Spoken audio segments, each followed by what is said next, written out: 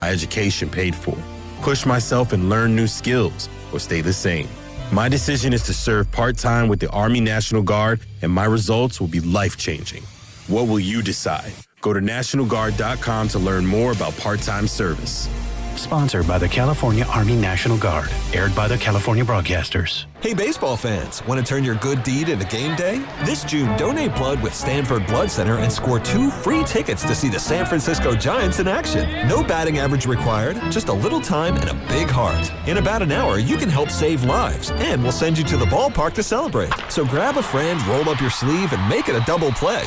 Help patients in need and catch a Giants game at Oracle Park. Visit StanfordBloodCenter.org to book your appointment today. Stanford Blood Center, where heroes win big. Are you an adult with uncontrolled moderate to severe Crohn's disease symptoms and still packing a backup bag of clothes? Just in case, Skyrizi Risankizumab Riza can help you take control of your Crohn's. Feel significant symptom relief, including less abdominal pain and fewer bowel movements at 4 weeks. Plus, Skyrizi is proven to help people achieve remission and visibly improve damage of the intestinal lining. Individual results may vary. Skyrizi is a prescription injection medicine. Don't use if allergic to Skyrizi. Serious allergic reactions, increased infections, or lower ability to fight them may occur. Before treatment, get checked for infections and tuberculosis. Tell your doctor about any flu-like symptoms or vaccines. Liver problems leading to hospitalization may occur when treated for Crohn's. Ready to take control of your Crohn's? Ask your doctor about Skyrizi, the #1 prescribed biologic in Crohn's disease. Control is everything to me. Learn more at skyrizi.com or call 1-866-SKY-RIZZI. Walking into the building for the first time after the shooting, it was crippling, but it had to be preserved. In response to the Pulse nightclub shooting that affected the LGBTQ community, Barbara Poma, owner of Pulse, founded the One Pulse Foundation to honor Pulse victims and survivors. If you're an ally of this community, speak out. There are more of us together than apart. It is the power of love in its rawest form. Join the fight for LGBTQ acceptance. Learn how at lovehasnolabels.com. Brought to you by Love Has No Labels and the Ad Council. You're listening to 95.7 The Game, KGMZ FM in HD1 San Francisco on Odyssey Sports Station. Always live on the free Odyssey app, Twitch, and YouTube. Powered by First NorCal Credit Union.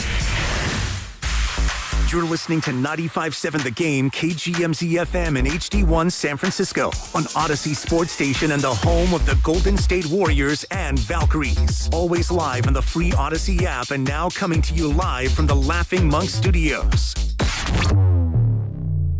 This is the story of the one.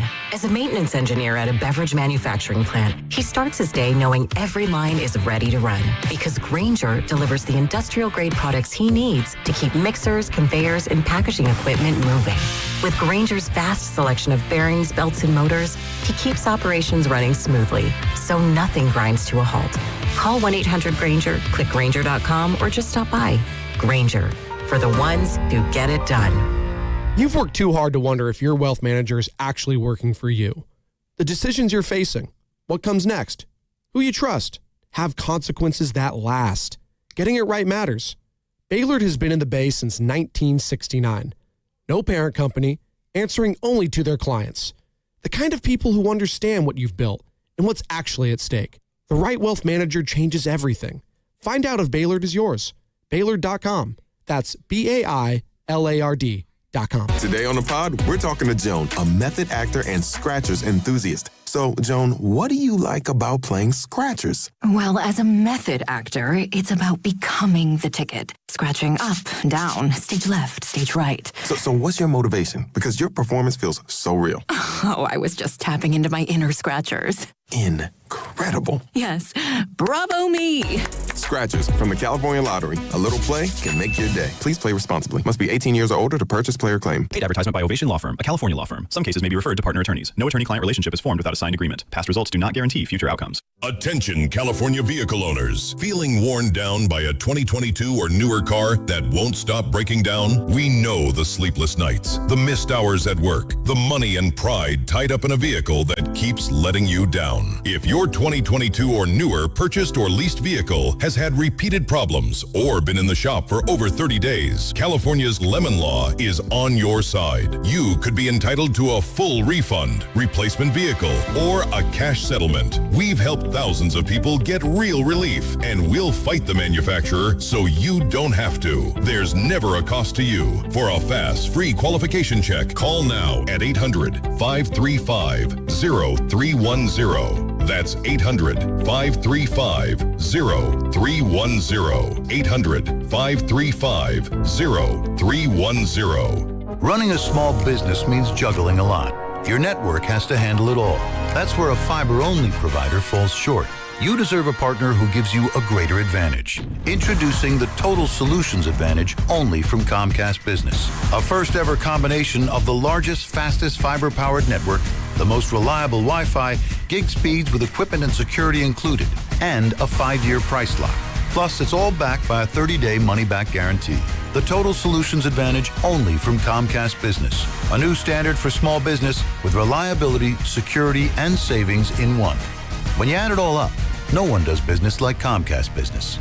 Switch today. Get started for $60 a month for 12 months when you add an advanced solution to a qualifying internet package. Limited time offer. New customers only. Requires 300 megabits per second internet, security edge, and additional qualifying service. 1-year agreement, paperless billing, and autopay with bank account required. Taxes and fees extra. Most reliable Wi-Fi based on Open Signal Awards USA Fixed Broadband Experience Report, May 2025.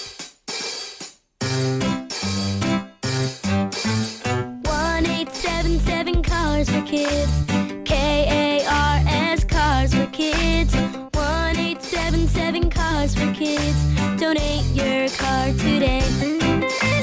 1-877 Cars for Kids. KARS Cars for Kids. 1-877 Cars for Kids. Donate your car today. Ready to get rid of that old car? Donate it to Cars for Kids. Call 877-CARS4KIDS to speak to a friendly live agent. Donation is super easy, and your car can be picked up as soon as tomorrow. Go to cars4kids.org now or call 877-CARS4KIDS to donate your car today. 1-877 Cars for Kids. KARS Cars for Kids. 1-877 Cars for Kids. Did you know you can donate real estate too? Go to cars4kids.org. That's cars with a K. I'm Piera Palazzolo, VP of Digital Marketing for the American Management Association, a company focused on the management training skills needed to enhance the careers of business professionals. We did our research when it came to the best companies for website development and chose AmericanEagle.com. And we couldn't be happier. AmericanEagle.com worked closely with us to understand the front and back end requirements needed to launch an e-commerce website that could handle the complexities of running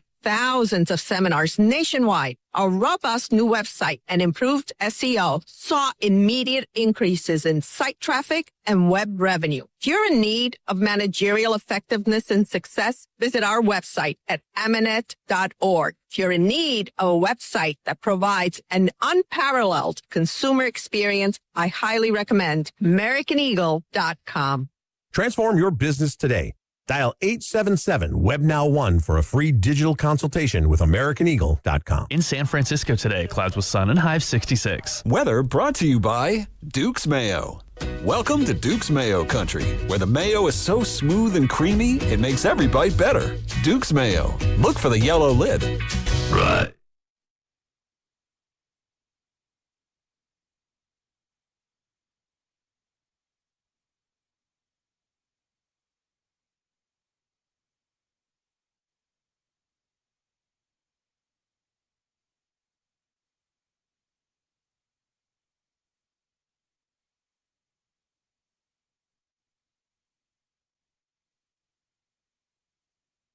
In the extra innings. That is a base hit right side.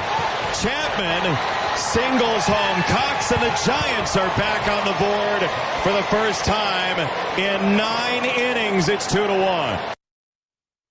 It's not how you start, it's how you finish, Jason Benetti. NBC Sports, Peacock. 2-1 the final in Chi-Town. 4 of the last 5 have gone to the Gigantes. Oh, I like this team when it's playing well. I like when they're scoring 18-plus runs. I like when they're scoring 12 runs. That's 30 in 2 days on Thursday and Friday, Joe.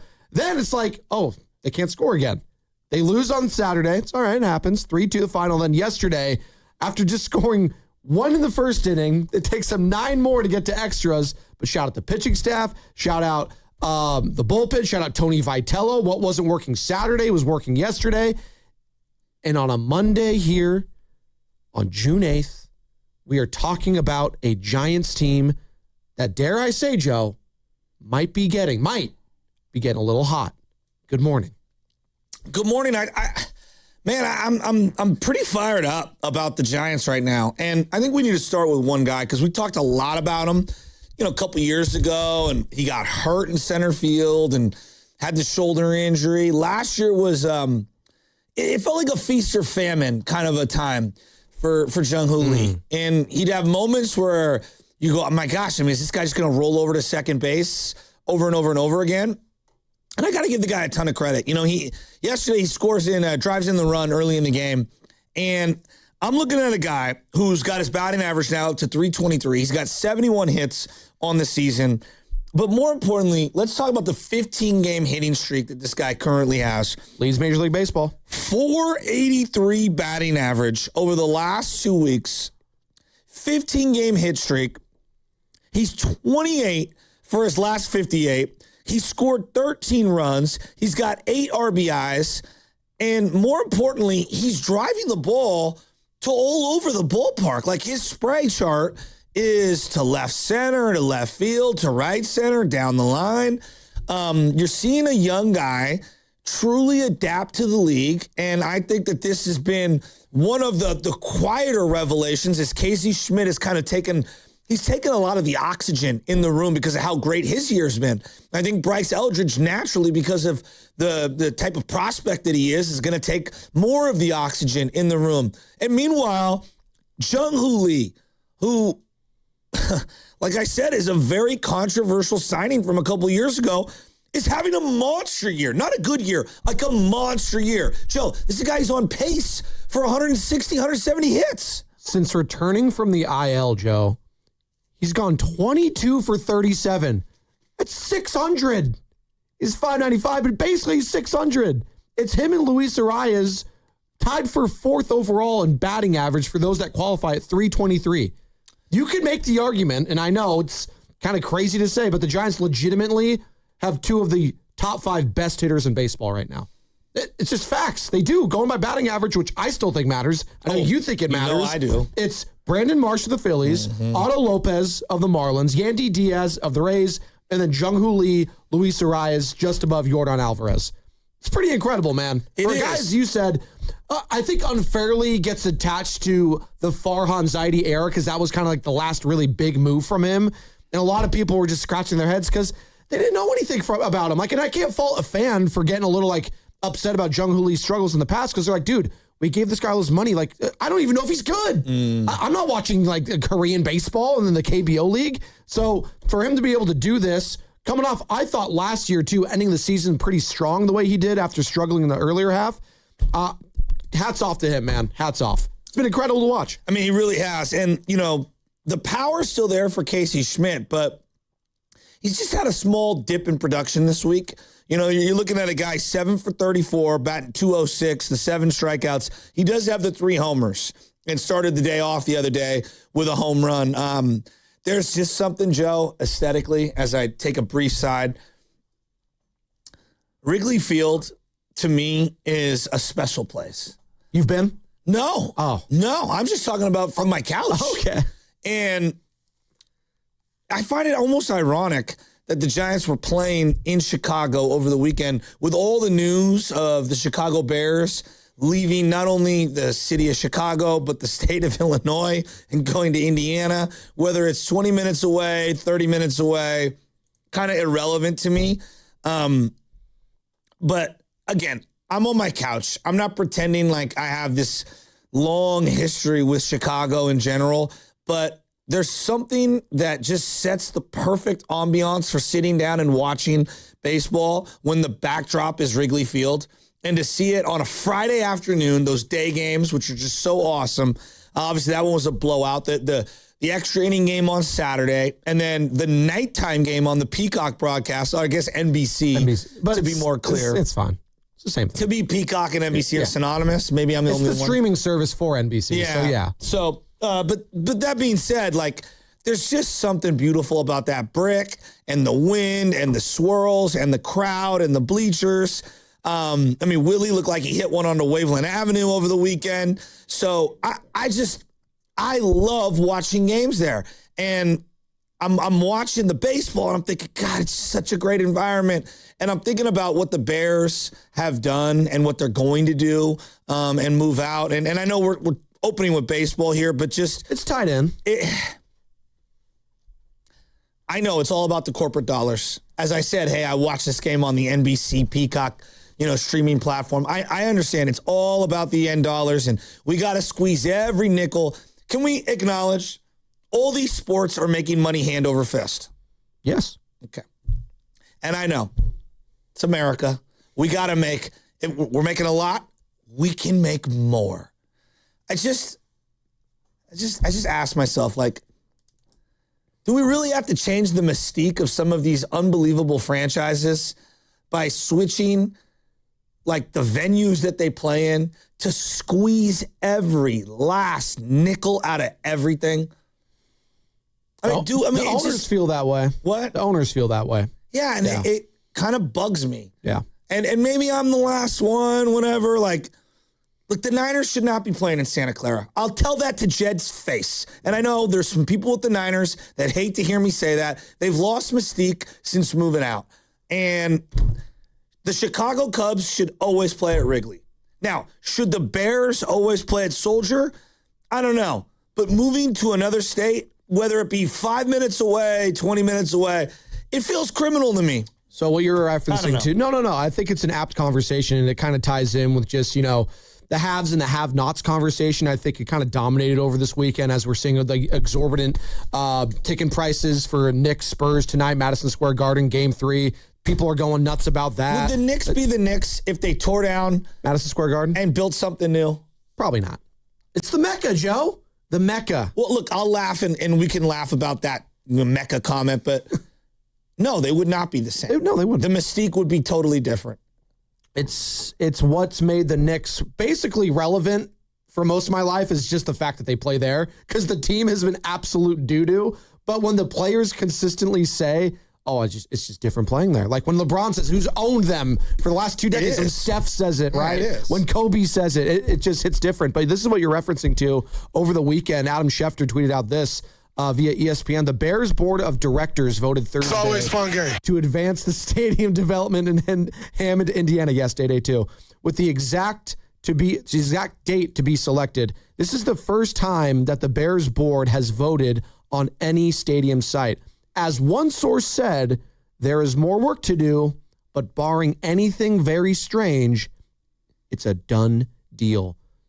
So the state of Illinois would be without a professional football team, but the state of Indiana would have 2 in the Colts and the Bears. So that's kind of crazy. I'm going to contradict myself, I guess, in a way. Do I think that the public should be financing in any way these private ventures? Not really. Hell no. Now, is there a happy middle ground to subsidizing the infrastructure around a stadium? Sure. When a private entity builds it? Like, I know that the city of San Francisco has done a lot for around Chase Center. Yeah. To make it amicable for people to get in and This out. looks incredible down there. Yeah. And that all started with what they did at Oracle Park, then AT&T, Pac Bell, whatever. Which they gave them that land at a sweetheart deal, right? So there's got to be some concessions. Now, I think the Giants one is a great example of the civic portion of this discussion meshing beautifully with the private entity that is the team that runs the Giants, right? And it's been a really harmonious balance. And then everything in Soma, I know a lot of you youngsters don't get it, but everything around Soma, there was nothing there. Right. And that entire part of the city doesn't exist without that stadium. Now, the Giants, I mean, they knocked that out of the ballpark. It looks like it's been there 100 years, and I think that's one of the, positives of it. They tried to renovate Soldier Field. And they put a spacecraft on top of it, and they ruined it. Well, they made it look like a toilet, too. Yeah, it's, I mean, look, they whiffed. But, again, I'm watching that game. Like, Wrigley is incredible Isn't it? Now, I'm not saying Soldier Field is Wrigley, but don't we lose a little bit of the mystique of the Bears by putting them in a dome and homogenizing their stadium and moving it to another state? I don't know. Maybe I'm just caught up in the romance of sports, but part of what makes the Cubs is the ambiance of Wrigley, the brick, the ivy, the bleacher bums, Waveland Avenue. And I get it. It's different sports, but... Yeah. I do think that last aspect is important, though, when it comes to the atmosphere of a baseball game compared to a football game. Unless it's a select few... There's only a few football stadiums where you go for, like, the mystique, right? Even, like, none of your team's playing. Soldier Field's one of the oldest stadiums on the planet. It's one of the oldest. Does it still have the mystique? Well, the wind and everything, like the Niners play there once every couple years, and for a while they played every year. I always thought it did. But I'm old school. No, for sure. Like, and it's one of the columns. Absolutely, it's one of the old teams. It's one of the first founded. And I get it. There's a huge amount of history there, and I'm glad you brought up Wrigley Field in this conversation. This little compare contrast with modernization, if you will, because there was a big. Uprising and uproar from the fan base when Wrigley Field wanted to put a video screen. Yes. Just a big video screen. They had no lights. Bleachers. They didn't have no light. They had nothing. Yeah. They had like, what? We can't do this. This is tradition. We can't modernize this stadium. I was like, hey, buddy, we got all these millennials going to the games now. They just want to see a replay. Especially when it's... With this attention span of these next generations are going to be out the window. We want them to pay money to go here. Mm-hmm. We will cater to them and put a big video screen. And Joe, did they get over it? I think they did out there. They got over it. No question. So, like, there are happy mediums. That's what I'm getting at. You could do it right. Hell, Fenway Park has been there forever. It's really old. I've been there. It's really old. They added on, and awesome. they've made the right kind of tinkering and the tools, and you could sit on the Green Monster. You didn't always be able to do that. Like, they've done it the right way. There had to have been a way to appease the Bears fan base that they could have fixed this thing. As you mentioned, they tried to. I just think they whiffed on it. Yeah, no, and then they totally whiffed on it. And then they realized they whiffed on it and said, oh, well, I don't want to put more money into this. I'd rather just start from scratch and have someone else build it for me elsewhere. You know why? Because it's less money out of my pocket if I'm the owner. It's the same thing with the Coliseum, with the A's, with the Raiders. Both those teams, unfortunately, are leaving now. So it does kind of hit close to home. Yeah, it does. And those teams have lost a little of their mystique. They have. I look at the Raiders, they'll never be able to replicate the black hole. No. At least the way it was. You know what I'm saying? Like the whole tailgate. I was in Vegas when they played the Broncos, and you want to talk about just a weird, I've been to Raider games, and then to see that Raider game in Vegas, it's just totally different. It'll never be the same. I actually am going to go to Allegiant for the first time in a couple months. Got some tickets for a Raiders-Niners preseason game. That's cool. So I'll be there. I think it's a Thursday game, so maybe the next day, Joe, you won't have me here. But nice. I'll be going. It'll be fun. I wonder, the New York Yankees are all about the bottom dollar, correct? Yes. Right. Oh, yeah. The Steinbrenners, they love every dollar.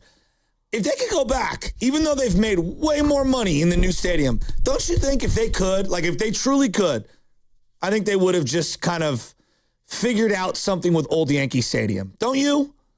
In their heart of hearts? Yeah, totally. They've lost a little mystique since moving out of that building. It's almost become not like a joke, but almost a little. The short porch thing, it's almost like, oh, you come here, anyone can get a home run.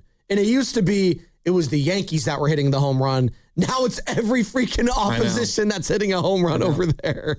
The best memory of Yankee Stadium and the old highlights when I watch is the Barry Bonds home run. That one's headed to New Jersey. John Miller, it's all time. Maybe I'm the only one that when I watch these games, the venue does matter to me. And I think tonight we're going to see Madison Square Garden. And I think, you've alluded to the ticket prices and whatnot. Yeah. Got the president going there tonight. I've never been to Madison Square Garden. All right, I've never been, but I've driven past it. When you watch on TV and you know that it's Madison Square Garden, it hits different. When I'm watching Giants Cubs every single time, no matter how bad the Giants are, no matter how bad the Cubs are, there's just something that lures me in about that venue. And I worry about the NFL, as great as it is right now and as amazing as it is. They have homogenized all of these stadiums, and it does feel like we've lost a little bit of the nuance to these venues. Not all of them, but I just... I like asking the audience. I don't know, man. Maybe I'm the only one. No. What makes a stadium special to you? I wonder. because for some people, it's just the nostalgia factor of going there with your dad or your mom or your brother or your sister. And it was almost like the Candlestick and the Coliseum, the crowds. We don't remember like the actual stadiums being nice. No, it's the fact that they were dumps. But I went there all the time with your friends and family. So, and it was the experiences you had there. It was a dump, but it's our dump. There is a sense of pride within these organizations, within these fan bases. In particular, Chicago fans, I want to think, some of the most prideful fans in all of America. They're diehards. They love their Bears. They love their Cubs. Hell, I think sometimes they love their White Sox, but they love their Bulls, right? The Chicago Bears playing in Hammond, Indiana, gross. And I know people are going to say, oh, well, the New York Giants, New York Jets, they're going to play in North Jersey, East Rutherford. Yeah, it's not the same, though. I don't know. Well, the Jets, it's not the same. You talk to older fans, they say that since the Jets moved out of Shea Stadium, they've lost a little of their mystique. Maybe. I feel it. Well, I don't know. Maybe I'm biased because my mom grew up in North Jersey. It's like all Jets fans, all not Giants fans. Like it's dominated from those fan bases still. So. I think one thing is that, and I've been to a lot of stadiums, been very lucky. Each stadium has to have a soul unto itself that I believe is forged not just through fans, but clearly memories and moments. But it's got to be, to me, there's got to be some sort of a little fiber that is a fabric of that community. Ooh. There's got to be a fiber that feels a part. When I went to Seattle, I felt like I was in the Pacific Northwest and I was in Seattle. There was something special about that venue. The Giants just came out of Wrigley Field. The Bears might be moving away from Soldier Field. We got Spurs-Knicks tonight, Game 3 of the NBA Finals at Madison Square Garden. What makes a stadium special to you? 888-957-9570. And by the way, Joe, I got to mention this because you heard those drip, drip, drips. Play it again if you can, Carter, because I love those drops. Drip out dad for Father's Day. Check this out. At around 7:30 this morning, we are going to be giving out a code word on this show. When you hear the code word, go to 957thegame.com and click on the Father's Day contest page and enter the code word, and you will be registered to win a $500 gift card to the Golden State Store so that you can drip out dad for Father's Day. And if you missed that code word at 7:30, don't worry. It's all good because Willard and Dibs will have your back for another code word, that same code word at 4:30. All right? So be locked in. 7:30, the roast. I mean, $500 gift card for Father's Day? Yeah, that helps. Sounds huge. It does. Huge.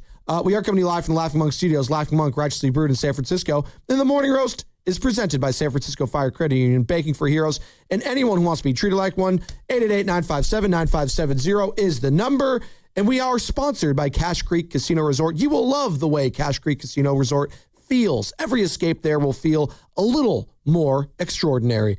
Every getaway is a chance to make this moment yours. Everything at Cache Creek Casino Resort will feel wonderful. Cash in at Cache Creek Casino Resort.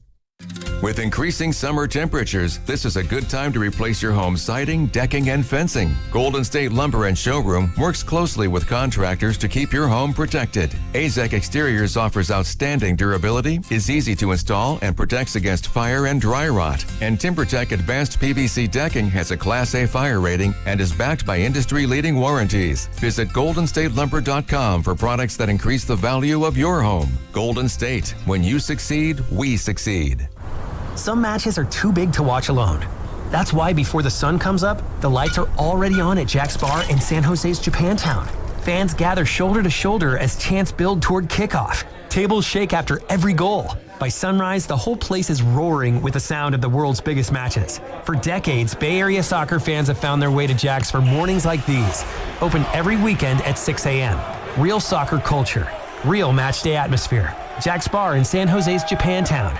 $5,000. That's the average amount of money people in the U.S. are now spending on gas in a year. $5,000. That's crazy. If you drive, you have to download Upside, the free app that gives you cash back for buying gas. That's right. You can earn cash back with Upside just for buying the gas you're already buying. You can literally start earning cash back today. I used Upside, and just last year, I made nearly $300. You're putting gas in your car anyway. Why not get cash back? If you like extra cash, download Upside. I'm saving the cash I earn from using Upside to help pay for a vacation later this year. Download the free Upside app now to earn cash back when you fill your tank. Use promo code SNAP to get an extra 35 cents per gallon on your first tank. You can cash out anytime, right to your bank or a gift card for Amazon and other brands. Just download the free Upside app and use promo code SNAP for a 35 cents per gallon bonus on your first tank. That's code SNAP for a 35 cents per gallon bonus. Boxer & Gerson,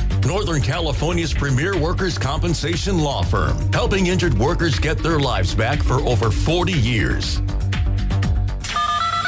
All guests on 95.7 The Game appear on the River Islands guest line. Dub Nation, this is Jimmy Butler, and you never know when I'll be on the River Islands guest line. Dub Nation, this is Stephen Curry, and you never know when I'll be on the River Islands guest line. So make sure to keep it locked on 95.7 The Game. River Islands in Lathrop is the best-selling master plan community in all of Northern California. With its lakes, parks, trails, and collection of new home neighborhoods, the good life can be your life. Isn't it time for you to discover the islands? Hey, Bay Area sports fans, get ready for game day with Laughing Monk Brewing. Whether you're watching with friends or heading out after the final whistle, Laughing Monk has the perfect beer for the moment. With locations in Sunnyvale, Scotts Valley, and Bayview in San Francisco, there's always a monk nearby. And now, check out their newest San Francisco location in Nopa. From crisp lagers to bold IPAs, every beer is righteously brewed in San Francisco. Grab a pint, grab your crew, and make game day better at Laughing Monk Brewing. Righteously brewed in San Francisco.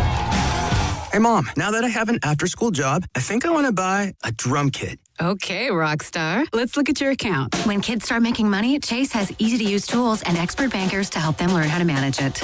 And next month, I'll buy the bass drum and the cymbals. Oh, and maybe some noise-canceling headphones for you. Aw, you've thought of everything. Help kids save, budget, and build financial independence, all with Chase. That's good for kids and good for parents. Visit your local Chase branch and get started. Account subject to approval. JP Morgan Chase Bank, N.A. member FDIC. The burrito is fire. Hi, this is Maya. And I'm Antonio. And the little thing we love about the Chick-fil-A hash brown scrambled burrito is that it fuels our morning. It's the full package. You have the chicken, you have the eggs, and then you add these hash browns for a nice little crunch. The chicken's always nice. It's crispy, it's juicy. And the cheeses, they melt together in a beautiful way. And it gives me energy. It's perfect. Order the Chick-fil-A Hash Brown Scramble Burrito and Simply Orange Juice on the Chick-fil-A app today. Real guests pay for their testimonials.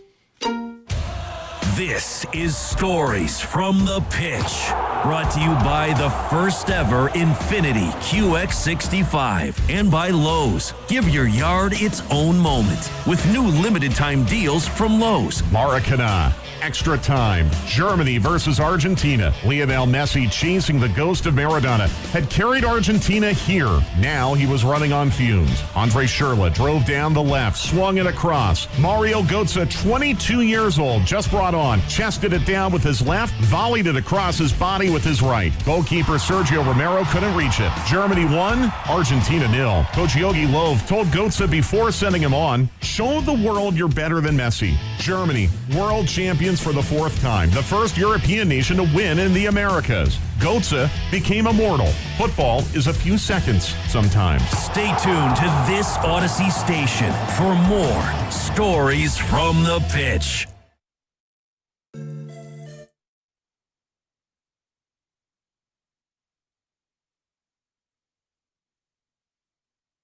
In Asia, as that is lined to left center field. That's down for a base hit, and the Giants will take the lead. Crow Armstrong spins it in quickly, but Jung-Hoo Lee adds to his MLB longest hit streak, and it's 1-0 Giants. Good morning, Bay Area.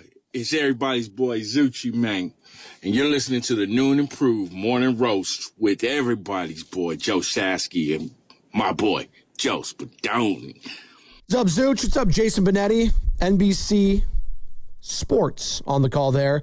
And yeah, since returning from the IL, Jung-Hoo Lee, all he does is hit 22 for 37, batting .595 since returning from injury. He's batting .323 on the season. Him and Luis Arraez tied 4th overall in all the major leagues. It's incredible. Giants have 2 of the top 5 hitters in the game if you're going by average. They've won 4 of the last 5, and vibes are starting to feel a little good. They're back in action today at Oracle Park, and right now we're having a conversation about what makes stadiums special in sports, as Oracle Park clearly is special. Whether you want to call it AT&T, Pac Bell, whatever. That stadium does something to me when I'm walking into it. I think everyone feels it. It could be a random day. It could be today against the Washington Nationals. Giants Nationals. Great. That's those teams haven't mattered in a decade plus since 2014, right? Like, I don't know. Some stadiums, though, I do walk in and be like, oh, this is it's a stadium, huh? And you know how I think that is? A lot of NBA stadiums for me, like Smoothie King Center. No one in the history of ever has walked into Smoothie King Arena or Center in New Orleans and been like, wow, I feel it. Guys, I feel the energy of this place. I feel New Orleans when I walk into Smoothie King. The Superdome, Superdome, exactly. has a different connotation. Correct. And there's a larger conversation about just basketball in general and New Orleans if it's going to hit. But we're having this conversation because the Giants just played at Wrigley, right? 2 iconic franchises, an iconic venue. We have Madison Square Garden on display tonight, Game 3 of the NBA Finals, Joe, Knicks and Spurs. And Oracle Park today. And you know what? A lot of these stadiums are going to be on display starting this Thursday, not only in America, but in Canada, in Mexico.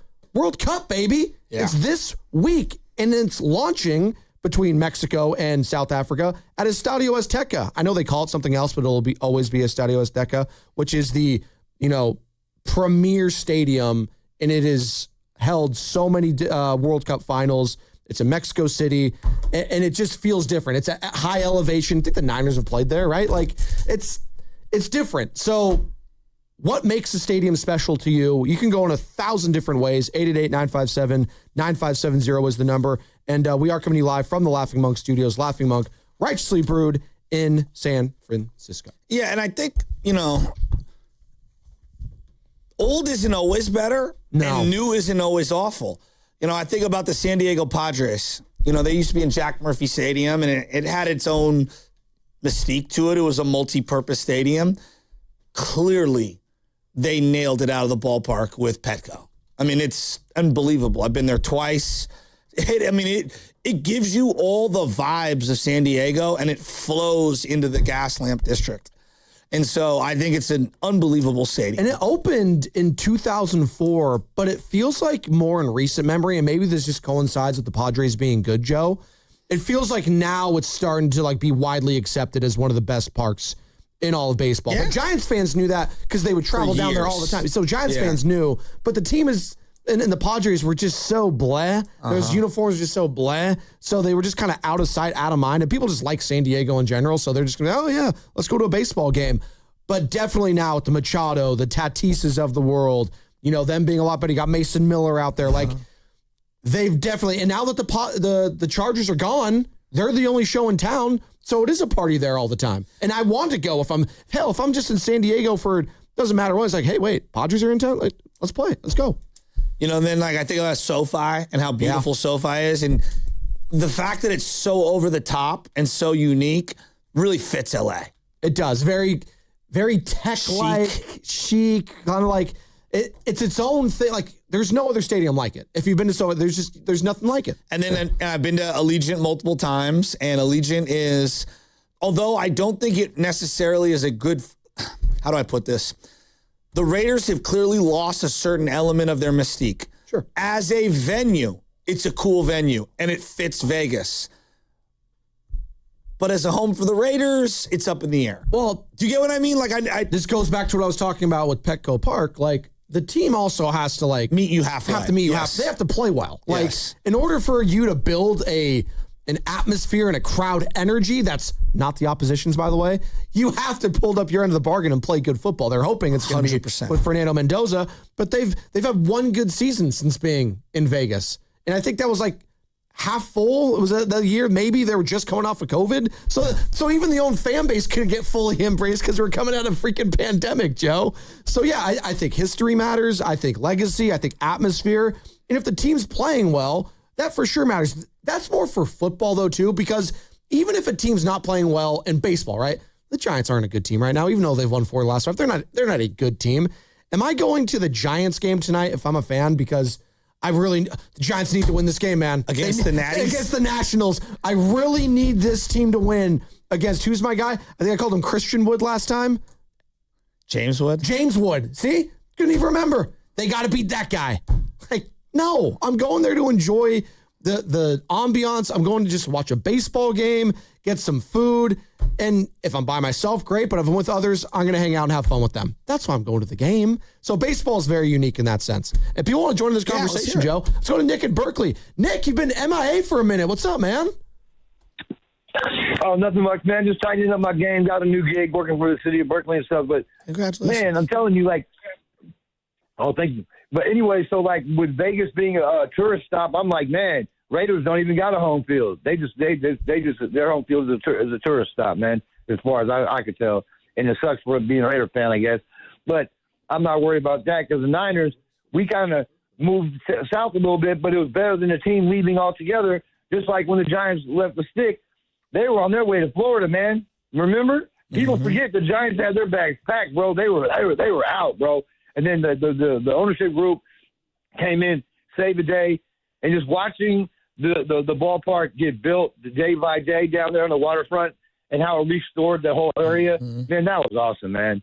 It just took a really downtrodden part of San Francisco and just put it in the clouds, and it's just popping. It's popping out. It changed the whole dynamic of the city.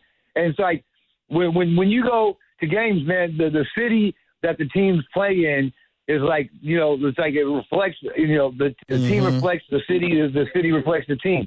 And the fans vibe off that shit. And when we moved from San Francisco down. Nick. He was MIA, but he was cooking until he wasn't, because you can't say that. But we appreciate the call, Nick in Berkeley. He's right about the vibe around a stadium. Yes. When you go into the link, though it's on the, to me, it was the south part of Philly. But I could be wrong if I'm, didn't have my map. But we went down from where City Hall is. You felt like you were in Philly still. Yeah. It's because of the way, even though it's around a bunch of it's like an industrial part, if you will. There's train tracks and empty buildings. It felt very Philly. Yeah.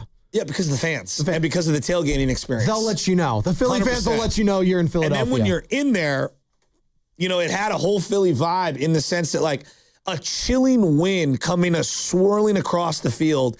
And the field was badass. I think the link is awesome. It is an awesome venue. Totally understand why it's such a presence. You know what I mean? I really get I got enough issues with Philly in general in terms of their fan base. I got zero issues with that stadium. That stadium is badass. Legit. And so is the whole vibe in the town. I actually really like the town. You know what else is a vibe? Valhalla at Chase Center. Unfortunately, they were not in Valhalla, the Valkyries, over the weekend. In a tough loss Saturday, was in Las Vegas this time, which I believe is called T-Mobile Arena. And it is time for the teamwork play of the game, brought to you by El Camino Health. The Valkyries did lose a tough one to the Aces on Saturday, 84-79. Gabby Williams led the way with 27 and tried to keep the Valks in the game with this late fourth quarter three-pointer. Gabby, full steam ahead. Going left of the lane, peels it back out, has a look at a three to tie it up for the left wing! Indeed! Gabby to the rescue, 24 points, and we're tied at 70 with 4 minutes to go. Kevin Dan on the call right here on 95.7 The Game, and that was the teamwork play of the game, brought to you by El Camino Health. El Camino Health, where togethering heals, and togethering happens at stadiums, and that's how we heal sometimes. All right, what makes a stadium special to you? 888-957-9570 is the number. We'll continue to take calls and texts on that. Plus, At some point, we do have to address the video that is just taking Niners Twitter by storm, and Instagram and Facebook, and frankly everywhere. We cut it up. Brandon Aiyuk, yeah, we'll hear what he had to say because I guess he's talking again. Brandon Aiyuk. Forgot he was on the Niners still. Joe, did you forget?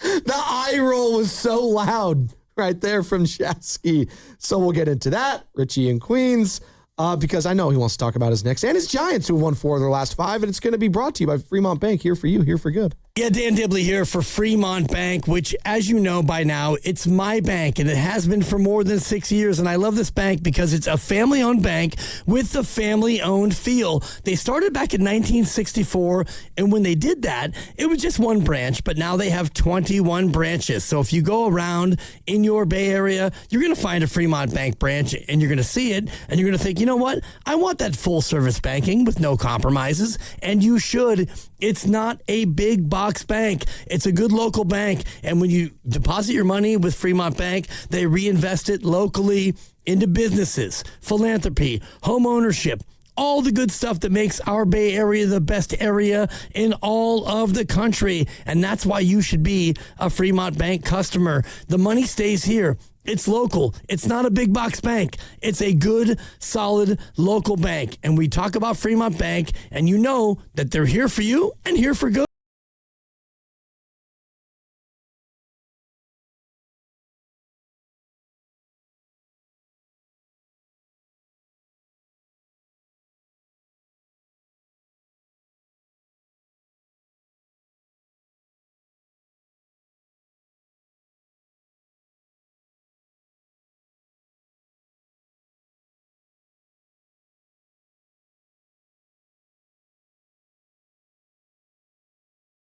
Upgrade. Sun's out. Drink in one hand and a free Samsung Galaxy phone in the other. All on unlimited 5G. Switch to Total Wireless and stay connected through every road trip, beach day, and everything in between. Now that's a total power move. Offer ends 7/8/2026 or while supplies last. Device taxes and fees may apply. Requires new activation on a Total 5G Unlimited or Max 5G plan, single or multi-month plan. Additional port-in ID verification or device financing requirements vary by device. Purchase limits apply. When you own your own business, you own every decision. Catch the red eye or take the 6 a.m. Make a new hire or promote internally. Celebrate a win with the toast at the gate or unwind at the lounge. Big props to this team. Some decisions are a win-win, like earning 8 times points on Chase Travel. Chase Sapphire Reserve for Business, the business card that gives back all you put in. Visit chase.com/reserve business to learn more. Cards issued by JPMorgan Chase Bank and a member of FDIC, subject to credit approval. Terms apply. Struggling with social isolation? Chances are you're not alone. Well, maybe you are, but you don't have to be. Introducing Dinner with Mom. Just one meal may help increase happiness and restore your sense of belonging. Side effects may include taking home leftovers and unsolicited relationship advice. Do not attempt if you're allergic to unconditional love. Call your doctor if conversations last more than 4 hours. Don't wait. Ask your doctor if Dinner with Mom is right for you. Brought to you by El Camino Health. Togethering heals. Alameda County Fair in Pleasanton returns June 19th to July 12th with plenty of kid-friendly favorites like food, carnival rides, demolition derby, and monster trucks, even racing pigs and fireworks. Open Wednesday through Sunday. Don't miss nightly movies on the lawn. Or Big O Tires concerts like Flo Rida, Tribute to Demon Hunter, and Twist on Taylor, all followed by a drone show. Plus, enjoy live entertainment the whole family will love and the Junior Livestock Auction. And right now, save big with advanced tickets at AlamendaCountyFair.com.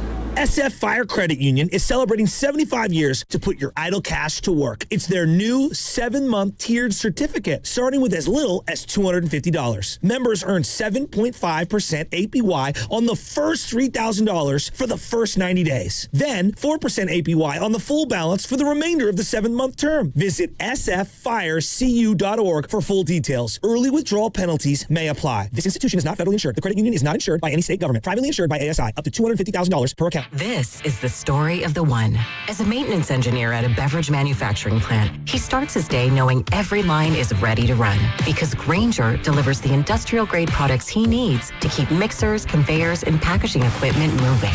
With Grainger's vast selection of bearings, belts, and motors, he keeps operations running smoothly, so nothing grinds to a halt. Call 1-800-GRANGER, click Grainger.com, or just stop by. Grainger, for the ones who get it done. I built this business the old-fashioned way. Hard work and a whole lot of spreadsheets. Yeah, about that, I upgraded us to Odoo. Odoo puts everything we need, sales, inventory, accounting, on one connected platform. No more juggling systems, no more headaches. So it all works together? Exactly. Odoo is the all-in-one business software that makes running and passing on a business easier than ever. Take your business into the next generation. Try Odoo free at odoo.com. That's ODOO.com. Okay, I have to tell you, I was just looking on eBay where I go for all kinds of things I love, and there it was. That hologram trading card. One of the rarest. The last one I needed for my set. Shiny like the designer handbag of my dreams. One of a kind. eBay had it, and now everyone's asking, ooh, where'd you get your windshield wipers? eBay has all the parts that fit my car. No more annoying, just beautiful. Millions of finds, each with a story. eBay. Things people love. My name is Whitney Allen, and I'm a widow. My husband, Ryan, died. We never thought we'd ever have to use life insurance, but the unexpected happened. With Ethos, signing up was fast and 100% online. You can get a quote in seconds, apply in minutes, and get same-day coverage. No medical exams, and you can get up to $3 million worth of coverage. I am grateful we were prepared. Get your free quote at ethos.com/radio. That's ethos.com/radio. Paid spokesperson. Time spent on application may vary. Online health questions required.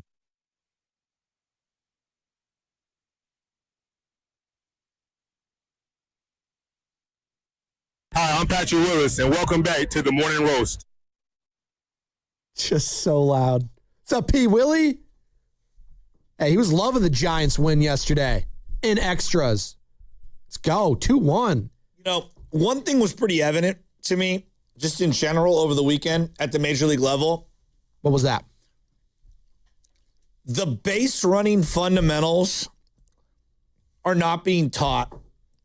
And they're like, oh, and the bigs, like I hear FP say this on the broadcast from time to time, like, what's up, FP? You know, at the bigs, you know, we don't teach and blah, blah, blah. Well, maybe we should start doing it because. Wait, you do though, the youth level, don't you teach it? First off, you're always learning the game, learning nuances, you know, Rolodex on players that you're going to face, whether that be pitchers or hitters, depending on what position you are. Like, you should always be thirsting for more knowledge, you know? Like, think about all the greats. You think Curry isn't thirsting for more knowledge? You think Kobe wasn't thirsting for more knowledge, or Roger Clemens, or the Barry great Bonds? ones are never satisfied, Joe. Yeah. The great ones are never satisfied. So, Fernando Tatis is trying to steal third in a one-run ball game. He gets thrown out, and it's just stupid. And then yesterday, oh my God, you know, this guy for the Chicago Cubs, he takes third base on a play where Arise is backing it up. It was just such a really nice play.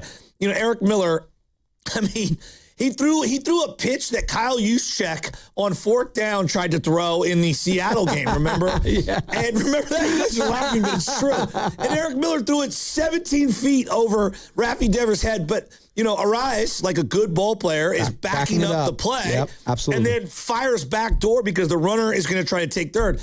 I thought the runner was going to be out. The tag just missed him, so he should have, would have, could have been out on that play because he's being way too aggressive. So now it's first and third. Bregman comes up. I believe there's no outs in that situation. Correct. There's no outs yet. Bregman, end of the bat. It splits the bat in half, almost like you were milling it. You know what I mean? Like, I don't know how else to describe it. Well, one opposite way, I thought it was going to go. I thought it was going to shoot over at first, and I thought it was going to be a base hit at least. At third. Yeah, you're at third. Any bull that goes to the outfield, unless it's like a, you know, Texas League blooper that a guy's catching, you're going to probably score on. And again, like, you got the middle of the order up. Right. And so it's a line drive right to Rafi Devers, and the guy, he doesn't freeze. Alcantara. He's like running 3 or 4 steps off the bag, and I'm thinking to myself, I know it's the bigs. We don't teach guys at the bigs. Well, maybe we should start, because the lack of base running fundamentals, it's bad. Yeah. No, it really is bad. Maybe some of the skills are higher than they've ever been. Some of the basic situational IQ at the big league level it's appalling. Like, these are little league mistakes. Well, and this isn't just, as you've mentioned, to other teams. This isn't exclusive to the Chicago Cubs. The Giants have had their issues in the past. Elliot Ramos, I could think of. Willie Adames, obviously. Forgetting the outs earlier this season. Just basic stuff like that, Joe. When a team's not playing well, and don't get it twisted. Did the Cubs really lose their 8th straight series, by the way? Did I see that correctly? Well, it's the first road series win for the Giants since May 12th, 13th. I mean, the Cubs, weren't they at one point like 12 or 13 games over 500? They have been in a free fall as of late. They're still a couple games over, but my goodness. PCA is that dude, though. He's legit. He's a big-time player. And stealing bags, hitting bombs. I mean, dare I say, in Chicago, the White Sox might be the better team this season. I'm just saying, this year so far. Well, but the Giants, they're usually the ones making those mistakes, and it's the other teams benefiting off them, Joe. It was nice to see last night, if I'm a Giants fan, hey, other teams make mistakes too. And you know what?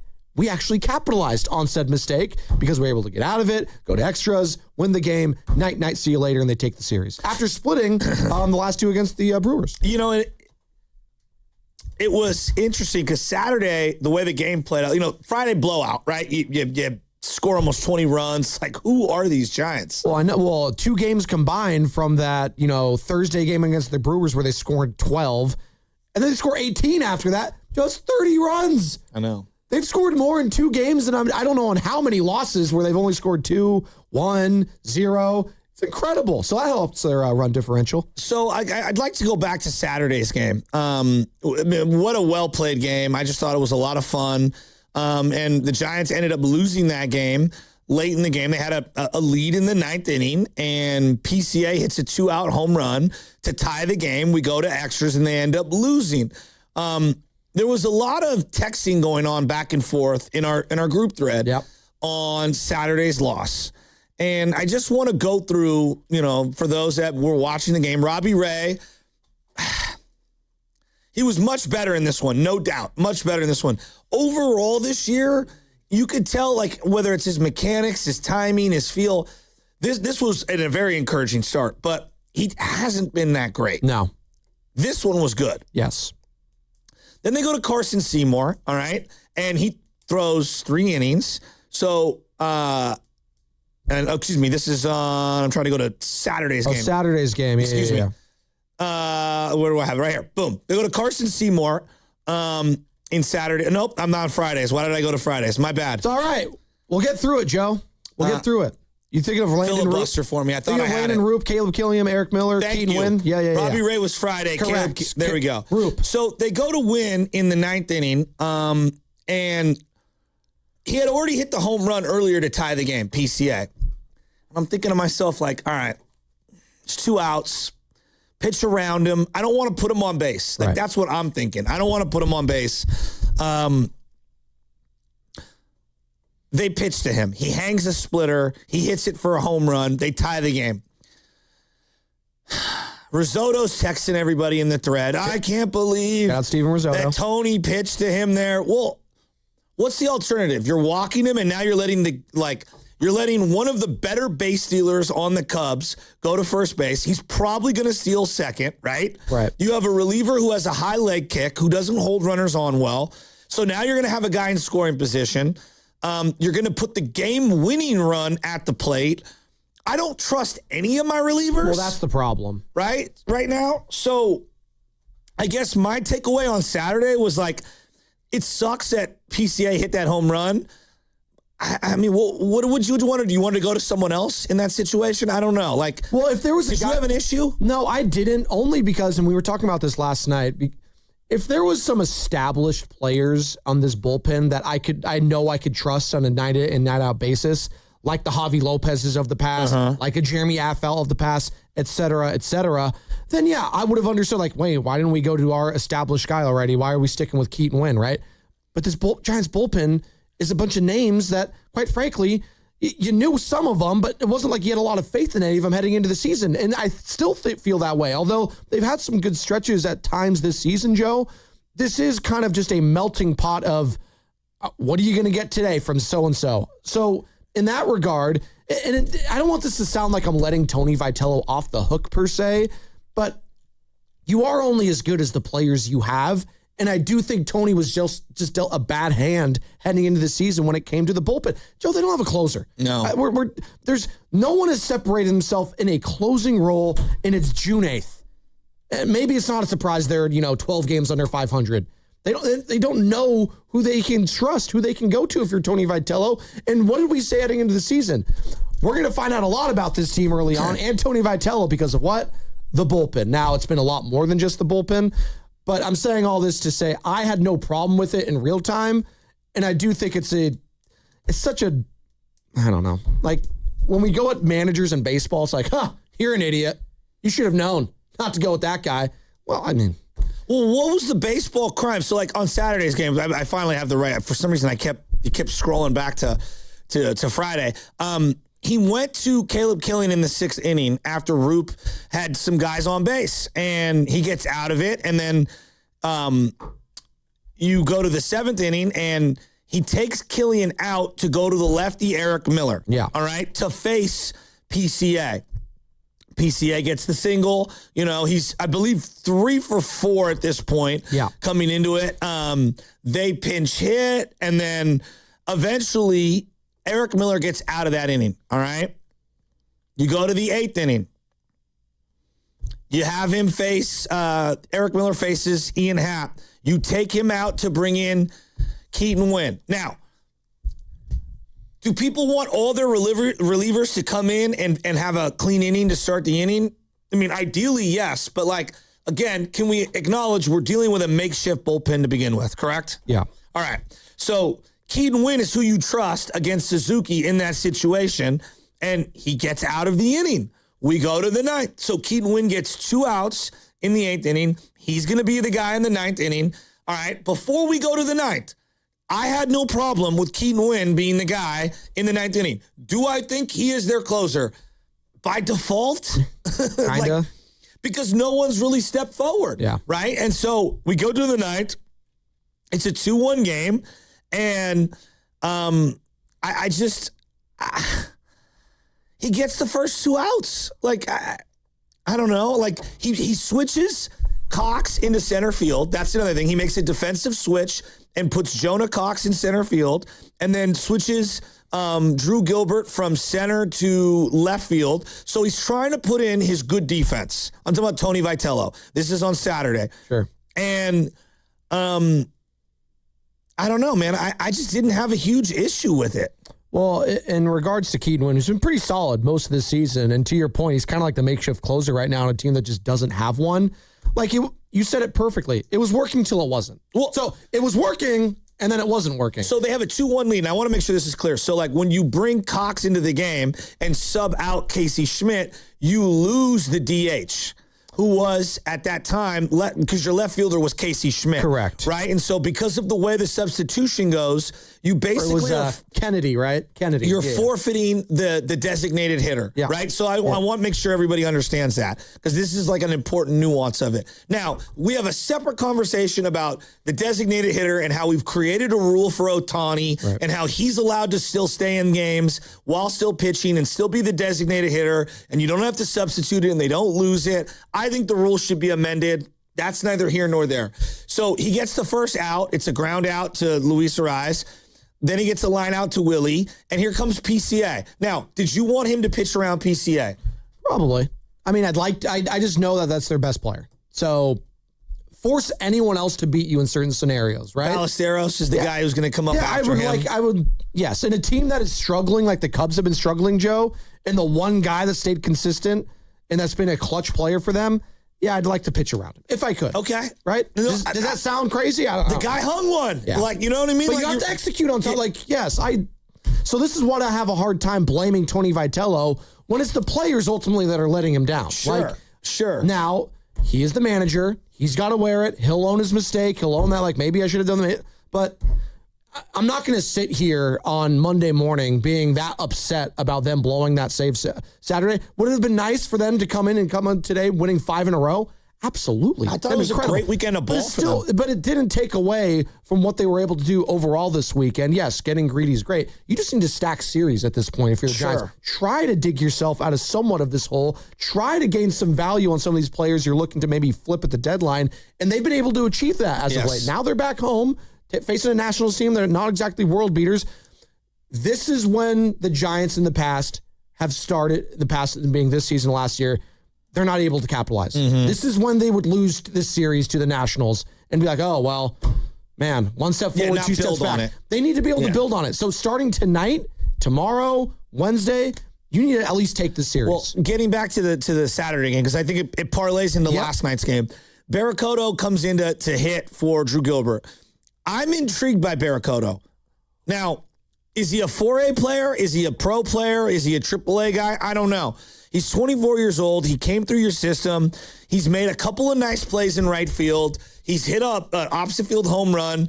I have no problem with him pinch hitting for Drew Gilbert in the 10th inning. But with a runner on second, guys, we have got to move the runner over at minimum. And we're a team that is really bad situationally, right? And so Barracoto gets called out on strikes. I mean, it felt like the ball was right down the pipe. And then you get first and second, and then Rafi Devers gets called out on strikes. First and second with one out, and you got your best hitter or second best hitter up, and you're hoping to get a run home. You get to the 10th, the bottom of the 10th, and, you know, Michael Busch singles on a ground ball, and Victor Barracoto, who's the substitute in right field. I mean, you got to field that ball cleanly, young man. Like, you want to play in the bigs, like, you got to be able to make a play. Reminiscent of Jung-Hoo Lee not so long ago with the same thing. Right? So then we flash forward to yesterday, and same thing. We got a tie game in the 9th inning, all right? He's got Keaton Wynn on the mound, and in this one, Keaton Wynn gets you out of trouble. And PCA comes up, and I believe was it the 9th inning with two runners on first and second. And I'm texting the thread, I'd walk him here. Yeah. I'd walk him here. I don't know why we're pitching to him. I fear him. Like, I want anyone else to beat me other than him. At that point, I think he's 1 for 4 in the game, but it doesn't matter because he's had a good series. And they pitch to him and they get the ground out. So it goes to show you, like, we could play the second guessing game all we want. What happens in the 10th inning? Oh, Matt Chapman hits a ball to the right side and you score a run. And you hang on for dear life and you win. So everybody wants to crush Tony Vitello. I thought both days I had no problem with the way that he worked things out. He went defensive outfield lineup in Saturday's game. Keaton Wynn hangs one. It looks foolish in retrospect. I thought it was the smart play in real time. Yesterday, I was second-guessing him pitching to PCA. They got out of the inning. They ended up executing in the 10th, and they won the game. I think overall the Giants should be bunting more with a runner at second base, given how poorly they drive runners in. But I thought it was a great series win. Brought to you by Golden State, serving the Bay Area for 3 generations. When you succeed, we succeed. Visit GoldenStateLumber.com, and you are listening to 95.7 The Game, KGMZ FM and HD1 San Francisco, an Odyssey Sports Station, and the home of the Golden State Warriors and Valkyries, always live on the free Odyssey app, coming to you live from the Laughing Monk Studios. And check this out, people. That's right, Drip Out Dad for Father's Day. Father's Day is approaching, and at around 7:30 this morning, we will give out a code word on this show. When you hear the code word, go to 957thegame.com and click on the Father's Day contest page and enter the code word, and you will be registered to win a $500 gift card to the Golden State store so that you can drip out dad for Father's Day. And if you miss the code word at 7:30, don't worry. It's not the end of the world because Willard and Dibbs will have the code word at 4:30 as well. So just be locked in today, Joey. And about 25 minutes. So I was just writing down certain things over the weekend because there was like, Giants season's over. And it's like, no, I disagree. Now, I'm not here to say they're going to go on a run. I'm not pulling the... Oh, it's not over. Guru, but Guru does the like, hey, they're only so many out. Oh, the math is still there? Your favorite? I think we have to be realistic, but I also like, you have to earn the right for me to talk about you in the terms of wild card or games back. Well, I don't think they've earned that. They're only 7.5 back from the third wild card. Sure. Forget the overall team record just for a second, all right? If I were to write down things that I'm looking for just for the next 2-3 weeks, right? Victor Barracoto is one guy that I referenced. Drew Gilbert, right? Are these guys legit or are these guys the next Luis Matos? right? Well, it's feeling like more Matos than anything. We'll right? find out. Yeah. Casey Schmidt, was it a hot start the way Elliot Ramos came up and tore the cover off, or is this sustainable? You know, I think he's hit a lot of home runs. He's at his career high in home runs. You know, where do they end up settling with him defensively? That's a big question. Jung-Hoo Lee, man, can you keep this up? Like, I'm very intrigued. Can you keep this up? Because if you can, you're talking about a guy like, well, all right, now we have a pillar in the outfield. Yeah. All right. Trevor McDonald, what another great start for the young man. Yeah. Want to see him in the rotation. Landon Roop, start after start. I'm like, hey, he's in my rotation. He will give me 5 innings. Every time. Every time. Daniel Susac, calling better and better games. Yeah. Offensively, obviously, it's been a mixed bag, but I feel like he really has called some really, really, really good games as of late. Obviously, there's the Bryce Eldridge angle, which is absolutely huge. This has nothing. I just named 1, 2, 3, 4, 5, 6, 7, 8, 9 guys, and Tony Vitello isn't one of them. And I am here for evaluating Tony Vitello on a day-to-day basis. Like we just did. We did Saturday, we did Sunday. Sure. I think that is fair moving forward. Rafi Devers moving forward. Adames moving forward. Chapman moving forward. What does Posey do? These bullpen arms. We saw a guy yesterday come in and close the game out. I see this guy pitch twice. Yeah. This Smith guy. Like, not Dom. Dylan Smith. Dylan. I'm intrigued. He kind of throws like Santiago Casilla in terms of his actual, like, you know, the way his mechanics look. Sure. Like, I don't know. Is he a blip on the radar or is he somebody sustainable? He's 26. I know that. He's young. That helps. What I'm getting at is that I know we want to go crazy and outrage and doom and gloom and there's nothing to care about. I totally disagree. I think I can bet on any given day there are a dozen things that I am focused on when it comes to the Giants. And I thought this weekend was a really nice stretch for them. And I'm pumped to see what they do against the Nats. I know the overall record sucks. I'm not here to say that they're making the playoffs. I'm not even here to say that they're going to fight back in the wild card and fake on a run. I'm saying as a Giants fan, I have a short-term and long-term view on what's going on. I acknowledge where we're at in the standings, but I still think there are a ton of things to evaluate. You know who I got to give credit to? And we talked a lot of it, about his article with Susan Slusser in the Chronicle, all that. We asked a bunch of different players about him. But Matt Chapman, last 15 games, Joe's batting .308. Last 7, he's batting .381. I mean, he's been on fire. Chapman has responded, and I was really happy for him to execute in the 10th inning last night. Like, he needed that. And he did. I'm happy for him, and I just feel like he's really, since the article came out with Susan Slusser, feels like we've seen a better version of Chapman, and I'm happy for him. I'm also happy for Richie in Queens, who's joining us now. Rich, thank you for your patience. What's up, man? How are you guys? Yeah, you said all the good things. You know, obviously you could win 3 out of 3. They all of a sudden, they go into the tank offensively for 2 games, but their pitching came up. I felt good for Wynn. I had no issue with him doing what he did. I just thought the first pitch was a fat pitch that, you know, be a little bit more careful with him. You know, Armstrong's not had, you know, he's not like a superstar. He's had a 258 year, but he's still a good player. And you talk about teams that are terrible. You look at them. Everybody talks about the Giants. I mean, the Cubs have just fallen out of bed. I think they're 6-20 or whatever it is, or some ridiculous record. But look, I look for the positives. I just don't understand what's up with Devers. He seems like he's just, and you brought it up, Joe, about maybe he needs glasses. There are times he's swinging through 93, 94, 95. You would think that he eats certain players' pitches up. He doesn't. So the inconsistency, and I'm looking at some ex-Giants too. Don Smith, who you had him on last year. I love the guy. I love Don Smith. He's got a 302 average, 800 OPS. He's been phenomenal. Obviously, Harrison is just mind-boggling. He's 7-1. He hasn't given up more than 2 runs in 5 starts.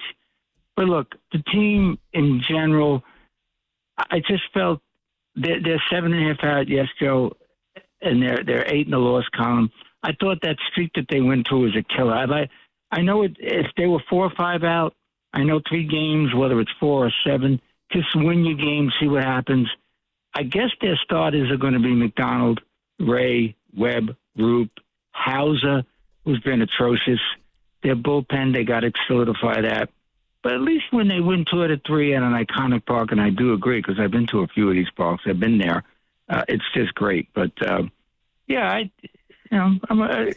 look, I keep saying I'm not going to watch them. I do watch them. Now they're facing the national team guys that can hit like the demons.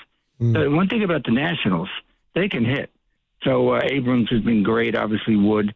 So Rich, we'll see what Rich, we're up against it real quick, Rich. Knicks winning tonight, yes or no? What's that? Knicks winning tonight, yes or no? We're up against it. Yeah, the Knicks are on a roll. I don't think they're going to be stopped at this point. Boom, right there. That's Richie in Queens. Bet on them tonight, Rich. All right? We got the president in town. Did you guys know that? The president's going to be attending the game. Huh.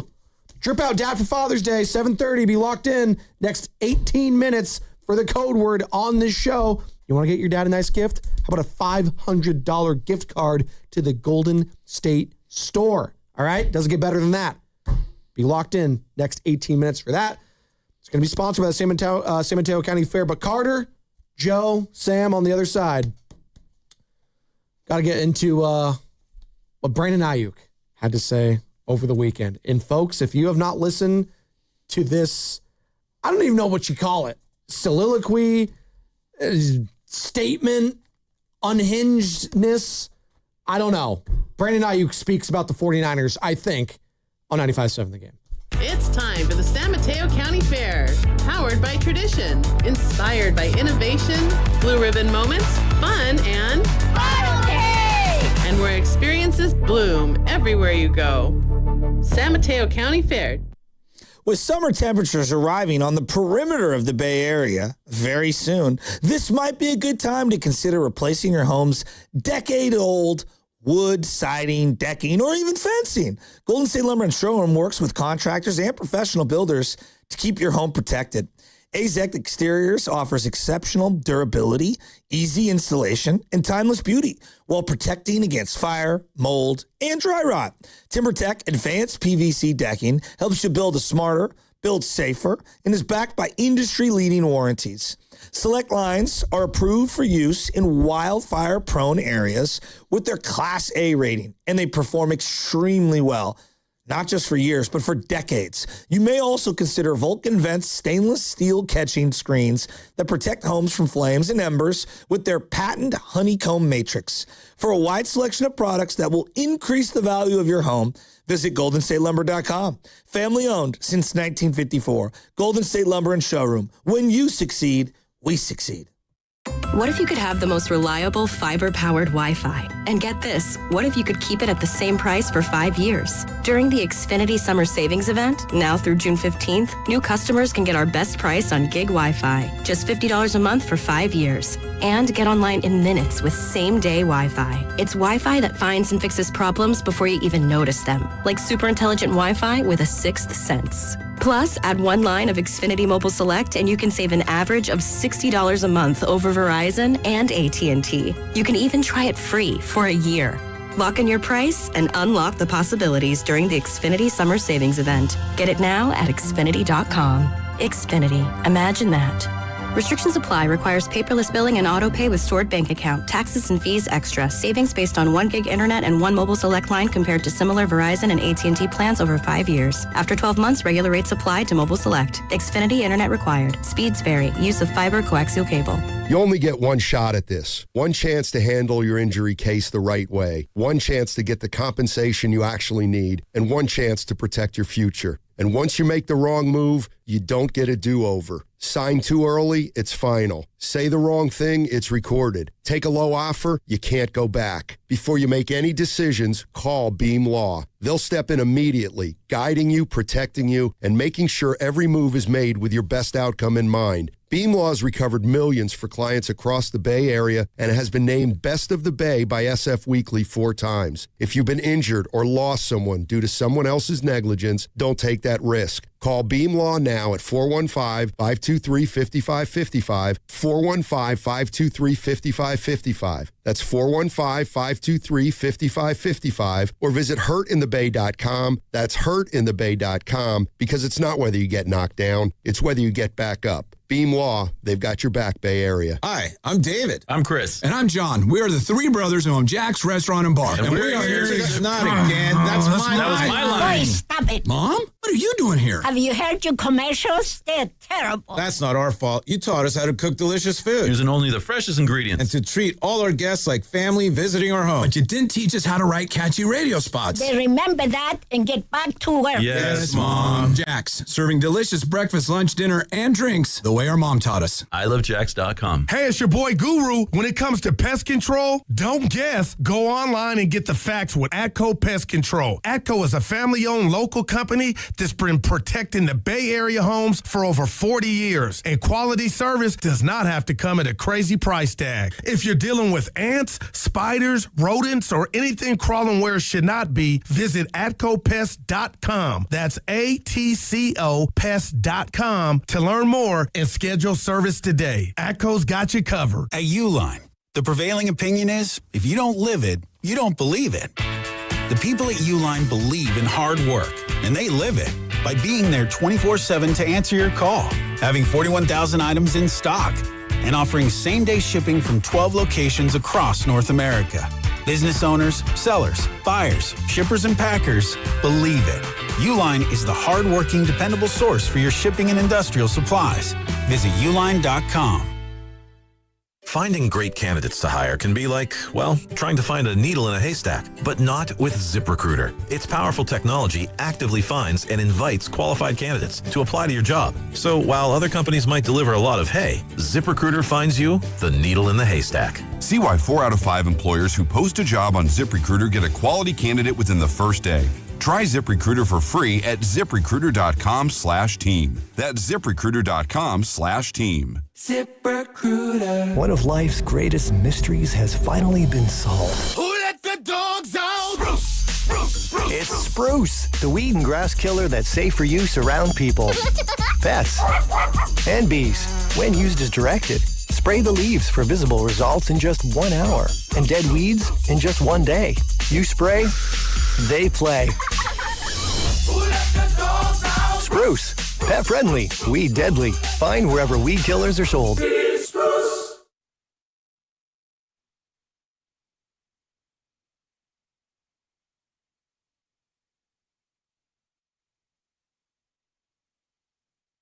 It's Union City's finest, Daryl the Guru Johnson, and I'm listening to my guy Joe Spadoni and my brother from another mother, Excelsior's finest, Butcher Boy Joe Shasky. Take it away, guys.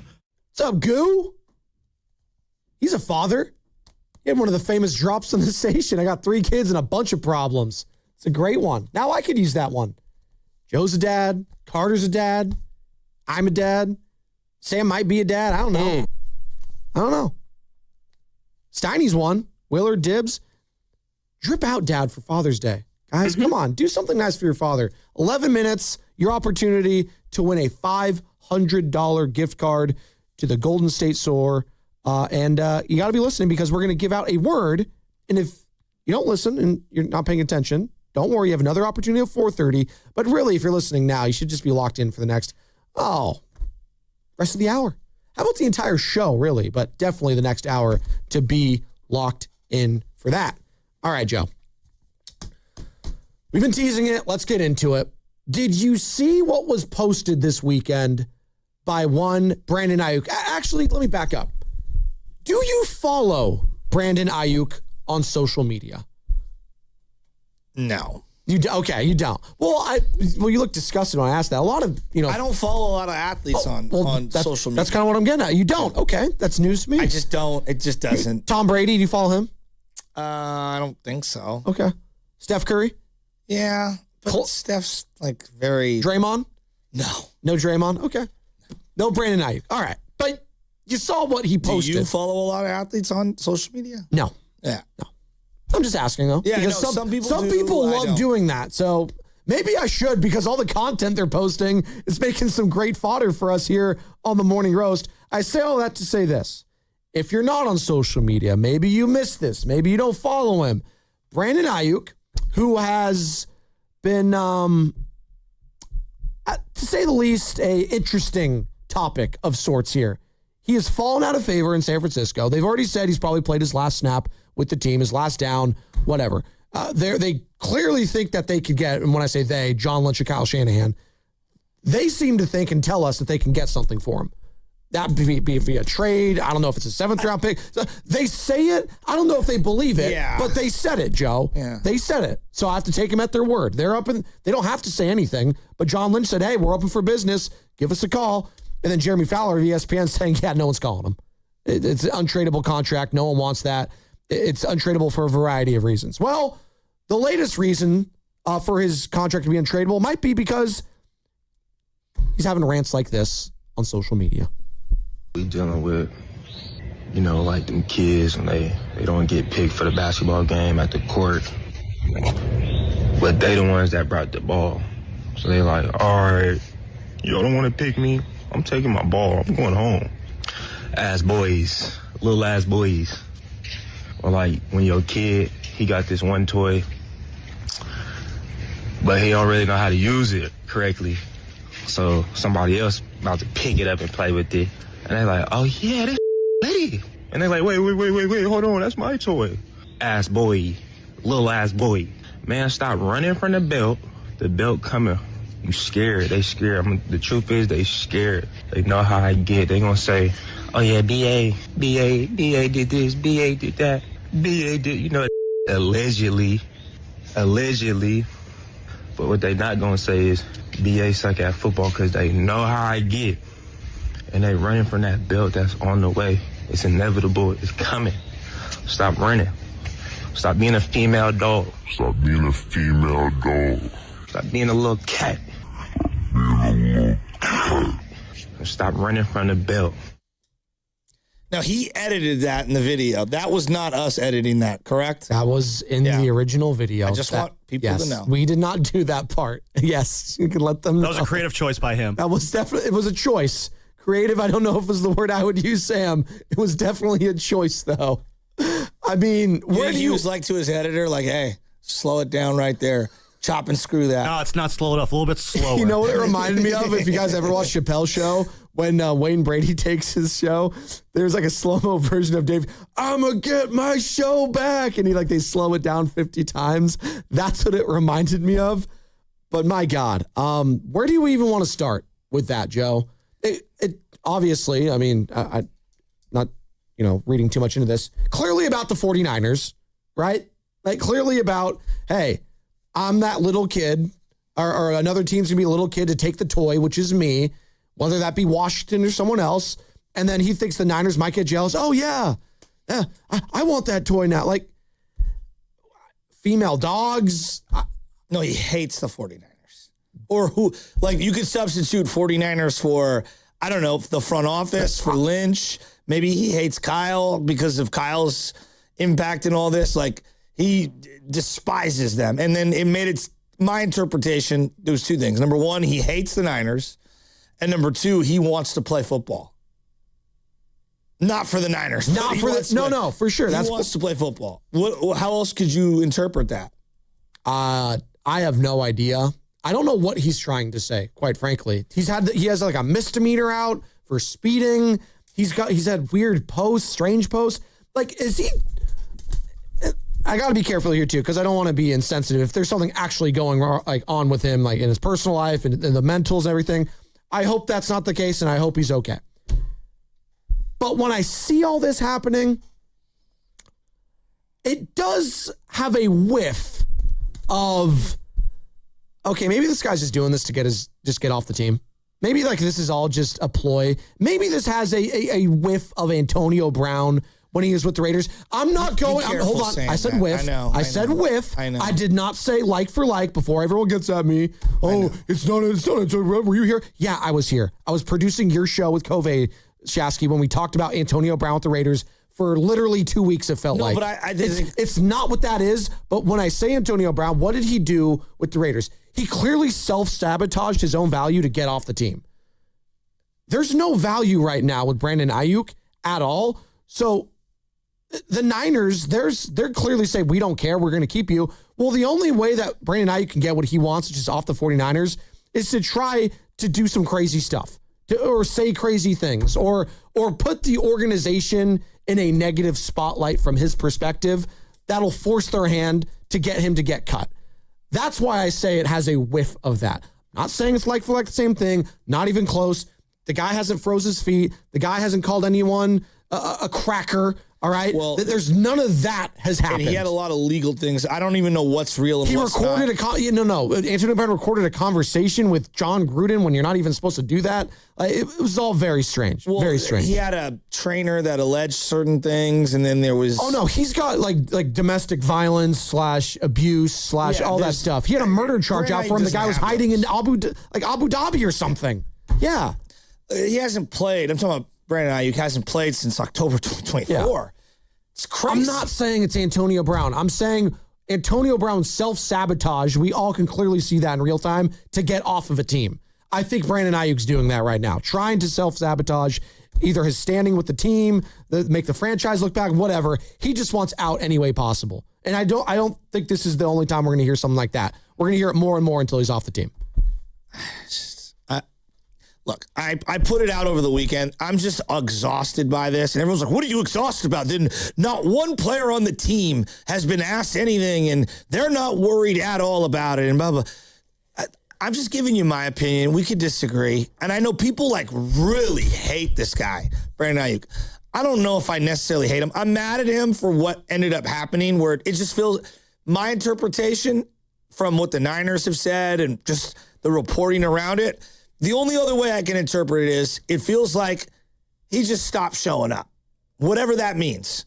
Rehab assignments, putting in the rehab work.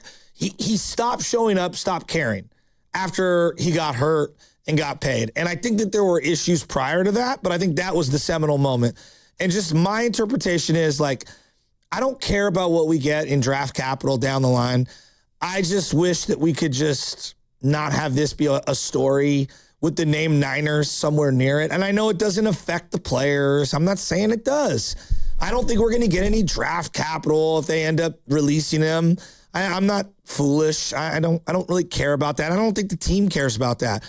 I understand there's this spite that a lot of Niner fans have. I'm talking about the fans. We're going to wait to cut him until it's convenient for us. All right. I get that. Do you really think he's that good anymore? Well, that's the thing. Those same Niner fans that are saying that are going to say, oh, he's trash. He's not going to do anything. If he gets cut, they're going to be like, I guess Washington's going to take him. Oh, he's not. He's cooked. He's done. There is a reality, which I acknowledge, which is hey, you do play the Commanders week 6. So if he doesn't report, he doesn't accrue any time, you can cut him, week 6 or whatever. All right. Is that what this is going to come down to?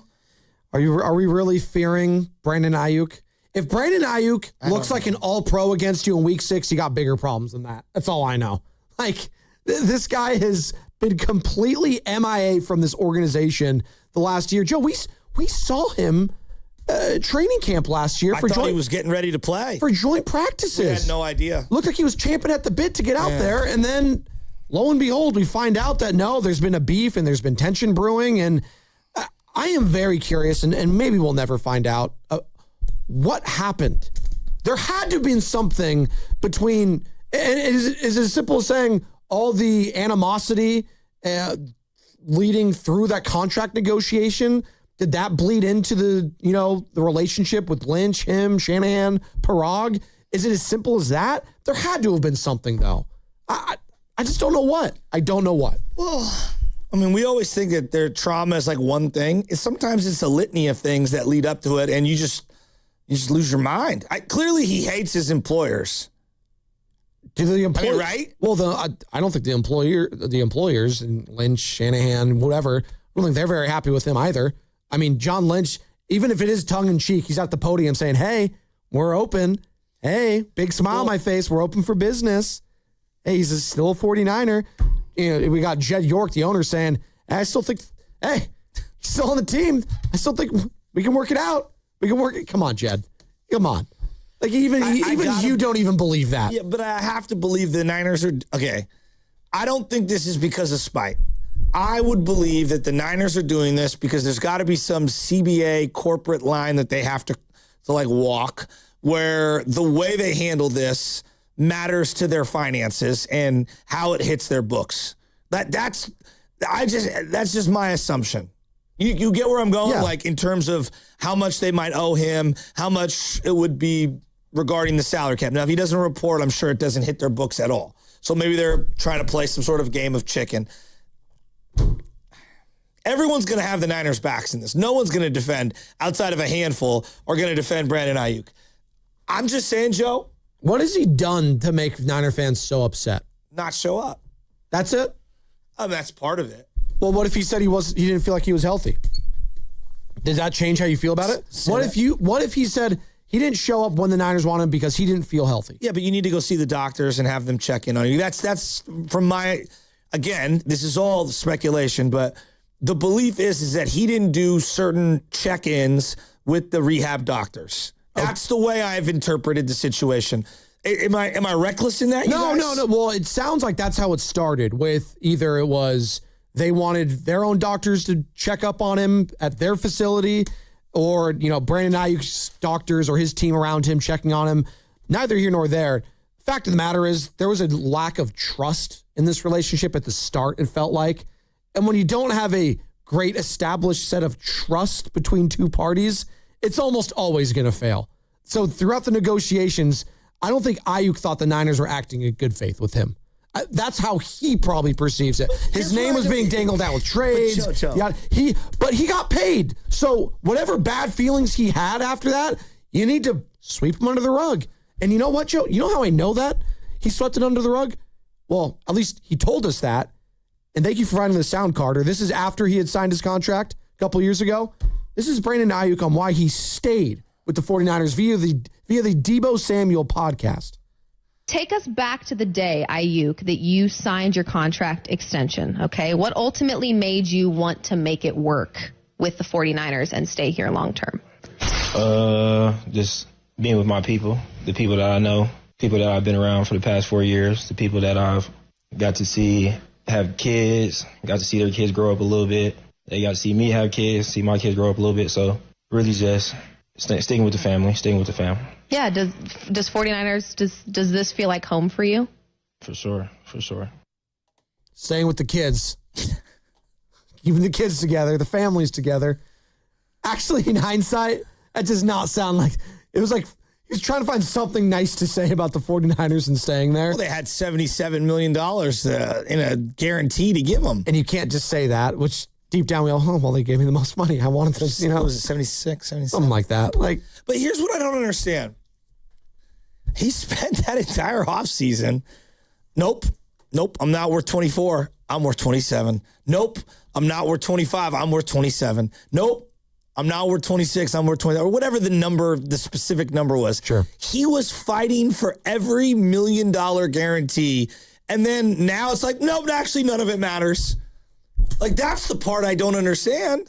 Like, even if you hate all these guys, you went out of your way to squeeze every last dollar out of the situation. And now, I don't know, 2 years later, and really like a year later, after getting that extension, actually none of the money matters. I know I was fighting for every million, but actually, I don't care about any of it. Like, that's the part I just don't understand. And this all boils down to money. I think money for the Niners. This is like, how is this hitting their books? Is the only conclusion I can come to. And then, like, how do we avoid any CBA ramifications? I'm sure that there is an ounce of, hey, we don't want to release him so that he goes to the Commanders and then it makes them stronger or blah, blah, blah. Like, that's definitely a factor. But I think the number one factor is how much money he's owed. It's got to be.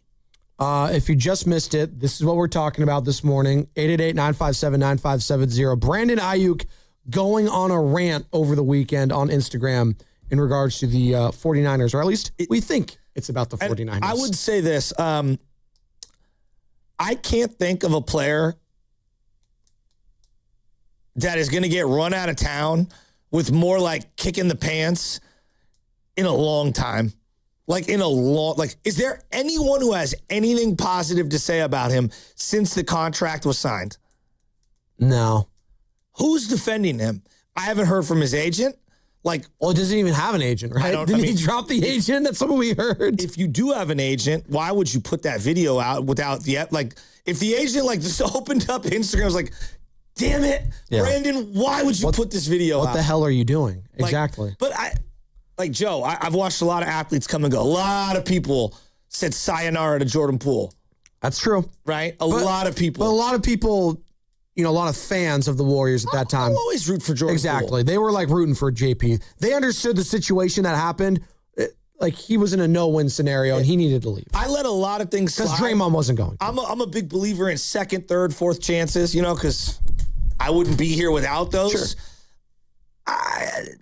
I get the vitriol toward Brandon Aiyuk, but I can't think of a guy who's universally despised. The amount of comments, should I just read the comments? Can you please? The comments, I put out a tweet, and anybody you can disagree with my sentiment. It's not the end of the world. I'm not that angry at it. But here's what I said. I know you Niner fans want every single draft asset, and you want something tangible in return. But I just want this Brandon Aiyuk story to be over. Yeah. The constant, quote-unquote, stuff, it's just exhausting. Let's move on. Let's stop letting this linger, and let's turn the page to an exciting 2026. I'm kind of over it. There were 65 comments. And I'll just give you a little. This is on Twitter? Yeah. Why is this affecting the team? I don't think anybody on the 49ers gives two blanks about this. Even as a fan, the money spent, I don't give a blank about Brandon Aiyuk. I'm sure you don't want to do anything that's going to make him happy after he screwed us over. And the next guy, seriously, blank that guy. Cut him loose. The amount of blank that guy is just, it's insane. I want Aiyuk to suffer. Don't give in to him. Let him sit the entire season. There's no story, Shasky. He's under team control. He can do all the delusional yapping he wants on the internet. It's not going to move the needle. He can rot until he fulfills his bare minimum responsibilities. It's just comment after comment after comment of vitriol. And Steven SF wants to join the conversation before we play the Brandon Aiyuk Instagram rant again. What's up, Stevie? You're on the roast. How you doing, man? Hey, what's going on, fellas? I usually try to approach this with a balanced level head and look at it from both sides. But I don't know, Shasky, to your point, the reason why this has the fan base up in arms, I'm 100% in lockstep with the Niners approach. Not only for the financial or the compensation, which I think that's a pipe dream.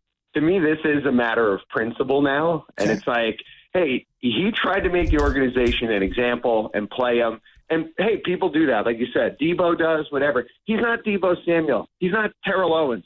He was a good wide receiver that even then they kind of made a reach for because they were in a position of need for that trade, or for that contract, which is probably why the organization wanted to move on. And then, the leg injury isn't his fault. Everything since then has been. Take it to Instagram like a teenage girl. Come on. So I think right now it's forget even whatever they can get. They're not going to get anything back. But to me, it's all right. Hey, you took this first step and you thought you wanted to be smarter than everybody and you wanted to make an example out of the franchise. I say hang them up to dry for as long as possible because why are we? They have no impetus to do anything other than exactly what they're doing. So I say take them for as long as they can.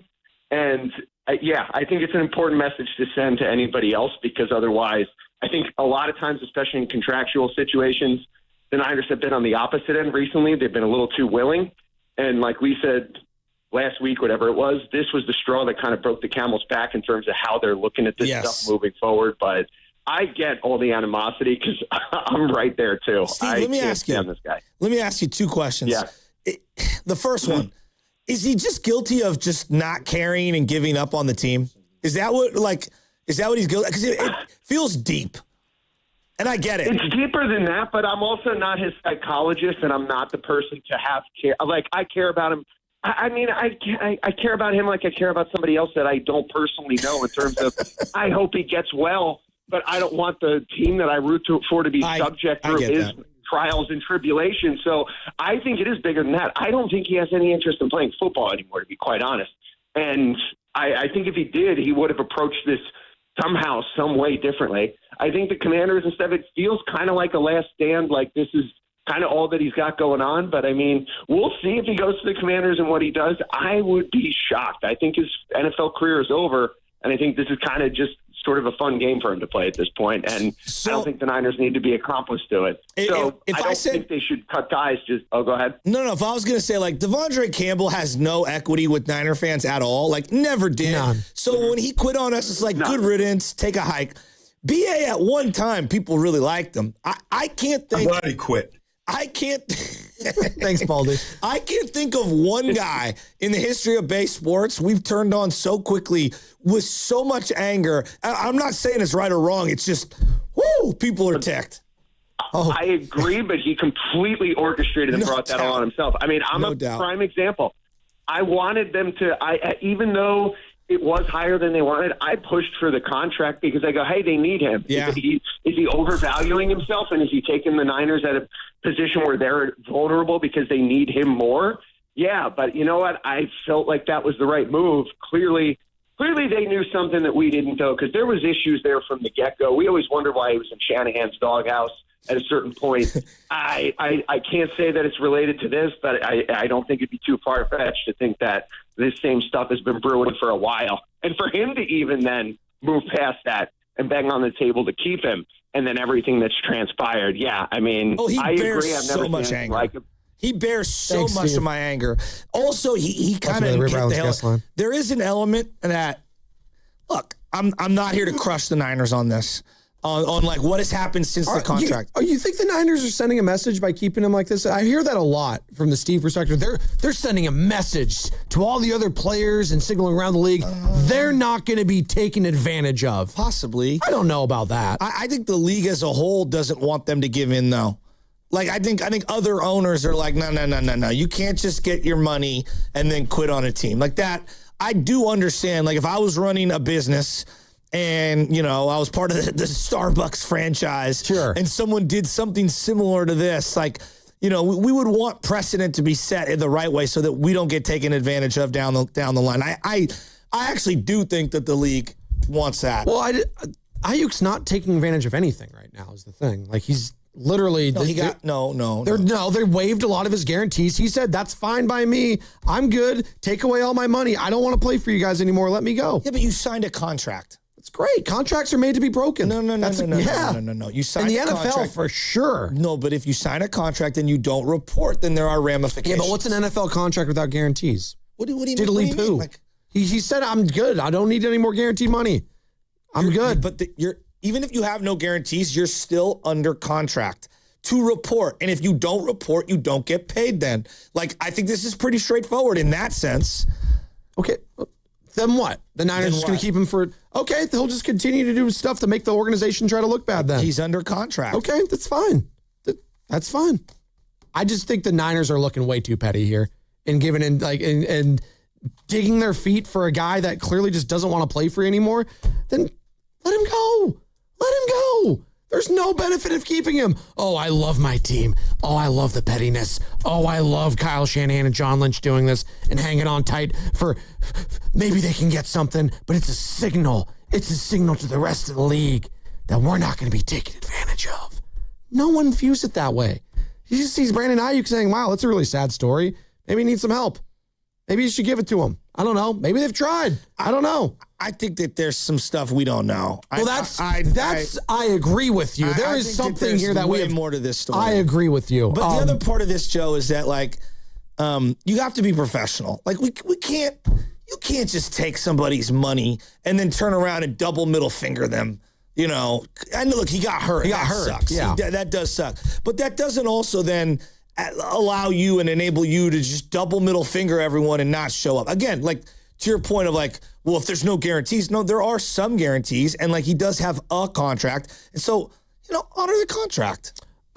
It's time for the Drip Out Dad for Father's Day code word. That's right. Code word time. Be locked in, people. You ready for this? Today's word is father. as in Darth Vader is Luke's father. That was written down there. Go to 957thename.com right now and click on the Father's Day contest page and enter the code word, and you will be registered to win a $500 gift card to the Golden State Store so that you can drip out dad for Father's Day. And don't worry, if you missed the code word at 7:30 or around this time, past 7:30, don't worry, because Willard and Dibs will have the code word again at around 4:30 later today, Joe. Father, can you hear me? Hey, we got a special guest on the line. I haven't heard from this guy in a minute, but we talk Niners. He'll come calling. Javier in Vacaville. What's up, Jav? How you doing, man? How you guys doing today? Fantastic. How's your summer going, Jav? Great. So the irony of the comment is that he says the ball that, you guys didn't get your way or weren't selected, so I'm taking my ball and going home. Well, actually, Aiyuk, I used to have your back being a two-year junior college football player that played the receiver position, but now you've lost yourself. You are taking your ball, which is your career, and going home because you can't get your way because you think the Niners are entitled to let you play for Washington because you're bro with Jaden Daniels. Like, yo, this is not how this works rather in the NFL. And this whole the Niners are being petty. No, they're not.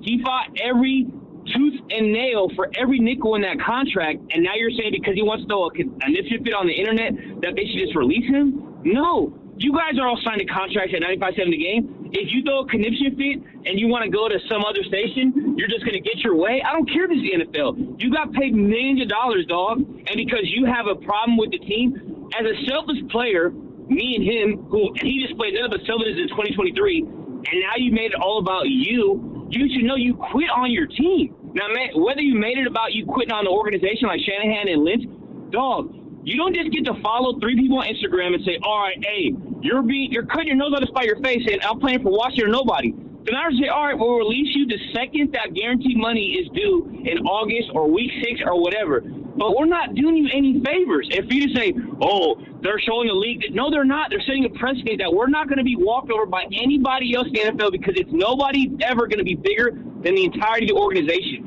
If Brandon Aiyuk wants to throw a hissy fit because he can't get his way, then throw his hissy fit at his house and keep posts on the internet because he looks like a cartoon character. Nobody's saying, oh, the Niners look ridiculous. No, they don't.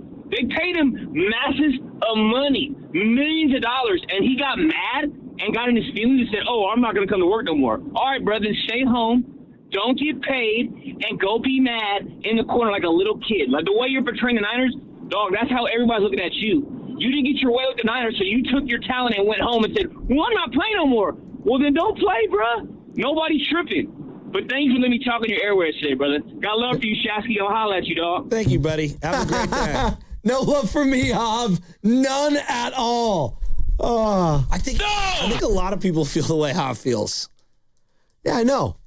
It's funny to me though because it's like the Niners should have known this then. If after they paid, that's the biggest problem. They should have known this guy was going to be a problem. They gave him all that money. He literally said after losing the Super Bowl, I don't know. I never come back here. I never be back here with the Niners. Like that. Like they were posting about stuff like that. Immediately after losing the Super Bowl, he was already he's packing his bags and saying, adios, see you later, unless you pay me. The writing was on the wall with this guy. So you know what? Yeah. Do I feel bad for Brandon Aiyuk? No. Do I feel bad for the 49ers? No. They both made their bed and they have to lie in it.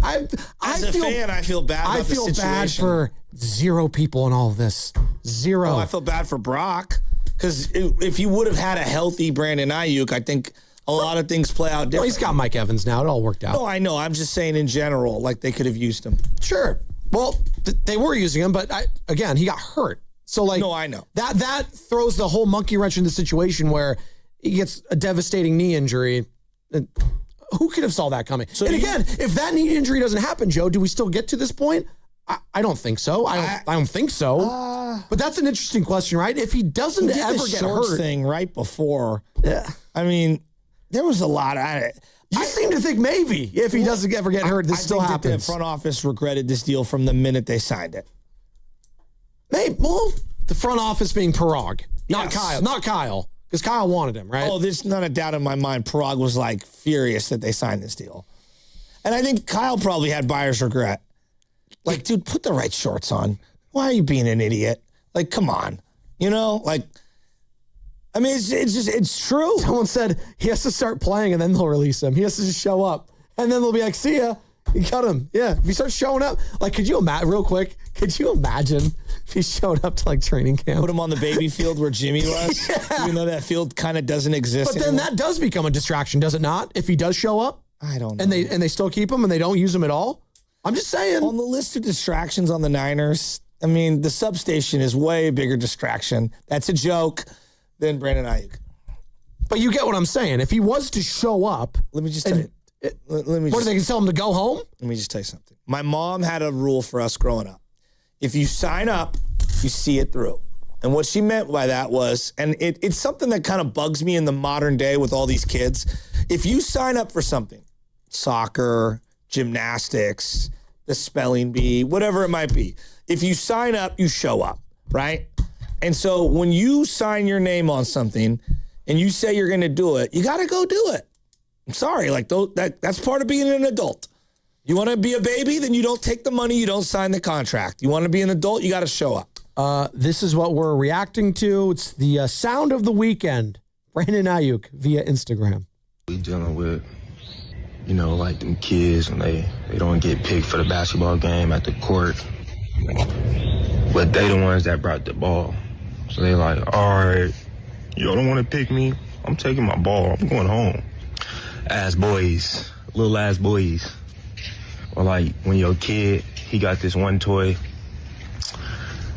but he don't really know how to use it correctly. So somebody else about to pick it up and play with it. And they like, oh yeah, this lady. And they like, wait, hold on, that's my toy. Ass boy, little ass boy. Man, stop running from the belt. The belt coming. You scared. They scared. The truth is they scared. They know how I get. They gonna say, oh yeah, BA did this, BA did that, BA did, allegedly. But what they not gonna say is BA suck at football because they know how I get. And they running from that belt that's on the way. It's inevitable. It's coming. Stop running. Stop being a female dog. Stop being a female dog. Stop being a little cat. Stop running from the belt. You guys just got physically just so cringe. Because I never you thought. Guys.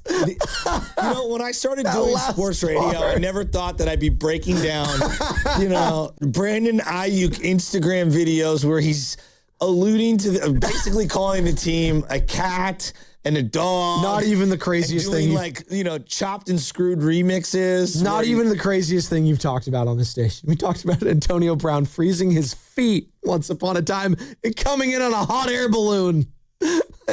Can you imagine the person he sent that to? He's like, hey, can you edit this? And that person was like, hey, you cooked on this, dog. You cooked on this. And then fired it back to him and was like, post this. Hey, Joe, if he's giving me $1,000 to do that, I'll tell him he cooked too. Give me $10K. I'll tell you it's the greatest video I've ever seen in my life. I'll make him whatever you want if you're paying me. And that's the problem. Maybe the Joe. editor was just like, yo, this video's good. I got an idea that'll really make it pop. I'm going to slow this part down. Do you have that? Can you isolate just those parts, by the way? Well, you guys are doing that. I know Please. We got the injury report here. Can I give a quick shout out? Yeah, real quick. Before you do that, shout out. The 49ers Veterans Report, July 22nd. This is from Coach Reeves. Aiyuk will show up, perhaps dressed like Batman or only speaking in rhyme, and they will cut him immediately rather than pay him another cent. So there you go. Batman? I don't know. Maybe they hold on to him until September, whatever, the 6th week of oh my God. the NFL season. That would trade him week 7. Oh, yeah. So he's not on the Commanders when they play him. Yeah, out of spite. What happens when they face in the playoffs?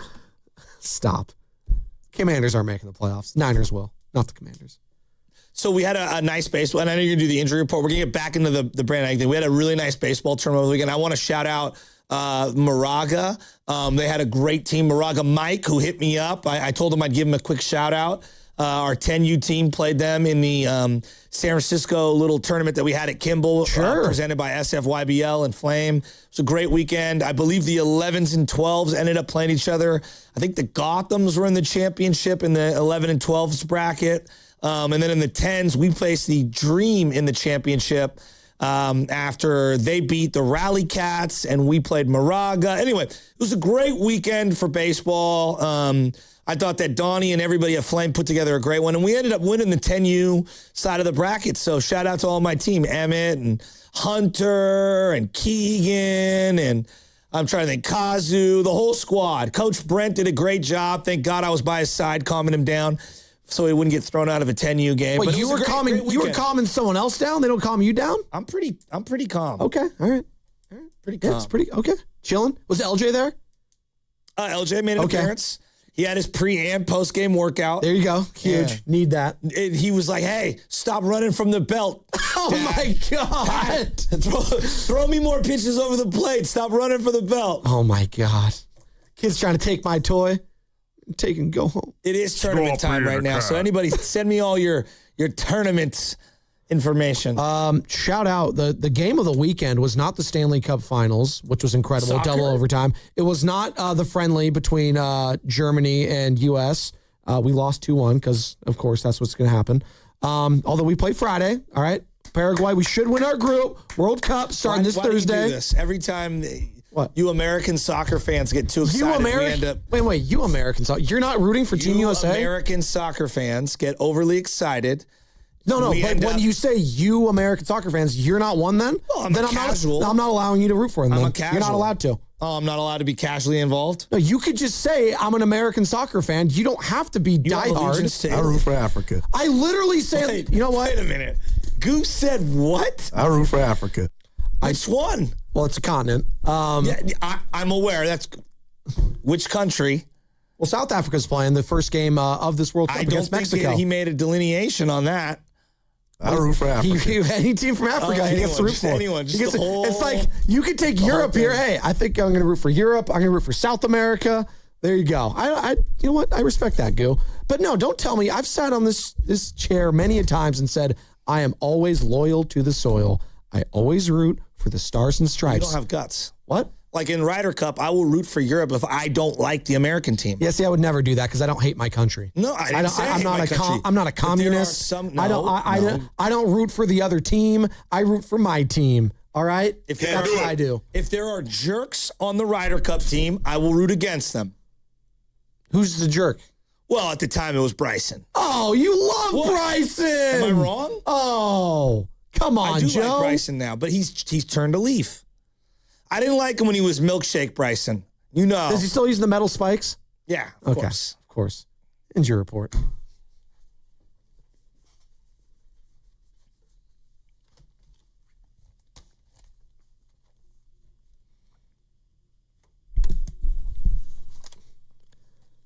I was actually hoping Brandon Aiyuk was going to be on the injury report, not going to lie. Elliot Ramos took a step closer to making his return to the Giants as he deals with a quad injury. He continues to rehab in Arizona and progressed to hitting drills last week. He is expected to make his return at some point in June, though no set target date has been set. The injury report was brought to you by Boxer & Gerson, Northern California's premier workers' compensation law firm, helping injured workers get their lives back for over 40 years. And you are listening to 95.7 The Game, KGMZ FM and HD1 San Francisco, an Odyssey Sports Station, and the home of the Golden State Warriors and Valkyries. Always live on the free Odyssey app. And we are coming to you live from the Laugh Among Studios in the Morning Roast, presented by San Francisco Fire Credit Union, banking for heroes and anyone who wants to be treated like one. Halfway home here on a Monday. It's Spadoni, it's Shasky. The sports landscape right now is on fire. We got the Giants winning 4 of their last 5. Take the series in regular. They're back home today. We've got NBA Finals Game 3 tonight. Knicks, Spurs, Madison Square Garden. President's going to be there. Hey, Spurs win this. Spurs need to win this one, obviously, or else game's over. Series is over. I do think we're going to get Wemby to finally step up tonight. I do. Finally. This is coming from the guy who called a blowout for the Spurs in Game 2. I said potential. I said it could. They were up 12 at one point. They were, and then they just couldn't put them away. What happened was it was a young team that had a couple of moments down the stretch that couldn't execute. I think this is part of the, you have to have scar tissue. I believe in sports, very rarely do you just win it all right away. Sure. And, there was a moment at the end of the game, they get the rebound. And Victor, and I thought the coach should have called timeout. You're a young team. It's a tie game. 12 seconds left. You should hold the ball for the last shot. We're going to overtime. We fought really hard to work hard in this game. We're at home. We're going to take this thing. We're taking the last shot no matter what. We're going to get a good set here. We're going to figure this out. We're going to plan structure. If I was a veteran team, maybe I would run no timeout and kind of figure it out. But you're a young team, never been in that situation before. He throws the ball off at Castle's back, and Brunson picks it up, and then they foul him. And that's just unfortunate. So game 3 tonight, Stanley Cup Finals have been incredible. Double overtime win for the Golden Knights. They're up 2-1 in that series over the Carolina Hurricanes. And then we had Brandon Aiyuk over the weekend go to Instagram and talk about female dogs, cats, belts, toys, all of it. Wow. All of that. A furry convention. Yeah, again, back to Vegas. Al in San Francisco. Al, good morning. He thinks something more nefarious might be at work here. Okay. It's a big word. Good morning, Al. All right. Good morning. Good morning, gentlemen. Thanks for taking the call. So, a couple of callers back, he was talking about the contract and things like that and how petty it is. And I can see the organization doing what they're doing. However, let's go back to high school, right? If you've got a star athlete, that athlete gets a breath of, freedom that most students don't get. That carries over into college. And then when they get into the pros, that can also carry on there, right? But it also depends, how they're able to deal with it. Unfortunately, Brandon Aiyuk can't deal with it. And now he's facing an organization that is kind of giving him some pushback. What I'm concerned about is that, does he have CTE? Does he have anxiety? Does he have depression? Does he have some other type of mental illness that's causing him to act out in this way that is, acutely damaging for him now, but what may happen to him long term? It's scary. Well, no, I think that's a real thing, Al. That we're all a little concerned, because it's just out of character for him. That's when he starts saying things that you deem out of character for a certain individual. It's like, whoa, out of left field.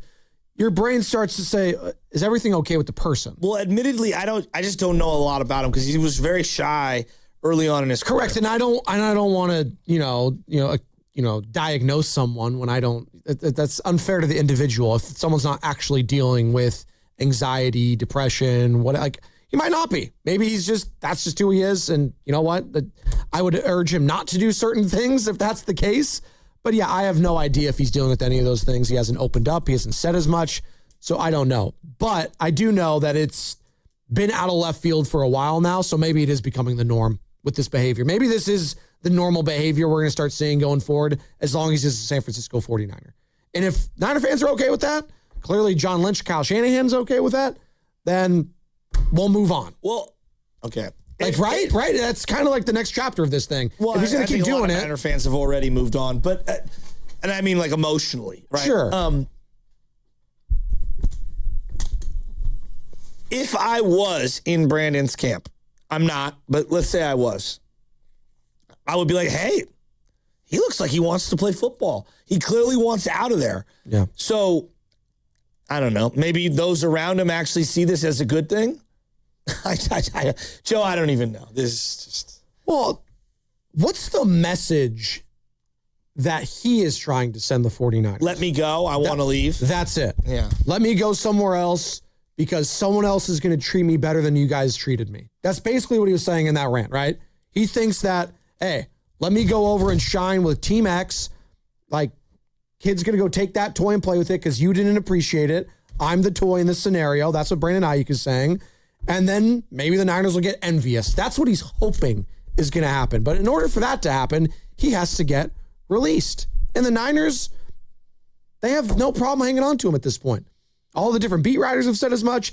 They're out of the guaranteed money, I think. So it's no harm for them to hang on to him at this point. I just think the only harm that can come in all this is if Aiyuk does come back to the field, does report to training camp, and tries to take a roster spot. Wait. Right? You think he's gonna? No, that's the only way. Wait a minute. That's the only way. You think he's gonna show up? He's just like, hey guys, I'm here. Yeah. What's up? They do all those videos. Did you guys see that? Those videos that they do when they're like walking out onto the field. It's like, are you athletic or you look athletic today or something like that? Okay. Have you seen those? No. Well, they ask like all the different 49ers that are like walking Are in. you athletic? There's one they did like a week ago. It's like, can you catch this balloon as it runs out of air? Okay. You're like, what's your favorite like flex to do or some fun stuff like Finish that? the line. Mike Jones's number. You know, like they asked him like what Mike Jones's number is. Got it. So they're trying to like take the ages of some of these guys and how old, how young. Yeah. Hey, what's your name? It doesn't matter what your name is. Okay. All right. We should do more of that around here. Female dog. Oh, we're laughing, but people seriously want this guy off the team. Oh my gosh! Like I'm getting texts and people are saying like he just needs to go. Cut bait, get this guy out of here. I don't like the distraction. Okay, but it's not a distraction. Is he okay? Let me ask. If you were to pick, knowing it's probably a small portion in either direction, is he a victim, or are the Niners the victim? Who's the victim in this situation? Neither. No, the Niners are more a victim. They both made their bed. See, when you both negotiate the way you did, he signed the contract, and yeah, do you think it was going to get this bad? No, but you have to know the individual you're signing up for. I didn't want to pay him. I know you didn't. Kyle Shanahan did. I thought he was a good player coming off a great year, and once they drafted Pierce, I was like, all right, well, I would move him. Even though I know I wasn't going to get picks for that year to compete. Like, I would have moved him. Like, I do wonder if... I don't know. No, I think it's an interesting question. I'll throw out to the audience, 888-957... Debo, paying two wide receivers $30 million made no sense. 888-957-9570. Do you view the 49ers as a victim in all this? Do you view the team itself as the victim in this Brandon Aiyuk holdout, whatever it is? Way more so than him. Yeah. I think a lot of people are worried about Aiyuk, though. Going back to Al's but point. that doesn't excuse behavior. I have people in my life that I worry about tremendously, and it doesn't excuse poor behavior and poor judgment. You're still an adult. Dave in Fresno thinks the Niners need to cut their losses with Aiyuk. What's up, Dave? Davey. Hey, good morning. Good morning. Yeah, good morning. So, yeah, I think that both parties kind of look silly in this matter, to be honest. Nobody looks like they're winning, but what I would say, though, if we're just speaking on right now what to do going forward, just cut your losses. I mean, for a team that prides itself on, having good vibes and no distractions, I don't know what you gain by holding on to him. It's clear he's not going to play for the team anymore. So the longer you hold on to him, you'll be associated with whatever press comes, your way. If he gets in trouble, he's still a member of the 49ers. So, again, I don't know what you gain by trying to stick it to him or hold on to him and prove a point to other players that, look, you do this is what happens. I get it. It's a messed up situation. But, yeah, just right now, you just need to cut your losses, addition by subtraction at this point. And if he goes to the Commanders and plays well, hey, good for him, whatever. Like, yeah, he messed up. We all messed up, but just cut your losses and move on. Let's get focused on the season and not have to deal with it or answer questions about this anymore. So I'm with you, Spadoni. Like, just there's no reason to hold on. No reason to hold on to him. So, okay, I'm going to make a statement. Thanks, and I want everybody to just take a deep breath. Just hear me out. The Trey Lance miss is one of the biggest misses ever by this organization. Yeah. And I could make an argument. The reason why it was so bad was because they missed on so many different things. First off, they clearly hated Jimmy G and were willing to move off him at any cost. At such a cost, they over-traded to move up in the draft. Didn't even know who they wanted to trade up for. Yikes. Right? So that's like two or three different elements there. Then went all in on Trey Lance, who wasn't good. Missed the player completely. Yes. So misdiagnosed the Jimmy thing, misdiagnosed trading up, didn't know who you wanted, totally whiffed on the player, didn't play him right away. He wasn't ready, like everything. Okay, then they knew and they moved off. So there's like 4 ways they missed. The Aiyuk thing, equally, it's like you missed. Okay, so first you had him, all right? He had a decent rookie year, all right? And then he was in your doghouse, and Trent Sherfield and Mohamed Sanu were getting reps above him. The hell happened in year 2? All right? Then in year 3, he was good. But year 4, he really balled out, had a monster year. And then you weren't ready to pay him. All right? Why? Did you not think he was as good as he is? Was the number you were uncomfortable with? Then you drafted his replacement only to not move him, not trade him, overpay for him 4 months later, not take the draft capital. He was not a fit, and he was frustrated. He's getting booed by the fans. The coach had to tell him to wear the right shorts after getting overpaid, and then he got hurt, and then you had to void all his money because he didn't show up again. Like, the Trey Lance thing is bad because, like, again, there's like 4 or 5 different points in that timeline where you screwed up. I feel like there's equal amounts of screw-ups in the timeline on the Aiyuk thing, and I think it's almost as egregious because you had him in the building and then misdiagnosed the whole thing. Worst transactions / contracts in Bay Area sports history. Those are 2 of them right there. Not even a doubt. It's at the top. At the top. Let's dive more into that. I want to find out where Niners might end up ranking this Brandon Aiyuk contract amongst some of the worst in Bay Area sports history. 888-957-9570. I do want to talk about the roster at some point, though, if we can. A little yup, nope, and where we're at with this team. We'll go to the phones, 888-957-9570, and it's all going to be sponsored by Fremont Bank, here for you, here for good. When you own your own business, you need to keep things moving. Need to book a last-minute flight? Earn a $300 travel credit to cover that. Need to take a meeting before takeoff? Do it from the comfort of the Chase Sapphire Lounge by the club. Need to catch your breath before you board? Done. Chase Sapphire Reserve for Business, the business card that gives back all you put in. Visit chase.com/reserve business to learn more. Cards issued by JPMorgan Chase Bank, NA member FDIC, subject to credit approval. Terms apply. Wow, what is all this? These screens, the food. All for the game, bro. Let us pitch in. No need. I'm saving $1,000 bundling my wireless and internet with T-Mobile. I've got it all covered. Goal! Here to score big with T-Mobile. Families save up to $1,000 a year when they bundle 5G home internet with 4 phone lines on Experience Beyond. Compared to regular rates after third line free on Experience Beyond plan with internet bundle discount via monthly bill credits and auto-pay discount. Credit stop if you cancel or change plans. Hey, it's Joe Spadoni here, talking about getting your home ready for summer with Ashby Lumber. Every detail matters when designing an outdoor living space that feels intentional. With rich tones, natural texture, and timeless character, Humboldt Sawmill Redwood products help bring thoughtful outdoor spaces to life. Redwood is non-toxic and stays cool to the touch, even on the hottest days. A real wood alternative native to California that is naturally termite and decay resistant and easy to work with. Humboldt Sawmill Redwood checks all the boxes for a beautiful and durable building material. Ashby Lumber stocks a full range of Humboldt Sawmill Redwood lumber products, including decking, fencing, dimensional, timbers, and more. With locations in Berkeley and Concord, Ashby Lumber is here to serve you. Visit Ashby Lumber online or in store to explore their selection of Humboldt Sawmill Redwood products for your next project. Learn more at ashbylumber.com. Paid advertisement by Ovation Law Firm, a California law firm. Some cases may be referred to partner attorneys. No attorney-client relationship is formed without a signed agreement. Past results do not guarantee future outcomes. California drivers, your 2022 or newer car problems could actually qualify you for a major payout.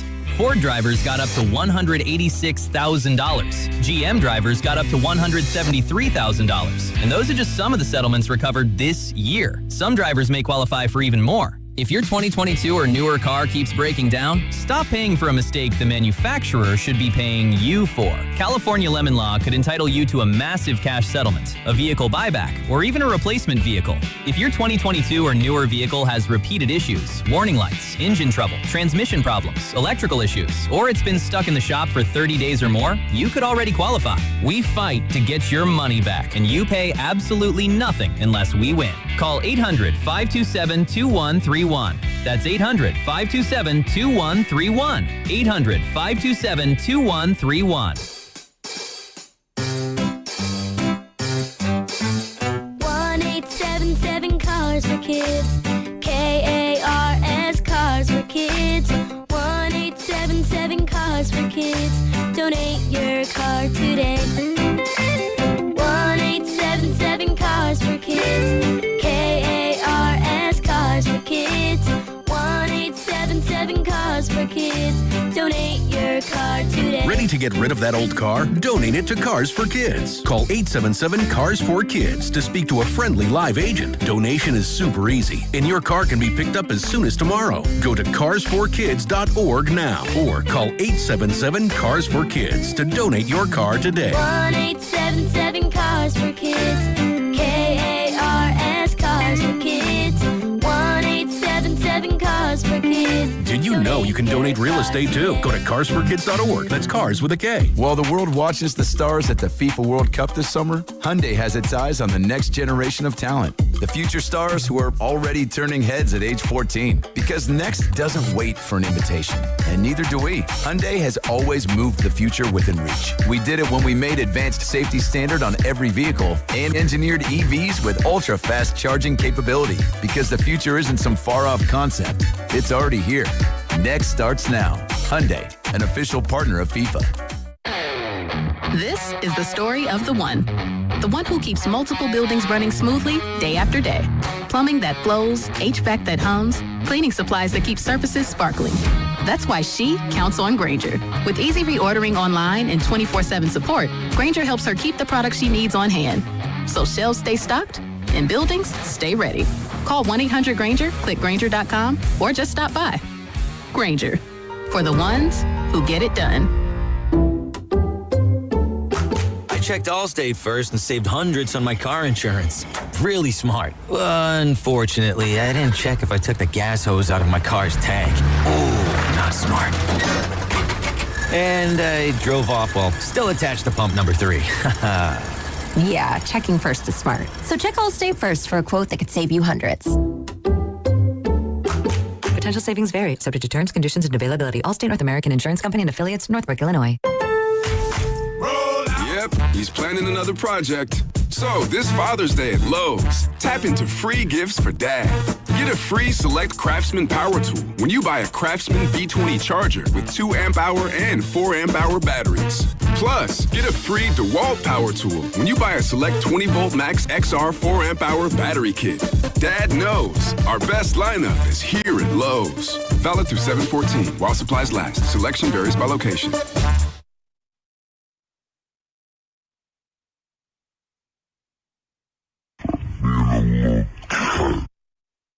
Hey, this your boy Frank Gore. Now back to 95.7 The Game. Stop being a female dog. Oh, don't say that about Frank. Come on. I wish we don't have any Brandon Aiyuk rejoins, do we? Damn. Do you think he sent them like one of the mock-ups back? He's like, no. I need you to slow down this part right here. And he's like, nailed it. What the hell's going on? You know what was missing?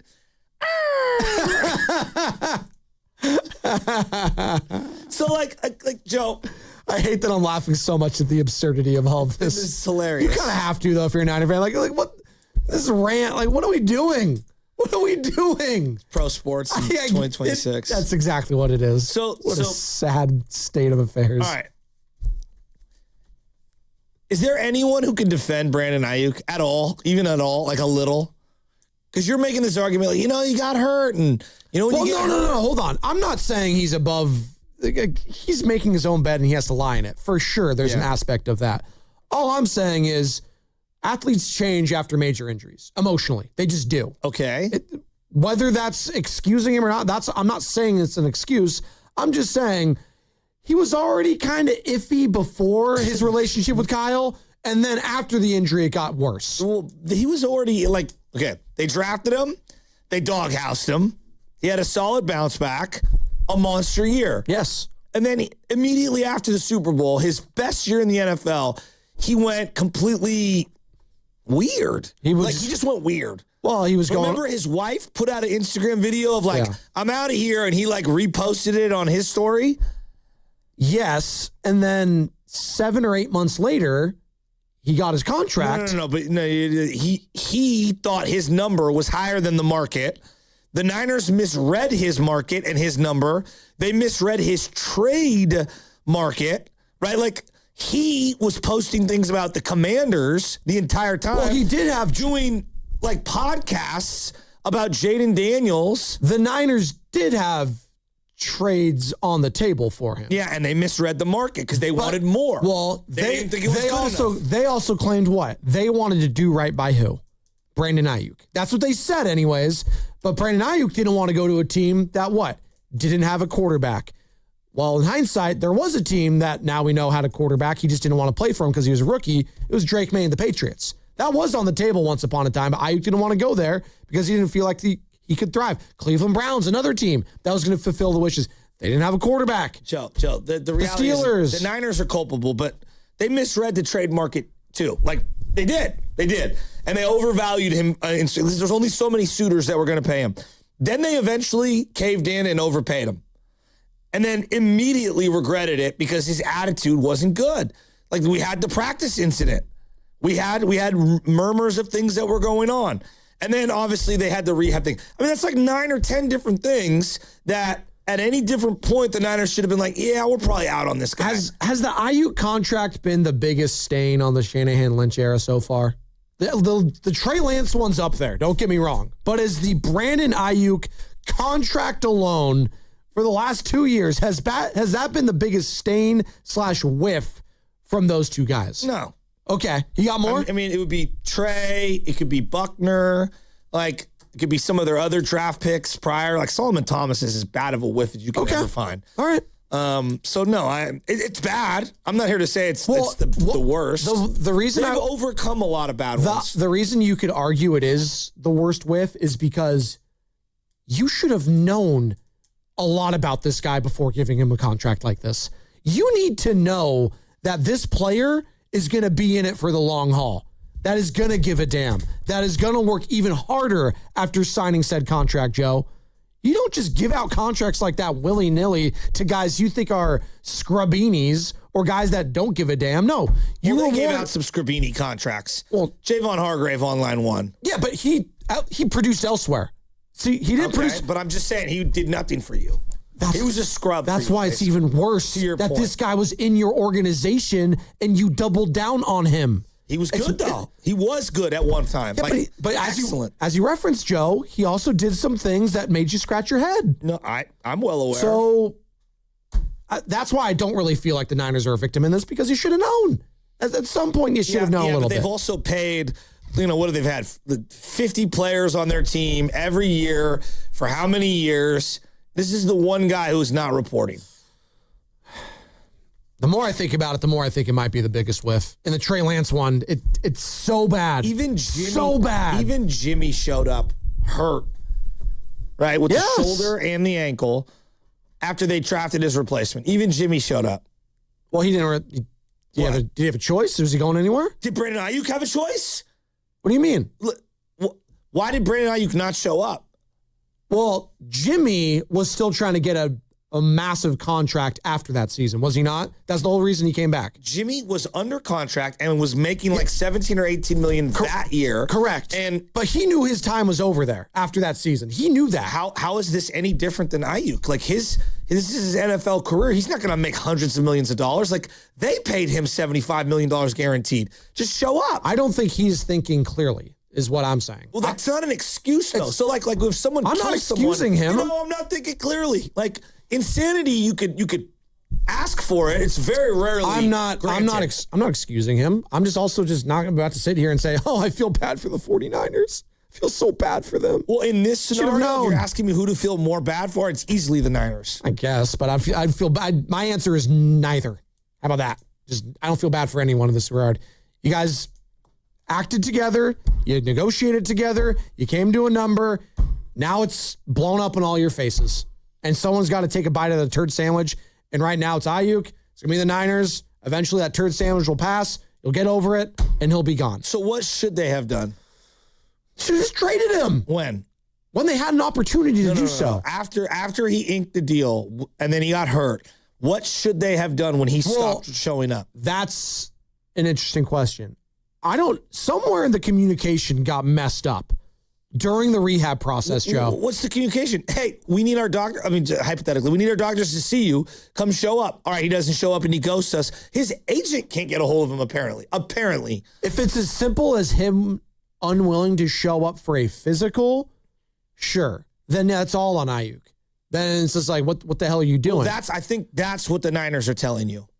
I just wonder. You just don't believe that. Well, actually, I don't. Until I hear both sides of the story, I don't know what to believe, Joe. How many guys have been injured for the Niners Fred Warner, Ian Williams, who's a former NFL. Used to be on NBC Sports Bay Area. He's like, hey, look, there's two different kinds of guys. There's guys who hurt themselves and show up to the facility and work out and then come back, and that's Fred Warner, for example. And then but I saw Aiyuk last year at joint practices, working off to the side. He stopped showing up. But why?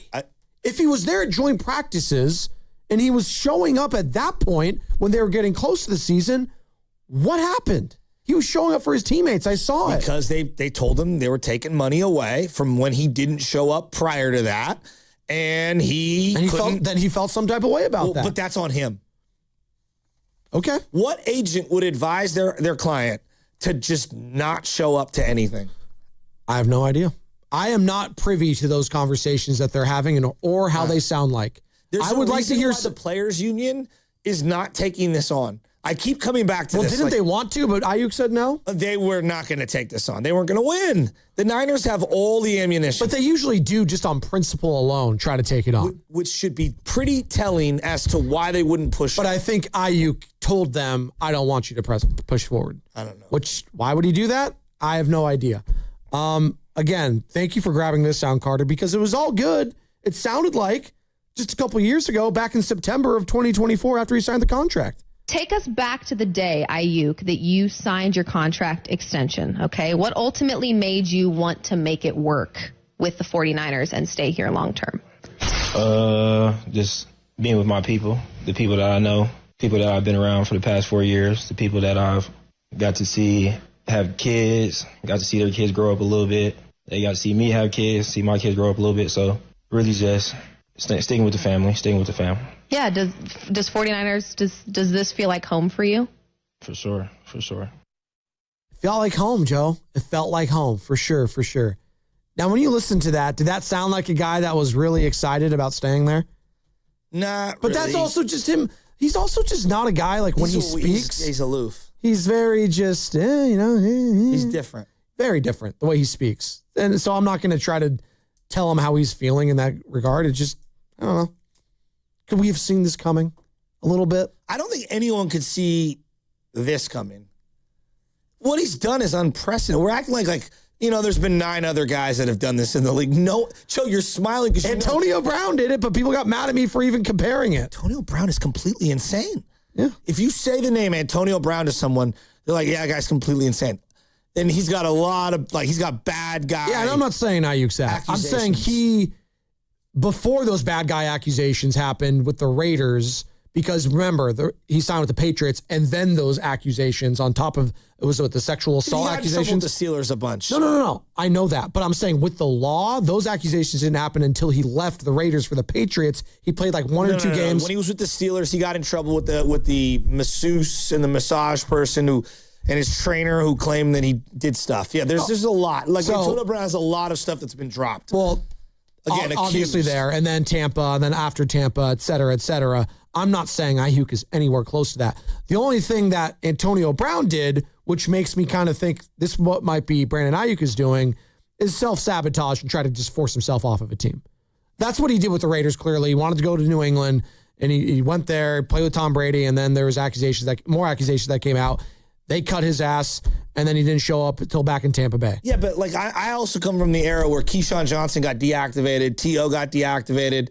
Like there used to be a way of going about this where you would, essentially, put a guy on timeout. Maybe he thought it was just going to be as simple as, hey, man, if I act a little strange, if I do all these posts or whatever, they'll have no choice but to cut me. And if that's and that's what the Niners think he's doing, then how can you not back the Niners? Be like, no, you're not doing that to us. You're not signing a contract and then I'm going to act crazy and they'll get rid of me. Like, that's not how life works.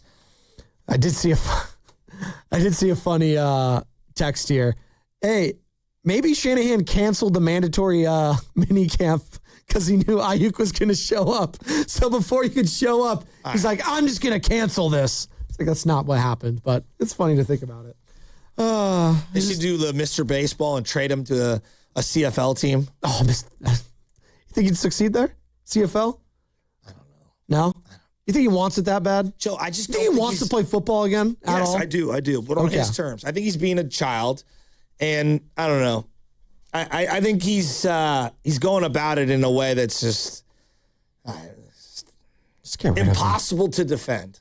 One thing I took from that video, the new content from him, is he looks a little thinner than he did in his last video. Okay, which tells me he could be trying to actually get back on the field. Dropping some LBs? Yeah? Just my take. Working out a little bit? Mm-hmm. But maybe that's a 4 for your Keith Law. Maybe he's doing the James Harden thing, right? If these people start thinking I'm heavier than I am, when I take off my shirt, it's like, wow, you're really ripped. It's the Brandon Aiyuk, James Harden approach.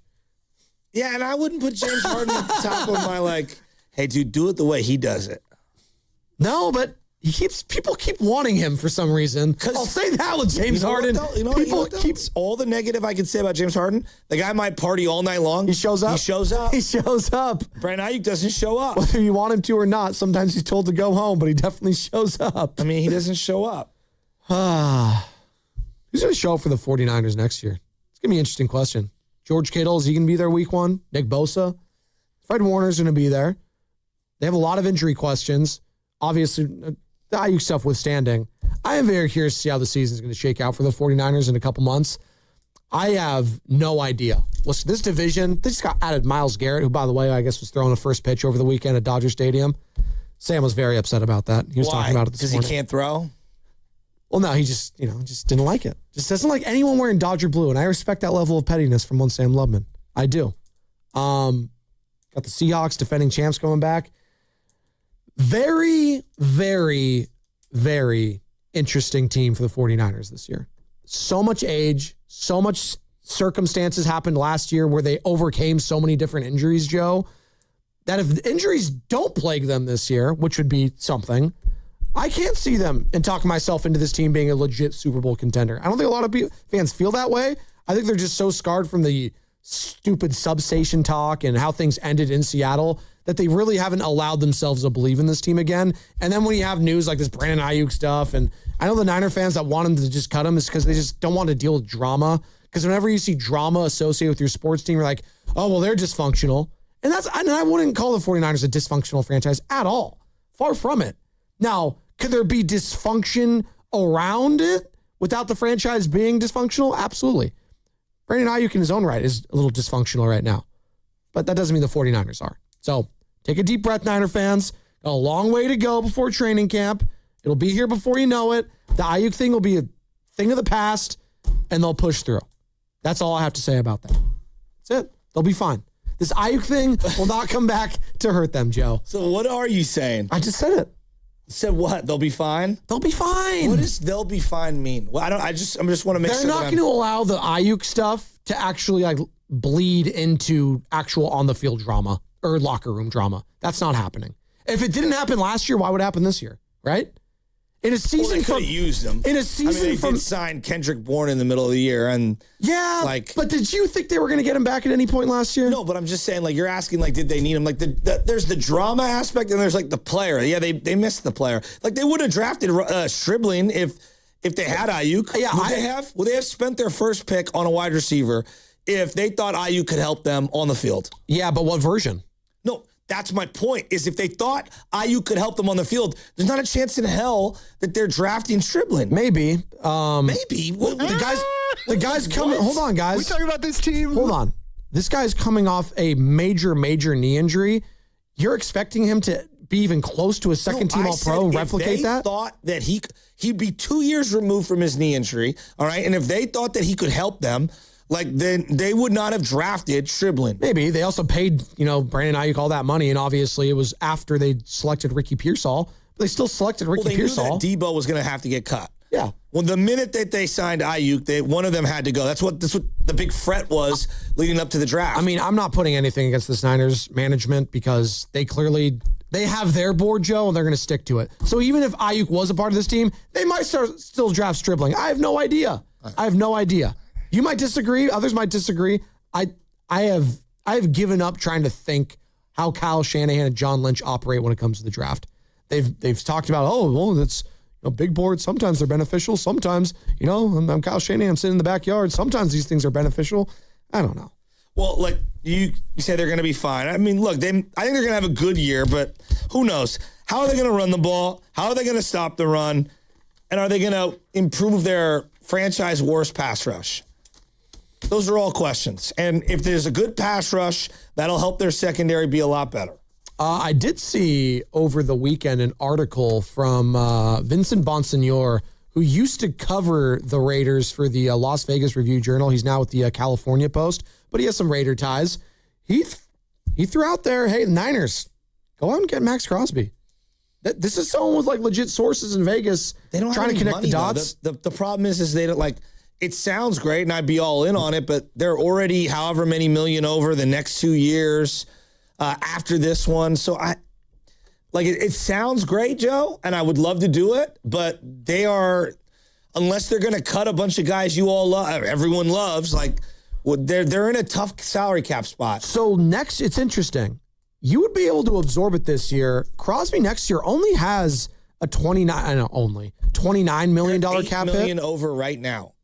Sure, you'd have to finagle some stuff. You'd have to get some financial wiggle room. I understand that. But he does have an out with $0 in dead cap in 2028. So you'd basically be trading him for a 2-year deal. But of course I'd be in on it, but Joe, again, this team has got some serious financial question marks, and I think it's easier said than done. Because after this year, they've got a lot of McCaffrey's probably gone. Fred Warner and George Kittle kept renegotiating their deals, and you just have to pay them at some point. What's up, Sammy? I was about to say, again, we're just talking about the Niners having all this money issues.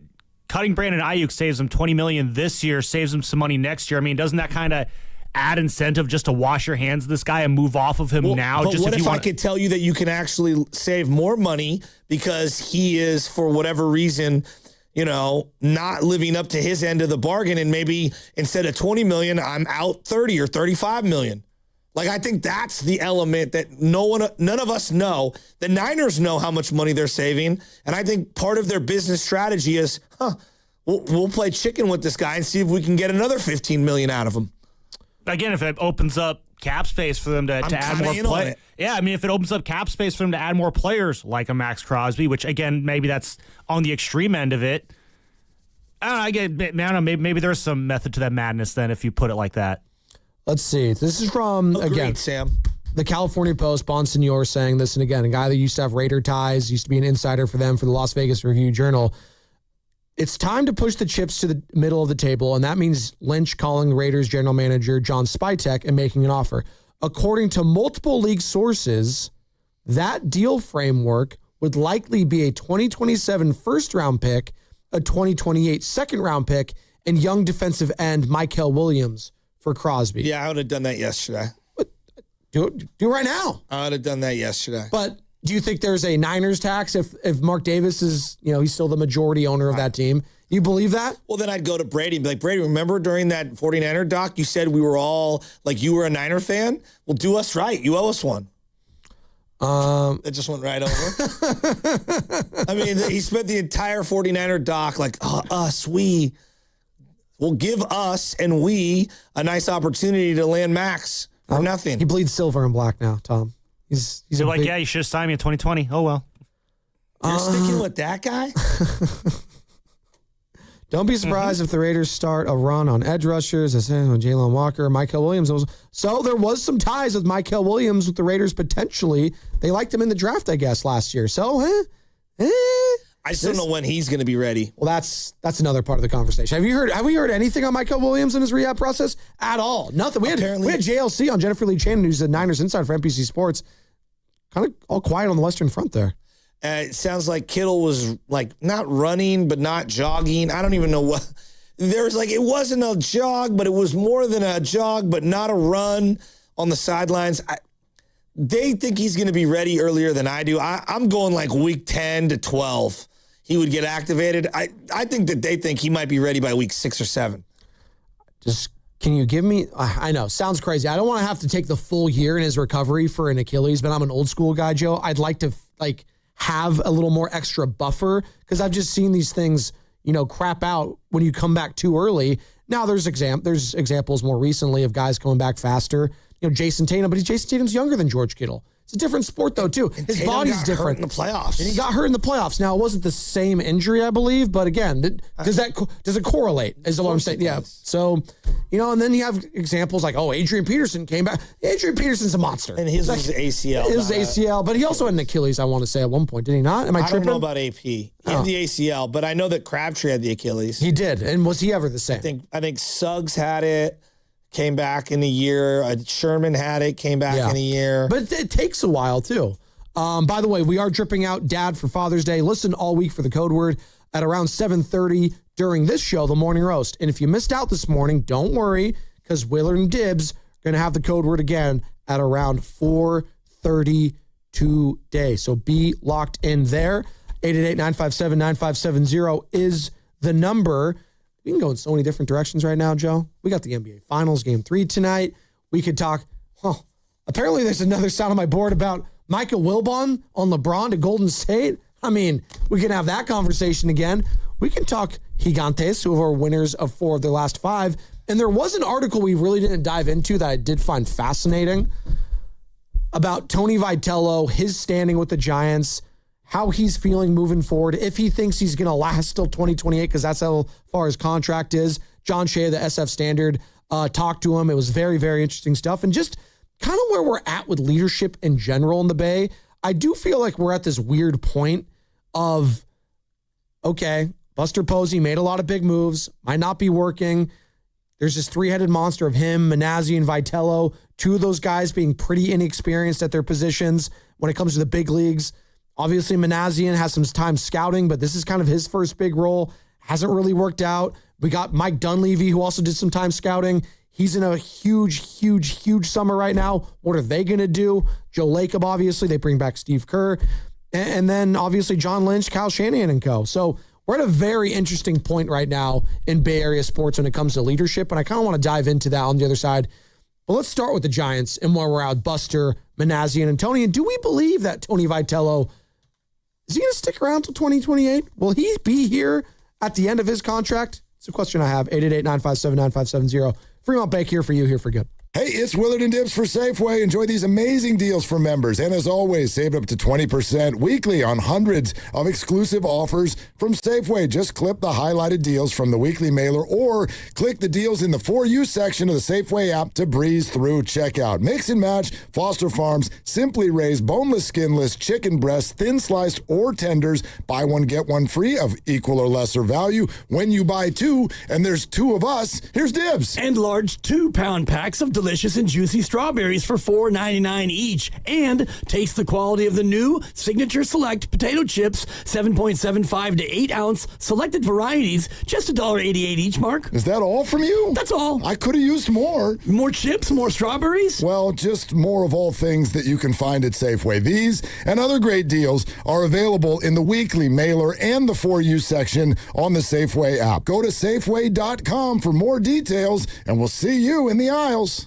What if you could have the most reliable fiber-powered Wi-Fi? And get this, what if you could keep it at the same price for 5 years? During the Xfinity Summer Savings Event, now through June 15th, new customers can get our best price on gig Wi-Fi, just $50 a month for 5 years. And get online in minutes with same-day Wi-Fi. It's Wi-Fi that finds and fixes problems before you even notice them, like super intelligent Wi-Fi with a 6th sense. Plus, add 1 line of Xfinity Mobile Select and you can save an average of $60 a month over Verizon and AT&T. You can even try it free for a year.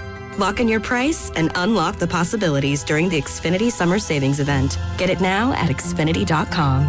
Xfinity. Imagine that. Restrictions apply. Requires paperless billing and auto pay with stored bank account. Taxes and fees extra. Savings based on 1 gig internet and 1 mobile select line compared to similar Verizon and AT&T plans over 5 years. After 12 months, regular rates apply to mobile select. Xfinity internet required. Speeds vary. Use of fiber coaxial cable. Hi, I'm David. I'm Chris. And I'm John. We are the three brothers who own Jack's Restaurant and Bar. And we are here to... Not again. That's my line. Boy, stop it. Mom? What are you doing here? Have you heard your commercials? They're terrible. That's not our fault. You taught us how to cook delicious food. Using only the freshest ingredients. And to treat all our guests like family visiting our home. But you didn't teach us how to write catchy radio spots. They remember that and get back to work. Yes, Mom. Jack's, serving delicious breakfast, lunch, dinner, and drinks the way our mom taught us. ilovejacks.com. In 2026, Bay Alarm celebrates 80 years of security. With burglar and fire alarm systems, 24/7 in-house monitoring, and local service, our promise to the Bay Area remains the same.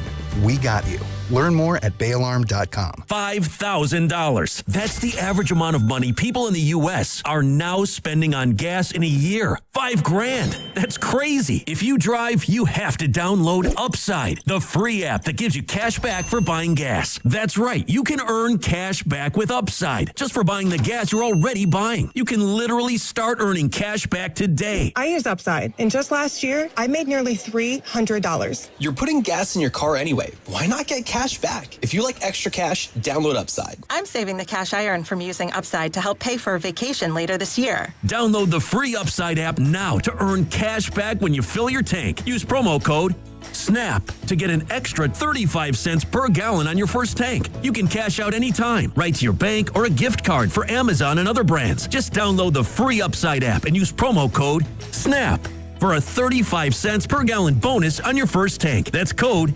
SNAP for a 35 cents per gallon bonus. In celebration of their 75th anniversary, SF Fire Credit Union has a new limited time offer for members. It's their 7-month tiered certificate, similar to what banks would call a CD, and it gives your idle cash a serious upgrade. You can earn 7.5% APY on the first $3,000 for the first 90 days, then 4% APY on the full balance for the remainder of the 7-month term. Visit sffirecu.org for full details and disclosures. Early withdrawal penalties may apply. This institution is not federally insured. The credit union is not insured by any state government, privately insured by ASI, up to $250,000 per account.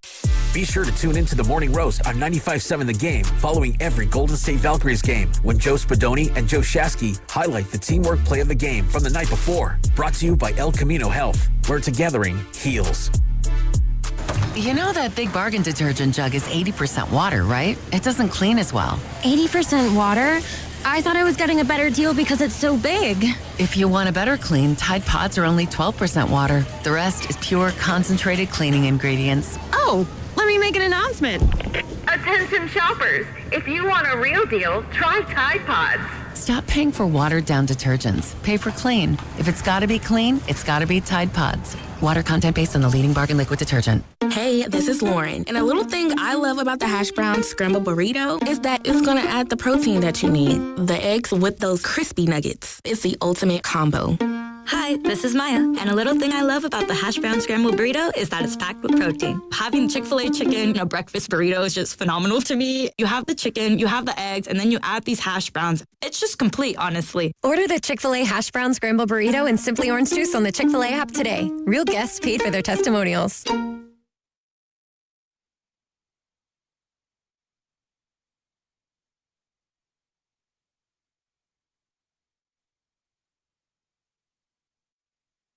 Now, back to the Morning Roast. I think it's an inspired idea. With Joe Spadoni. Is this Brian in Palo Alto changing his voice? And Joe Shasky. I'm sorry? On 95.7 The Game. Welcome back. Rolling here, Spadoni and Shasky on a Monday. Happy summer, everybody. School should be out, right? School's done. Get out of here. Unless you have summer school. Well, that sucks. Or it doesn't if you're trying to further your career in college, if you're just trying to double down. No, I'm going to say it. And I know the teachers out there are punching air. Summer school sucks. Well, it's a punishment. I don't care what you say. Well, for some kids, it's a punishment. For others, you're trying to get this done fast. Yeah, it's like college. Oh, nerds now. Yeah, nothing. So nerdy. Trying to further your career. What a nerd. It's a joke. Getting a college degree. Ugh. Please. One year I failed religion. It's an effort problem. How do you fail religion? Well, so did my boy E-Dog. And so we had to go to summer school. No, the real E-Dog, Eric Bellotto. There's only one E-Dog. Yeah. Santa Clara Peace Officer of the Year, circa like 2013 or something. Well, they gave rewards for that. Well, he was a police officer, you know. So he keeps the peace. Yeah, he got like a full award. He's just a great cop. Nice. But yeah, we had to do summer school. It wasn't. Yeah. No, thankfully I've never had to do summer school in my life because it sounds miserable. It does. But you know what? There has to be a punishment. So then why are you gassing it up? For college, it's great. For like getting a leg up there and just like to, speed up the process. Okay. It's nice. It's clutch. Take a couple online classes in the summertime. Why not? It's great. It's great. You know what else is great? The Giants winning 4-5. Nice series win in Wrigley. You split against the Brewers. Okay. Things starting to look a little bit better now. Do it against the Nationals. You're back at home tonight. That being said, this team has not been good for the most part, Joe. They've just not been a good baseball team. And there was a lot of expectations heading into the season that I don't know if Tony Vitello, the manager, could ever quite live up to outside of making the playoffs. And that was a conversation we had for a while heading into the year, was it not? We asked Dave Fleming, our 95.7 The Game Giants insider, voice of the team. We've asked Bonte. We've asked everyone. Be like, can this season be a success for Tony, even if they don't make the playoffs? So I asked that same question now on June 8th when I don't think they're going to make the playoffs. Now, they can prove me wrong. That'd be great. It'd be an incredible season. But can this season still be successful for Tony, even if they don't make the playoffs this year, Joe? What can he do? What can this team do for him that could signal, you know what? I feel good about where this team is headed with Tony V as our manager next year. Well, right now, I feel like there's a lot like that I'm learning every day about him. Like, for example, yesterday's game, he went right back to Keaton Wynn, who failed the day before. There's a part of me that really liked that. Yeah. That gave him an opportunity to overcome it. He didn't just bury that guy and go with some unknown commodity. And he went right back to him in a high leverage situation the very next day. And I like that. I like my guy in the dugout to have someone's back like Keaton Wynn, who's been, again, their bullpen has not been great. Right. But he has been one of their better bullpen arms, correct? Correct. So to give him another opportunity the very next day against the very next guy, I like that. I thought it's well said. And so I learned a lot about Tony V. Well, I think we're learning a lot about this team in general, too, in this early part of the season, that they got punched in the mouth. And I think it's actually a good compare and contrast with both these teams we just saw over the weekend. The Cubs started red hot. They were one of the best teams in baseball for a stretch here. Again, it's June 8th. What does the best team in baseball mean for the first couple months? Not a damn thing, but it does mean that you've created some wiggle room that if you do have some struggles, you could still, it's not going to, collapse your season. They've lost 8 straight series. They have not been a good team. And yet you look at the standings, they're 2 games over 500. And Giants fans are waking up like, wait, what? That team's, they're a winning team there? Yeah. Well, they didn't crap the bed the early part of the season. See, that's the thing about baseball. You're not going to win, the season in the first couple months, but you can lose the season. You can lose a grip on it. And unfortunately, that's what happened with the Giants as they're 12 games under this morning at 27-39. But you might see 2 teams this weekend, if you're watching, potentially starting to go in different directions. Now, the Giants have to hold up their end of the bargain, Joe. But when I see a guy like Trevor McDonald, and I think he's a good case study and why I think this season could be a success for Tony Vitello still. If I can add some starting pitching, some young starting pitching that I could be excited about heading into next year, if I could add some bullpen arms, some young bullpen arms that could be a part of this team going forward, that's a lot for me. Because that's been the bugaboo about this Giants team for a while. Yes. But you put that on Tony Vitello? No. Put that on Buster? No. I think that's a Buster problem because they didn't go out and get what I deem legit arms for Tony this offseason. But if you could start developing some of these guys at a big league level is what I'm talking about. Obviously, the Barracotos, people are going to gravitate towards. They're going to bring up the Drew Gilberts, Bryce Eldridge being the big one. I'm going outside of those guys Because for the longest time, and we talked to Dave Fleming about this last week, dude, they haven't been able to develop any starting pitching outside of Logan Webb from a homegrown perspective. They have not been able to do that at all. I guess now, I want to just, for Tony Vitello, forget the buster and the roster. How are you judging a baseball manager? It's a good question. Feel overall on the team on a given night out. What does that? What do you mean? Like? I think this weekend was a good example. Okay. Do you think he has a feel for the bullpen after this week? I mean, I think their bullpen sucks, and I think it's hanging on for dear life. So it's tough to have a feel on a bad bullpen where it's just you have no closer, no setup guy, and you don't have a lot of starters going deep into games. So I just think it's really hard. I think Trevor McDonald, clearly he's played himself into a spot in this rotation. He's earned it. Yeah, that's collaborative. See, I put that on the GM and the head coach. So what do you so I guess what I'm saying is, what are you saying? What does Tony do on this team then? Well, because I feel like, can he help develop these guys if he's talking to them every day? That goes to your staff, right? Like, so to me, like, but he's in charge of the staff. No, I are know. we giving him credit for anything this year, Tony? What are we giving him credit for? Well, I think he's done a really good job in the last month and a half with these late game defensive replacements. Some of them have blown up in his face.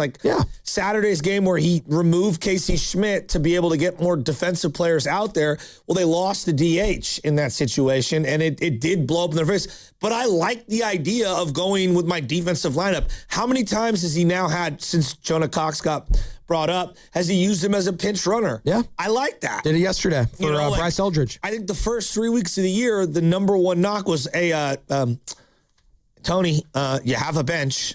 You can sub some guys in and out. Right. They didn't really sub anyone out throughout the game. So I'm noticing a lot of defensive replacements, pinch runners. I think he's done a really good job giving the fluidity of the lineup to make lineup changes on a daily basis. Some I've not been in love with. Some that I really like. I think right now he's got a really good feel for what his lineup is. It's taken a couple months, but he does. Bless you. God bless me. I'm looking at defensively. Have they been in the right spots? Are you shifting appropriately? Now I know the shift isn't as dramatic as it used to be. Yeah. I feel like they've been in a pretty good spot. Whether it's outfield or infield. I actually think that their defensive shading has been pretty good. You've gotten a great year out of Arise, right? Yeah, you have. I think Devers has been pretty good at first base. So Jung-Woo Lee as of late, yeah. No doubt. I think you get a lot of you'll see it in the dugout where the dugout's telling a guy, hey, back up, go to the left, go to the right. They've done a good job. They've got two young catchers, or at least now one, unfamiliar with the bigs. And I feel like in the last week and a half, I've seen some really good adjustments to the staff in how they're attacking some of these hitters. Now, they got blown up in one game, but they've been in a lot of pretty close games lately. They have. And I think that Susak is learning on the job, and I feel like he's done a better job of late than he did when he first came up. For all the things Bailey isn't, what he is he does call a good game. He does. And we threw out the stats. It wasn't really a correlation causation thing, but the fact that the staff did dip a little bit in ERA since Patrick Bailey got traded to Cleveland, I just thought it was a little interesting. I do want to bring up these quotes from Tony Vitello. I'm going to sit down with John Shea of the SF Standard, and this article dropped a couple days ago, Joe, how Giants manager Tony Vitello is handling all this losing. And it says here, I'm my harshest critic, but this is the quote I kind of want to get to. And I do think it speaks to Tony in general, because I see a lot of fans say, Tony, he talks himself into trouble sometimes. Maybe he just needs to say less. What I love about Tony Vitello, he is authentically himself. He has not changed at all. I do think he's adjusted in his answers in the postgame, though. Maybe the answer... I think he's gotten a little more... comfortable? Yeah, I think he's picking and choosing his spots better. I do think also just being at the big league level and watching big league baseball and being a manager for it has given him an opportunity to speak better on it. Yes. Because he had nothing to... Remember early on, Joe, he kept referencing college. Well, now he has big league experience, so we can start referencing things that have happened already this season. But this is the quote I want to get to. The big thing was people said, do you want to take on a challenge or not? And the answer was yes. It still is yes. Did I ever think it was going to be easy? Absolutely not. Now, did anybody on the planet think we would perform the way that we have? No, but we can't change that. We could only push forward. Love that mindset. Love that. Here's another one, which I thought was interesting. He was asked, would he, he's watching the College World Series. Could he see that on the horizon again in his future going back to college? He said, I don't see that happening. I'm very happy with where I'm at and what I'm doing. I'm just like every Giants fan and the guys in the locker room and just not happy with the results. So the only way to change the results is to improve our approach and trust that the results will come. That's 100% where I'm focused at now. So I'm not concerned with any of that. Just talking about college in general, because I think there was some chatter these last couple weeks, Joe, with the team being so awful, the College World Series happening. We had Tony Basilio on. He said, what did he say? He said he was like the Nick Saban of college baseball. He compared Tony Vitello to Nick Saban in the college baseball world. That's high praise, man. That's high praise. And I'll cede my knowledge or whatever, or my, however I feel about college baseball to guys like Basilio who live and breathe it down in Tennessee. Because I'm going to be honest, I don't live and breathe college baseball. I just don't. But when I hear Nick Saban and Tony Vitello, it's pretty interesting. I think there's a lot of people that have predetermined notions on Tony and want to see him fail or succeed based on their premonitions or maybe their predetermined opinions of him. And I think that we've been so quick to put him back into college and consider this just a giant, I don't know, like failed experiment. It's like, dude, let it play out. Let it play out. Does anyone know? Do you know what Bobby Cox did his first year? What did Bobby Cox do? Not win 85 games. That's for sure. Believe he lost 90. Oh. Bobby Cox ended up being one of the greatest managers of all time. Look, I can find a million managers who lost 90 games to start their career and probably didn't make much of their eventual career. You've got to be able to adapt and have a great farm and have a great GM putting great teams out there. This year, to me, has been so less about the manager and who's pulling the strings as opposed to who's out there dictating whether we're throwing strikes and balls. You're listening to 95.7 The Game, KGMZ FM and HD1 San Francisco, and Odyssey Sports Station, and the home of the Golden State Warriors and Valkyries. Always live from the Free Odyssey app, coming live from the Laughing Monk Studios. I don't know. It's interesting, Joe. Usually when a team's not playing well, we're almost always going at the head coach or manager. Like, this is how it's been in sports, even in the Bay Area at large. It's just something's different with Tony. And maybe it's just because of the inexperience we all knew he had coming in here, the inexperience that Buster Posey had in his position as president of baseball operations. Baseball's closed-minded, maybe more so than any other sport. Joe, they took 50 years after the DH was implemented to add it to the National League. Well, what I'm getting at is I don't sense a lot of vitriol with Vitello amongst Giants fans. There might be some. There might be a handful. No. I think nationally there's more talk about him than there is. See, but it's the same thing on the sport. Like, Joe, think about it. Have you heard anyone, since they've switched it up, it's been about 2 years now, does anyone talk about the size of the bases? No. Does anyone even notice a difference? No. All right. How about throwing over 3 times? Yeah, no one cares. When does a broadcast ever say, you can only throw over 3 times now? They don't. Has it been a huge success for the sport? Yes. All right. Pitch clock. Been great. Huge success. How much consternation was there before all of these things? A bunch. How fun was the Ghost Runner over the weekend? It was great. It's great. It was great. And like pitch clock, throwing over 3 times, 3 batter minimum. The shift. Think of all of the talk before, and then now that we've implemented it, how little do we talk about it?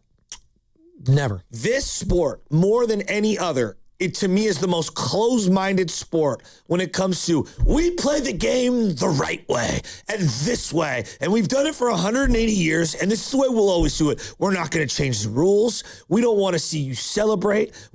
Oh, you're from college? This is the pros. And so Tony Vitello, like these other rule implications, because he was so new to everything, I just think the sport as a whole just despises new. Well, yes, the sport as a whole, but I am a little shocked that even San Francisco Giants fans who have been mired in mediocrity for so long are seeing this team not be very good, being even way worse than they were last year when Bob Melvin was at the helm. And it seems like Tony's getting a little bit of a pass. I'm not saying he should be the reason that we should be crushing him. But I want to kind of commend Giants fans for realizing he's not the problem with this team. Well, because on the surface, Joe, a lot of fans will just say, bad team, oh, it's his fault, fire him. But they've been bad for 10 years. Exactly. And they had one outlier year. It was a great year, and Kapler gets credit for that. And so you think they've learned a little patience level's been a little better? If Tony was the one succeeding Bruce Bochy, I think there would be way more scrutiny. Okay. No, that's fair. That's fair.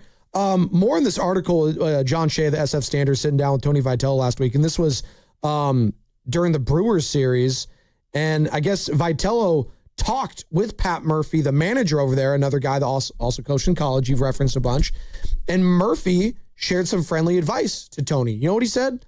Say less. And this is what Tony responded in saying to Shea. That's not who I am. I think I'm a considerate person, and you, the media, have a job to do. I don't want to be a hurdle for the team, whether it's my emotions after a loss or anything I can do to prepare and put us in a good position for when there is adversity. I don't want to interfere with these guys' success. Love that perspective. Love it. And you know what? Be himself. That's why you hired him. You hired him to be himself. And coming from the SEC, even if it's college, we know how SEC coaches feel about the media. He got a Nick Saban comparison, and we've heard a lot of Nick Saban sound bites. Those guys get testy. They get fiery with the media. They don't want to talk. But Tony likes to talk. Yeah. And I think that's okay. See, but what has he said this year that is that salacious? You know what we freaked out about? When he said in the first opening series against the Yankees, maybe I had these guys too fired up. And in hindsight, it's laughable. And you know what's funny is Robbie Ray I thought Robbie Ray did him a disservice by not backing him. You're one of the oldest guys on the team. You've been around. And he was like, we're pros. Yeah, we don't. Yeah. Basically saying that, like, he's not a pro. Yeah, Robbie, how's your season been? No, I'm serious. You need to get better. That's for sure if we're going to trade him. I mean, and I like Robbie Ray. I wanted to give him a multi-year deal. I thought that was weak. I thought that was weak from a guy who's been in the game a long time. You know what your manager needed from you? Kind of support him and be like a voice of reason for him in that dugout. I thought that was weak from Robbie Ray. Well, I think it's something that Tony himself learned from, too. And as you said, we've had 2 months removed from it, and I didn't like it then, and I like it less even now. As Robbie's continued struggles. His performance is irrelevant, but I do find it almost funny that he's dipped in performance since saying that.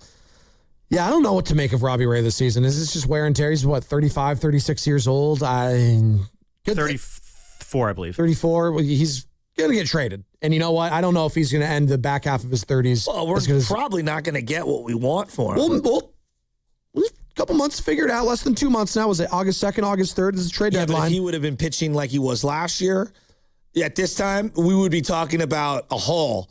I don't think that that's necessarily the same thing this year. It's going to be interesting who's available, though. That's what it always comes. Supply and demand is always a big thing there. So if he's one of the sexier names or one of the highly sought-after names because no one else is trading their guys, you still might get a haul, but you're right. If you'd feel a lot better about it if he had a 3.5 or sub-3 ERA, yes. If I was walking around AT&T Park and I just said, like, to the average fan, like, hey, what's been the biggest issue for the Giants this year? I think most reasonable Giants fans would be like, yeah, they're not pitching as well. Yeah. Like, if just bluntly, whether you want to say, the bullpen, starters, pitching just hasn't been there. Yeah, the pitching just hasn't been as good. And I think the Giants fan, more so than most fans, understands that if you have pitching, that's a great recipe for being a good team.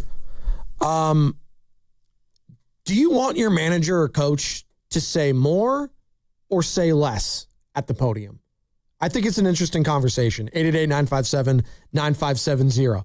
All things being equal, doesn't matter the sport. Do you want to hear more or less from the guy that's in charge? Because it's a case-by-case basis for me. And you could do it both ways. You could be like Steve Kerr, who is a champion, one of the greatest head coaches in the history of the sport, one of the greatest head coaches in the last 15 plus years. The guy's won a lot. Says a lot. Joins our airways every week, Joe. Does a lot of interviews. Hell, he had Wright Thompson of ESPN, this guy, follow along the entire season to get some good information from him and to see his daily life and his day in and day out, what dotting his I's, crossing his T's, all that stuff. Or you could be like Bill Belichick at the podium, Cincinnati, and just not give you anything. be kind of a prick about it. I wonder how New Englanders feel today about Vrabel's, because he was very he'll talk to anyone anytime. Oh, is he not talking as much anymore? Well. I wonder what happened. Oh, no. Finger locking? There was I want Aiyuk if Aiyuk and Shanahan ever reconcile, can they finger lock? Can we have that? No, I need Jed York to give him the same hug that he gave Jim Harbaugh. Oh, no. Yeah. So awkward. No, but I saw a video of Diana Rossini in a celebrity basketball game from 15 years ago. Did you guys see this? Okay. No, I didn't. You didn't see this? Was Mike there? She took a charge and just look at your eyes. Did she? Yeah. Oh. It's very interesting. That's it? That's all you're going to throw at me? Just the memes. Did you see Diana Rossini at this basketball game 15 years ago? Every 3 days, there's all this new breaking footage from TMZ. Okay. Well, it used to be every day, so it's taking a step back. That's true. It's getting better for him, Sammy. Nature is healing. You know what's my crazy God. is, I swear, opening night is going to be Patriots. Are we ready for this? It's Seahawks Patriots, right? Yes. I don't think anyone cares. What are you talking? The lead up better be all Rossini Vrabel talk. Well, let me say this. I don't think anyone, no one cares. It's a good matchup. It's obviously a defending chance. We're going to watch You're it. the king of Love Island. You're going to be all over this. We're going to go to our Love Island correspondent, Joe Spadoni. Well, if Diana Rossini's there in the booth, that would be next level. If she's just there at all, she's or she shows up as a reporter for some I don't know, freelance agency she's starting to be let's go, Rossini. I'm all in. Have we reached out to her? Is she doing any interviews? She doesn't really respond. Vrabel was reaching out to her. Stop. You need to be careful. And by the way, Love Island back last night's. I'm a little behind, so no spoilers. But back in action tonight during the NBA Finals Game 3. I sent him some great memes over the weekend from Love Island. My phone must be listening to me. Great. Because all these Instagrams have been targeted to Love Island. It's sensational. They say the average Love Island conversation. So you like water? Yeah. Yeah, I like water too. It was just hilarious. Well, you know where it takes place. Fiji. Fiji water. Delicious. Not from Fiji. It's not? I think it is bottled in Fiji. The water. Watch too much Love Island, bro. Yeah, and you know what? The food looks good there too. Although they eat pancakes every single day. All right, you need to relax over there about Rossini and other things and Mike Vrabel, whatever you're talking about. Do you want your coach / manager to say more or less at the podium? 888-957-9570. We can also talk some NBA Finals potentially on the other side if you want to, Joe. I would like to. The freaking Knicks are up 2-0 in this series. No one had that coming. No one did. Oh, and the president's going to be in town too to watch it. It's all going to be brought to you by Fremont Bank. Here for you, here for good. When you own your own business, you own every decision. Catch the red eye or take the 6 a.m. Make a new hire or promote internally. Celebrate a win with the toast at the gate or unwind at the lounge. Big props to this team. Some decisions are a win-win, like earning 8 times points on Chase Travel. Chase Sapphire Reserve for Business, the business card that gives back all you put in. Visit chase.com/reserve business to learn more. Cards issued by JPMorgan Chase Bank and a member of FDIC, subject to credit approval. Terms apply. Hey, Spadoni here. Hey, and you know what? The number 7 is everywhere in the world. 7 days a week. Lucky number 7. And in the vodka world, when a vodka is 7 times distilled, it creates a smooth, premium taste that is unbeatable. And there's no better vodka than New Vodka. Spelled N-U-E, New Vodka is 7 times distilled, not 7 times the price. It's an award-winning, American-made vodka that is smooth enough to sip and bold enough to mix. So at a time when everything costs more, New Vodka is the best deal in town. Pick up a bottle of New Vodka at your local liquor store today and cheers to something new. Visit newvodka.com to find out more. That's NUEvodka.com. Running a small business means juggling a lot. Your network has to handle it all. That's where a fiber-only provider falls short.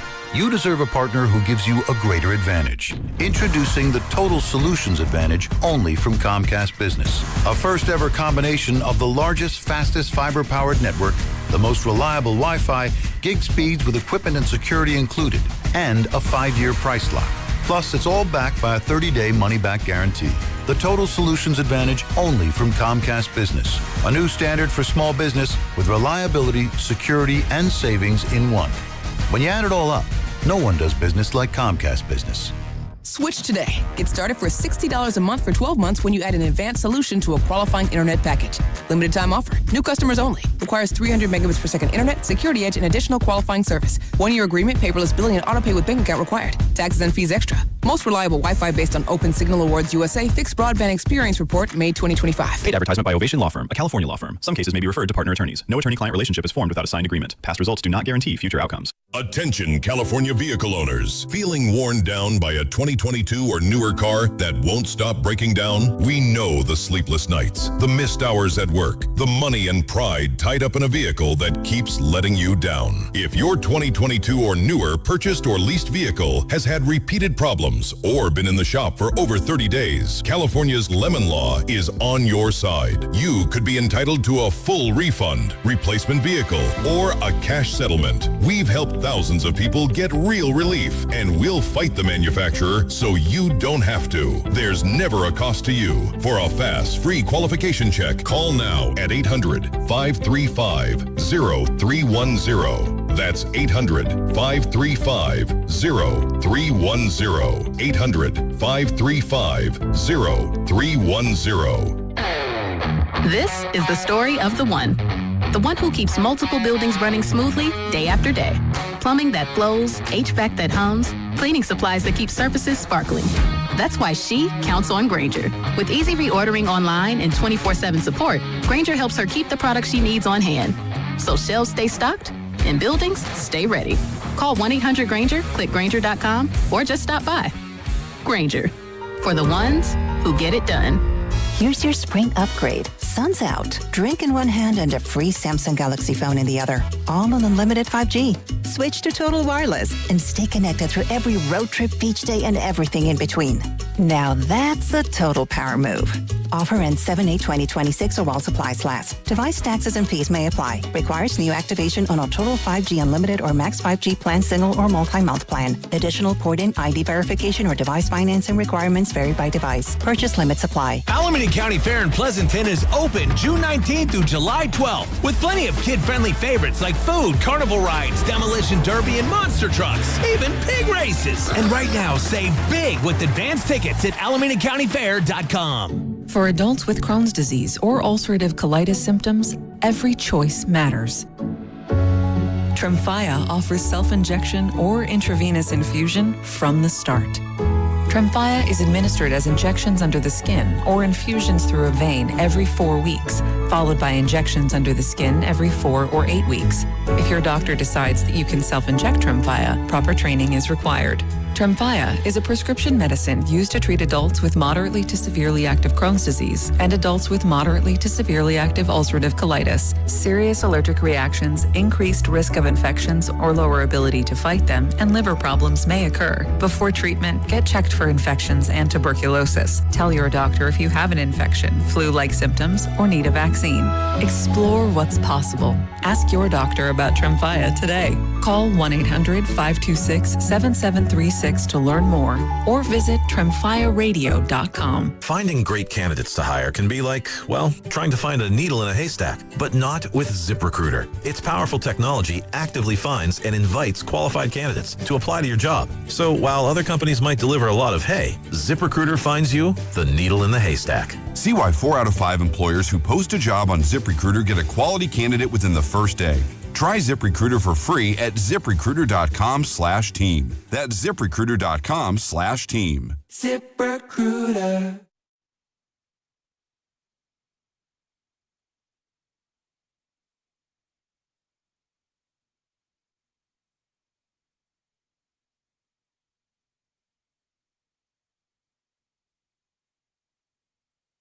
Hey, this is Rob. This is Chase. And you're listening to The Morning Roast on 95.7 The Game with Joe and Joe. You really are.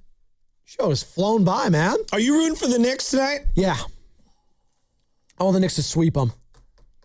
And you know what? I feel a little vindicated because when I saw Victor Wembanyama crying in Game 7 after winning the Western Conference Finals, I was like, oh boy. This guy shot his emotional wad this early. You really think that? That's why they lost game 2? That's why he threw it into Castle's back? Yeah, he shook, clearly.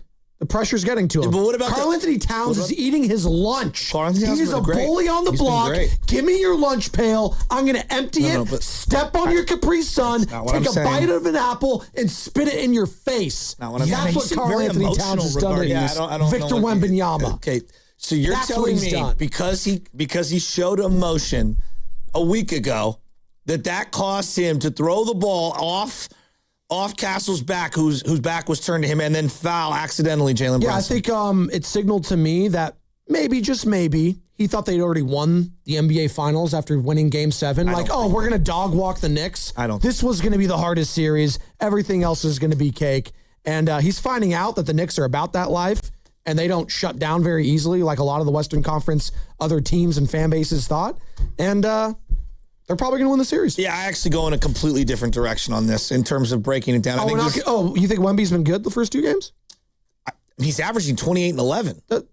Don't give me the average. Come on. He's shooting at 54% true shooting percentage when the average in the series is under. I asked one simple question. Under 42%. Do you think he's been playing good these first 2 games? I think Wemby's been fine for a 20-year-old. See, that's the problem. They don't need him to be fine. They need him to be great. He's 20. I don't care if he's 20. Okay. This is what we're doing. 22. He's 22. 22. Excuse me. He's 22.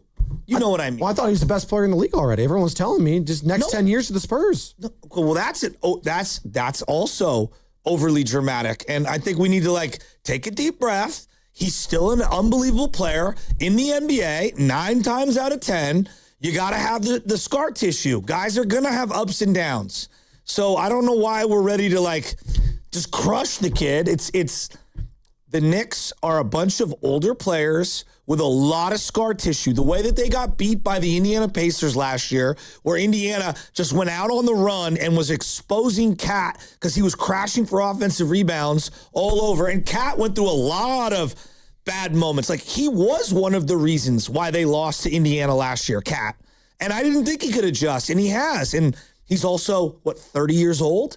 And has been in the playoffs a bunch. Yeah. And they've had a lot of shortcomings. And so it's 2 games. It's not the end of the world for the Spurs. I still think now, you got to give the Knicks the opportunity to win it all. I think the odds have completely flipped in their favor. And I thought the Spurs were going to win. That being said, I'm also not crushing Wemby. There's a bunch of young guys. They played really well to fight back into that game the other day, and I thought they had an opportunity to win it, and I think they're inexperienced, both on their coaches' side and some of the young players around them. They're gonna either have to adjust or take this giant loss across the face. I just think we prematurely anointed this guy when he really hasn't accomplished anything yet. He's gotten to the NBA Finals. Anointed him what? Oh, as the best player in the league already. People have already been saying, no, he's not. You could see it coming, but it doesn't mean he's there right now today. He's not fully formed. Well, that's the thing. Can we wait for the guy to win a title? A title. Can we wait for him to do that? He's had an incredible season. He's had an incredible run. They might even come back and still win this thing. Yes, that could all happen. But we were acting heading into this series like the Knicks had no shot, and they went into San Antonio and are up 2-0 now, heading back to New York. It's pretty incredible, right? I feel like the entire nation has been sleeping on the Knicks. They haven't lost since April 23rd. That's incredible. Yeah, to the Hawks. They were down 2-1 to the Hawks. And they haven't lost since that. I know. That's incredible. It is. It's literally one of the best postseason runs that we've ever seen. One of them, right? Because they haven't lost. Yeah, but I'm just for a second here. You were also the guy saying that you thought OKC was going to be a dynasty. No, I wanted them to be a dynasty. Okay. It's different than I thought they were. I think we just do this in basketball. We overreact. And I don't know. I don't think that Wemby has been this giant negative. Yeah, his Cat had his way with him at times, sure. But we're acting like the guy hasn't shown up at all. No, he's shown up. Chet Holmgren didn't show up in the last series. Absolutely. Wemby's, again, I think it's 28 and 11 or 26 and 11 he's averaging. I think I'd take that. Yeah, but heading into this series, if I just polled America and say, hey, who's going to win this matchup between Victor Wembanyama and Karl Anthony Towns, like 99% of people was taking Wemby. Everyone would have. Yeah, exactly. Okay, so I want credit to Kat. Correct. I don't know why we have to crush the kid. We're not crushing Victor Wembanyama. You just did. No. Karl Anthony Towns needs to get more respect than he's getting, is what I'm saying. If they win it all, they'll get all the respect. We make fun of this guy constantly on social media. Constantly, he gets made fun of.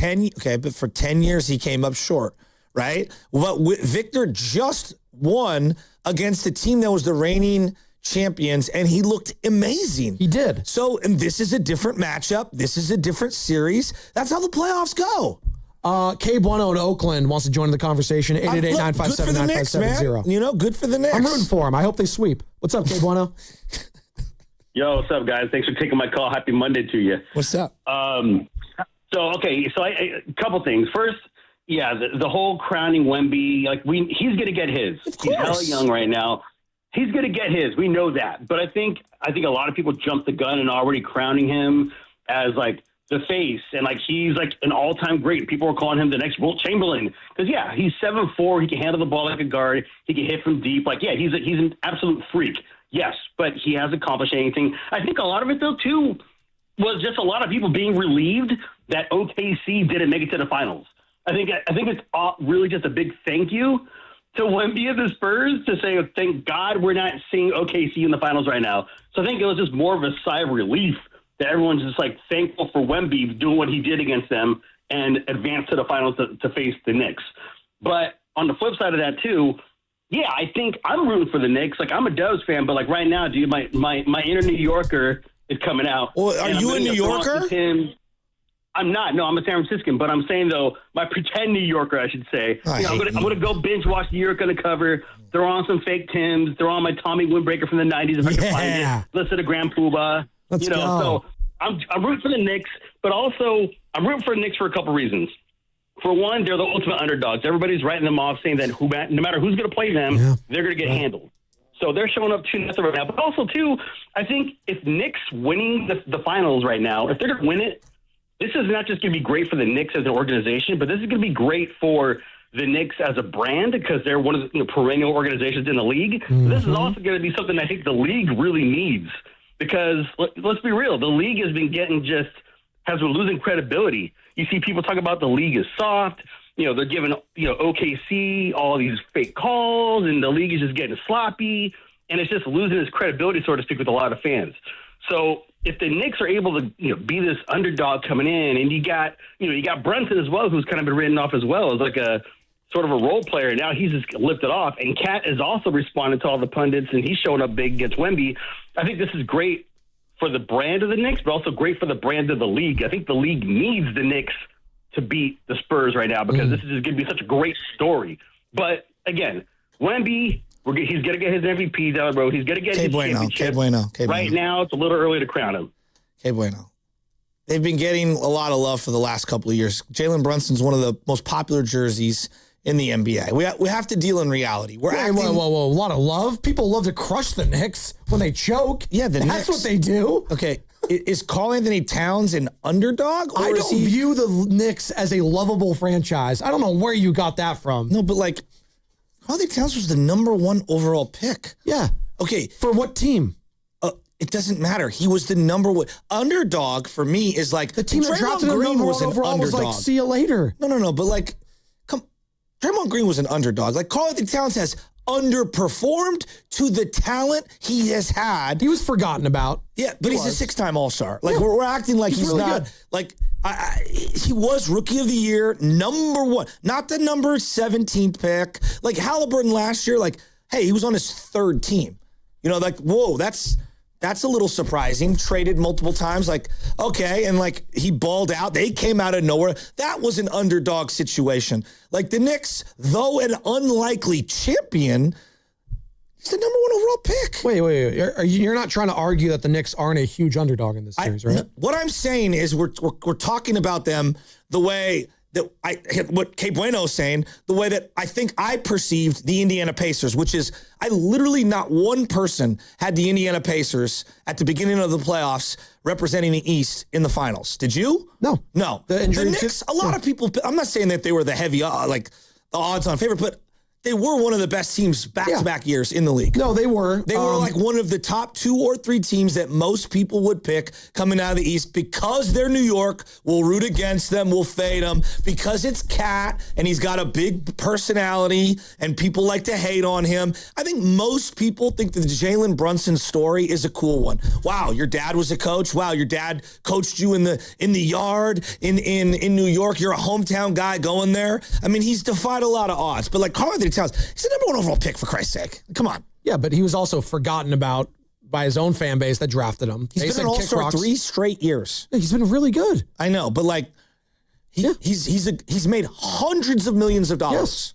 Yes. And he's still a great story because I think a lot of people are down on him. Sure, but not like underdog is a different that I just think we're misusing that term. He is an underdog if you're comparing him to Victor Wembanyama. So like in that scenario, absolutely. And the New York Knicks, I think he's finally living up to his. No one was giving the Knicks a shot heading into this playoffs, even if they made the finals against either the Thunder or the Spurs or whoever was coming out the West. The only shot that anyone was giving for a team in the East heading into the playoffs was the Celtics. And they got bounced in the first round. No, that's a fact, Joe. No, come on. I just think your term of underdog, we just won't see eye to eye. You can't be an underdog when you went to Kentucky at the height of Kentucky pumping out lottery picks and being the number 1 overall pick. Like, Andrew Wiggins at one time. His story might not be an underdog story to you, but you are an underdog if you're going up against some saying maybe the greatest player ever. He might go down as Victor Wembanyama. Okay, in this matchup, overall, the Karl-Anthony Towns is not an underdog. I just don't. I don't subscribe. Jalen, I'll listen to. Jalen was a role player on the Dallas Mavericks. I think that's a cop out for not giving him credit for him owning. Who's not giving him credit? Joe, you can't be an underdog when you're the number 1 overall pick that went to Kentucky and a 6-time All-Star who's made hundreds of millions of dollars. People were laughing at this guy and saying that's called not living up to your credit to your status. What people think. Like what? Yeah, underdog. Not all number 1 overall picks are built the same. You know that. Some are different. Okay. Just because you're drafted number 1 overall doesn't mean you're going to be the greatest player ever. Andrew Wiggins, also the number 1 overall pick, never showed the promise or consistency of Karl-Anthony Towns. Former teammate. Yes. Yeah, but there's levels to it, right? Yeah. Levels, right? And I was shocked by what I saw from Andrew Wiggins. Like, I'm still shocked by what I saw from Karl-Anthony Towns. But to say that he's an underdog, I just don't agree with that. Like, maybe in this matchup, but like for his career, you can't be an underdog when you went to Kentucky, number 1 overall pick, 6-time All-Star. You've probably made $400 million. I love his story. I think he's an easy guy to root for. I think he's an easy guy to also hate sometimes if he's not playing well because of his body language. He's playing incredible. I didn't think he had this level of game in him, but maybe I should have just been paying attention to more. I do think a lot of us fell victim to the East narrative, saying like, oh yeah, but who'd you really beat, right? It's, oh, you dominated a team like the Sixers. Yeah, no one thought much of the Sixers. Oh, yeah, you skated by the Hawks. Okay, great. And then you owned the Cleveland Cavaliers, who, we don't think that highly of. You didn't have to play the Celtics. So let's see. You're playing a real team in the Spurs that went up against real teams like the Oklahoma City Thunder that won the title last year. Let's see it. And they've proven a lot of people wrong. Now, that doesn't mean anything unless you win the ring. It's great. They're up 2-0. They could easily get lemon booty tonight at Madison Square Garden in the playoffs because I've seen it before. If they lose tonight, then there's a hell of a lot of pressure on them in the next game. I just, like, your team could be the underdog by Vegas standards. That player cannot be the underdog for me. Like, just in general, talking about his career, like if I were talking about Karl-Anthony Towns' career, I don't think the word underdog wouldn't, like Brock Purdy was an underdog. Okay. Like Dak Prescott was an underdog. Like there's a pedigree that you have throughout your career. He's lived up to him being the number 1 overall pick through 2 games. Absolutely. He's been amazing. You love the story though. You've talked about this of, you start off pretty high. Well, redemption's a different word than underdog. Okay. Is it a fun redemption story for you? Do you like that? Yeah. Okay. I think Jimmy Butler is probably sitting somewhere going, man, I called out Andrew Wiggins and Karl-Anthony Towns, and they've got maybe going to get a title, and I don't. Well, he's been to 2. I know, but I know. Hey, Jimmy, I got your back, dude. It is funny. I was thinking about Jimmy Butler throughout the series. It's like, man, Jimmy's like, you know what? I saw that dog and cat. I was trying to get it out of him. I'm glad he finally did. You think he's taking some credit for that, Jimmy Butler? No. Jimmy's just, I don't know. You okay? Well, no, I just, You all right? I don't know if we'll ever see him. I don't know what's going on with Jimmy. Well, we'll see him next year at some point. I think about Jimmy. I think about $60 million and him being hurt. It just sucks. I know. Well, you just think about where the Warriors are right now, and can they do anything this summer to, I don't know. Well, what do the fans want to do this summer? I want them to bring in underdog LeBron. He's like such an underdog. So I'm thinking like he joins Steph and then like argument he'll be another underdog. It's a very strange argument you're dealing with the underdog. And then, we'll get all the underdogs together. Why does Towns bother you so much? You can't be an underdog when you're the number 1 overall pick. Can't be an underdog. Well, am I wrong, Carter? Am I wrong? Such a weird argument. I totally agree. You cannot be the underdog when you're the number 1 pick. It's just a ridiculous sentence. You can when you're going up against maybe the greatest player to ever play the sport, Victor Wembanyama. Please, guys. Who said that? Everyone's saying it. Did I say the greatest player to ever play the game? No, everyone's saying that. Everyone's saying I think he's going to go down as the greatest player ever. Joe, here's the PSA, and I've told you this. Stop watching Stephen A. Smith. I don't watch Stephen A. Smith. Okay, well then... we're in the media game, Joe, so we hear a lot of things all the time. Did you hear Steiny say that? What? Did you hear Steiny say it? Has Goose said it? Oh, no. Steiny said literally, I said, I don't like that Victor Wembanyama was crying after winning the Western Conference Finals. You're just jealous of him. That's what Steiny said. So Steiny's drinking the Kool-Aid of Wemby. I know that. He didn't say he was the greatest player who ever played. No, he said I'm jealous of him. That's even worse. Did anyone here at this station use that sentence? Huh? We cover a lot of basketball. I don't care what anyone else hears. I know what I heard. The national perspective, Joe. We cover the local perspective. The national perspective. Who said he's the greatest player to ever play? ESPN Radio, Fox Sports Radio, et cetera, et cetera. That's hyperbolic. He said, no, not the greatest player ever yet. Could go down as the greatest player. Well, win a title first. That's the way we talk about having Mahomes. Conversations. That's the way we talk about Mahomes right now. We only started talking about that with Mahomes when he started winning Super Bowls. I know, but like Victor's very young. People are projecting. That's ridiculous, though. You got to win a couple. You got to win a couple before you can come into the conversation, especially in this sport. This sport, you have to stack championships. I am in total agreement. This is coming from the guy who destroyed Mike Malone after saying we're going to be a dynasty 3 days after they won the title. I'm like, you have to win a second before you can even get to that talk. A lot of Warriors fans wanted Mike Malone, by the way. They still want him as the coach. He's at North Carolina, by the way. They have Bill Belichick and Michael Malone there. Hey. North Carolina sports, man. They attract head coaches. I think one of Bonte's cousins is playing for the football team. Oh, that's sick. Yeah, for Belichick. Let's go. And they got the Jordan brand out there. He better listen to offensive coordinator Hudson. Jordan? Yeah. Oh, my God. Never mind. I had a Rossini, Hudson, Vrabel, Belichick. It's all right. It wasn't going to hit. It's all right. Anybody who said that someone is the greatest ever without winning a title is probably somebody who should be sitting at the kiddie table. Not that they are, that they're going to be the greatest player ever. Okay. And I'm the guy that got on you for talking about Micah Parsons. On the trajectory to be a Hall of Famer? No, the greatest defensive player of all time. Didn't even say that. When did I say that, guys in the back? When did I ever say that? Here's what I would say about the NBA. Trajectory. I said Hall of Fame, thank you. Okay. How dare I say it? I think Micah Parsons is going to go to the Hall of Fame. All right. 8 different winners in 8 different years if the Knicks win. Don't like that. Why don't you like that? I don't like parity in basketball. Some sports it's fine in, and we like to pretend like this. We need a good dynasty. We need a good villain. We need someone. That's where I disagree. We need a collective to root against. The public is dumb sometimes. Okay. They need help. What if I argued with you that I think the NBA has more individual villains than any sport right now in North America? Because I think that I can make the argument there are more individual villains in the NBA right now. And I know we do. We normally hate specific dynastic teams. I get that. In baseball, who do you hate? Take off your Giants cap if you're a Giants fan. I still hate the Houston Astros if Altuve is playing there. I don't think America hates them anymore. They don't have to. I agree with you, but I don't like I see Bregman getting standing ovations in Chicago, so I don't know if he's necessarily hated like that. George Springer getting massive love in Canada. I agree with you at a time. I don't care about those players. I just don't like the Astros. Okay. Yes, but would you agree that's probably a minority opinion? Maybe. So I'll give you the Astros. AL West teams will not like that. All right. Yeah. So for you, Astros, who else? In baseball, no one else.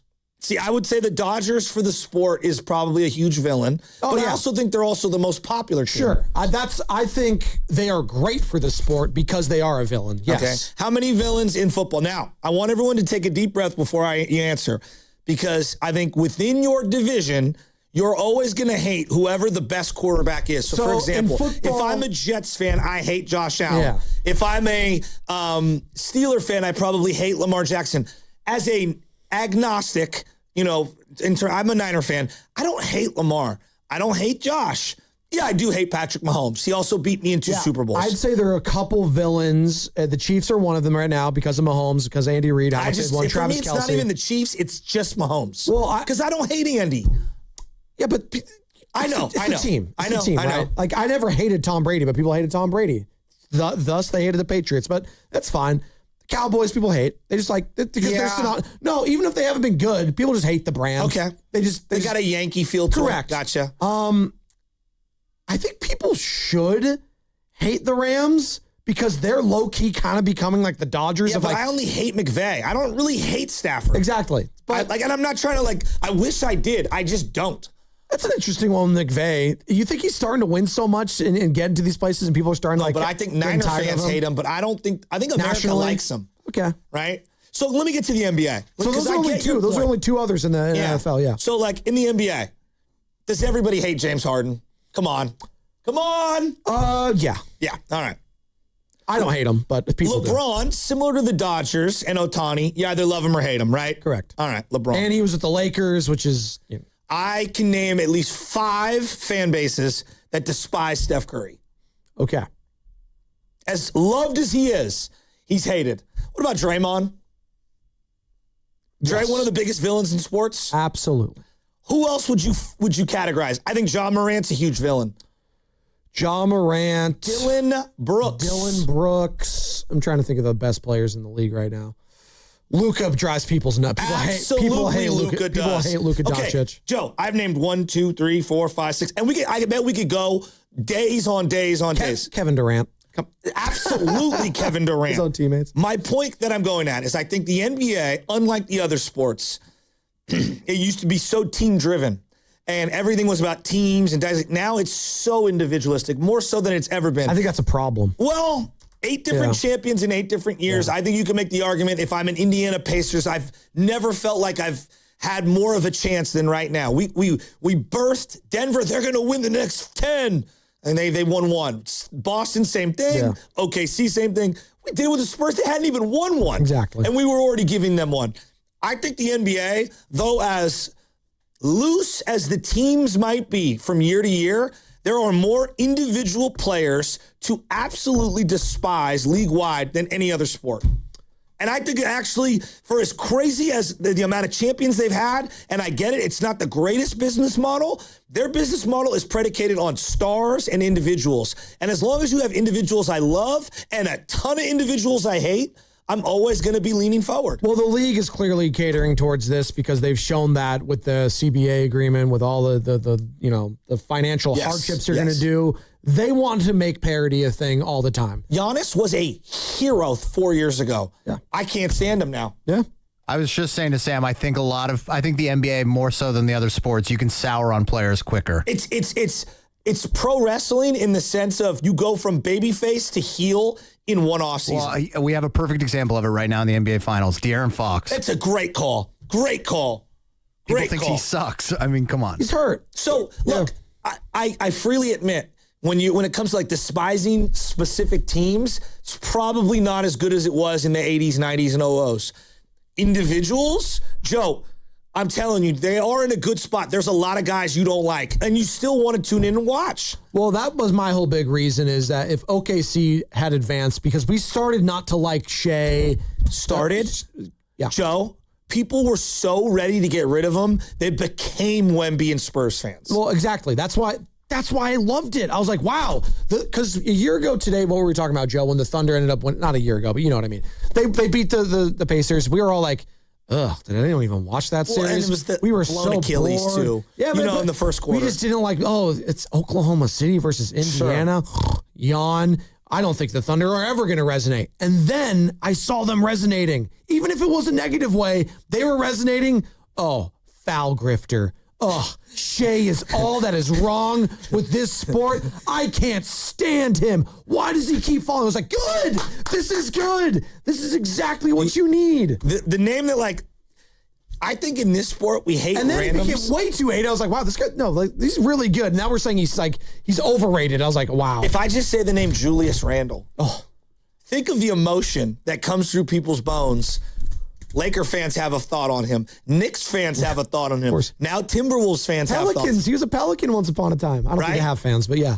Well, I think Zion's another good example. There's a lot of people that hate Zion. Can we get him in Golden State this summer? Is that possible? Can we get Zion? Anyone? No? Is it possible? So, look, do I love the business model the NBA has created with the CBA? No. Yeah. Do I think it sucks? I do think it sucks for fans, front offices, teams, team building. Like, I think it sucks on a variety of levels. The one thing they have going for them, Joe, if I was them, is you got to lean into the villains. You've got so many villains that people hate. So many. I think another problem is today, though, the new athlete is so afraid to be a villain. They don't. No, it's true. You think Jaylen Brown cares about being a villain? I think he's kind of defiantly himself. I don't think he is a villain, though. No, Jaylen Brown. but I think he's been, I think he feels he's been interpreted as a villain because of the clash with Stephen A. I think Smith. it's just, mainly just him and Stephen A. going at it. But to your point, there are certain players that own it. Dylan Brooks owns it. Oh, no doubt. And I leans into it. I think you respect it more if you're a fan when they lean into it more. Like, you brought up Bryson DeChambeau. It never felt real with Bryson. No. Like Bryson, I don't think he was comfortable being a villain. He didn't want to be. No. So he tried to squash that with Brooks because there was that mini feud. I agree. Very quickly. Rory wants to be loved. Correct. He hates when anyone roots against him. He gets you kicked out of a tournament. I think that is, and this is another conversation maybe we can explore even tomorrow, that maybe we're seeing the end of like the villain the true villain athlete. Guys that want to be the villain. You don't see that anymore. Like, these new generations, they want to be loved, man. They want to be loved. They don't like being hated. They get very insecure very easily. They don't like that. I do think football on defense creates a lot of villains. Sure. I just think because the nature of playing defense, but it's not like you respect them. You know what I mean? Like, you don't. Bill Romanowski doesn't walk along the sidelines. Drake Greenlaw walks that tightrope. Which I appreciate. That's why we love Dre. I love Drake Greenlaw. He's not trying to be your friend on the field. Dante Whitner did. Not trying. Now, you can be and still be a baller. Fred Warner's like that. Class personified. Yes. He's not a dirty player at all. He's not going to walk. He's going to be physical as hell, but he'll pick you up after if he needs to. Like, you could be both guys. But I just feel like we're heading into an era now where guys are just afraid to become that villain and they don't want to be perceived as negative at all. And it kind of goes back to this whole podcast-itis thing. Well, we all want to be buddy-buddy. That's a whole separate thing. We all want to reminisce and be on each other's podcasts and hang out. And Draymond Green, to his credit, might be the last of a dying breed when it comes to that. Might be. You don't see guys like him anymore. You just don't. I don't know. I just think we're in the era of the individual villains in the NBA, and it's I don't know. I wonder. Like, are the younger fans just as excited as we were like 20 years ago? I don't know. I don't know the answer to that. I don't know the answer either, but maybe we'll find out together, Carter. And final thoughts.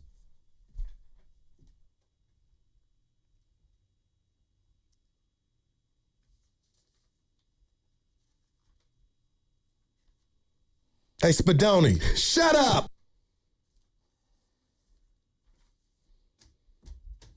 Oh, man. I'm really backed up on Love Island. Need to catch up today. I'll probably do that right when I get home. I hope Melanie's getting over whatever this is with Sincere. She needs to. She needs to get over it. That's it. That's all I got. Love Island? It's just through the fish in my lap. It's just a week into the villa, Joe, and you know this. Like, I don't know anything about the show. And you know this, Joe and Carter. Like, you got to let love explore a little bit. You can't just be tied in day one, night one. You got to, listen, it's a dating show at the end of the day. Leave yourself open for some options. So many jokes right now. Leave yourself open for some options right now. How do you think Mike Vrabel will attack Love Island? Rent a boat. To Fiji? He'd bring it all the way over there? Is that where they're at? That's where it takes place, Fiji. It's beautiful, by the way. I would love to go there. You think rent it out? Maybe 95.7 the game, we could rent out the villa in Love Island. Okay. Be great. Shout out Nelly Korda winning the U.S. Open. That was incredible. It was really cool. Two majors this year, right? Yeah. She was, again, like really emotional. She said something along the effects of, as a young girl, I never thought I'd be able, this is the one that I really wanted to win more than any other, to do it at Riviera, which is a historic course in L.A., just really cool, and I was really happy for her. And I probably watched more LPGA golf than most. And Nelly Korda is just everything that's right with sports right now. She's just a perfect ambassador for the entire sport, and has been for a long, long time. And just seems really down to earth and really cool, like genuine, literally feels like a genuine human. What incredible genetics in that family. Everyone's an elite athlete. So congratulations to Nelly Korda. Brother, professional tennis player, Sebastian Korda. Yeah. And did you see that final lip out? She got to be a little nervous. She went. The way when it circled the drain, I was like, oh boy. And it went in though. So shout out Nelly Korda, Carter. Or Sam. My final thought is MLB schedule makers kind of doing the Giants dirty a little bit. There's the late night Sunday primetime game the night before they got to take a cross-country flight back home to take on the Nationals tonight. Giants got in around 4 o'clock this morning, apparently. And then next weekend, though, this is where they're helping the Cubs out because the Cubs are off today. And then next weekend, they bumped up that Sunday start time to 12:05 so that the Cubs can get out of town early and fly back home to take on the Rockies. But the Giants don't get any such love from the MLB schedule makers. That's a shame. Shame on you, MLB schedule makers. And as you know, Sam. I shake my stick at you, sir. By the way, I'm just seeing this. Apparently, there's like the female version of John Daly on the LPGA tour. Charlie Hull. She smokes cigarettes all the time. Charlie Hull's been around forever. Come on, you don't know about Charlie Hull? What are you talking about? Well, she's got one of the most beautiful swings. John Daly's swing, like her swing is gorgeous. You want to talk about a swing that I'm envious of? It's hers.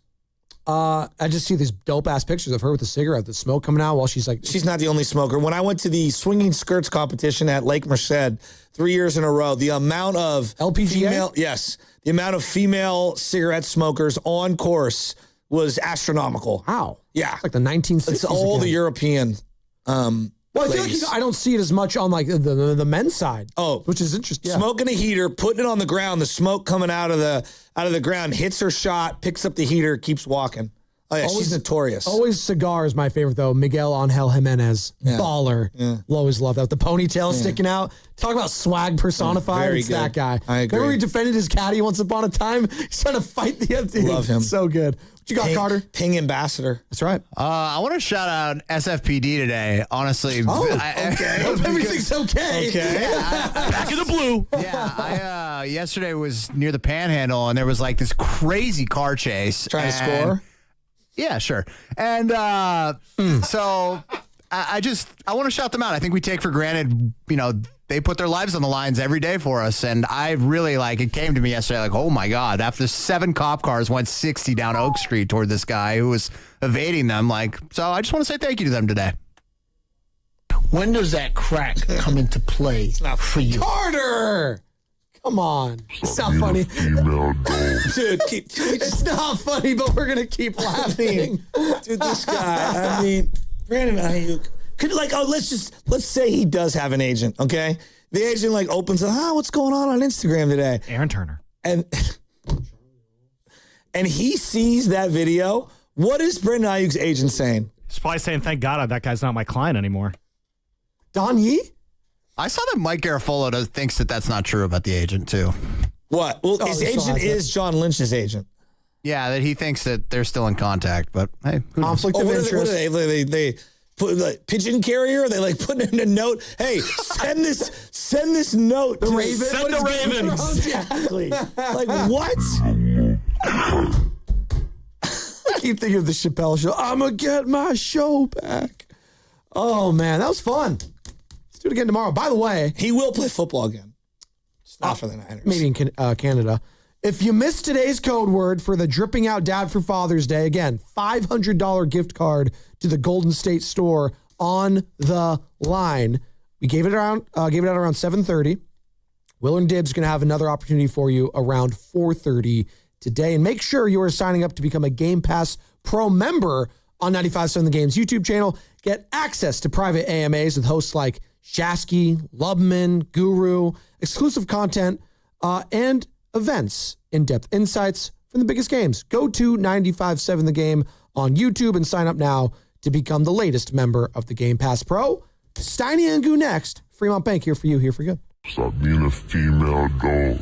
SF Fire Credit Union is celebrating 75 years with a new limited-time 7-month tiered certificate. That's right, a certificate is similar to what a bank calls a CD, and this one gives members a big earnings boost up front. Earn 7.5% APY on the first $3,000 for the first 90 days, then 4% APY on the full balance for the remainder of the 7th-month term. Start with as little as $250. Visit sffirecu.org. Early withdrawal penalties may apply. This institution is not federally insured. The credit union is not insured by any state government. Privately insured by ASI. Up to $250,000 per account. What if you could have the most reliable fiber-powered Wi-Fi? And get this, what if you could keep it at the same price for 5 years? During the Xfinity Summer Savings Event, now through June 15th, new customers can get our best price on gig Wi-Fi. Just $50 a month for 5 years. And get online in minutes with same-day Wi-Fi. It's Wi-Fi that finds and fixes problems before you even notice them. Like super intelligent Wi-Fi with a sixth sense. Plus, add one line of Xfinity Mobile Select and you can save an average of $60 a month over Verizon and AT&T. You can even try it free for a year.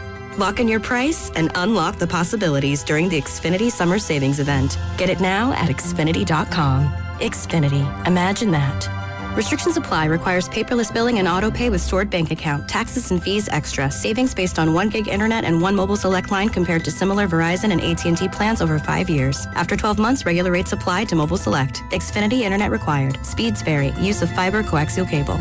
DraftKings Sports is live in all 50 states. Yes, that means you, California. The whole world is watching one tournament right now. Group stage chaos, knockout drama, stoppage time heartbreak. The DraftKings Sports app is now live in California. So whether you're catching the early kickoff before work or the late match at the bar, you're in on every minute, every match, every moment, all in one app. Right here in California, the world's biggest stage is in the palm of your hand. New DraftKings customers sign up with the code 957TheGame, spend $5 to get $200 in total rewards. That's code 957TheGame in partnership with DraftKings. The crown is yours. Event trading offered by DraftKings Predictions, a CFTC registered introducing broker. Trading involves risk of loss. Market availability varies. Eligibility restrictions apply. $50 every 7 days via click to claim issued in non-withdrawable predictions dollars that expire in 1 year. Ends June 28. Terms dkng.co/predictions promo. So Ryan and I came to the decision to get life insurance when I was pregnant with our first son. He really wanted us to be taken care of if something happened to him. He provided for our family in life and also after his death. I think that would make him proud. Ethos makes it fast and easy to get life insurance. Apply in minutes and get same-day coverage. Get your free quote at ethos.com/music. That's ethos.com/music. Paid testimonial. Time spent on application may vary. Online health questions required.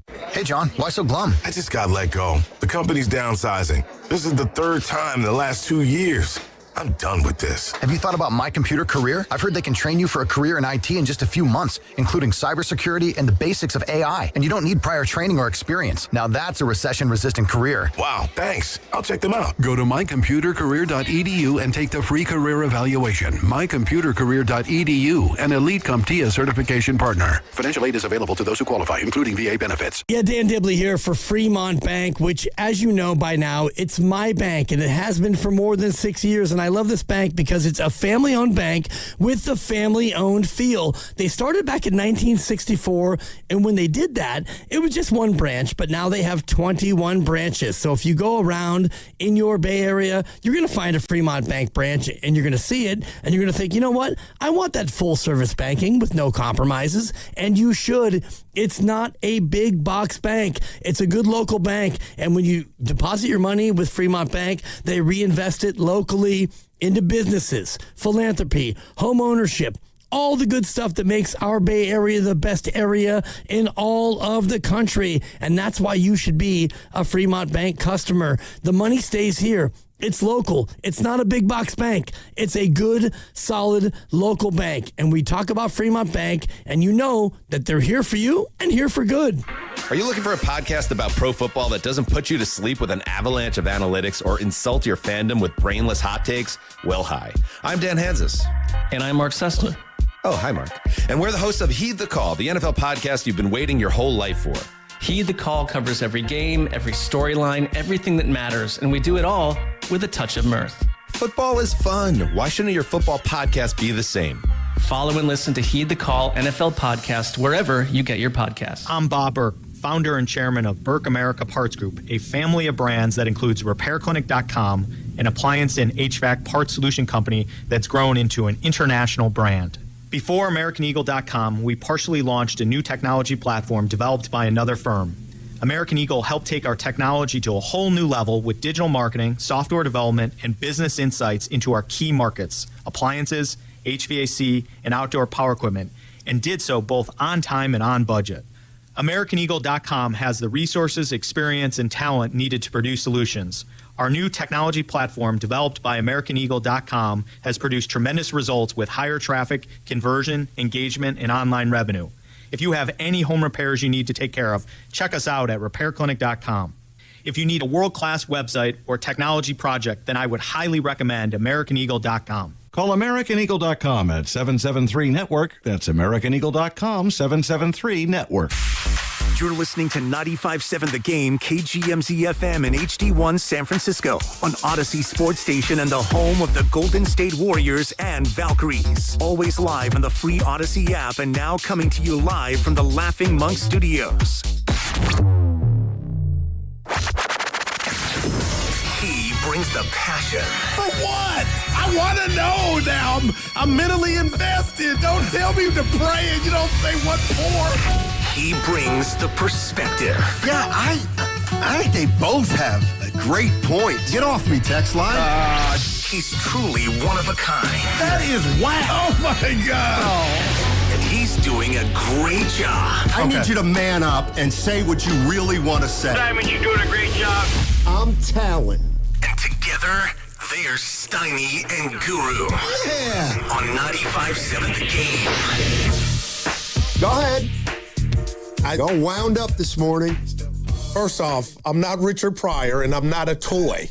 Okay, if you know, you know. I'm going to give myself a 4 on that one. What do you mean? That's not how you start a show. You set it up, baby. No, I don't feel like setting it up today. Okay, we're matching. We're not. We are matching. Evan, I didn't know. You were all jacked up in the green room, uptight. We are matching. We're not. There was Jackson and McCartney, Kobe, Shaq, and Steiny and Goo.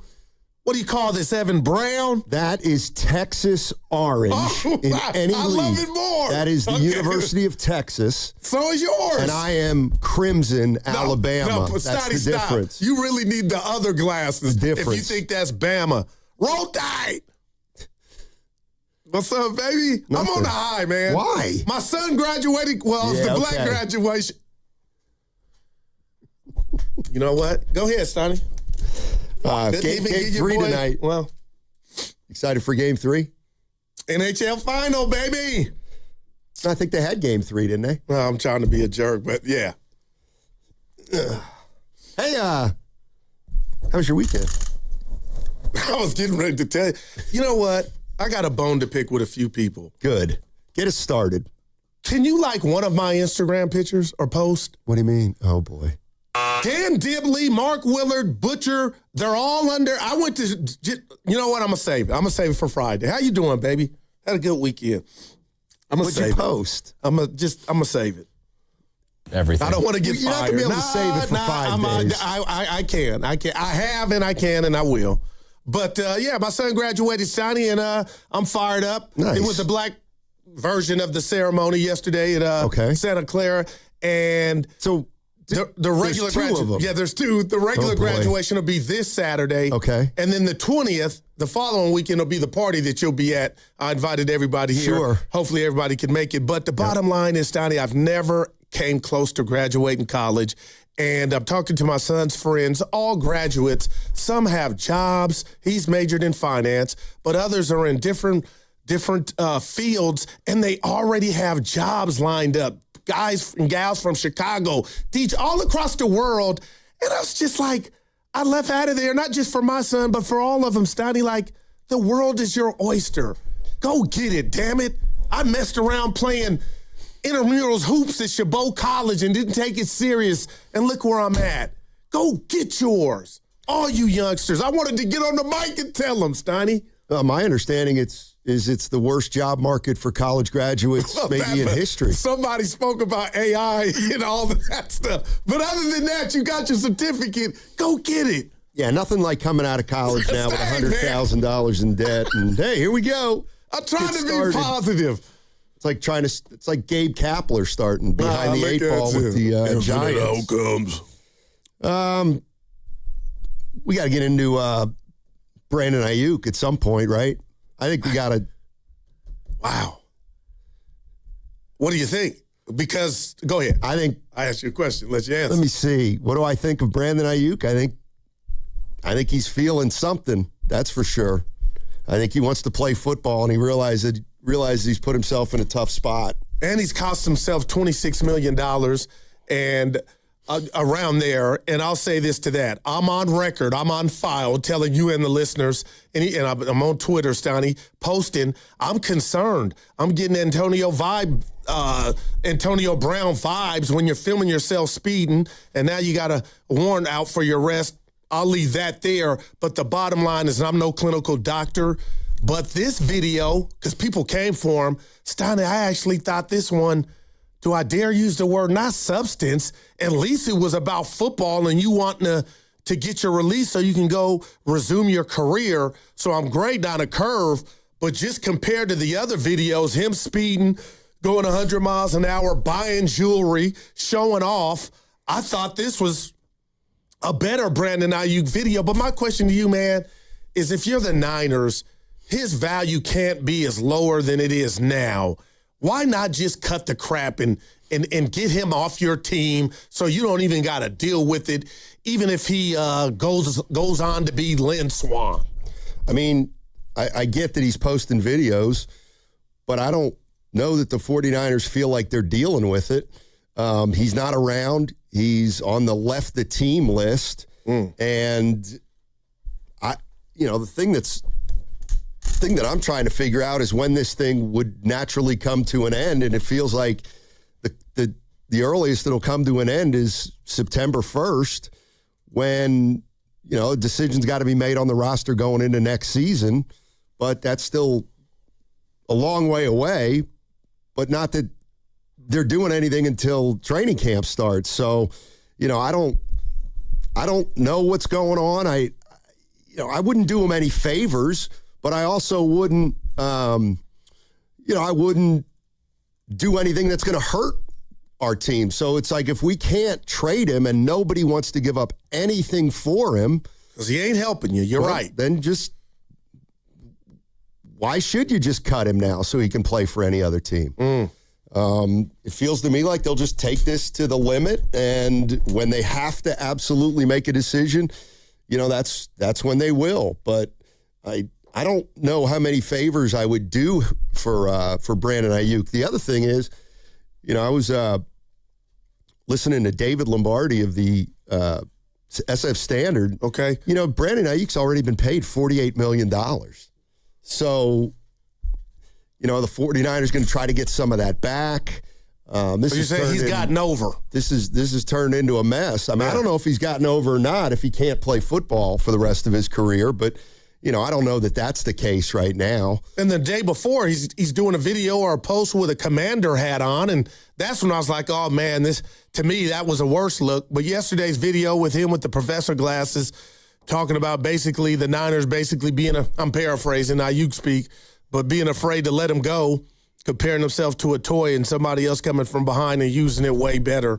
But, man, that's a draft pick I know they want back. I just hate – you ever been in a breakup, Stoney, to where you kind of – I know a lot of friends, and I've been in a situation where you don't want the other person to go find better, but then you got to be an adult and think about it, and, like, I can't worry about that. I got to cut ties. And that's what I hope the Niners do at some point. 888-957-9570 is the number. I'll play the Brandon Aiyuk Instagram post on the other side. But the thing that I'm wondering about is it feels to me like if he ever does show up, that would be the move that would get him out of here probably faster than anything, because they don't want to have to deal with him. And I'm thinking, whenever training camp starts, why doesn't he just show up? Just show up. And that'll force the 49ers' hand, I got to believe, in some way, because they're not going to want him around. But this has turned into a I don't know if it's a distraction. If you're a 49er fan, do you think this is a distraction? He's on the team, but he's not really on the team. He's not really with his teammates. He hasn't been around. But I do know this, that we're kind of used to this with the Niners now, whether it's Aiyuk, whether it's Deebo Samuel, whether it's Bosa, whether it's Trent Williams. But they all came back. Yeah, but they were all distractions. Yeah, but they got it, they fixed it. This dude is, the worst part to me, Stoney, is I don't know that they fixed it. Outside of Stribling, we don't know what he's going to be, and hopefully, he is all he can be, an all-pro. My point is, when you look at the Niners receiving core and the question marks of Pearsall, I guess when I hear Brandon Aiyuk, I'm just reminded that in a crazy way, it's not Kuminga, it's what he could have been and what they still kind of need at that position. Like when I see B.A., and I don't know what he is physically, but Steiny, he was supposed to, at one point, represented somebody that they paid a lot of money to, thinking he was going to be around 6 to 8 years and hold down the outside wide receiver position for the San Francisco 49ers. And now it's to where it's at. It's messy, it's toxic, but he's not helping. But it's just a reminder, like if I were to ask you right now, all states, Donnie, how good is the Niners receiving core? You got a rookie. We don't know what he's going to do. We're excited. Pearsall, you don't know what's going on there. Jennings is gone. Kittle's coming back off injury. Just your thoughts on the Niners wide receiver core in general. I mean, I know who they are. They're going to have Mike Evans and Pearsall and Kirk. And then if Stribling can play, Stribling can play. Or if some of the guys from last year get more playing time, Robinson or Jordan Watkins, maybe those are the guys.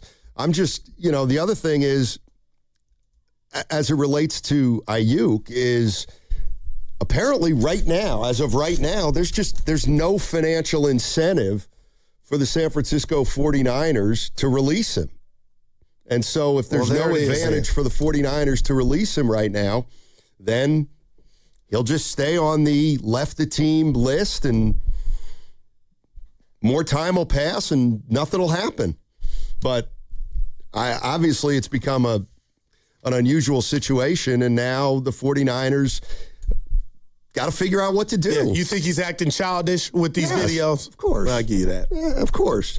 888-957-9570 is the number. 49er fans, I'll play the Instagram video on the other side of what Brandon Aiyuk said about the 49ers and where they're at right now. And what would you do if you're the San Francisco 49ers? What's coming up on the game is brought to you by Fremont Bank, here for you, here for good. And as you know, we're live on YouTube throughout the entire day. Just search 957 The Game and you'll find us. And now we're expanding the community for our super fans. Become a Game Pass Pro member to get early access to full-length shows, private AMAs, and exclusive content like post-game reactions, one-on-ones with insiders, and much more. Go to YouTube, search 957 The Game, and sign up now to become the latest member of the Game Pass Pro. That segment also sponsored by Alameda County. Join the Treasurer Tax Collector's Office. Our team collects taxes, manages public funds, and supports essential community services. We offer roles in finance, investments, and customer service with competitive pay, great benefits, and room to grow. Start your public service career at acjobs.org. Hey, it's Willard and Dibbs for Safeway. Enjoy these amazing deals for members. And as always, save up to 20% weekly on hundreds of exclusive offers from Safeway. Just clip the highlighted deals from the weekly mailer or click the deals in the For You section of the Safeway app to breeze through checkout. Mix and match Foster Farms Simply Raised boneless, skinless chicken breasts, thin sliced or tenders. Buy one, get one free of equal or lesser value when you buy two. And there's two of us. Here's Dibs. And large 2-pound packs of delicious and juicy strawberries for $4.99 each. And taste the quality of the new Signature Select potato chips, 7.75 to 8 ounce selected varieties, just $1.88 each, Mark. Is that all from you? That's all. I could have used more. More chips, more strawberries? Well, just more of all things that you can find at Safeway. These and other great deals are available in the weekly mailer and the For You section on the Safeway app. Go to Safeway.com for more details, and we'll see you in the aisles. The following is an attorney advertisement. If you get sidelined by your workplace injury, the workers' compensation attorneys at Boxer & Gerson can help you get back in the game. Our team of skilled attorneys will fight by your side for the treatment and compensation you deserve. We care about justice for injured workers. That's what makes us Northern California's premier workers' comp law firm. Call Boxer & Gerson at 510-835-8870 or visit boxerlaw.com for a free consultation. Boxer & Gerson, your life is worth the fight. Hey, baseball fans, want to turn your good deed into game day? This June, donate blood with Stanford Blood Center and score 2 free tickets to see the San Francisco Giants in action. No batting average required, just a little time and a big heart. In about an hour, you can help save lives, and we'll send you to the ballpark to celebrate. So grab a friend, roll up your sleeve, and make it a double play. Help patients in need and catch a Giants game at Oracle Park. Visit StanfordBloodCenter.org to book your appointment today. Stanford Blood Center, where heroes win big. Looking for something fun and free to do midweek? Come explore Welcome In Wednesdays at History Park, brought to you by History San Jose. Every Wednesday through August, step inside one of our historic buildings, shop unique local finds at the gift shop, and enjoy the charm of this beautiful open-air museum and park, all for free. Take a walk through time at Welcome In Wednesdays, only at History Park, located in Kelly Park at 1650 Center Road. Visit historysanjose.org for details. That's historysanjose.org. Paid advertisement by Ovation Law Firm, a California law firm. Some cases may be referred to partner attorneys. No attorney-client relationship is formed without a signed agreement. Past results do not guarantee future outcomes. California drivers, your 2022 or newer car problems could actually qualify you for a major payout. Ford drivers got up to $186,000. GM drivers got up to $173,000. And those are just some of the settlements recovered this year. Some drivers may qualify for even more. If your 2022 or newer car keeps breaking down, stop paying for a mistake the manufacturer should be paying you for. California Lemon Law could entitle you to a massive cash settlement, a vehicle buyback, or even a replacement vehicle. If your 2022 or newer vehicle has repeated issues, warning lights, engine trouble, transmission problems, electrical issues, or it's been stuck in the shop for 30 days or more, you could already qualify. We fight to get your money back, and you pay absolutely nothing unless we win. Call 800-527-2131. That's 800-527-2131. 800-527-2131. T-Mobile has an exclusive bundle for customers 55 and up. I'm Sarah Bowl. Yeah, I'm Frank Bowl. A reliable network is key for us. And with T-Mobile, it's been wonderful. And going to the 55 plus plan saved us so much money. A lot. And that's important. Trying to keep costs down. The home internet's been perfect. It's fast, it's quick. The setup was so easy, it took less than 15 minutes. It was like, ah. If you want simplicity, coverage, reliability, you want the whole package, T-Mobile has it. Right now, T-Mobile customers 55 and up can get 2 phone lines on America's best network, plus America's fastest 5G home internet for just $30 each. $30 per month each line with autopay plus taxes and fees. Minimum age 55. Pricing for home internet rely on 2 lines of essentials. Choice 55. $35 connection charge per line required. Best mobile network and fastest 5G home internet based on analysis by Oak Cliff Speed Test Intelligence data 2H 2025. All rights reserved. I'm Piera Palazzolo, VP of Digital Marketing for the American Management Association, a company focused on the management training skills needed to enhance the careers of business professionals. We did our research when it came to the best companies for website development and chose AmericanEagle.com. And we couldn't be happier. AmericanEagle.com worked closely with us to understand the front and back end requirements needed to launch an e-commerce website that could handle the complexities of running thousands of seminars nationwide. Our robust new website and improved SEO saw immediate increases in site traffic and web revenue. If you're in need of managerial effectiveness and success, visit our website at amanet.org. If you're in need of a website that provides an unparalleled consumer experience, I highly recommend AmericanEagle.com. Transform your business today. Dial 877-WebNow1 for a free digital consultation with AmericanEagle.com.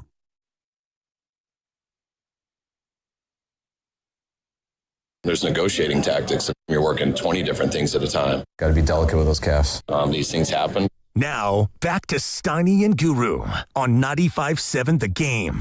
All righty. Game 3 tonight in New York. Spurs down 2-0. And the president's supposed to be in the house, and if the Knicks lose, oh my, that Q rating will be less than it is now. Is he suiting up? No, it's just he's just. Does he affect the game? Well, he's bad luck. For who? We'll see. We ain't talked about Wemby. Have you seen I don't want to say superstar. His legacy shot. No, I haven't seen a worse sequence in the finals since maybe Nick Anderson missing those 2 free throws. But I wanted to blame Castle for not looking back. You told me, hell no, that was on Wemby. And then you had to down 1, the Rip Hamilton jumper from the man. That was you throw a bad pass, you're down 1, then the foul. And then you missed a game winner. Yikes. Yeah. They're in trouble. They better win tonight. Yeah. We're talking about Brandon Aiyuk. He's still a 49er. He's still a receiver as far as we know. And he's in no man's land with the Niners right now. And he posted a video over the weekend, and clearly he wants the Niners to either release him or to trade him. And the 49ers are just sitting tight and not really doing anything at all. So this is what we're talking about today. This is Brandon Aiyuk, an Instagram post. You do with it what you will. Take us back to the day, Aiyuk, that you signed your contract extension. Okay, that's my fault. This is the one. Sorry. I was like, I didn't hear her on. Here you go. We dealing with, like them kids when they don't get picked for the basketball game at the court. But they the ones that brought the ball. So they like, all right, y'all don't want to pick me? I'm taking my ball. I'm going home. Little ass boys. Or like when your kid, he got this one toy, but he don't really know how to use it correctly. So somebody else about to pick it up and play with it. And they're like, oh yeah, that's lady. And they're like, wait, hold on, that's my toy. Little ass boy. Man, stop running from the belt. The belt coming. You scared. They scared. The truth is they scared. They know how I get. They gonna say, oh yeah, BA did this, BA did that. BA did, allegedly. But what they not gonna say is BA suck at football because they know how I get. And they running from that belt that's on the way. It's inevitable. It's coming. Stop running. Stop being a female dog. Stop being a little cat. Stop running from the belt. I mean, you got to be kidding me. I'm sorry. Boy. You got to be kidding me. Boy. Look, I mean, if you're laughing about it, you're not worried about him, right? No, I'm just, I get what he was trying to put down on this video. All the others made me worry about him. I still am. But at least this one was something I can identify with. Okay, what's his beef? And shout out Swagoo. His beef is he wants the Niners to let him go so he can go latch on with another team.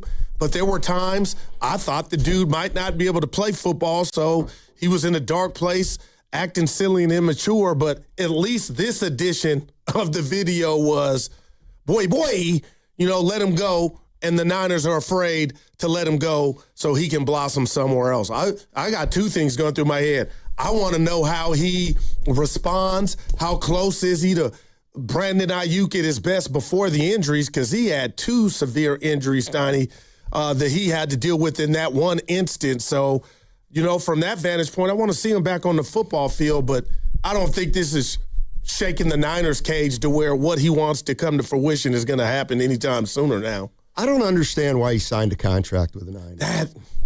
The money. Yeah, so, I mean, to me, it feels like he signed that contract with the Niners and knew he was going to do what he ended up doing. Otherwise, I don't really understand it. He didn't know he was going to get hurt. So what does getting hurt have to do with him not wanting to be a Niner? I'm thinking maybe just reflecting on, what did I do?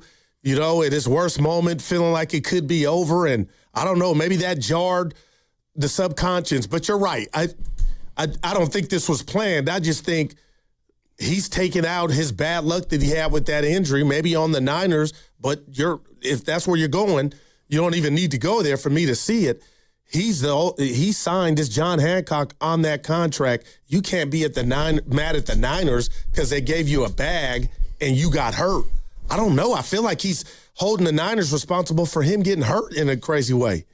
Because what could you be mad at the team for? Well, I think one of the reasons he's mad at the team is because he doesn't think he was used right. No, man. I mean, he brought it up on that Instagram. He's like, they can't say I'm not good at football because they know that's not true. And then he's talking about how, he's a toy. Yeah. And, another team wants to play with him, but the 49ers are saying no. But, I mean, to my way of thinking, this is a situation that he initiated, and maybe he and his agent didn't really think through how it was all going to play out, because right now he's in no man's land, and he's just he can't play for the Niners because apparently he just doesn't want to. And the 49ers, where they're at right now, they don't have to do anything. They don't have to cut him so that he can just go play wherever he wants. It probably behooves the 49ers, if the Commanders want him, just hold on to him as long as you can and then see where it all ends up. But if I'm the Niners, I'm probably doing the same thing they're doing, because there's no penalty for us right now. And I can't just, waive a guy who signs a contract and then decides he doesn't want to be with us. Yeah, it is very strange. And, Evan asked us this morning, have you seen anything, a sports story stranger than this one? And to be real and put the rat on the table, brought to you by Atco Pest Control. The only thing I could come up with, Steiny, here recently, and so a lot could say, mind my business, I will, but Andrew Wiggins, when he went on that sabbatical, I kind of still feel like I don't know what it was for. But, I was nosy by nature, and I wanted to know every day as I watch Warrior basketball what happened with Wiggins, what took him away from the team. But this one is crazy, and I just don't know how, because I was Team Aiyuk for a long time, but, I'll read this from Austin and San Jose. You guys don't know what was said behind closed doors. A lot of things were said. Okay, that's your prerogative. But my prerogative and a lot of people's prerogative is when you see a young man, an adult, go about his business the way Aiyuk has, you lose me. And up into that video yesterday, it didn't seem like you were starving to get back on the football field. So, to answer your question, your original question, partner, I don't know why he signed if he didn't like how he was being utilized. And his girlfriend, I don't know if his now wife, after the Super Bowl where Aiyuk got 4 targets and was on the bench after the loss just looking dumbfounded, she was talking about or alluding to how he was not utilized right. But still, that doesn't supersede. You signed the contract. You got that bread. Yeah, I feel like he signed the contract and he knew that he was going to become a problem because he didn't. Oh, so you saying it was premeditated? He never wanted to be a Niner. I don't think. I don't think he did. He was unhappy after the Super Bowl. He stayed unhappy. Then he got hurt. As far as strange stories, is this the strangest story? Yeah, oh yeah. This is. To my way of thinking, there's a lot of these. Monte Ellis getting in an accident on his moped. That was a crazy one. Well, real quick study about that one. Was that strange or was just hidden? To me, Devondre Campbell quitting on the 49ers was an interesting story. Obviously, he didn't have the tenure of Brandon Aiyuk, but how often do we see a guy, like, you want to talk about a premeditated job? Devondre Campbell with a doozy of waiting until the coach wanted him to go in the game and then said, yeah, no, I don't want to. That's pretty amazing. That is why I hadn't thought of that one. Jeff Kent getting hurt washing his truck. Remember that one? Yeah, I do. Spreewell and Carlissimo. That was a pretty crazy one. I'm trying to think. Didn't Bumgarner fall off a horse? Look at you. Or a moped? Yeah. No, or an ATV, whatever it was. That was a big one, too. Draymond Green's been involved in about 14 of them. Punching Jordan Poole, threatening to kill Steve Kerr. Now, that one, back up. Your boy has to hit reverse. I do wonder where they're related, and we'll move on. But I do wonder, what was it to Draymond about JP before that infamous punch where there were warning signs? Or was it Jordan Poole knowing he was going to get the bag and he was like the little brother to the big brother, or the guy with a slice of pizza after the other the other person? You ever had that friend that always saved their food, Stoney, and then when you were done, they would eat it to kind of irritate you? But I just wonder what led to that punch. Was it Jordan just bragging that he thought he was going to get the bag and Dre couldn't handle it? But when you say strange, when Evan says strange, that to me will always be forever strange. Yeah, and the other thing that I was talking to the boss about this, and I don't know if I agree with him or not, but I do think there's something to it. I get Aiyuk's the latest, but whether it's Bosa holding out till right before the season, whether it's Trent Williams doing what he does every single year, Deebo Samuel was in a situation with the 49ers. My question is just how much over the years have these distractions impacted the San Francisco 49ers? That's kind of the only thing I care about, is if all this stuff that's happening in the offseason does add up and somehow affect the regular season. It just feels like the San Francisco 49ers have had some drama in the offseason. But they've gotten to 2 Super Bowl and 4 NFC championship games. And who's to say they wouldn't have won it if they wouldn't be a little more buttoned up? I'm just asking. Because, hell, Kyle Shanahan just canceled next week's OTAs or training camp. That was odd. Because they had perfect attendance. So, obviously, perfect attendance must mean something to them, because they reward, the guys when everybody's there. But they haven't had everybody there in past years. So to me, that tells me that they do think that's important. And well, if the Super Bowl champions are having mini camps, Donnie, my team's having mini camp. But that's just me. Yeah, I don't know. Do you have a strong feeling about that? No, I was just shocked. But, he's earned the benefit. Kyle has the benefit of the doubt, especially coming off last year's performance where, you had every reason in the book to roll over, and you go on the road and win a playoff game. I have not forgotten. So I'm not going to sit here and just, go on one because he canceled minicamp. It was his prerogative. Is my understanding is that Brandon Aiyuk said the bill is coming due, not the belt is coming due. Oh, I thought he said bill. I thought that was belt. Was it belt? Belt to ass. I thought he was still in that. I don't. Oh, I thought he meant the bill is coming, like for the 49ers. Yeah. No, I'm pretty sure he was saying belt, like he's going to give the belt to the Niners the moment they release him, because he's going to play for another team. I said BTA, but the BTA. All right. Let's go to Mac Zach in Oakland. What's up, Mac? How you doing, buddy? Hey, fellas, how's it going? Hey. So anyway, I got my thoughts on Brandon Aiyuk. I think he's just a young guy who doesn't understand business negotiations, and there's a little bit of acrimony that comes with that, because he has to verbally articulate why he should get money, and they have to verbally articulate why they should probably, save some money. And so in those negotiations, he's, just with his immaturity, he took it the wrong way. And so that's all it shows to me. But I think the 49ers are doing the right thing. They should wait until the very last minute. Don't do this guy any favors, because he's definitely not doing the Niners any favors. And at the end, September 1, they should hand him a set of shower shoes and tell him to go kick rocks. Thanks, Mac Zach. Appreciate the call. And that's the cool thing about all this to me, is I don't think the Niners ever wanted a divorce.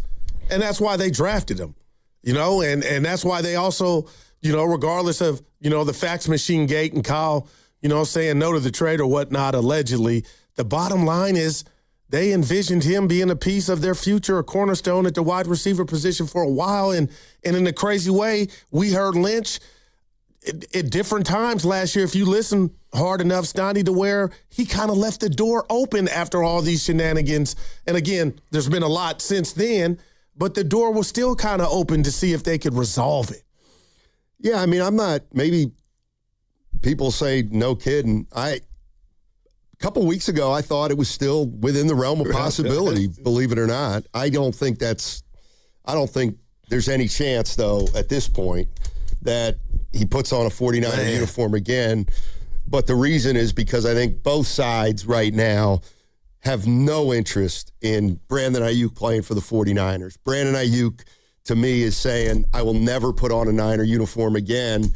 And because he's saying it that way, and because of everything he's done, I got to believe the 49ers are now saying, yeah, he's not ever going to play here again, even though I do feel like the door's been ajar for a while if he were to change his mind. But I don't think he's even close to changing his mind. And I think where he's at right now is he wants to get out of here more than he ever has. Yeah. So a divorce is imminent.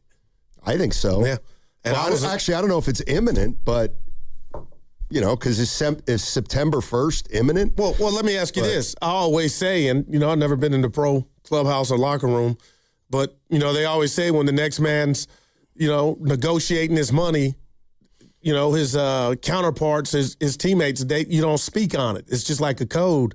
But if you were a Niner player, I mean, I've heard Kittle kind of allude that he would welcome B.A. back. I'm just know if I'm in that Niner locker room, he kind of left us for dead and doing all these shenanigans. I do think Stoney, although he's embarrassing himself, is still a part of your team technically. I wouldn't want him back. I wouldn't want, you know, like there's too much water under the bridge for me. I don't know how you are, if you would be like, you know what, he's still a good guy, that happened. But 2,000-yard seasons for the Niners, and it looked like, you know, he was going to be the next, and now here we are. But I just hate that he's a part of the team, more for the team because they can't, but they control it if they wanted to say night-night. Yeah, I don't know what his teammates feel about what he's doing. You know, there's probably some that don't like it, I got to believe. But I also think that he's a person that they probably know it's out of their control what Brandon Aiyuk is choosing to do. So I get the sense that the remaining members of the 49ers are just who was it the other day? It was what was his name for the Eagles? Mailata, the lineman. Okay, what did he say? After they traded A.J. Brown, he said, you know, I'm not happy, but I'm kind of happy.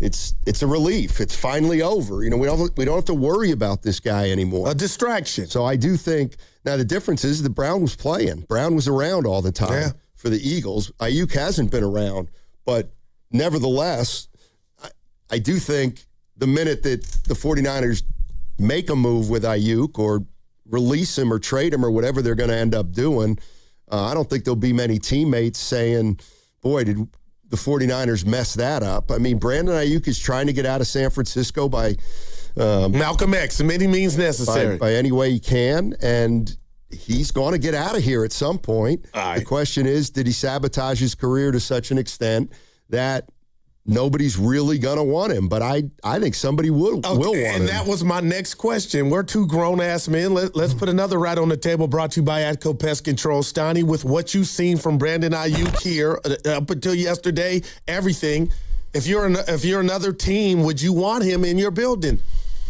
Yeah, it sounds like you're saying... But I'm not giving up anything for him. I'm not going to give up anything for him. So he has cost himself something. He has to know... You have no leverage. You know, you talked about the change he made, but he also tricked off some money. And I'm not counting his pockets, but that's a lot of bread. And now wherever you go to, you're right. Nobody is rolling out there. You're not getting a bag. You know what I mean? You're going to be on Groupon. You got to prove and play. I don't know about that. I mean, like I said, David Lombardi said he's already been paid almost $50 million. By the 49ers. So, he just does not want to play for the San Francisco 49ers. So, The 49ers are in a place where they got to figure out what they're going to do. And they don't have to do anything right now. No, you're right, and they're not. And I'm going Woody Harrelson, Steiny Season 1, True Detective. Now I think back to where you and I used to go back and forth about the quote-unquote doghouse in his rookie year with Kyle Shanahan. Is he still, Brandon that is, harboring some resentment for whatever that was? Because I fought to you like a gladiator thinking, you know what, it technically, Steiny, wasn't a doghouse. What was it? But I'm wondering if he's been resenting maybe Kyle for a long time. But again, that infamous day where he signed as John Hancock, obviously there was nothing bothering him, you would think. So this is weird. As far as another team, I mean, yes, if on September 1st the 49ers release Brandon Aiyuk and he's just a free agent. That phone's got to ring. I would. I mean, there's a big difference between dropping a guy onto your team and taking a chance on him and giving up an asset for a guy that you're going to drop on your team that you have no idea about. So, yeah, I think a lot of teams, I don't know about a lot, but I think there are teams that would take a chance on Aiyuk if he were a free agent. But I don't think anybody is going to make a deal for Brandon Aiyuk at this point. Man, you might be right, and I'll say this because Tupac said only God can judge, but the other videos that we have seen that are in the archives of Brandon Aiyuk, I'm like, B.A. Castani, selfishly, I think the guy can ball. I always have. I do want to see selfishly how he's responded from that gruesome injury he sustained, right? So I want to see that. But also, while you're in the mall showing everybody you got the watches and the cash, and nobody's questioning that, why not show us you getting in and out of breaks? Why not put up on Instagram you working out? So if I'm a team out there, I'm like, oh, man, my dude's solid. As opposed to what we've seen. That's just me. Yeah, I mean, well, obviously, I don't need to see you buying jewelry. Obviously, he was posting pictures of him working out, then he would be more ready to play, you would think. But I don't know. If I do know that if I'm the Niners, I'm not doing anything until I have to. So week 1, Steiny, is Brandon Aiyuk on a new team. This Sunday morning, 10 a.m., about to kick off. Does Brandon Aiyuk have a new team? I'm saying no. I think he will. I'm hoping yes, but I'm saying no. But I don't think he's going to be playing, obviously, week 1. But, yeah, I mean. You think he got if Brandon Aiyuk is a free agent on September 1st, yeah, I think he'll sign with a team. And I think a team will sign him.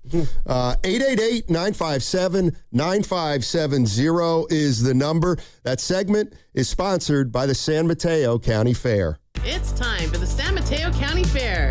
Powered by tradition, inspired by innovation, blue ribbon moments, fun, and bottle cake! And where experiences bloom everywhere you go. San Mateo County Fair. Pump up the volume. You know, nobody wants to call a lawyer, but most probably wish they had sooner because after an accident, the clock starts immediately. Insurance companies move fast. They call, they record, they push for answers, and one wrong move, saying too much, signing too early, trusting the process can cost you thousands. That's why waiting is the biggest mistake you can make. Call Beam Law first before you speak to insurance, before you agree to anything, before you risk your case. This isn't just a claim, it's your recovery, it's your income, it's your future. Beam Law has recovered millions for clients across the Bay Area and has been named Best of the Bay by SF Weekly 4 times. So if you've been injured or lost someone due to someone else's negligence, don't wait. Call Beam Law now at 415-523-5555. That's 415-523-5555. Or visit hurtinthebay.com. That's hurtinthebay.com because it's not whether you get knocked down, it's whether you get back up. Beam Law, they've got your back, Bay Area. Business moves fast. Orders roll in, deadlines close in. When you ship with USPS Ground Advantage, you can keep up with confidence. Every package stays in our secure network from dock to door. And with nationwide reach, dependable tracking, and upfront affordable pricing, you get built-in peace of mind. You run the business. We run the routes. Visit USPS.com/Ground Advantage to learn more. You know that Big Bargain detergent jug is 80% water, right? It doesn't clean as well. 80% water? I thought I was getting a better deal because it's so big. If you want a better clean, Tide Pods are only 12% water. The rest is pure, concentrated cleaning ingredients. Oh, let me make an announcement. Attention shoppers, if you want a real deal, try Tide Pods. Stop paying for watered-down detergents. Pay for clean. If it's got to be clean, it's got to be Tide Pods. Water content based on the leading bargain liquid detergent. What if you could have the most reliable fiber-powered Wi-Fi? And get this, what if you could keep it at the same price for 5 years? During the Xfinity Summer Savings Event, now through June 15th, new customers can get our best price on gig Wi-Fi. Just $50 a month for 5 years. And get online in minutes with same-day Wi-Fi. It's Wi-Fi that finds and fixes problems before you even notice them. Like super intelligent Wi-Fi with a sixth sense. Plus, add one line of Xfinity Mobile Select and you can save an average of $60 a month over Verizon and AT&T. You can even try it free for a year. Lock in your price and unlock the possibilities during the Xfinity Summer Savings Event. Get it now at Xfinity.com. Xfinity. Imagine that. Restrictions apply. Requires paperless billing and auto pay with stored bank account. Taxes and fees extra. Savings based on 1 gig internet and 1 mobile select line compared to similar Verizon and AT&T plans over 5 years. After 12 months, regular rates apply to mobile select. Xfinity internet required. Speeds vary. Use of fiber coaxial cable.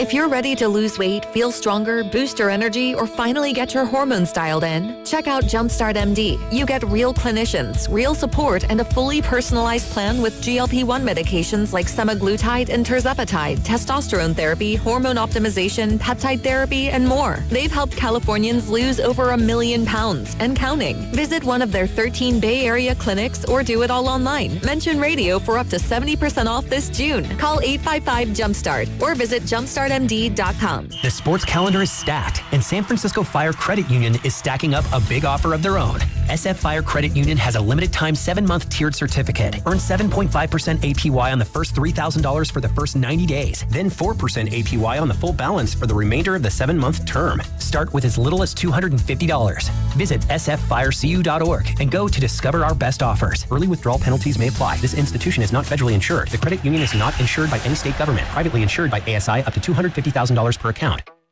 What's up, y'all? It's Draymond. On my podcast, The Draymond Green Show, I'm calling it exactly how I see it with my real opinions on the league, the games, and the business of basketball. And with the NBA Finals here, you already know I'm breaking down every game, every adjustment, and every big moment as it happens. When Victor Wembanyama's in the paint, the Knicks, they gotta be feeling it. If you love basketball, this is where the conversation happens.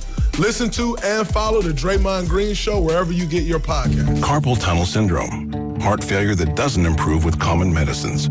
These are some signs and symptoms associated with ATTR-CM, or the cardiomyopathy of ATTR amyloidosis, a serious heart condition with symptoms that get worse over time. Amvuttra, vutrisiran, is a prescription medicine given by a healthcare provider that treats ATTR-CM in adults to reduce heart-related death, hospital stays, and urgent visits. In a clinical study, Amvuttra was proven to help people live longer and have fewer heart-related hospital stays and urgent visits over 3 years compared to placebo. Amvuttra lowers the amount of vitamin A in your blood, which can affect vision. Other side effects include pain in the arms or legs, pain in the joints, and shortness of breath. These are not all the possible side effects of Amvuttra. For prescribing information, call 1-833-256-2748 or learn more at amvuttra.com. Ask your doctor about Amvuttra for ATTR-CM.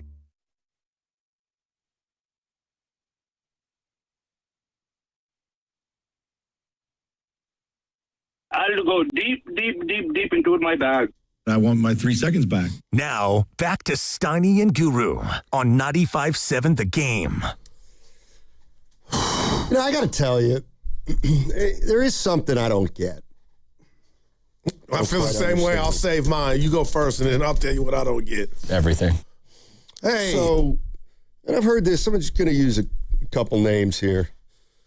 I don't understand this. I feel sorry for somebody. And you rarely feel sorry for people. Well, here's my... Wow. I'm going to name... I'm going to name just 3 people that I've heard this about over the last, whatever, and I'm trying to just rack my mind, who is it going to be? Who is the winner? I feel sorry for Brandon Aiyuk. Okay, why? I really feel sorry for Tony Vitello. Well, why? I really feel sorry for Curry. Boy, he hasn't had great teammates the last two. What are we doing? Yeah, I don't feeling sorry. Yeah. This is competition. There's meant to be a winner and a loser, right? And that's apparently what we're supposed to like and we love competition. I don't understand this. I feel sorry. I feel sorry for Wemby. Why? He's getting beat. It happens. It's not the end of the world. But we crowned him. But yeah, I don't understand this the feeling sorry for pro athletes thing. It's kind of weird. That is funny. I mean, I don't feel sorry for BA just because I don't like how he's handling his business. And again, as a grown-ass man, that's my prerogative. I've said it before. I've been Team BA, and I thought he won the negotiations with the team by a landslide. Like, he got a bigger bag than I even thought. And I didn't hate, but to feel sorry for a guy that has me thinking, is everything going right upstairs? Is your Wi-Fi right? You know, again, I'm no doctor, but that's where this thing is going. And to film yourself, I do find it strange. I know you're not going to care and you get livid, that's fine. That the city of Santa Clara County waited this long to come with charges, but that's neither here nor there. Vitello, he knew what he was getting into, and I'm rooting for him, but he hasn't used that card of feel sorry for me. And the chef's got 4 rings. He's the man. But if he ever wanted you to feel sorry about something else that was going on, you know, I'd tell the chef, and I love him to death, you were the reason that we didn't get to the playoffs last year because that unfortunate bout with runner's knee. You know, I think certain guys get treated unfairly, but I don't feel like for example, Pods. I think Pods gets treated unfairly by Bay Area sports fans. I don't feel sorry for him. I'm going to give you that. Because he's part of the reason why that dynamic is in place. So, yeah, I mean, I think it's unfair the way Podziemski's treated by Warrior fans. But again, I don't feel sorry for him. He's a grown man, and he kind of put himself in this position. And now it's up to him to either win over the fans or not. But I don't sit here feeling sorry for Brandon Podziemski. How about Pearsall? Do you feel sorry? I don't feel sorry for any of them. No. Stay healthy. No, that's like, I feel sorry for him in the same way I felt sorry for Greg Oden. Well, damn. I mean, it's just like, to me, it's sports. Yeah. I mean, I'm not saying, like, of course, if Ricky Pearsall's injury prone his whole career, that stinks. But the checks are still cashing. Yeah. And football's football. It happens. So I don't feel sorry for Chris Finch because he can't break through in the Western Conference. You know, he's not asking you to either. Exactly. Game 3 tonight in New York. Knicks up 2-0. What do you make of these ticket prices? Is it because it's New York, NY? Yeah, it's a big part of it. We got some people doing well that can afford it. Now, I do wonder, you know, is that going to price out the person that's going to be super loud and rowdy in a good way? That place is going to that place will be rocking tonight, Steiny, even with the president in the house. Yeah, right now I got sent a chart. The cheapest seat is like $8,000. Come on, even in the upper levels. $8,000. Yep. How do you get into bed after the game? How do you drive home and say, "Oh, that was a great game," and you look at your account minus $8K? I would love to be in that position. Man, what did we do wrong? Well, you got a little bread, you got a new grill. Man, and the most expensive ticket right now, $53,000. So that's right there on the man. Good Lord, you are living well. I mean, what it shows me is that $53K for 48 minutes. I don't want to get political here, but man, we are a country of haves and have-nots. Oh, no. I've been saying that since we met. 20,000 people can afford $8,000 tickets or more. Wow. Oh, my God. But we got a homeless situation. I was, damn. You don't want to see that side of me. I'd lose my job. For what? Just telling you about this. state of the country. Go ahead. Evan's waiting. Dude, look at you. We were talking about you in the green room, Stoney, back there. Stoney, your shirt is not crimson red. Take it back. It's not, Evan. You brought up a chart of colors. What do they call it? What we have on? Well, we're looking at shades of orange now, and Steiny, it's more of an amber. Amber. Or a rust. Yeah, it's rust. That's a good one. But not crimson tide. Rust is a good color. It is. Crimson's red. You know that. I'm not feeling it, guys. The shirt? Yeah, I'm not feeling the shirt talk, I guess is what I'm saying. Well, we just want to diagnose you. Maybe you're colorblind. You don't know it. Like that we were I just said rust is what the color is. Yeah, but last segment you said I got crimson tide. I go, we're twins. We are twins. Schwarzenegger and DeVito. No, we're not. We don't have a lot in common. Wow. Let's put the rat on the table, sponsored by Atco Pest Control. You've met my father. I've met your mother. So right that there, doesn't mean we have anything in common. I know where you come from. You don't know nothing about me. Everything. I do. You know. I know too much. You want to tell Evan about our discussion before he got to the cafeteria? And you said, Goo, you're pretty good at math. Like I can remember the that. Giants and the wild card standings and the team in between them. It was something special. He let me talk, Evan. I explained my theory. He explained his theory. And Evan walked in. Carter did too. We had a good conversation. Now it's only 7.5 back. Right. And they've won 4 of 5. Do you see? Do you see what I'm talking about? They picked up a game and they've won 4 of 5. My point is, I hear you, partner. They're not running out of games. They got time. The math is there. Okay. All right. They got to continue to win. Thanks. Appreciate it. They're still in 14th place. They're in 14th place. I can't argue. I got in nothing the NL for you West. there. Yeah. Playing better. 14th place. You give the Spurs a chance tonight? Yeah, I just have to. And the premise is, I know you're going to laugh. In my mind, they won that game Friday. Well, they didn't. I got you, but you're not getting just blown out. So, I mean, man, I got to tell you something. I did not like Wembanyama after Friday's game saying it got blurry upstairs. You don't say that out loud, young man. It got blurry, but now I'm like, the blurred vision is what made you get rid of the ball and throw that bad pass to Castle. You don't have to share everything. And Tony Vitello was doing that early on, and he's cut it back and figured it out. But the Spurs, talent-wise, down, hell yeah, they were supposed to win this series. So I just wonder if New Yorkers and the team, now they're at home, they're up, they're supposed to win, you would think. I could easily see the Spurs winning tonight. But if they don't, Dan Devone, my gosh, you called a sweep, it may be that. So all that says, Donnie, I give them a chance.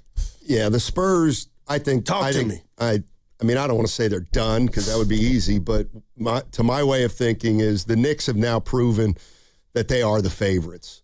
And their experience is really paying off. And the Spurs down the stretch of the first 2 games have not been buttoned up. And, you know, the Knicks are just playing like they are more self-assured and more confident. Good call. And the thing that I always think, and if I apply it now, the Spurs, if you think they're the underdogs, which I do now, then they gave away a game that they had.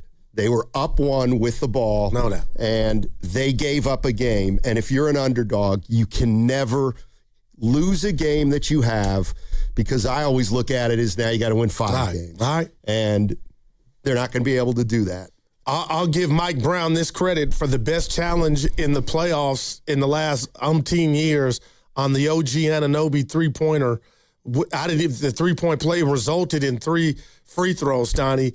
I mean, I thought it went from Spurs ball to the Knicks shooting getting 3 points. So that was a big challenge. And again, Wembanyama and the Spurs have gone 15 rounds. I can't wait. But, Stoney, I want to see 6 or 7 games. And I just feel like if somehow the Spurs don't win tonight, we're not getting that. I know there's a possibility, but man, I want to see how New York handles now being what you just dubbed them, and a lot of people have, and the math is there. They're up 2-0. How are you going to handle that at home? The one thing I love about the NBA playoffs and like playoffs in general is it's always a chance for guys to basically change their reputations and their perceptions. Nice. And, to me, guy who's doing it is Karl Anthony Towns. I mean, up until a few months ago, people were talking about Karl Anthony Towns like he's one of the problems. He's, his toughness has always been questioned. His heart's been questioned. His toughness has been questioned. And at this point, he might be the best player in the series. And, it's just one of those things where I root for a guy like that because I want him to get a ring and to be the guy that nobody thought would get a ring, and then he gets a ring. And is an integral part of it. Do you think now, I know you're going to laugh, Snotty, but I'm just trying to make a correlation. Do you think now Minnesota is regretting that trade? I mean, I don't know. I don't know. Like, if you look, that's the other thing I was thinking about this is, everyone's saying, oh, the poor Kings fans. Oh, Mike Brown and De'Aaron Fox. Okay, well, Mikal Bridges. Okay, poor Suns fans. Brunson, poor Dallas fans. The whole team has been acquired from other teams, so there's a lot of other players. There's a lot of players on the Knicks who played for other teams. Yeah. You're listening to 95.7 The Game, KGMZ FM and HD1 San Francisco, an Odyssey sports station, always live on the free Odyssey app, and now broadcasting from the Laughing Monk Studios. You make a great point about Cat, and I just want to add another guy to that list, but it's not to that extreme, but it is for me because I thought Bridges in those 5 draft picks was just a joke, but I got to give him credit for waking up. This dude can play. He's never been a scrub, but I guess I was just looking at, he was giving them nothing, 2 shots a game, and I'm thinking, my gosh, what has happened? And, he's turned his rep around, thus far just on this playoff run. But I got to tell you something, Stoney, I forgot. It just feels like millions of years ago that Bridges played against Giannis in the finals with Phoenix. So he has finals experience. Just totally just lost that. Yeah.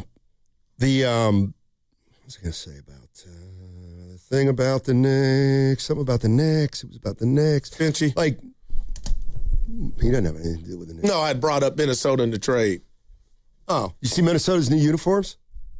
Now, this is up my alley. How did I miss it? No. I don't know. It's on the front page of ESPN. Why don't you look at them? They got new uniforms, new court. Yeah, that's what teams do that don't have a ton of success. They change uniforms and I rebrand. like their old threads. What do you think before I look? Before I see them? I didn't click. I just saw that they're new. I didn't look to see what they look like. There was just a story on ESPN. Wolves have new uniforms and a new logo and new court. And I was like, yeah, okay, I'll let Guru look at that, and he can tell me if he likes it or not. All right. I'll get back to you. Give me a sec. I think it's at the bottom of the first page of ESPN. You see it? I'll let you. All right. I'll let you figure that out. 888-957-9570 is the number. Where are you watching the game tonight? The house. I had a long weekend, man.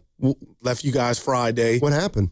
Nothing. Had family in town, and I'll continue to have family, but your boy's tired. Got off a cruise ship, was fighting sickness, so I'm good now. But I'll be at the lab. I requested some lasagna for dinner. Tonight? Yeah. We had another bad experience with steak at Santana Row. I won't tell you where, because I don't do that. But where can you find a good steak out here, man? There's a million places. Well, quietly, we got a little list going. I don't want to name them. Anything off the top that you? House of Prime Rib? No. Izzy's? Haven't tried Izzy's. Harris Ranch? Look, I got 6'8" Carter Chickering out there shaking his head. Evan, help me. Somebody, man. Little D, we're trying to find a good steak. And he grades every one, You got to go to Harris's. Good. Hey, okay. Where's that located? Van Ness. What? Oh, man. All right. It's not that hard to get a good steak. Well, let me stop.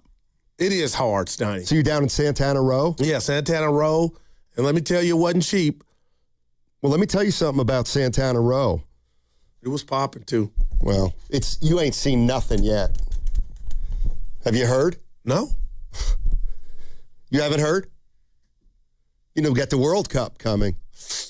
Go ahead. To the Bay, into the United States. And Santana Row is the hub of the World Cup. In fact, you know what they're calling it, don't you? The Row Cup. I was going to guess that. They are. They're calling it the Row Cup. Because Santana Row is going to be off the chain, apparently. Paraguay right now is in San Jose, practicing at San Jose State University for their big game against South Africa. Now, I got to tell you, kind of left me at the altar. South Africa. They play U.S. on Friday. Who? Paraguay. Where? I don't think so. I thought I saw they play South USA Africa. match. I'm Team Evan. No, I think they play South Africa at some point. At some point, but not on Friday. Thank you, E. So Friday's Paraguay against the United States. Yes. Levi Stadium. It's got to be Levi's, right? If they're practicing in San Jose. Although the U.S. team right now is in Irvine. I'll be in San Jose. So maybe it's in L.A. Maybe the game's in L.A. Well, you have no clue. I'm just dealing with Evan right now because he's actually trying to get the answers right, not just making stuff up. I think he's right. You're just I think he's right too. I'm just asking him where that game is. It'll be Los Angeles Stadium in Inglewood. So Friday. Gipper was right. Oh, geezer. Friday. Wow, you got one. Yeah. Wow. Dude, I thought you were building that up like we were going to do a remote show from Santana Row. I thought you had talked to the boss because you stay in his office. So I was thinking you had some news to break. But you and I, at the break, we both need to go to the bathroom and at the same time look ourselves in the mirror because something happened Friday. I thought about it yesterday and I got more upset. There's there's a gorilla on the table in this studio brought to you by Atco Pest Control. Are we not going to mention Evan Giddings getting hit by a car Friday? Like, Evan, I thought I shared that with my family. Can you just talk into the mic? I went outside, looked right or left if they were still around. But, Evan, that thing could have went left, man. Are you okay? No, it could have went right, too. But it was more of a bump. I was bumped. But still, in a crosswalk. Contact. They kept going. That word was used 75 times on Friday at the old ship. There was contact. Dude, Stotty 2 comes in. I'm like, what happened? And where were you?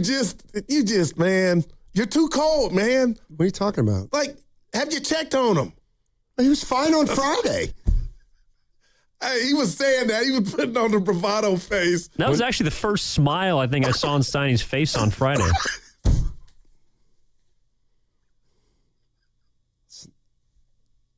Said, hey, I got hit by a car. Oh, my God. I'm picturing the look like, hey, he ain't lying, Steiny. You're a tough one, man. I'm glad you're okay. I swear I told the family. There's a lot of videos out here of pedestrians getting hit. Whose fault was it? I swore to God, because I thought about this a million times. Green light, walk sign, crosswalk, got bumped. Not my fault. So he was taking a right? He was going left. Okay. He was jumping onto 3rd Street underneath the overpass. Oh, my goodness, E. Just didn't look. Put my hand on the hood, jumped up.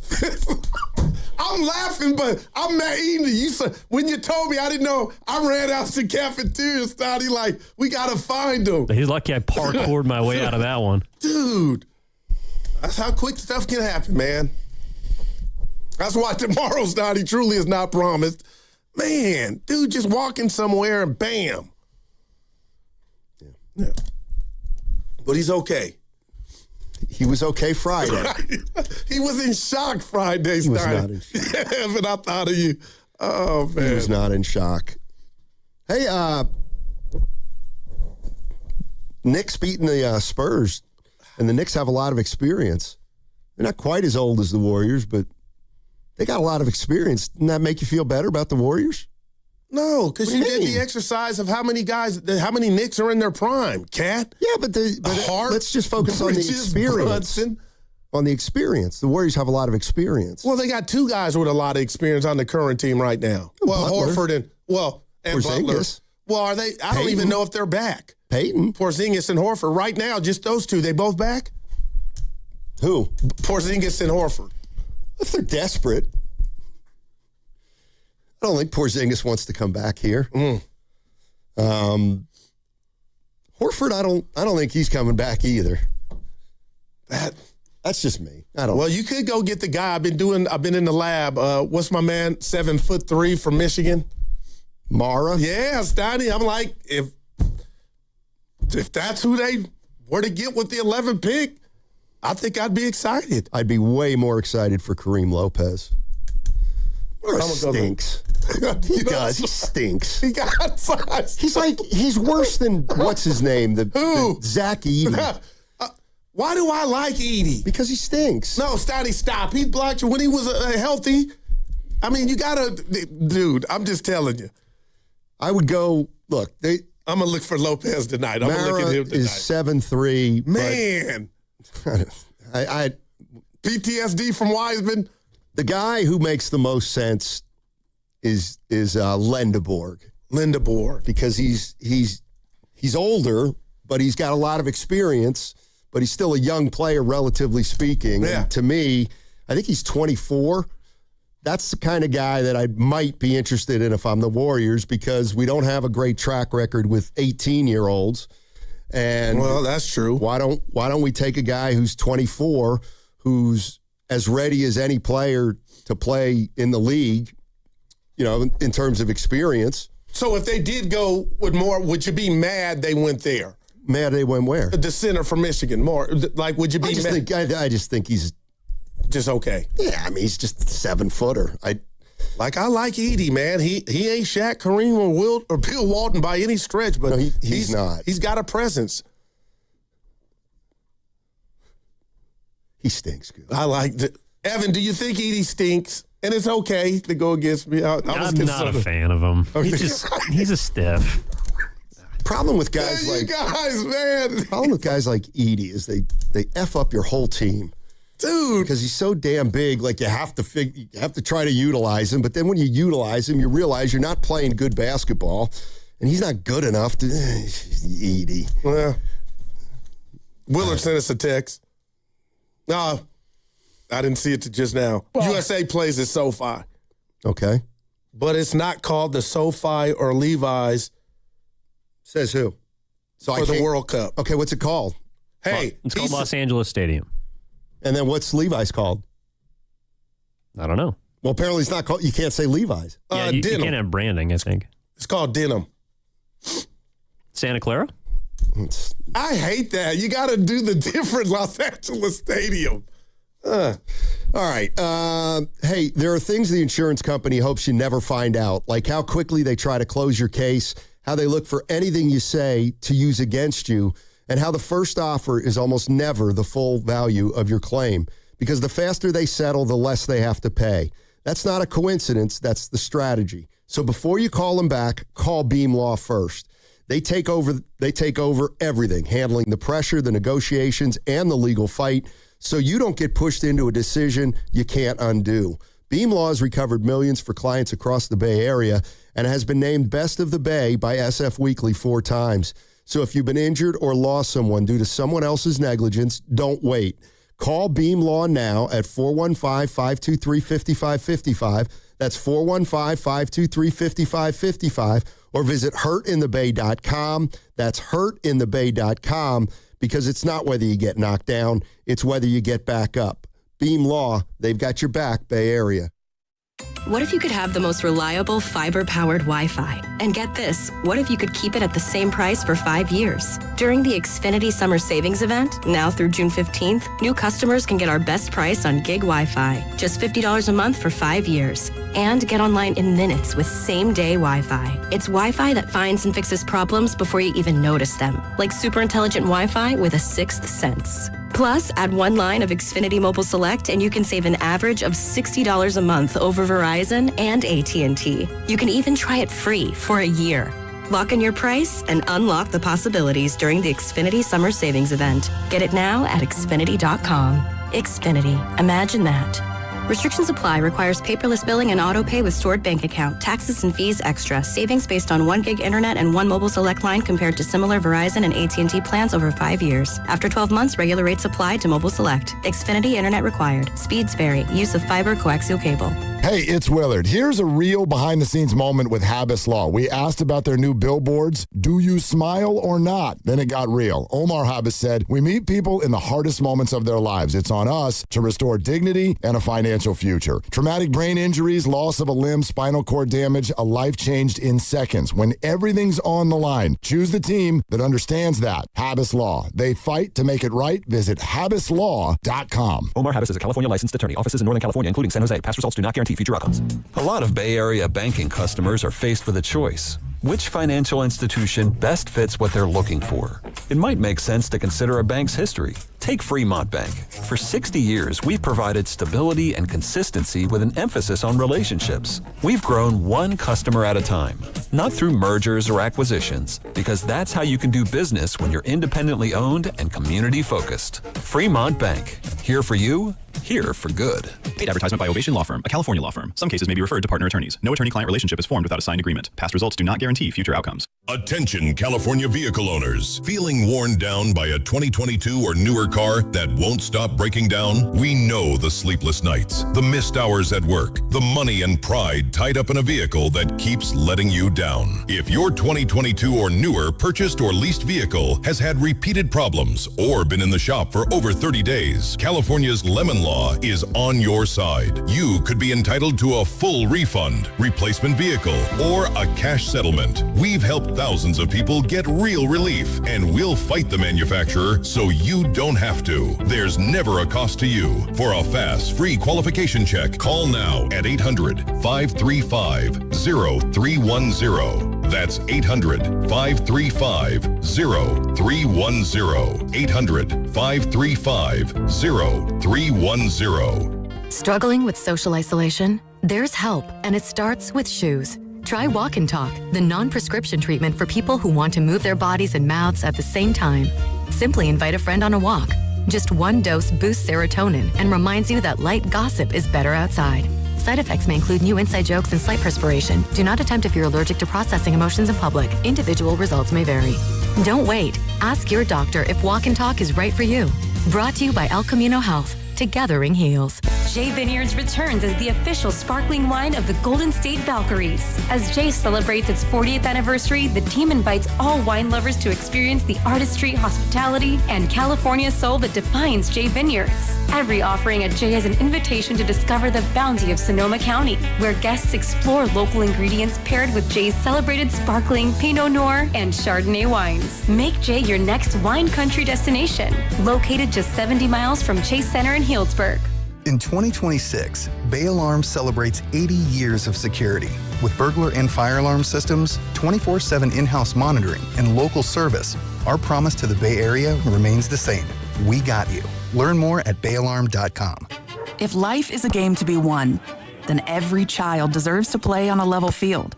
Children International is empowering young people in poverty on their journey by giving them the tools, the training, and the skills to shape their own futures. From the early days of development through all stages of growth and into employment. This is how, together, we can help end poverty for good. Learn more at children.org. I checked Allstate first and saved hundreds on my car insurance. Really smart. Unfortunately, I didn't check if I left the pizza box on top of my car before driving home. Not smart. Oh, and a semi just turned my deep dish into a thin crust. Yeah, checking first is smart. So check Allstate first for a quote that could save you hundreds. Potential savings vary, subject to terms, conditions, and availability. Allstate North American Insurance Company and affiliates, Northbrook, Illinois. Indeed presents hires you can't afford to get wrong, like a data analyst. Hey, what model did you use for these quarterly projections? Astrology. If Mercury's in retrograde, sales tank. If Venus is rising, we crush Q4. You built our revenue forecast off horoscopes? Yeah, the Zodiac never lies. This is time for sponsored jobs. This is what happens when you don't sponsor your job on Indeed. Next time, get matched with quality candidates with Indeed sponsored jobs. Visit Indeed.com/hire now and sponsor your job today. If you own a business, you've heard it all. From fast funding to easy approvals, everyone says the same thing. LendSeek is different. We show you what you actually qualify for. LendSeek's AI-enabled platform matches you with funding options with no guesswork.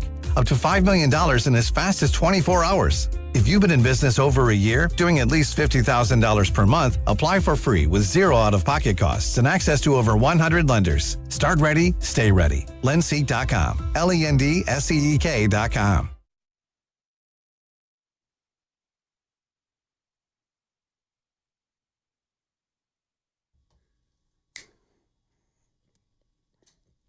We're the most toxic show at the station. This is where you belong. Guru the Johnson. Well, now back to Steiny and Guru on 95.7 The Game. Game recognized game, man. JT the bigger figure, Steiny. Yeah. Okay. Can I come at the NBA real quick? I don't know what you're scheduling or who does it, and I appreciate the Ice Cube, the game on Friday. But Steiny, there was no game. Listen, Saturday and Sunday, that should never happen. It's a and it's kind of way. I understand. I'm just telling you, give me a game on a weekend. What are you, 4 years old? Chill out. It's a travel day. There's an extra day off when they travel between cities. You could have, listen. It's been a standard in the NBA for years. So you're telling me when I go look to see the last non-weekend NBA Finals, a game not on. Friday's considered the weekend. No, not to me. And I didn't need your rebuttal. Just listen. Let me get it out. Be there for me. I'm not going to be there for you. Point is, there was just criminal no game every night I'm because I'm a 2-year-old and I can't. Just relax. Well, the game's going to tip off at 5:30 tonight. But it's on a Monday. Okay, what if it were last night? Boy, barbecuing and everything. Let me be me. There are things you're mad at that have been staples. That's what I don't understand. Well, like I said, I'm going to do some research and tell you the last NBA Finals where it came on a Friday and we didn't get Saturday and Sunday. I just hate that. Well, they don't play 3 days in a row even in the regular season. Understand. And in the playoffs, there's never any back-to-backs. Hello. Okay? Yep. All right. Is there anything else I can explain? No, that's it. Where I could get a good steak. I got Harris's, so that's leader in the clubhouse. Let me ask you a question. Does it, when we talk about teams that have won championships or players that have won championships, does it matter how the championships are won or just that you win a championship? For example, does this championship mean more for certain players on the Knicks if they end up winning it? Or, if Wemby, let's say, somehow the Spurs come back and win this series, does that mean more than had they not gotten down to? In other words, all the narratives that we talk about leading up to a championship or a team losing a championship, like how important is it? I love the question, and all depending on who you are and who the person and player, is and who we're talking about, I think the chip means different things. It doesn't take away, obviously, from the collective for the team winning it as a whole and the city rejoicing in it. But you just mentioned it. Karl Anthony Towns, and I've always liked him, Steiny, and I know he hasn't been Charles Oakley, but he's been ridiculed. He's been called everything from Charmin to the ultimate soft NBA player. And if somehow it looks like there's a long way to go, but right now, let's be honest with the way Brunson is shooting, not playing bad, shooting. Right now, if the Knicks if there were going to be a final NBA Finals MVP, it would be Towns. I think that would be the ultimate Kyrie Irving double bird to everybody that doubted the dude. And if I'm understanding you correctly, as far as the route, I know the Knicks were getting, and some people barking, oh, they had an easy route. To me, that doesn't matter because you can't control that. All you can do is play who's in front of you. So to answer your question, if Wemby comes back, you can't unsee what's already happened to me. So I know no matter what transpires the rest of this NBA playoffs, and if the Spurs win it or the Knicks win it, I know Wemby needs to go get stronger. And some could say, well, you probably should have known that before the final started. But the bottom line is how the Knicks are kind of reminding us of that component to Wemby's game in particular.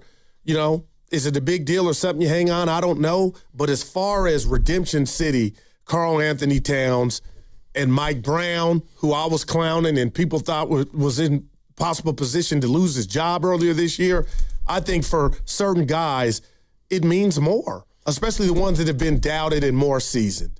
Yeah, I mean, if Carl, coming into this series, I didn't think there was any way the Knicks could win the series without Brunson being the MVP.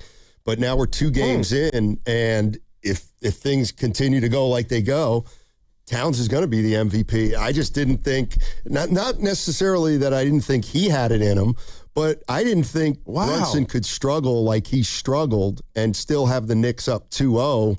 And the big reason the Knicks are still up 2-0 is because of Karl Anthony Towns. And I mean, I didn't expect this out of him. But right now, he's probably the best player on the floor. Wow, man. And you're not wrong.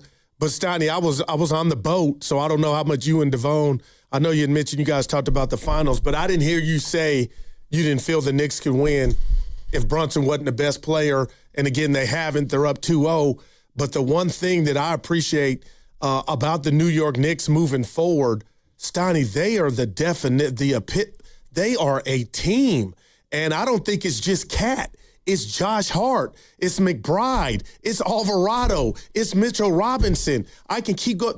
They are a complete team at guys doing the dirty work, mopping the floors, the windows, and it's like the solar systems, everything's just come together at the right time. And again, they could easily lost game 2, but they didn't. But I can really appreciate if you're watching the Knicks and we're being honest, you're going to laugh because you always think I just care about points. It's not just Cat and Brunson. It's a collective. Yeah, I mean, I think to me, the biggest story of the finals is that the Knicks experience and the fact that this team's been together for 2 or 3 years is what's showing at this point. 888-957-9570. If you want to jump in and talk NBA Finals. Anybody out there still giving the Spurs a shot? They're down 2-0. I don't think I think I read no teams ever come back from being down 2-0 when they've lost both games on their home floor. So if the Spurs were to do something and come back and win this series, it would be the first time that anybody's ever gotten a title by going that route. But, I thought it came out at various times during the Oklahoma City Thunder series. I'm talking about their inexperience and their turnovers. And I think that it's just gotten, I think that it's, how do I put this? Even though the Spurs and the Knicks both went through the playoffs and they're both playing their first NBA Finals, essentially, I do think the Knicks experience, even though they haven't been to a Finals like the Spurs haven't been to a Finals, I mean, I just think their experience is really shining through. And that's why when we talk about, the path, like if the Spurs lose this series, to me, it's probably going to be no harm, no foul. Yep, I agree. Because they're so young. But if the Knicks were to somehow fold and not win this series, that would be a big, big collapse, one that we've never seen before. So it's still early. I know you're very reserved. I don't even know why I said that to you. But in your opinions and your thoughts, and again, it's only 2 games, but on a 1 to 10, 10 being the highest, how shocked are you that they're up 2-0 regardless of how it happened? It's one of those things. I'm actually, I thought Seattle. I thought the Spurs were the favorite in the series, no doubt about it. Me too. But it's funny, once you watch one game, I feel like not even a game, you watch a half and you can start saying, ooh, some things that you thought were going to happen maybe aren't happening. And, I mean, I just think it's clear that the Knicks have more confidence than the San Antonio Spurs. Can the Spurs still come back? I mean, I think they can, but then again, I'm with you. History's not on their side. Yeah. It's never, ever happened before. And, it's funny because I guess this is where we got to really start respecting the Knicks, is the one thing nobody's saying is, well, could the Knicks just blow the Spurs out tonight? I could see that happening. I mean, if that happens, the ball gets heavy, obviously. the rim gets higher, the doubt creeps in. So that's all why New York is in such a position. I'll call it basketball attractiveness, is because of the things you just mentioned. But if Wemby and the rest of the Spurs and Coach Johnson believe, then they're looking at this like, man, if we could put some doubt back in the Knicks' mind, the players and the team, you win tonight, one game at a time. But Stoney, late third quarter, if they're down 5 or 6 and a call doesn't go their way or just a bad turnover, and we've seen teams do this in the past to where they don't throw up the white flag, but mentally it's like, man, it's just this hill's too steep. So that's why I'm but I brought out the president just because, that's a big deal. Him at the game, and if that happens to be the game that the Knicks lose their first game of this series, out of 3, obviously, then that's going to be, he jinxed us, so all that'll start. But, again, that doesn't have anything to do with the X's and O's. But, yeah, the Wemby just shocked me. It was 3, the bad pass, the foul to get free throws, and then the missed shot. Man, Stoney, outside of Nick Anderson, I can't remember. And those were just 2 free throws, but 2 big free throws. Well, 4. Talk to me. 4. But, man, this was as bad as it gets. I mean, the one thing that I feel like You're after right, the first 2 games is I do starting to think the Knicks are a better team. They're just the Knicks might be a better team right now than the Spurs. The Spurs might be better than them in 2 years, but right now it feels like the Knicks are obviously together. I mean, what is it? They've won 13. What if the Knicks sweep this? What if the Knicks sweep this series? They would have done a Warrior run, and you said, Goo, if they do that, this was before the finals even started when we knew the matchup. You said if they were that team, they deserve to win it if they did it this way. Stunning. Wow. They deserve to win it no matter how they do it. If they end up having to win this series in 7 games, they're going to deserve this series. But what I'm saying is, I mean, at what point if the Spurs get swept and the Knicks win 15 in a row to win a title, I mean, where does that team rank? Well, I go ahead. I mean, they will have gone 16-2 in the postseason. Who had that? Which puts them among the greatest records in postseason history. And you'd have to say that it was one of the most impressive playoff performances by a team in NBA history, quite frankly. No doubt about it, and I'll add this for some mustard on that take.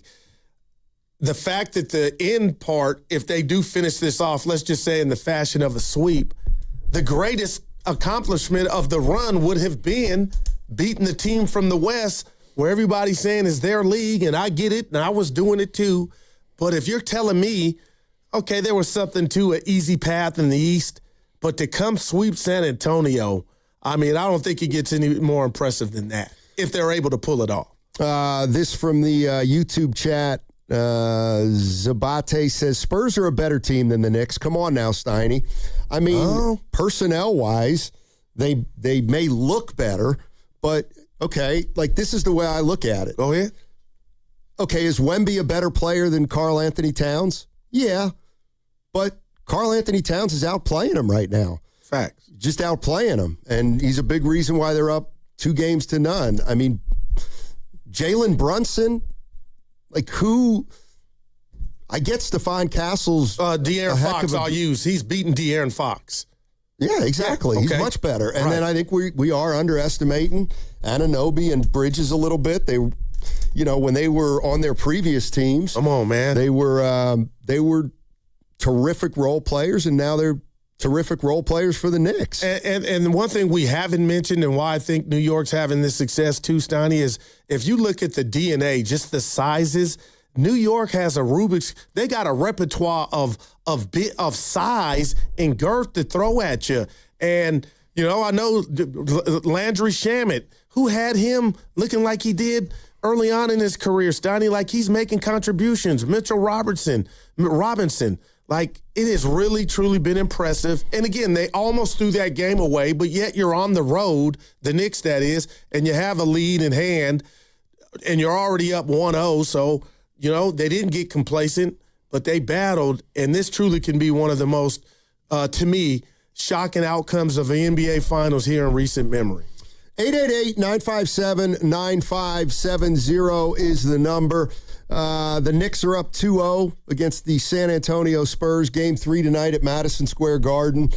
Place is going to be a zoo, and it's going to be interesting to see how the Spurs respond. I mean, like the one thing, and this is kind of a basic thing that I've not just that I've noticed, but I mean, I think we're seeing some truisms with the NBA right now, and it's like you can't be too young and you can't be too old.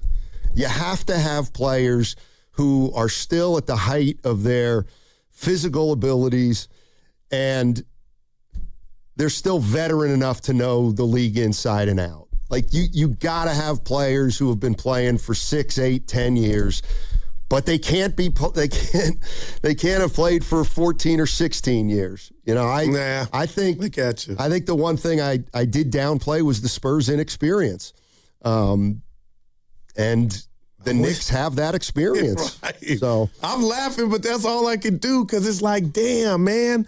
But I'm gonna be happy for either team. It's one of those. I don't have a dog in the fight, but I do want to just a mini guru gripe. I know you talk about you hate that they got rid of the one-on-one in the NBA, Stoney, but I'm telling you, every game, it's only been 2, it's been happening. But for the Knicks, even in the Atlanta series, you have to, if somebody tries to do the hack-a-shack, it just mucks up the game. It comes at the worst time. I want it gone. Play defense. I get it. You should be better free throw shooters. But, Stoney, I'm watching this great basketball, and then all you hear is a whistle, and Mitchell Robinson's going up there throwing biscuits at the rim.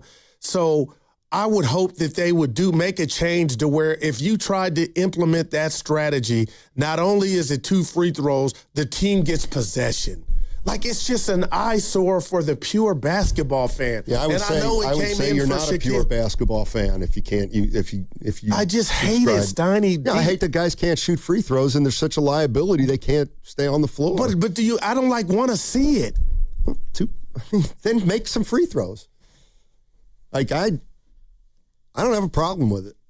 I mean, I believe part of the reason that the NBA's in the awful position that it is in is because the league has determined what it thinks are the most important aspects of the game, and then they cater to those particular aspects of the game. And right now, the team, or the league rather, wants to be a three-point shooting league, and so you can't touch three-point shooters, and that's everything is skewed toward the offense, and that's the way the NBA wants it right now. And yeah, fundamental things like making foul shots. Yeah. Just the whole thing of just watching it. And the guy's probably got a 50% chance of making both. But it's just like, damn, man, like I want to keep playing. But I get it. Let's go to Antonio in Oakland. Hey, Antonio, what's going on, man? Oh, man, pretty good, man. First day of the playoffs. I went to the casino, put a little moolah down on the Knicks to win it. So I knew they were going to win. I'm not really surprised by this, man, because, you got to play the game. Games are won on the field or court. Everybody picking the Spurs. The alien. Well, Cat looks like the alien right now. Just like we got to deal with this crap with the NFL, with the Niners. The Rams got Myles Garrett. They're automatically going to win all their games. Myles Garrett's going to average 10 sacks every time he faces the Niners now. No, you got to play the game. Like, that's why I'm not worried about the Myles Garrett stuff, man. We got to see how he plays.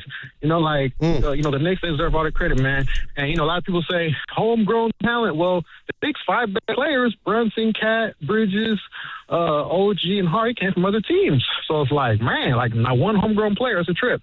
You know, because the Spurs, they got all their homegrown players, but not the Knicks. So I guess there is hope for, you know, maybe not drafting all your best players if you want to win, I guess, right?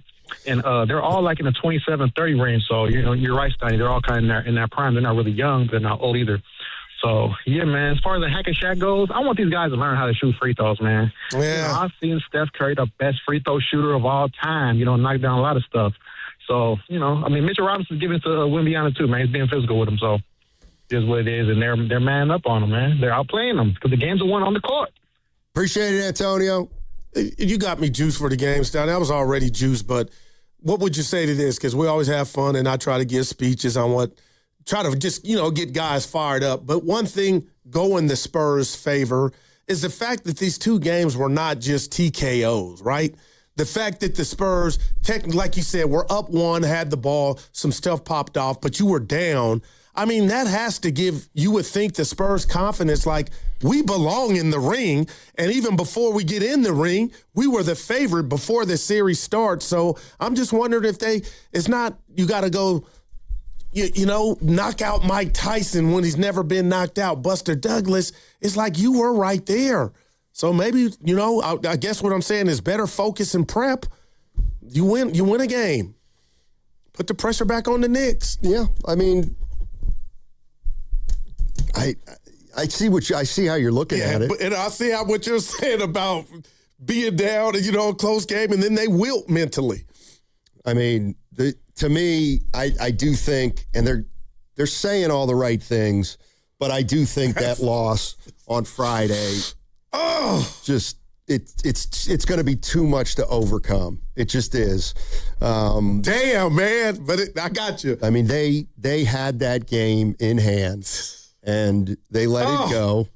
And I think a big reason they let it go is because their superstar player's only 22 years old. And there are things he's seeing right now and probably things he's feeling right now that he's never felt before.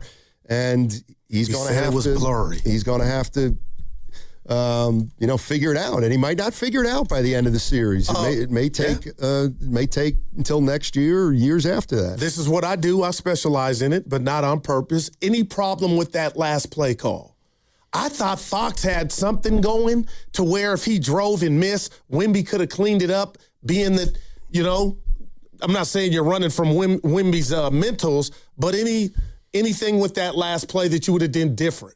I mean, he had, a 17-footer from the elbow? It was right there. I mean, it was a pretty good shot. Obviously, you know, I'd rather have a dunk by Wembanyama. Yeah. But, I mean, it was like 4 straight plays. It was a bad pass. It was a stupid foul. And then he ended up missing it. And Brunson missed a free throw to give you a chance. If you score, you win. Yeah. All right, 888-957-9570 is the number. That segment was brought to you by Cache Creek Casino Resort. This June, every Sunday could be your chance to win big at Cache Creek Casino Resort. Spin to win with hourly cash prizes from 2 to 7 p.m., including a guaranteed $40,000 winner. Plus, every winner gets to spin for a chance at $500,000. One spin could change everything. Cash in at Cache Creek Casino Resort. This is the story of the one. As a maintenance engineer at a beverage manufacturing plant, he starts his day knowing every line is ready to run because Grainger delivers the industrial-grade products he needs to keep mixers, conveyors, and packaging equipment moving. With Grainger's vast selection of bearings, belts, and motors, he keeps operations running smoothly, so nothing grinds to a halt. Call 1-800-GRAINGER, click Grainger.com, or just stop by. Grainger, for the ones who get it done. The sports calendar is stacked, and San Francisco Fire Credit Union is stacking up a big offer of their own. SF Fire Credit Union has a limited-time 7-month tiered certificate. Earn 7.5% APY on the first $3,000 for the first 90 days, then 4% APY on the full balance for the remainder of the 7-month term. Start with as little as $250. Visit sffirecu.org and go to discover our best offers. Early withdrawal penalties may apply. This institution is not federally insured. The credit union is not insured by any state government. Privately insured by ASI up to $250,000 per account. Hey, Bay Area sports fans, get ready for game day with Laughing Monk Brewing. Whether you're watching with friends or heading out after the final whistle, Laughing Monk has the perfect beer for the moment. With locations in Sunnyvale, Scotts Valley, and Bayview in San Francisco, there's always a Monk nearby. And now, check out their newest San Francisco location in Nopa. From crisp lagers to bold IPAs, every beer is righteously brewed in San Francisco. Grab a pint, grab your crew, and make game day better at Laughing Monk Brewing. Righteously brewed in San Francisco. Look who has extra pep in their step. Well, I just finished my to-do list. I went to Lucky and got groceries for the week, and I was even able to pick up everything for those barbecues and pool parties we have planned. You know what's even better? What? I get money back on the entire trip. How are you doing that? By using Upside. Upside? What's that? It's a free app where I earn cash back on groceries, gas, and dining out. And right now, you can earn an extra $10 cash back bonus on your first grocery run at Lucky and Food Max. So that extra pep comes from all that cash back. Looks like I need to download Upside. You really do. Roll into summer with a full grocery cart and extra cash back. Download Upside and use promo code SAVE6 to earn an extra $10 cash back on your first purchase at Lucky and Food Max. That's promo code SAVE6 for an extra $10 cash back. Remember, use promo code SAVE6. Offers vary by user and location at participating merchants. Go to upside.com for terms and conditions. Thinking about losing weight, boosting your energy, or balancing your hormones? You should check out Jumpstart MD. You work with real clinicians who actually guide and support you every step of the way. They offer personalized weight loss plans with GLP-1 medications, hormone optimization, testosterone therapy, and even peptide therapy. They've got 13 Bay Area clinics, or you can do everything fully online. Mention radio this June for up to 70% off, and all members get a free hormone consultation. Call 855-JUMPSTART or visit jumpstartmd.com. When back to the office means back in traffic, turn to the traffic leader, KCBS. Into 2 right lanes. Brought to you by your NorCal Honda dealers. Award-winning efficiency and 40 miles per gallon. Get the CR-V Hybrid today. It's the right car right now at your Northern California Honda dealers. Hey, Mom, now that I have an after-school job, I think I want to buy a drum kit. Okay, Rockstar. Let's look at your account. When kids start making money, Chase has easy-to-use tools and expert bankers to help them learn how to manage it. And next month, I'll buy the bass drum and the cymbals. Oh, and maybe some noise-canceling headphones for you. Aw, you've thought of everything. Help kids save, budget, and build financial independence, all with Chase. That's good for kids and good for parents. Visit your local Chase branch and get started. Account subject to approval. J.P. Morgan Chase Bank, N.A. member FDIC. Now at Lowe's, faster quotes start at the Lowe's Pro Desk. Got a material list handwritten on a sticky note or saved as a photo? Perfect. Bring it to us and get a quote in minutes. And if you don't see what you need on the shelf, we'll help you get it. You can access thousands of products beyond what's available in-store or on Lowe's.com, right from the Lowe's Pro Desk. Build quotes faster and source the materials you need to keep your jobs moving. Just like that, at Lowe's. In Oakland today, clouds, sun, afternoon breeze, and a high of 71. Weather brought to you by Duke's Mayo. Welcome to Duke's Mayo Country, where the mayo is so smooth and creamy, it makes every bite better. Duke's Mayo. Look for the yellow lid.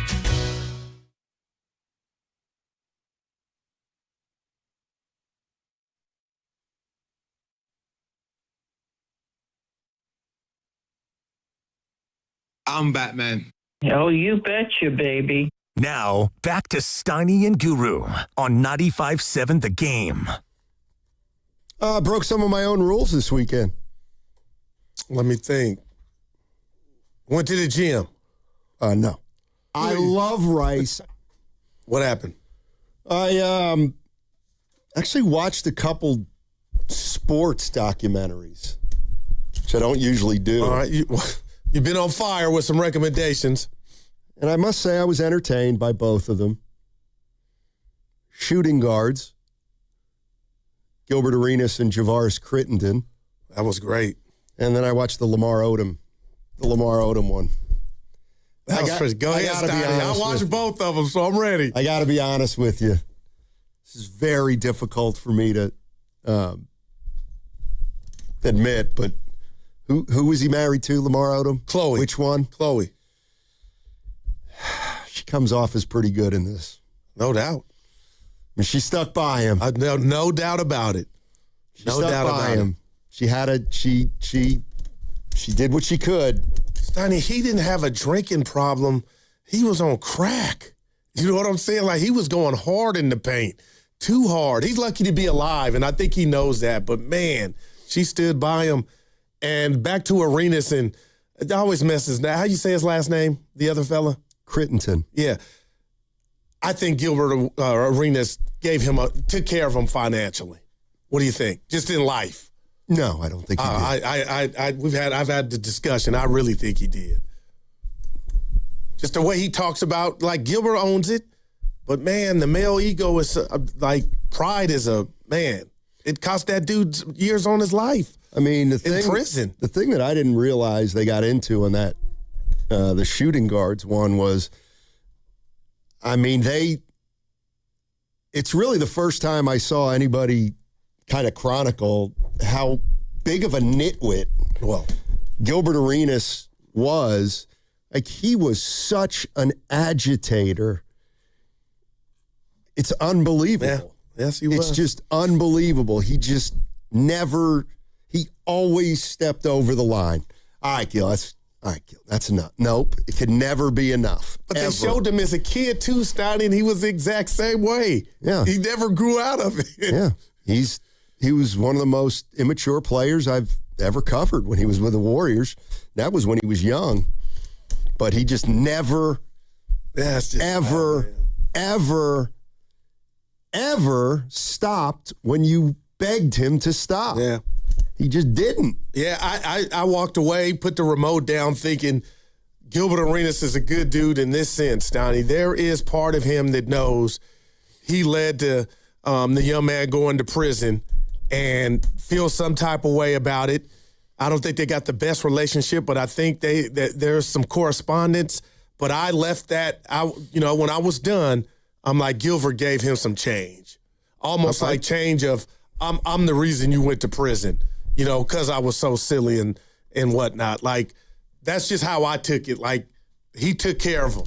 I mean, neither of them said that in the movie or in the documentary. But the way Gilbert was talking about their relationship now and would he have done anything different, I just felt like that's a guy that behind the scenes probably was like, I don't know if it's a couple 100,000, Donnie, maybe even more than that, but I think that happened. Like, can I ask you something? Yeah. Where do you get that from? My mind. Okay. Yeah. I mean, I didn't get that. Uncle Louis saying Gilbert is absolutely not a good dude, but I felt like he owned it. Oh, he owned it. Yeah. But he didn't. I didn't. You don't think there was no transaction? No. Yeah, I do. Because Crittenden got in trouble after that, too. That's when he killed somebody. And that's why he went to jail. It was after that incident that Crittenden was involved in something. Then he killed a woman. And then that's when he went to jail. Or prison, rather. So, I don't know. But it was good. It was. What made you click them, both of them? I was bored. Yeah. Unbelievably bored. Well, no NBA game. My guy Willard just hit me with an NBA stat. Stoney, this was the second time in NBA history that there was no playoff finals game on a Sunday. I mean, the other thing about Arenas is, like, he's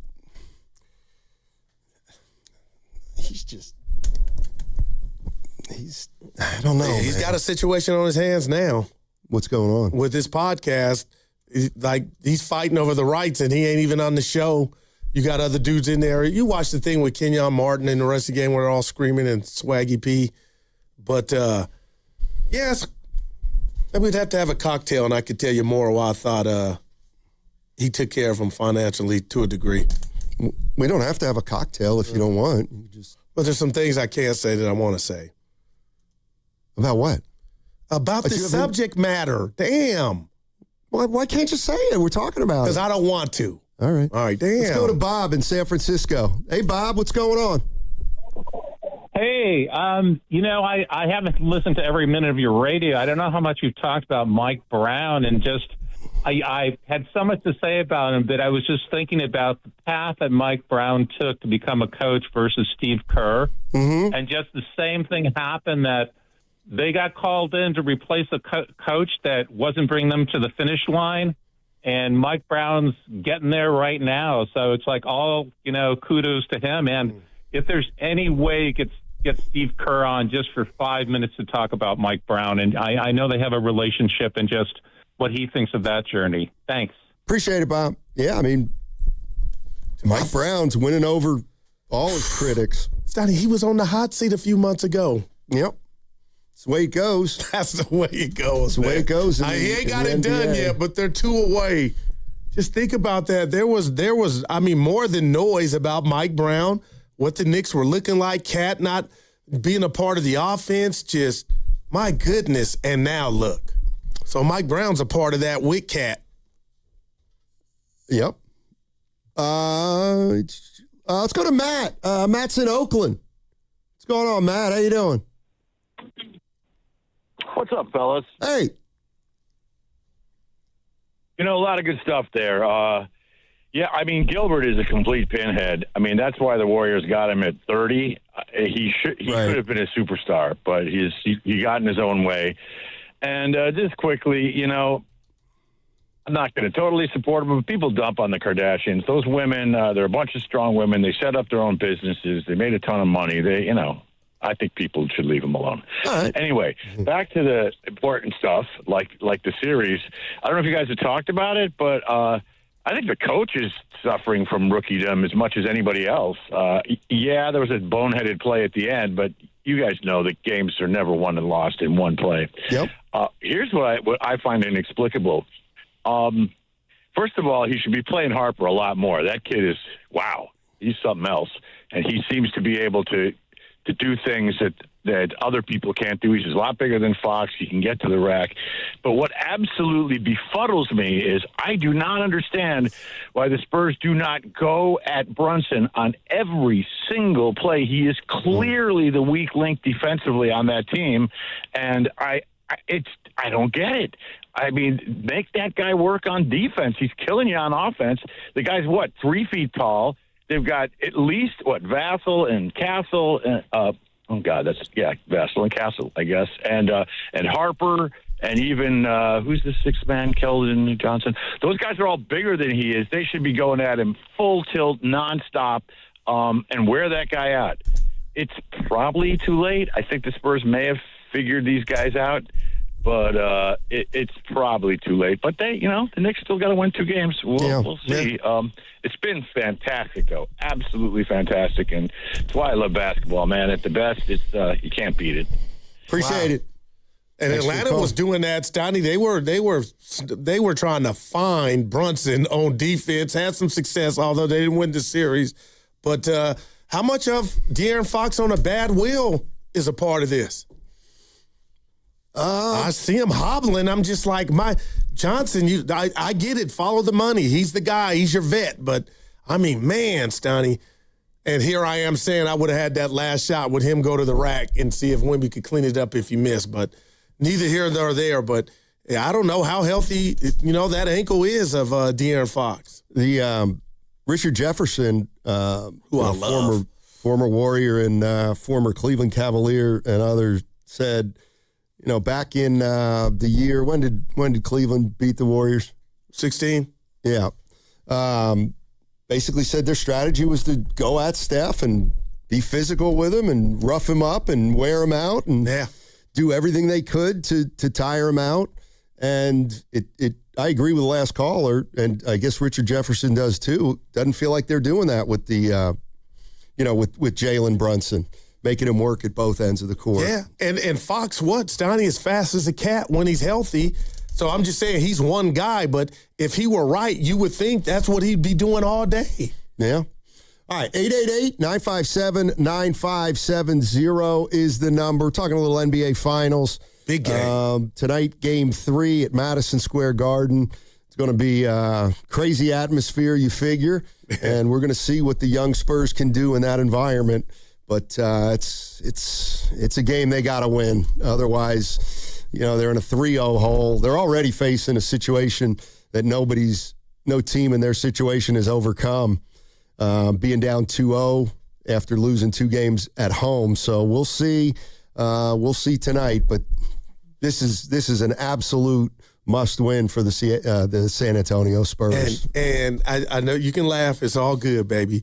The Guru Computer, like if let's just say the Spurs were to get one, but if you come back, when's the next game, Wednesday or Thursday, and you lose game 4, if you're San Antonio, well, you're going home down 3-1, and you're like, damn.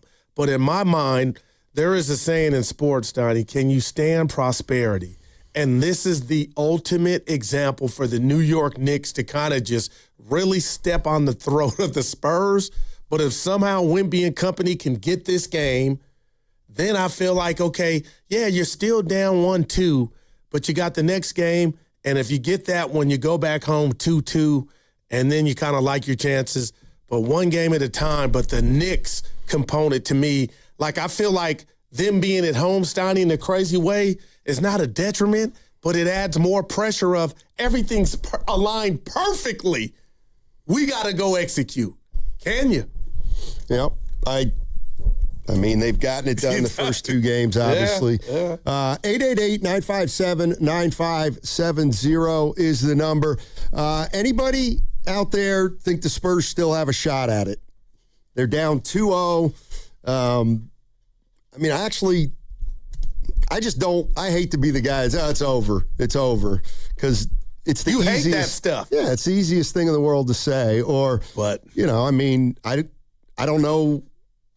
I don't even know if they're going back to San Antonio yet. So only game 3 matters, obviously, at this point.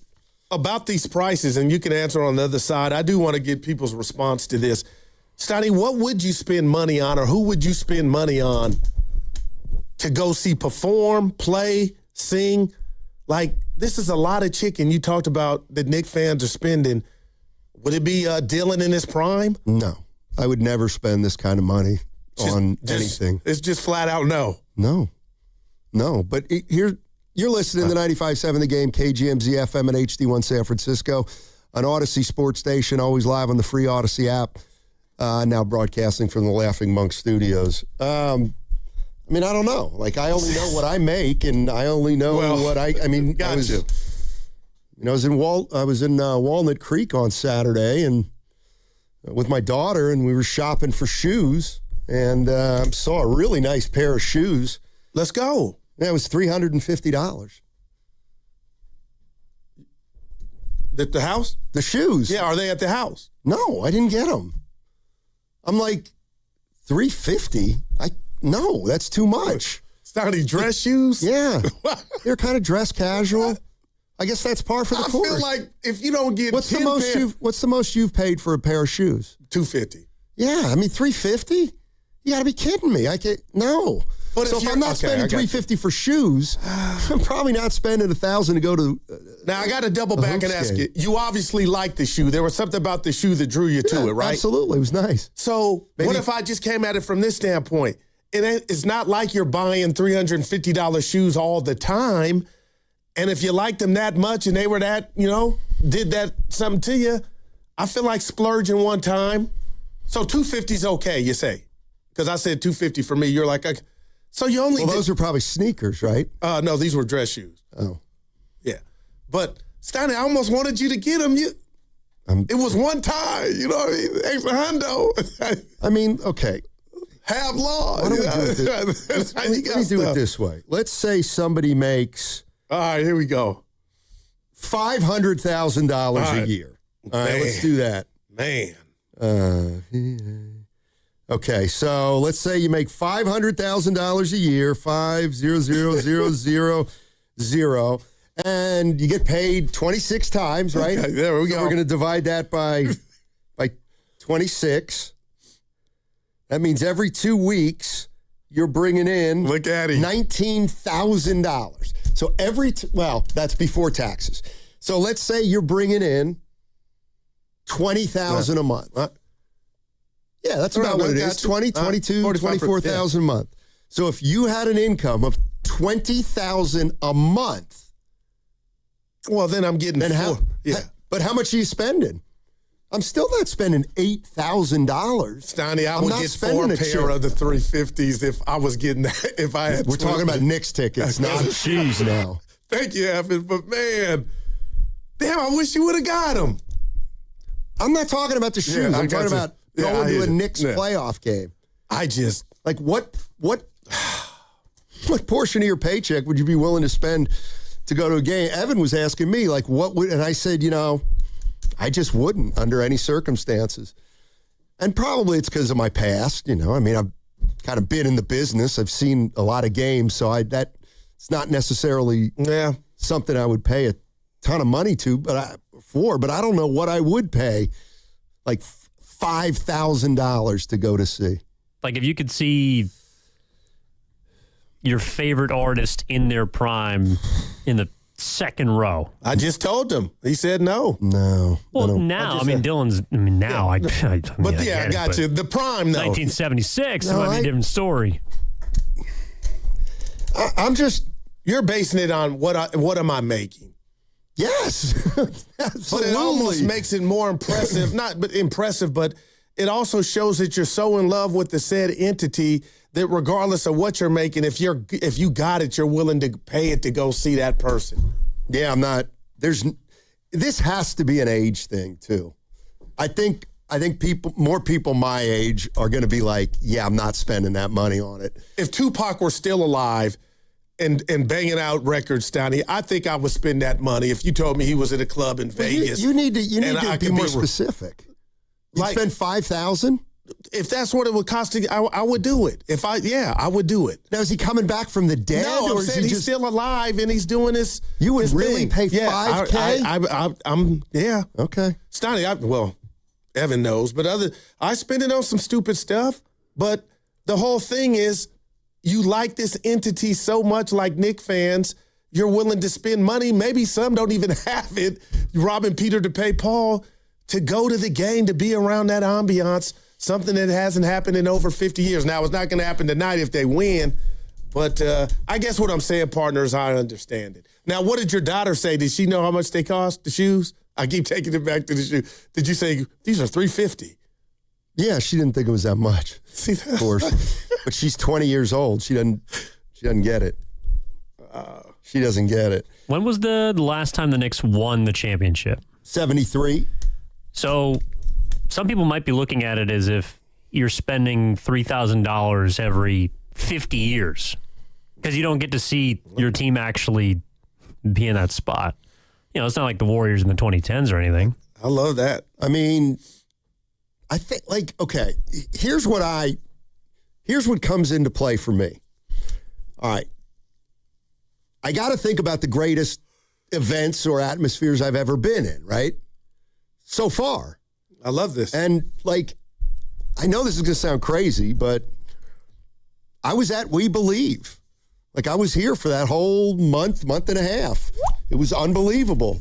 So I can't imagine, there's no way the Garden is going to put Oracle Arena to shame from when they played back in you know what I mean? Atmosphere, it's got the ingredients to do that, partner. I'm just saying, that place is crazy. Yeah, so was Oracle. Yeah, I got you. I mean, it's kind of the exact same. But the Warriors making the playoffs was equivalent to the Knicks making the finals back then. And I'm sorry, I don't think We Believe can be recreated. But you just can't tell me that the atmosphere at Madison Square Garden tonight is going to be significantly, it's going to dwarf what happened here during We Believe. And so it would be an experience for me, and I would say that's not worth it because I've had a great experience with, and I get it, it's not a title, and I'm not a Knicks fan, and that probably has something to do with it too. Yeah, but they both were unexpected. That's the one constant I get from this is they both were unexpected, and that's what made it more special. But I mean, to not have, and I don't know if he's been to a Knick game, but to not have been to this, in that building, Madison Square Garden, Stoney, I wouldn't feel comfortable saying, I would say the bar is set high, Evan, but to say it can't get to Oracle, and it, I don't know. I hadn't been to a game, but on TV it's playing. Well, it seems like what Oracle was to Warriors fans is what this series is to Knicks fans. So definitely, if you could recreate We Believe, which is obviously impossible, but if you could recreate it for $3,500, I'm serious. I think a lot of people would do that. Yeah, because it was that special. Putting it that way is a little different, for sure. You know what you're getting, but I would pay E. I would set up a GoFundMe for sure. 3,500, Steiny. Yeah. Get something you'll never forget because you're over there glowing about it, and we all are. But man, yeah, I mean, for me, it's got something to do with. I've been in sports media for 30 years. Like I can't separate that, and so I've been fortunate enough to be at a lot of places, so I don't really feel like there's something out there that I've missed that if I had a chance to be a part of or to see that I would do. Yeah. And yeah, I've been to games at Madison Square Garden, never been to a finals game, and it is great. But, I've been to a lot of venues that are absolutely incredible. So I'm not comparing this, but what's the most expensive for a person like yourself? An average, a golfer, what's the most expensive golf trip one could go on? No, I'm serious, Donnie. Well, I mean, hit that total for me. Well, that's, you know what, Goo? That is a great, great question. And I'll tell you, I almost feel like saving it. Okay, we'll do because that. it's a big part of this. Don't cheat me. Yeah. So this is how the golf trip sometimes goes. This is how the first golf trip And I'm excited to hear. I told you this. All right. My buddy called me. He said, hey, we're coming out to Tahoe for a golf trip. All right. We'll be out there for a week. Let's go. You're invited. Well, that's 7 rounds of golf in 7 days, and it's 7 days of a hotel.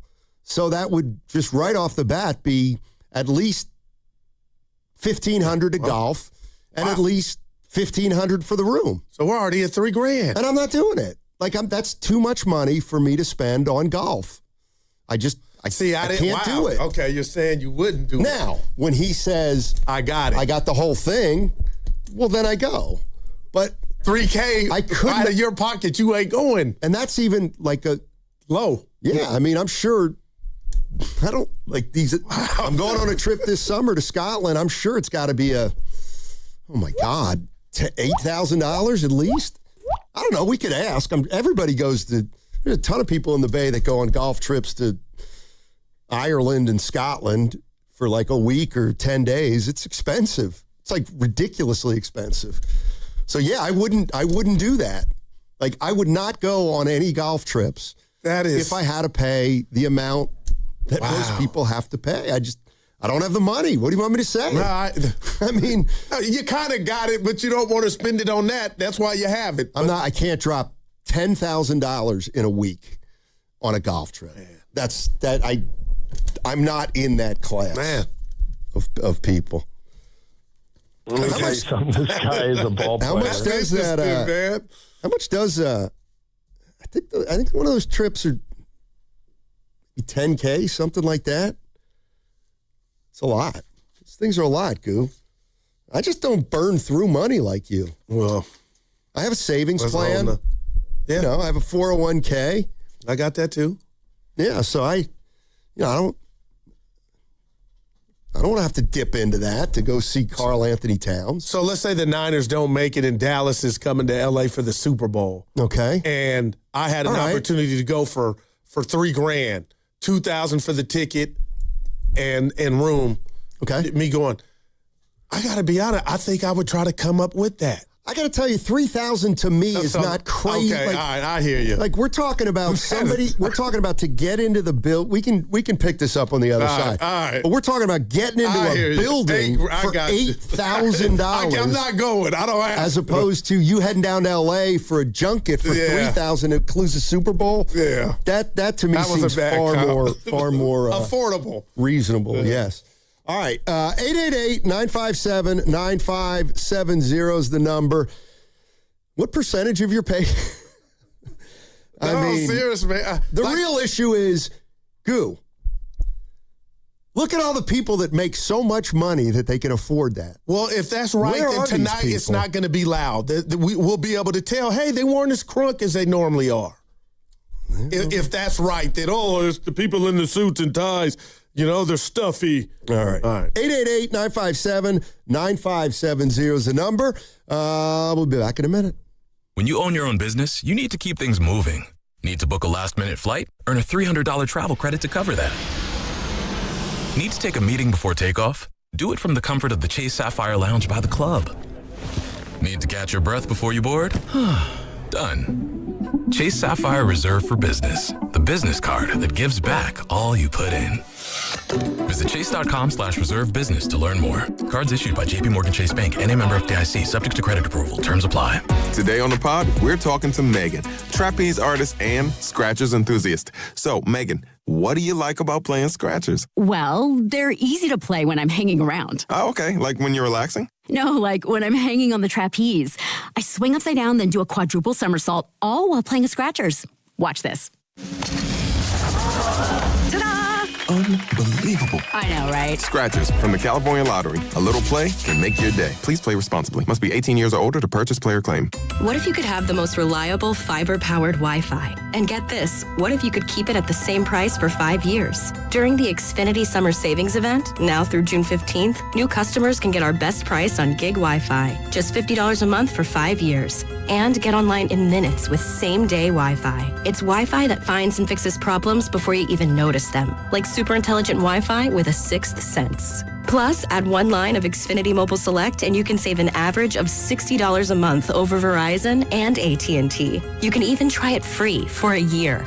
Lock in your price and unlock the possibilities during the Xfinity Summer Savings Event. Get it now at Xfinity.com. Xfinity. Imagine that.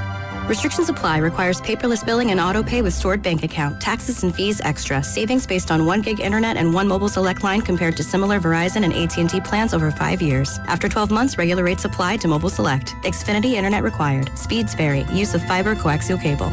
Alameda County Fair in Pleasanton returns June 19th through July 12th with mouth-watering food, shopping, and concerts like Flo Rida, plus the Demolition Derby and Monster Truck shows. Save big with advanced ticket prices at AlamendaCountyFair.com today. Neuropathy is a debilitating condition that is sometimes misdiagnosed. Symptoms can include pain, numbness, and tingling in your hands, legs, and feet.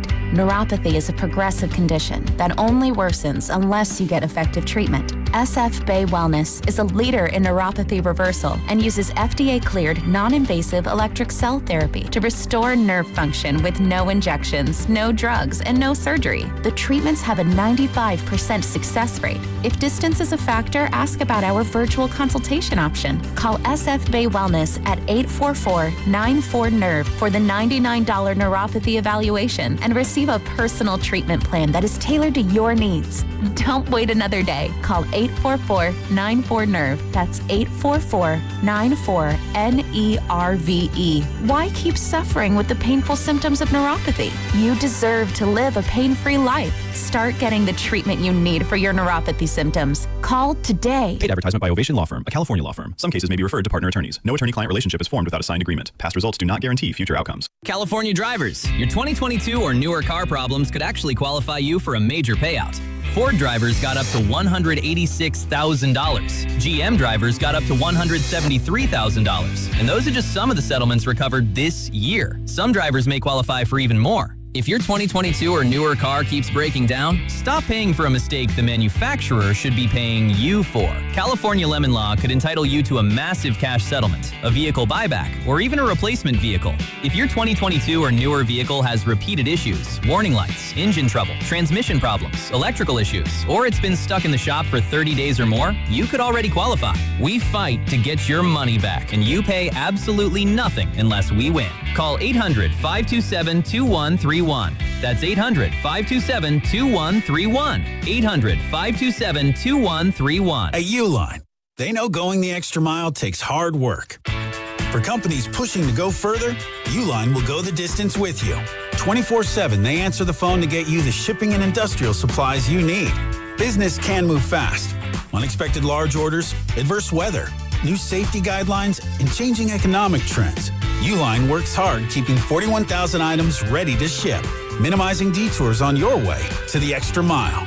Visit uline.com.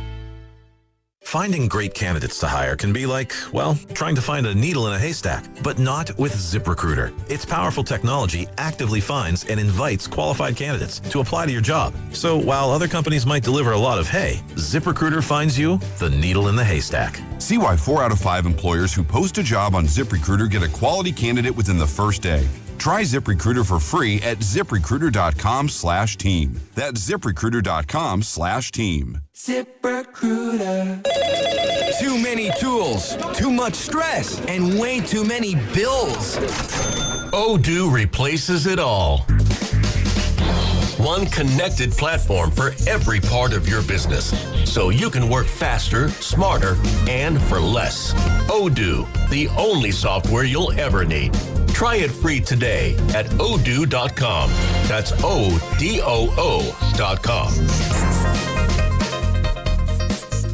My name is Whitney Allen, and I'm a widow. My husband, Ryan, died. We never thought we'd ever have to use life insurance, but the unexpected happened. With Ethos, signing up was fast and 100% online. You can get a quote in seconds, apply in minutes, and get same-day coverage. No medical exams, and you can get up to $3 million worth of coverage. I am grateful we were prepared. Get your free quote at ethos.com/radio. That's ethos.com/radio. Paid spokesperson. Time spent on application may vary. Online health questions required.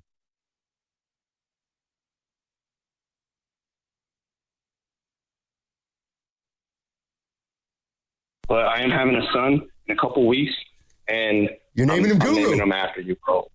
I swear to you, I'm letting you know right now. I'm not going to say his full name on the live or whatnot, but his initials are going to be PTO. Now, back to Steiny and Guru on 95.7 The Game. All right, what if we did it this way? All right, help me out. Come on, dude. Because, you know, what everybody would pay, I got to believe, depends mostly on their salary. So let me put it this way, Goo. Let's say you found out you're getting a $10,000 refund from the tax man. Okay. Okay? $10,000 refund. Now, my question to you would be, since it costs $8,000 to get into the game tonight, my question would be, if you got $10,000 back from the tax man, okay, IRS, would you do something like Dallas is in the Super Bowl in LA, you go down there for 4 days, stay at the 5-star hotel, go to the game, and it's a $10,000 package to go down and see your Cowboys for a long, long weekend in LA.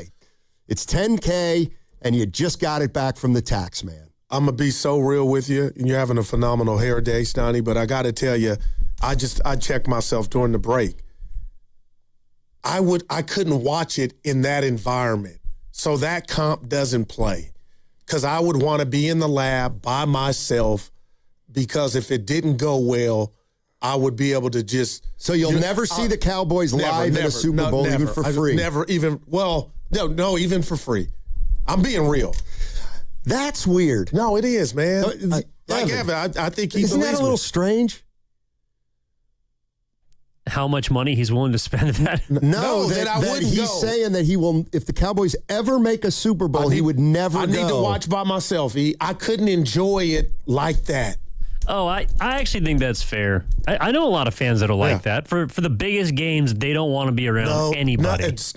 So that's on me. Hey, that's on me. That's a bad comp. But if you told me, I want to use Michael Jackson was alive, and he was at Chase, and it was $6,000, and I got that $10,000. I'm thinking that might be the closest thing I'm lying my ass off. Stoddy, I'm going to play that record in the caddy, and I don't know. I can't do it. I don't know. What is he? Are you going or are you not going? I don't know. I'm not for the football one, but I don't think I'd pay for any performance that amount of money.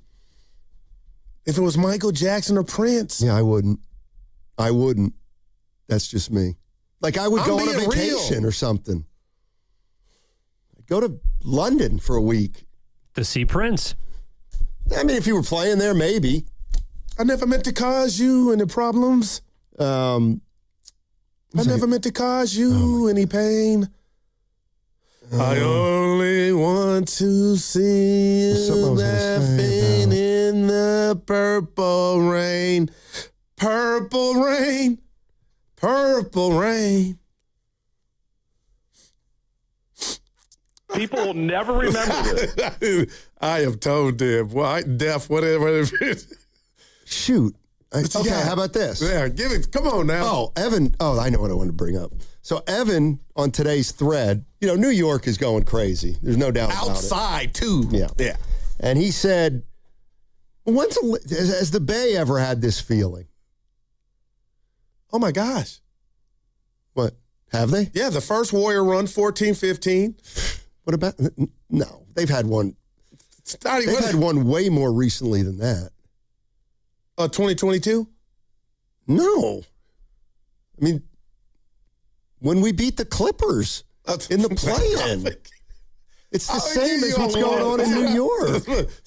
I mean, we were champions for a day. What? Stop. Like, seriously. No, that's... Last time the Bay was this hype was when they ousted ninth-seeded I'm thinking, what did I Clippers. miss? Stop. No, was it Eddie? One night. But that was what it was all about. All right, you get $10,000 back from the tax man. And what about... like Steph Curry coming out of retirement? I love the chef. It's not that much. Like in 3 years. Especially if I ain't getting prime Steph. So this is actually timely. It was announced yesterday that Roger Federer is going to be playing an exhibition match at the U.S. Open this year. And I think he's competing with Andre Agassi and a couple of other legends.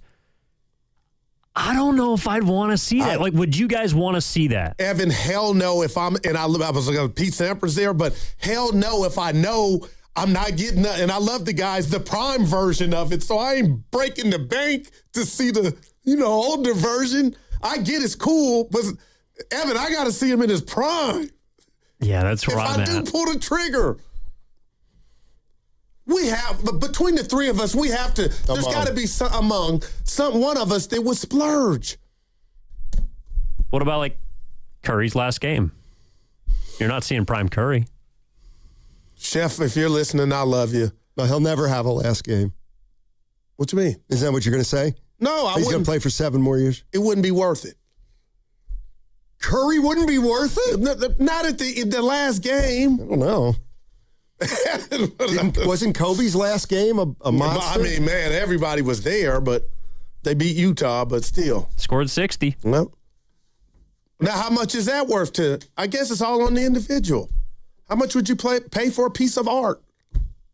Some people would give their right arm. You know what I mean? Paid. You being real here? Yeah, in Ireland about 20 years ago, we bought some art. I think we spent like $500 total for 2 paintings. So wasn't that? I thought you were going like, wasn't that? Now, wow. What? That's what we call in the streets. Thou wow. I'll bet you nobody does. I'm telling you. It's like when you say the offs, like nobody says the offs. You need to ride with your boy one day. Evan, who's your answer to what you would pay for? Like I should know this about my little bro. Who's your famous? Oh, J. Cole. Well, would you pay J. Cole in where? Steiny Paris? Okay, no, I'm gonna let Evan finish, but that's what I'm trying to think. What's the most amount of money you'll spend on anything that might interest you entertainment-wise? Well, for example, Cole was playing his last Dreamville Fest last year in February, and I wanted to go. But it was nowhere close to $8,000. I don't even know if it cracked $1,000. But I was willing to pay it. So if it broke you, you wouldn't have went. Whatever that number would have been, you would have said, I can't do it. Yeah, there absolutely would have been a line in the sand. I don't know what it was. I'm getting depressed. I can't think of some. Now, there's watches. This is entertainment or something like that. Your boy will pay for it, Steiny. But nah, entertainment, I mean, the Olympics, I'll pass. Okay. Like if you could see Usain Bolt run the 100. Or I could hang on to my hundreds. Well, that's... Man. Okay. There's got to be. All right. I'm thinking of, and we can do this, 888-957-9570, like okay, what would be my sports bucket list? There we go. Okay. All right. And what would I pay for? Well, here is one. There is one thing I do want to do, but I don't know how much I'd pay for it. I want to go see a game in the SEC, an SEC football game. That's dope at as one hell. of those At one of those venues. Iron Bowl. Okay. That's dope as hell. So I guess I'd fly somewhere in the South, and I'd pay for that. All right. I'd have to have a buddy down there who's going to the game, get the tickets. So I guess I'd spend a couple $1,000 for a weekend to see Alabama play Tennessee. I guess I might do something like that. But Now, that's also for the whole experience. It's well, not you're just spending for the another, game. you got to eat and do all that on top of the $2,000. I guess my question is, Stoney, why haven't you done it? But it doesn't sound like money's been the reason. I just haven't gotten around to it. Gotcha. I haven't gotten around to it. I was going to go down there and stay with my brother, but I didn't feel like it. I'd rather pay than stay with him for free. Dude. But no, so you know what? I'm getting depressed. A flight to, a flight to Alabama is probably $750, right? It's probably not that expensive to stay in a hotel down there for a couple days. Let's say 3 days, $500. That's $12. It'd be $2,000 with the food and drink. Now that's reasonable. I might do that. I might do that. $2,000 to go to an Alabama football game. I would consider that, but it has to be the whole weekend too. You know what I mean? Yeah. There it is. I would do that. So, not to take it here, because I know you guys don't like hunting, but normally a California hunting license to get deer or whatnot, squirrels, is $225. Norm and his buddies, when he was able to do it, they would spend $1,800 to $2,000 on an elk tag. Now, elk is a bigger animal than a deer, so you're getting more venison and more meat. But $2,000 to go hunt something that you might not get, I used to almost not cuss them out, but moms would be like, "What you mean, well? Just you got to pay $2,000 just to get in. Don't mean somebody's gonna dance with you, so you can come back empty-handed with $2,000 just to go hunt an elk." That's kind of like a sporting event, though, because let's say you're spending $8,000 to be at the Garden tonight. Well, not they lose, but let's say they get blown out. Game's over by the end of the first quarter. Oh, man. And it's just a total dud. You have no control. How tough is it to shoot an elk? Seriously. Hey, it's not hard. They're huge. But you got to see one first is my whole point. I got to just tiptoe around for like 14 minutes. Yeah, okay.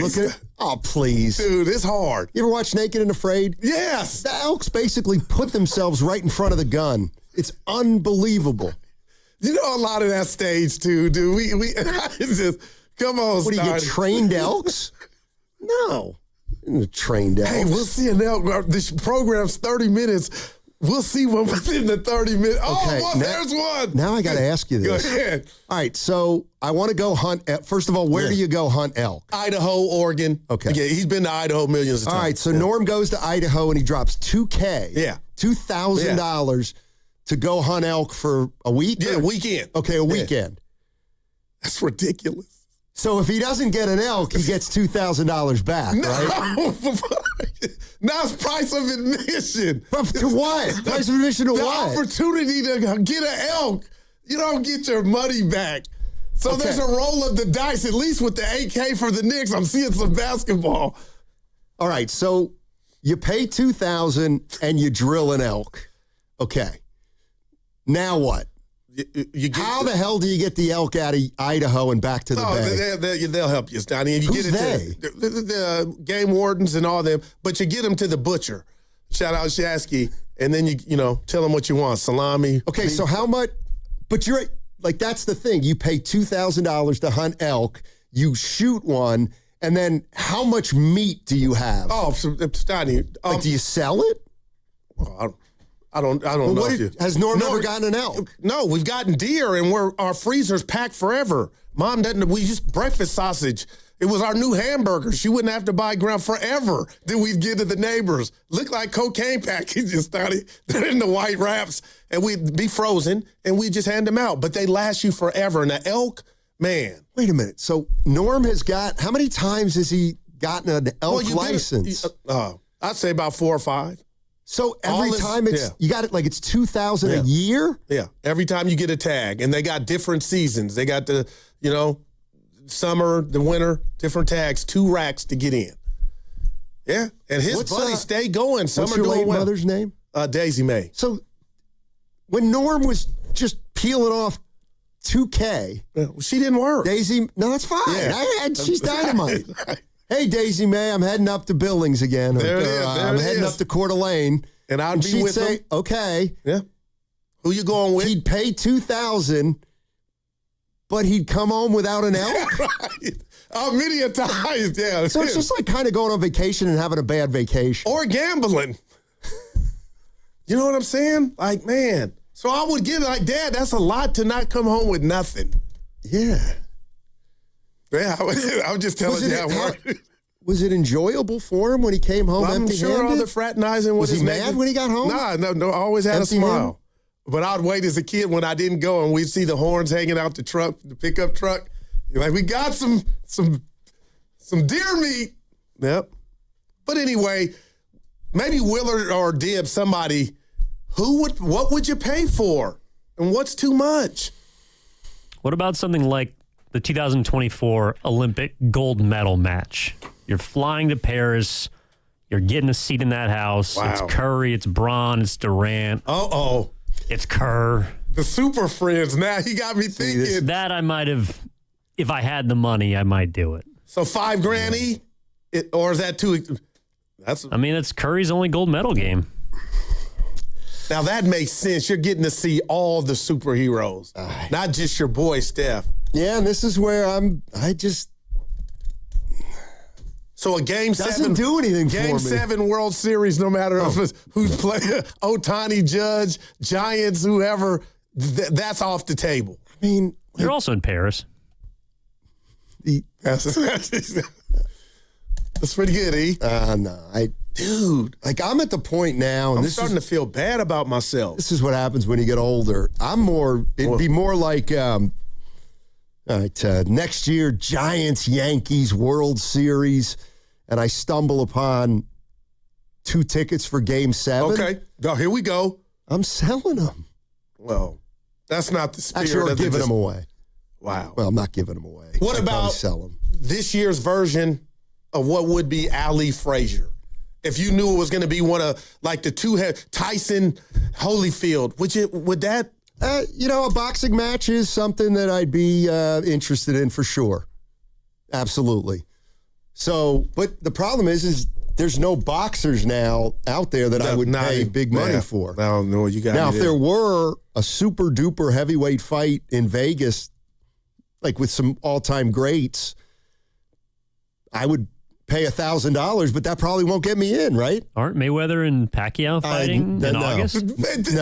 Now, I'm worried about I wouldn't money give a made. dime. He better not I be wouldn't broke. give a dime to that guy. Yeah, he better not be broke. He is.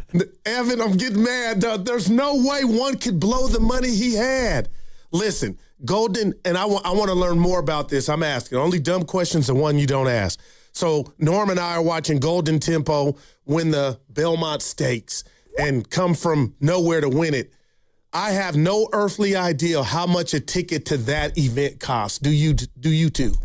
Like the Kentucky Derby. What's that to get in? Well, I'm going to take a stab here, and I don't think it's crazy.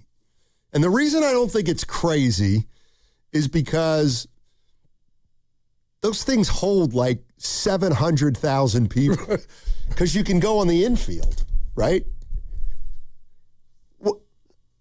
I'm imagining it like Bay Meadows get that out of your mind. Golden Gate Fields. Yeah, it's like that, only it's bigger, probably, or more nicer. But to something that elegant. I know in motorsports they allow all. That's where they allow all the RVs to park, right? So Churchill Downs can accommodate up to 170,000. Damn! Wow. What's the entry fee? So it says for a GA ticket, I imagine. I don't know if it's called the infield, but the grass, whoever Steiny's talking about, said this year range from 150 to 400. All right. And then if you want a box seat, so if you actually want a seat, it's at least $1,000. That's about what I thought. Okay. And if you want a private suite, it starts at $200,000. All right. Our world, man. And now I believe the Belmont Stakes, obviously, there's more than one race that day. So it's a full day of activity. It might even be a a weekend of races. You call them undercards to a boxing match. Yeah. For example, when if there's a motorsports event on a Sunday, a race, they have a whole weekend of activities. There's like an undercard on Friday. But best believe, partner, they're not paying for that. They're paying for the big, whoever the entity is for the Kentucky Derby. You're playing for the big race. Yeah, I think it's like a concert where you can get a weekend pass, and then you can get just a pass to a specific day, I got to believe. Oh, let's go to Jim in Lafayette. He's our horse racing aficionado. Jimmy. Hey, Jim, how you doing? Hey, how you guys doing? I just want to make sure you know the Belmont was raced in Saratoga. Right. I grew up near Saratoga. I've been to that track many times. There's no way they get more than 100,000 in that track, and I'm guessing the general admission, even for the Belmont, would probably be no more than $50 or $60 or something like that. So, but Churchill Downs, Kentucky Derby, that's another story. Oh, okay. But Saratoga is basically a small town, and I just can't believe that they would have charged more than $50 to $60 for general admission. I'm sure you could pay $1,000 and get a box, right? But you can get in for a lot less. Let me ask you this before you hang up: any sporting event you would spend a lot of money on, or if you have in your life?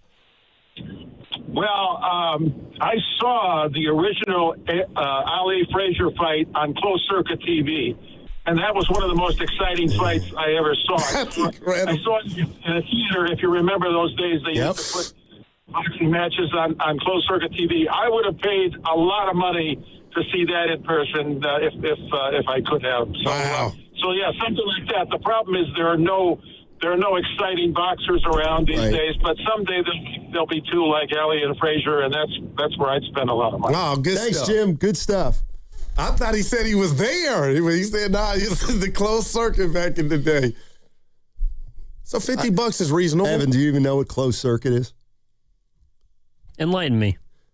That's amazing for you to ask. I'm not making fun. I'm not making fun. You don't know. This is education. So I was also looking up what the most expensive sporting events ever are. Continue. So if there would be a big fight, let's say at Madison Square Garden, it holds 20,000 people. The fight wasn't on TV. It would be on closed circuit. So you would have to go to a theater and pay like $19.99, and then they would show it in the theaters. So it's like the original pay-per-view. Yeah, exactly. Yes. Yeah. Wow. Yeah, exactly. Man. All right. 888-957-9570 is the number. $8,000 to get in to Madison Square Garden tonight. I was going to say, what's the most you've ever paid for an event or to get into an arena? But then I was thinking, nobody's going to call in and say, I spent $62,000. No, I think that's a badge of honor. I know we've been spoiled here. Well, then you know what that's going to invite. Tell me. I'm going to ask how much they make. Oh, well, that's what you do best. What's the most you've ever spent on a sporting event? And would you spend $8,000 just to get into the nosebleeds tonight at Madison Square Garden? Good Lord. What's coming up on the game is brought to you by Fremont Bank. Here for you, here for good.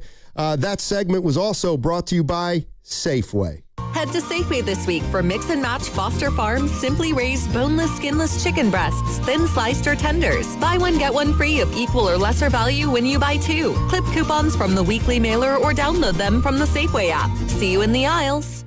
Hey, DraftKings Sports is live in all 50 states. Yes, that means you, California. The whole world is watching one tournament right now. Group stage chaos, knockout drama, stoppage time heartbreak. The DraftKings Sports app is now live in California. So whether you're catching the early kickoff before work or the late match at the bar, you are in on every minute, every match, every moment, all in one app. Right here in California. The world's biggest stage is in the palm of your hand. New DraftKings customers sign up with the code 957TheGame. Spend $5 to get $200 in total rewards. That's code 957TheGame in partnership with DraftKings. The crown is yours. Event trading offered by DraftKings Predictions, a CFTC-registered introducing broker. Trading involves risk of loss, market availability varies, eligibility restrictions apply. $50 every 7 days via click-to-claim, issued in a non-withdrawable predictions dollars that expire in 1 year. Ends June 28th. Terms dkngb.co/predictions promo. In 2026, Bay Alarm celebrates 80 years of security. For the Bay Area, that means local service including burglar and fire alarm systems, 24/7 in-house monitoring, and custom security designed to work with business operations. Bay Alarm has real people rooted in your community looking out for your business. After 8 decades and 3 generations of family ownership, our promise is still the same. We got you. Learn more at bayalarm.com. J Vineyards returns as the official sparkling wine of the Golden State Valkyries, continuing its mission to uplift women across industries. J Vineyards and the Valkyries share a commitment to female leadership, ambition, and breaking barriers to support women who raise the bar in sports and beyond. So Valks fans, join us at the game, at home, or at Jay's Tasting Room in Healdsburg for a memorable experience. J Vineyards, raise a glass to excellence, on the court and in every bottle. When selecting a financial institution, how do you know you're making the right choice? As Bay Area bank customers find themselves at a crossroads, maybe it's good to consider if you want your bank to be community-oriented or corporate-minded. Fremont Bank has grown by providing stable, consistent service to the region, its families, and its businesses for 60 years, all without a single merger. And we intend for more of the same for the next 60. Fremont Bank, here for you, here for good. With increasing summer temperatures, this is a good time to replace your home's siding, decking, and fencing. Golden State Lumber and Showroom works closely with contractors to keep your home protected. AZEK Exteriors offers outstanding durability, is easy to install, and protects against fire and dry rot. And TimberTech Advanced PVC Decking has a Class A fire rating and is backed by industry-leading warranties. Visit GoldenStateLumber.com for products that increase the value of your home. Golden State. When you succeed, we succeed.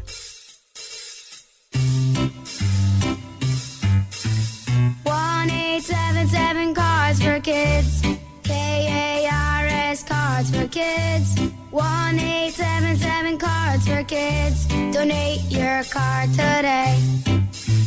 1-877 Cars for Kids. KARS Cars for Kids. 1-877 Cars for Kids. Donate your car today. Ready to get rid of that old car? Donate it to Cars for Kids. Call 877 Cars for Kids to speak to a friendly live agent. Donation is super easy, and your car can be picked up as soon as tomorrow. Go to carsforkids.org now or call 877 Cars for Kids to donate your car today. 1-877 Cars for Kids. KARS Cars for Kids. 1-877 Cars for Kids. Did you know you can donate real estate too? Go to carsforkids.org. That's cars with a K. This summer, the Honey Pepper Pimento Chicken Sandwich and Pineapple Dragon Fruit and Sprite are back at Chick-fil-A.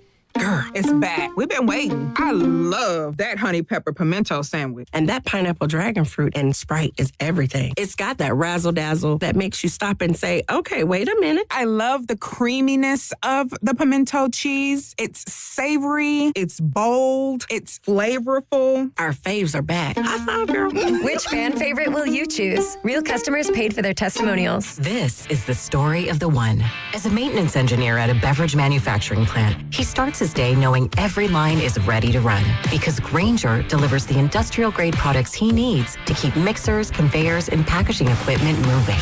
With Grainger's vast selection of bearings, belts, and motors, he keeps operations running smoothly, so nothing grinds to a halt. Call 1-800-GRAINGER, click Grainger.com, or just stop by. Grainger, for the ones who get it done. This summer, the Honey Pepper Pimento Chicken Sandwich and Pineapple Dragon Fruit and Sprite are back at Chick-fil-A. Girl, it's back. We've been waiting. I love that honey pepper pimento sandwich. And that pineapple dragon fruit and Sprite is everything. It's got that razzle-dazzle that makes you stop and say, okay, wait a minute. I love the creaminess of the pimento cheese. It's savory. It's bold. It's flavorful. Our faves are back. High five, girl. Which fan favorite will you choose? Real customers paid for their testimonials.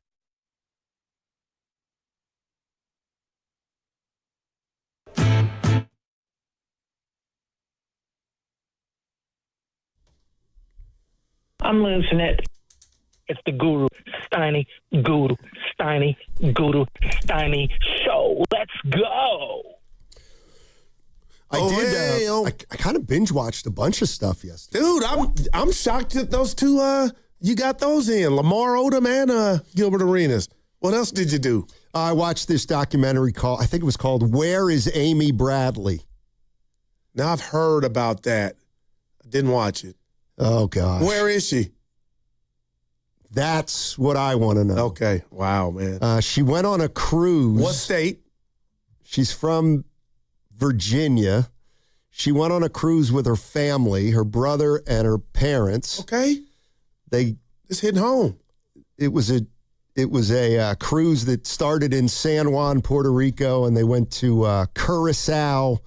They went to St. Thomas, and then the last stop was, I don't know, maybe Barbados or something like that. And she was in her room at 5:30 in the morning, according to her father. Her father saw her on the balcony, saw her feet like laying on a chaise lounge. And then he woke up at 5:30, looked out, and she wasn't there, and they never found her. And then the next day, the boat landed, I believe, in Curacao, and the parents were like, please don't let everybody off the boat because we don't know where our daughter is. And did they do that? No, they let them off the boat. And they never found her. They've never found her. But not the swim team, but the guys that come in and check the water to see she went overboard? They believe that had she gone overboard in the type of current that was that day, she absolutely would have washed ashore had she jumped. But I need more than that. Did they have the guys the scuba divers go down and do all? It don't sound like it. No, they didn't do that. Oh, man. But they had helicopters and stuff looking for her. And then over the ensuing 10 years, there'd be a sighting of her every once in a while. Like someone would say, I saw her. Oh, my God. I saw her. Stoney, stop. So there's... But those are trolls playing, right? I don't know. Risotto, you've seen it, right? Pasta. I feel like she could be alive. I think she's 100% alive. There's a guy at the end of that documentary, and he said that he asked what her name was, and she said her name. Yeah. So what was their pasta? What that's reacting to new information. So Yellow was a problem in that movie. Was her relationship? Well, why would she want to get away or disappear? Well, that's a great. Was there friction? No, they're on the cruise. There were some very interesting parts. She had come out to her parents years before, and they struggled with it a little. And then how about the part with her girlfriend? Right a month before she disappeared, she sent a letter to a girlfriend that she was seeing but not seeing, and they were having some issues. Oh. And some people think it read like a suicide note because she was... That's wow. Okay. But I think it had to do with the guitar player. She was seen dancing with one of the band members at a disco late on the ship. She was out late that night. She was out really late that night. Okay, gotcha. But she did come back at 5, at 3. She got back to her room at 3:40. To where Pop saw her the next day on the deck. Correct. Okay. And also her card that she had to get into her room has the time on it. So they knew she got back into her room at 3:45 a.m. And then, but they never know if she then left the room again because that wasn't tracked. Okay. If this is a true story, a week removed from coming back on my trip, I said this, I was so impressed with security, Steiny, it was lines around the corner to get in and off the boat. Your whereabouts, there's no way, I could hide, the camera don't. Everything was, so my question is, do they got video of her leaving the boat? Mm-mm. Mm-mm. There's no, what I just experienced, there's no way you could have got off that boat without the face recognition was everything. I mean, there's talk that they hid HID in a suitcase and walked off the boat in Curacao, and now she's, basically enslaved in the sex trafficking industry. So which is a major, unfortunately. It's real. Yeah, it was. Wow. Had me kind of riveted. And Pasta clicked it on, too. Yeah. Pasta knows. I watched it a few months ago. Yeah, it's pretty good. The Odom one was good, too. Yeah, I thought that was good. And the Lucky to be alive. Who? Oh, he died, Odom. So he died. Yeah, he's in a coma. No, it's not. He was in a coma. Yeah, he was in a deep one. I didn't like the guy that ran the brothel. I didn't either. I didn't either. Dude, that dude, not the bald dude, the dude with the long hair. Yeah, that's right. I didn't like him either. He thought he was the star of the show. I wanted to give him, wanted to kiss her, man. Like, I'm with you. That guy kind of bothered me a little bit. I don't like dudes like that or gals like that, Starny. He tried to be the man. He did try to be the man, like to be like, so what happened with you? He said, well, it was one of the most harrowing moments of my life. I remember picking him, and I'm just like, dude, the guy was almost dead. Like, I get it. You know, take a playoff, man. I'm with you. Yeah. Hey, Evan, real quick, can you share with us your text you got from the great Dan Dibley? Because now I can't wait to hear this answer from Steiny. Oh, well, he was listening earlier and asked if Steiny would spend $8,000. And I'm assuming this is all inclusive, not just the round itself, because we ran some numbers during the break. Would you spend $8,000 to play at Augusta? No. The Mecca. No. So you mean that just that quick? No. Goo. I don't know about you and where you grew up. Baby. $8,000. I can't do that. My father would be a pinwheel in his grave if I started spending that kind of money on that kind of thing. But I guess Evan was saying, too, and it was everything together, you know? Well, here's the thing. So I just list, like, the most expensive golf courses. Like, if you go play one round of golf, basically the most expensive. Pebble Beach has got to be number one. It's not, but, you know, basically the most expensive round of golf is about $1,000. Wow. I wouldn't pay that. Damn. It's too much for one round of golf. Are you kidding? So what's your limit? Like 500? Okay, I'll be honest. No, my limit is absolutely $200 for golf. Like, I'm playing in a tournament in July. We're playing 2 nice courses up in Tahoe. They're $200 each. That's it. Wow. That's it. I'm not spending any more than that. And I want to say BS on me for what? Playing Augusta? No.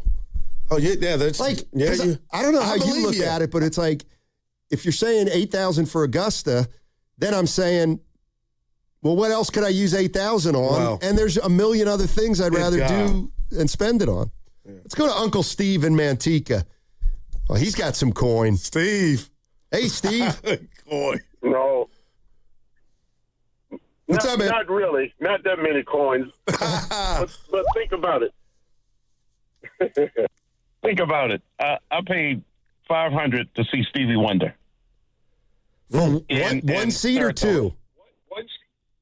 2 seats. Okay, $250 each or $1,000? $250 each. Okay. $250 each. All right. And we were only 4 rows from him. Wow. So I thought that was appropriate. Now I did get to play Pebble Beach, but I played it for $352. Okay. Wow. And then I tried to walk out, and I went and picked up a yardage guy, and the guy said, "That's $7." I said, "I just paid $352." He said, "Well, you're getting ready to pay $359."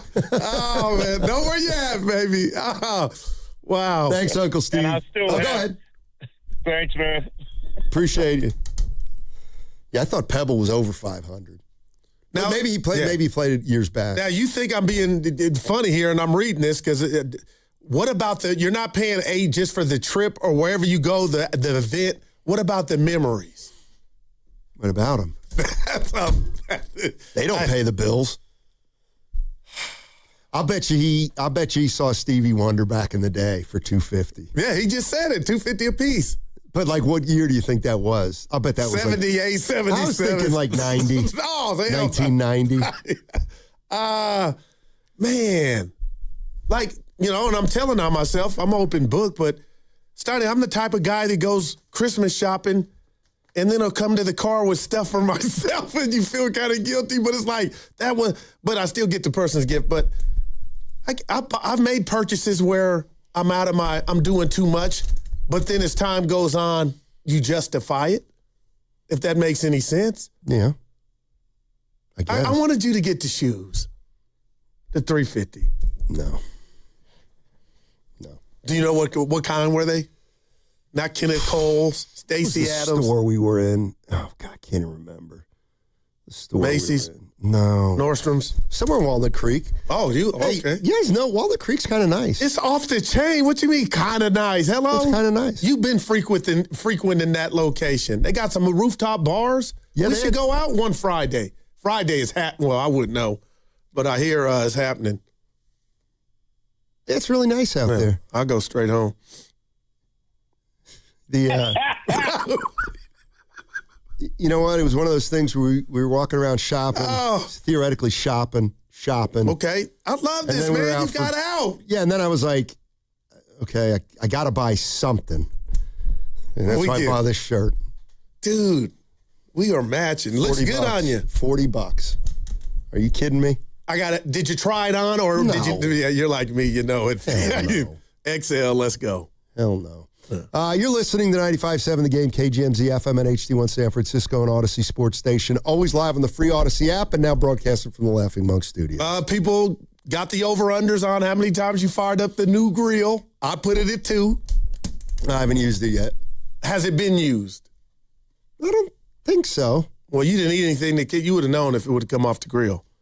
Yeah, I don't think we've used it yet. All right, this is what we started the show with. By the way, I didn't bring this up, but you guys, and I'm not saying I'm right. But what I am saying is I thought he said Bill. You guys are like, no. Belt. But I did get some people on the text line saying I thought he said Bill too. So this is Brandon Aiyuk. Oh, real quick before you play, what would the bill? The bill's coming due. That's a phrase. The bill. Well, you already got paid. The belt was going to be you looking bad when I go ball out somewhere else. Let's listen again. This is Brandon Aiyuk. Mad about something.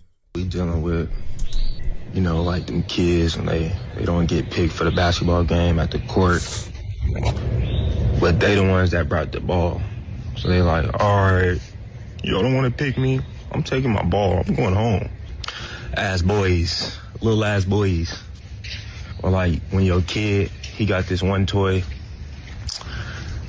but he don't really know how to use it correctly. So somebody else about to pick it up and play with it. And they're like, oh yeah, this lady. And they're like, wait, hold on, that's my toy. Little ass boy. Man, stop running from the belt. The belt coming. You scared. They scared. The truth is they scared. They know how I get. They gonna say, oh yeah, BA did this, BA did that, BA did, allegedly.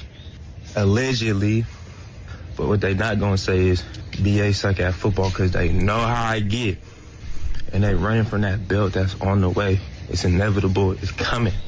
Stop running. Stop being a female dog. Stop being a little cat. Stop running from the belt. How did he make you do that right there? That was impressive. Sonny, they're running from the belt.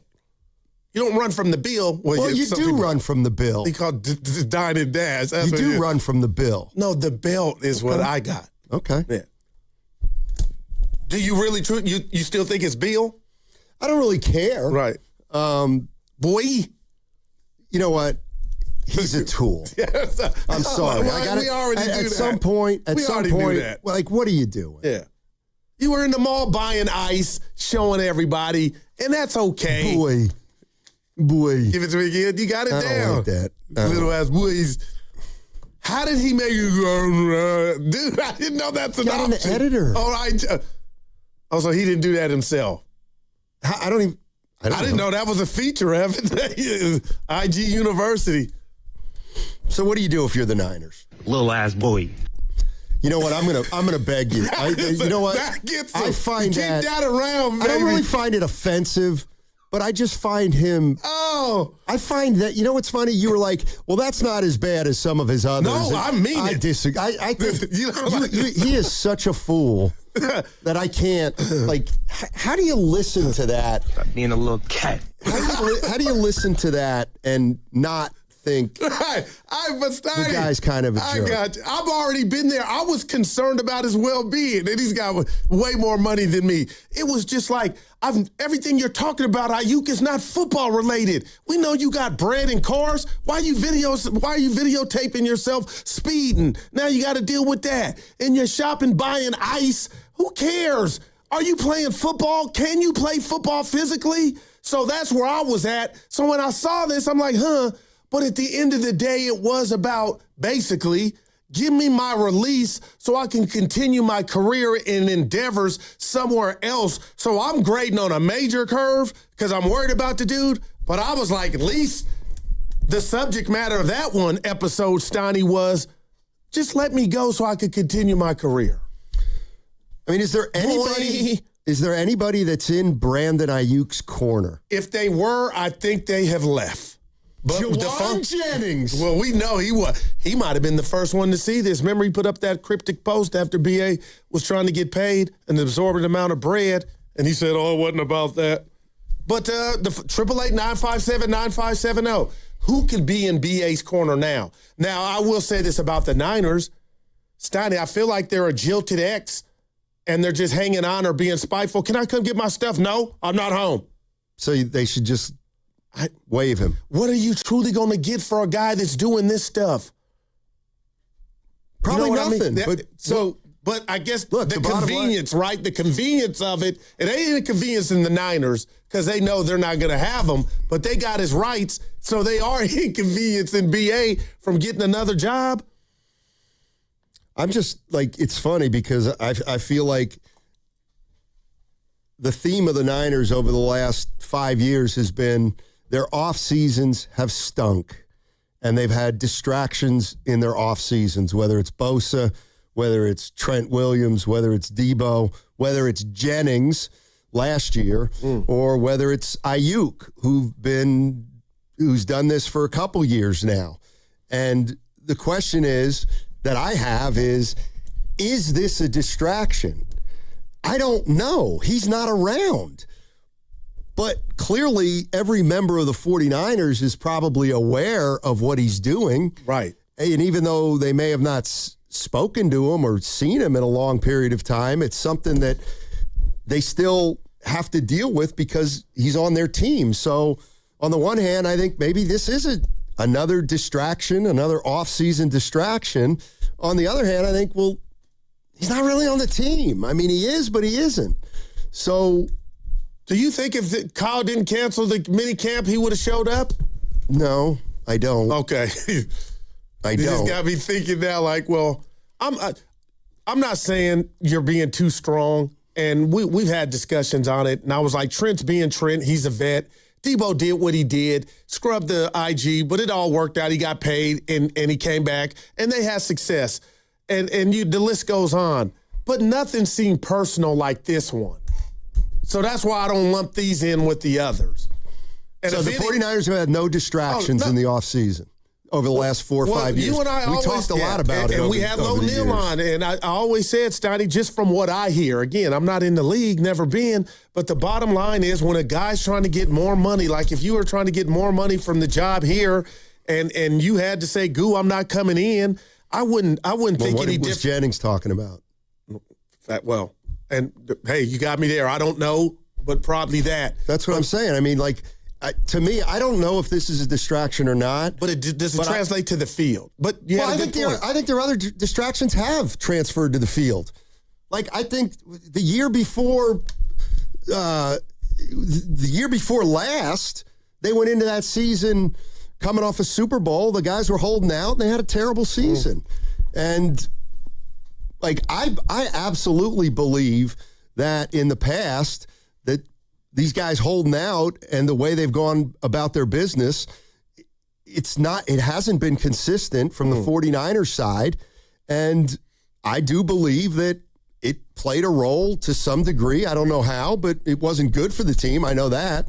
And now I'm just wondering if we're at the same place we're always at with a Niner player or two in the offseason. I'll say this to that then. If you are correct and he is a distraction, that's all the more reason to cut his ass or expedite it right now. I know. But he's not on the team now anyway. So, like, the issue is that it can only be considered a reward if the 49ers waive him. Like, wow. That's it. I mean, you can't hold the guy hostage, though. I'm not. Why not? Because he's been an ass. I don't agree with how he's handled his business. I've been consistent with that. But the bottom line is now this is starting to feel like, okay, Steiny, if you're really worried about the locker room, cut him. But the Niners do know that day is going to come to where he's not in a red and gold uniform, and that day's already here. Just let him move on, and you can – and I know you don't care about this stuff, but I thought it was bad pub with the team not trying to get any pub over the weekend with this story just because he's still attached to the Niners. And that was kind of the theme of his post. Let me go. So now he's playing victim. There is no way that until I absolutely have to do something, there's no chance I'm just waving this guy. Well, that's what they're doing then. And they're doing it well. Until I get something for him or I have to waive him, I'm not doing anything. Yeah. And, like, I don't care. And you sound like that's how they probably are thinking. And it's not spite. It's not spite. It's just, no, I'm gonna utilize every option I have. Talking about the Niners, we're gonna utilize every method we have to try to get something out of this guy if we move him or if we don't move him. But I'll tell you the other thing is, like, and I heard David Lombardi talk about this on his YouTube, that if they waive him, they're probably going to try to come after some of that money that he's already made. And I don't know how, but good luck with that. But I guess the sooner you release him, the sooner you could start on that quest. But Paulie Mack on the text line had a good point, Stoney. To me, well, if you say this is distraction, the situation didn't keep Evans and Kirk from coming over here, you know? What situation? Brandon Aiyuk.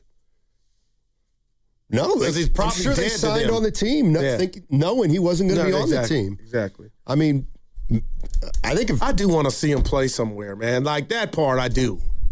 I could care less. And I want to see how he's bounced back physically. Yeah, I could care less. The guy does this. Come on, boy, dude. Little ass boy. I don't know. I got to ask Goo that. Austin wants to know why the media is so worried about BA's money. It's not BA's money. He's kicking up dust right now as if he's a victim, and I want to see him continue his career. Austin, he's got to be a lawyer or attorney somewhere, one of those guys, because when you say A, he'll go B. That's what I know about my guy, Austin. Well, I'm just, I do think it's over. Ooh, he's costing himself chicken. Yeah, okay. He made a lot of chicken. But if the Raiders needed a receiver or Dallas or anybody, I got to believe in this cold-ass world we call the NFL where talent wins, I got to believe somebody would come calling, and now I feel like you could get him with a Groupon. It's like that's where Brandon's messed himself up that he can't shake until he gets a team, balls out, then it's time to re-up, and then it's like, okay, you didn't grew up. But right now, you're man, hold on to that chicken. I mean, being a little cat. If the why wouldn't the Commanders just offer a 7th round pick? Well, you know what? Because then you get his contract. Exactly. Well, that ain't happening, right? I think everyone wants the player. Right. No one wants the money. Do we have a drop dead date where that won't be the case, Were you talking to someone Feels about like that, it's Steiny? September 1st. September 1st is the Saturday before the... Okay. So he ain't playing week 1 at all. No, but that's when the 49ers, I think, are going to have to make a decision to just waive him at that point. Wow, man. Hey, as you know, we are live on YouTube throughout the entire day. Just search 957 The Game and you'll find us. And now we're expanding the community for our super fans. Become a Game Pass Pro member to get early access to full-length shows, private AMAs, and exclusive content like post-game reactions, one-on-ones with insiders, and much more. Go to YouTube, search 957 The Game, and sign up now to become the latest member of the Game Pass Pro. This hour is brought to you by Chase Sapphire Reserve for Business, the business card that gives back all you put in. Running a small business means juggling a lot. Your network has to handle it all. That's where a fiber-only provider falls short.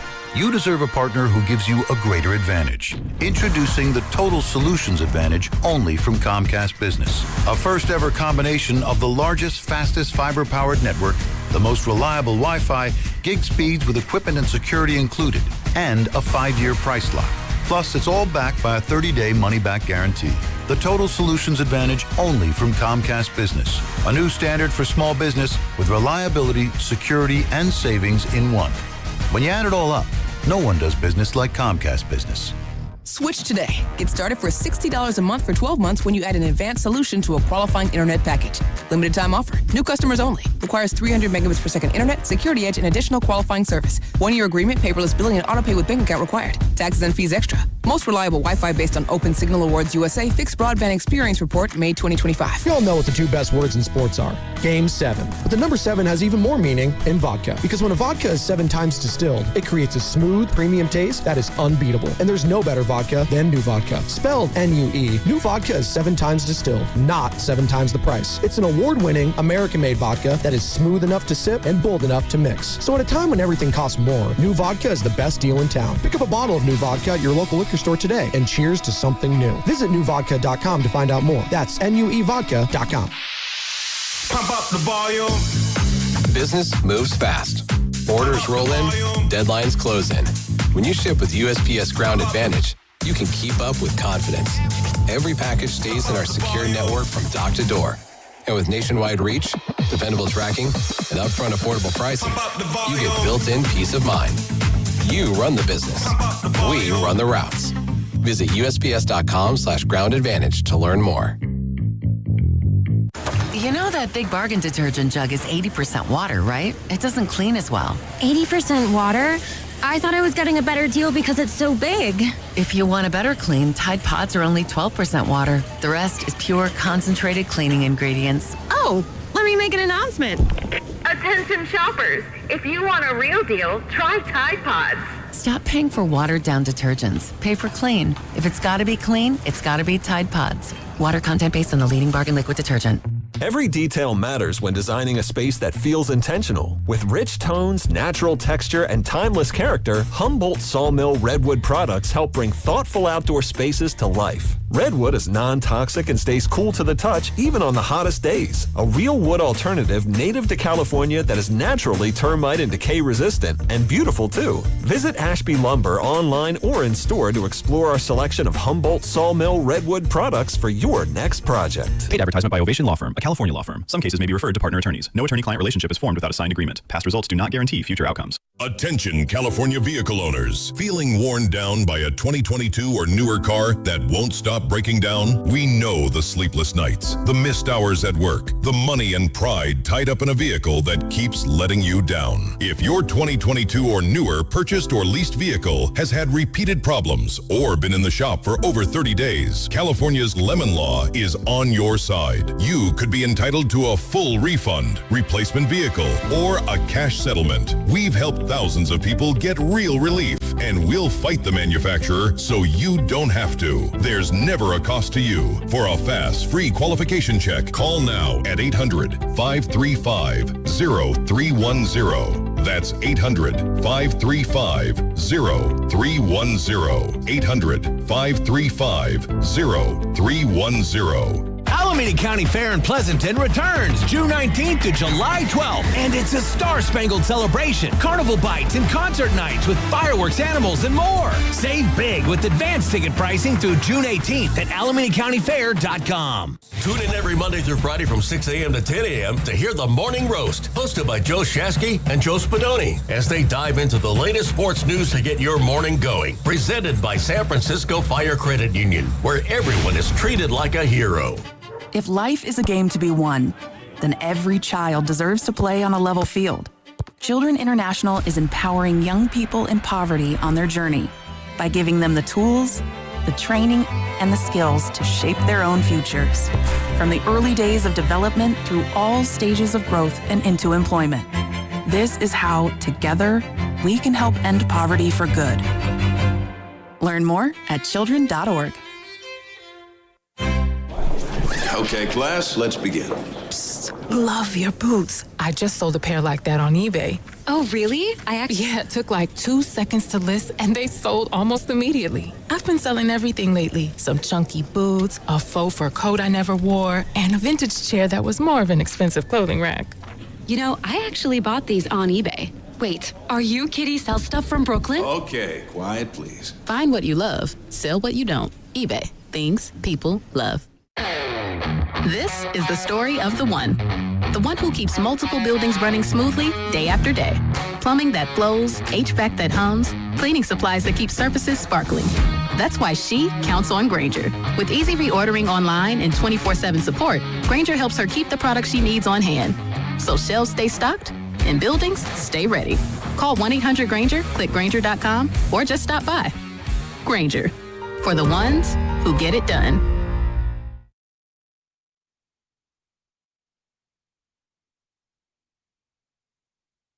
Thank God, no dibs. Now, back to Steiny and Guru on 95.7 The Game.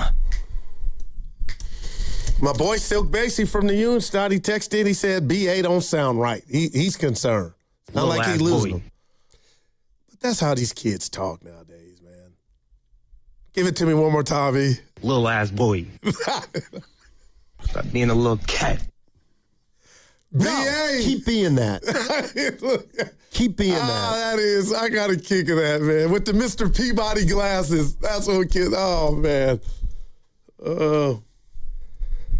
Maybe somebody can answer this question. There's something that's been bothering me, and I don't know why, but it bothers me. And every time I see it, I think to myself, why does this bother me? But for some reason, these videos that LeBron James is putting online of him golfing, it just bothers me. I don't know why. It just does. Well, you explained it. I can remind you. It's just, what's he doing? You feel First of all, he stinks. Well, his son has Bronny has a beautiful swing. But his game, his swing But why is it bothering you? Let's talk about it real quick. I'm your doctor. Why does it bother you, Mr. Stein, Mr. LeBron? There's something deep going. Why? Because here's why. So for whatever reason, a few decades ago, golfers, or rather basketball players, started getting into golf. They always golfed in the off season. And LeBron was just never into it. And now, people really like golf around the NBA, and it's like he's got to horn in. Like, he has to horn in on it, even though he was never a part of it. He was never interested in it. But now, I got to bring up my daughter's school. With one more year left in his career, he's trying to say, I got the bug. I'm a golfer. It's like, it just is. But you didn't feel this way about North Carolina A&T's. He has always loved golf. J.R. Smith has always loved golf. LeBron he is golfing for attention. Wow. Come on. Of course he is. Well, Bronny's out there with them. And Bronny's swing was beautiful, man. But it bothers you, huh? Now, what would you tell Bron if you saw him just about the golf? How come you do that, LeBron? I'm trying something else, Donnie. I'm winding it down. Why, you're trying something else, but why do you have to post stuff like that all the time? You're saying the public part of it. Yeah. Are you that starved for attention during the playoffs you're not in? Well, that part. That's all. Yeah. Bronny's got a great swing. What do you know about a great swing? You know nothing about golf. Daryl Hey, Sonny. You know zero about golf. That's the first time I told you got something right here. Listen, Darryl Strawberry, one of the greatest swings ever. Don Mattingly. Who else had a beautiful... right. Stick to baseball swings. No, they're the same as golf swings. No, they're not. No, they're not. The grips is totally different. My point, listen to the professor when he's putting something down. The parallels between a golf swing and baseball swing, oh my gosh. Yeah, not even close. It's just, I know. They're not close. They're different, but yes, yeah, thank they you. are. Okay. They're different. Thank you very much. But they have some similarities, too. Dude, you bought that shirt, man. We matching. We need to step out. No, we don't. I'm shutting it down for a while. That's what I was doing. Good. I was waiting to after the real graduation. Yeah, that's fine. So what's that consist of? Straight home? Yeah, straight home. Saving some money. Mix into the gym. No. You've been talking about lifting weights. I don't belong to a gym. That's the point. Or do some push-ups. I'm telling you, Stoney, dudes in prison come out swole because they don't need a gym. They just do push-ups. Maybe I'll get arrested so I can get into shape. No, I was saying do the push-ups at home. Anyway. Hey, what? Oh, you did that. Yeah, well, this is what I mean. Shows could last. Well, we got a new segment. You 4 hours. No Man's Land. Being a little cat. Oh, man. Dude. The whole What's world, wrong with the people? internet's talking about this, Donnie, so now he's got to do something. Or they're probably just going to play it out, like you said, September. They don't have to. They don't have to do anything. Who's winning tonight, Koo? What's the line? 2. New Knicks York minus favored. 2. Yeah, Knicks minus 2. Last I looked. I'm Oh, saying boy, this to you. I don't think I could bet on the Spurs tonight. But Stoney, they're not going out like this. How do you know? I just feel it. They're better than. They're making bonehead mistakes that they kind of avoided all season.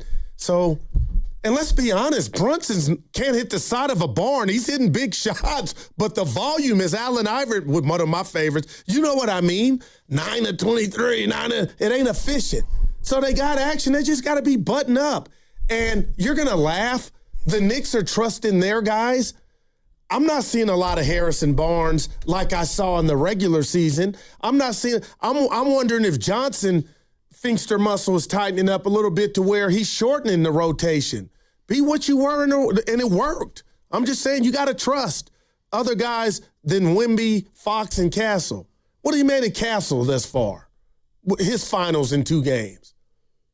I mean, none of them have been great. Man, Fox is hurt, though. I'm giving him an excuse. I mean, this is like the series hasn't been like it's been 2 very competitive games, and I think the defense has made it like they haven't been like aesthetically great games, but that's because these teams are playing defense. But I just feel like the Knicks just have a better sense of what they have to do to win games, both offensively and defensively. And I know I keep saying his name to you, nobody asked, but Guru's Lock of the Day was Josh Hart over 4.5 assists. I said that to Evan and Carter Friday. Unfortunately, he got in foul trouble. Stoney, 18 minutes he only played. Got stuck at 4. Welcome to my world.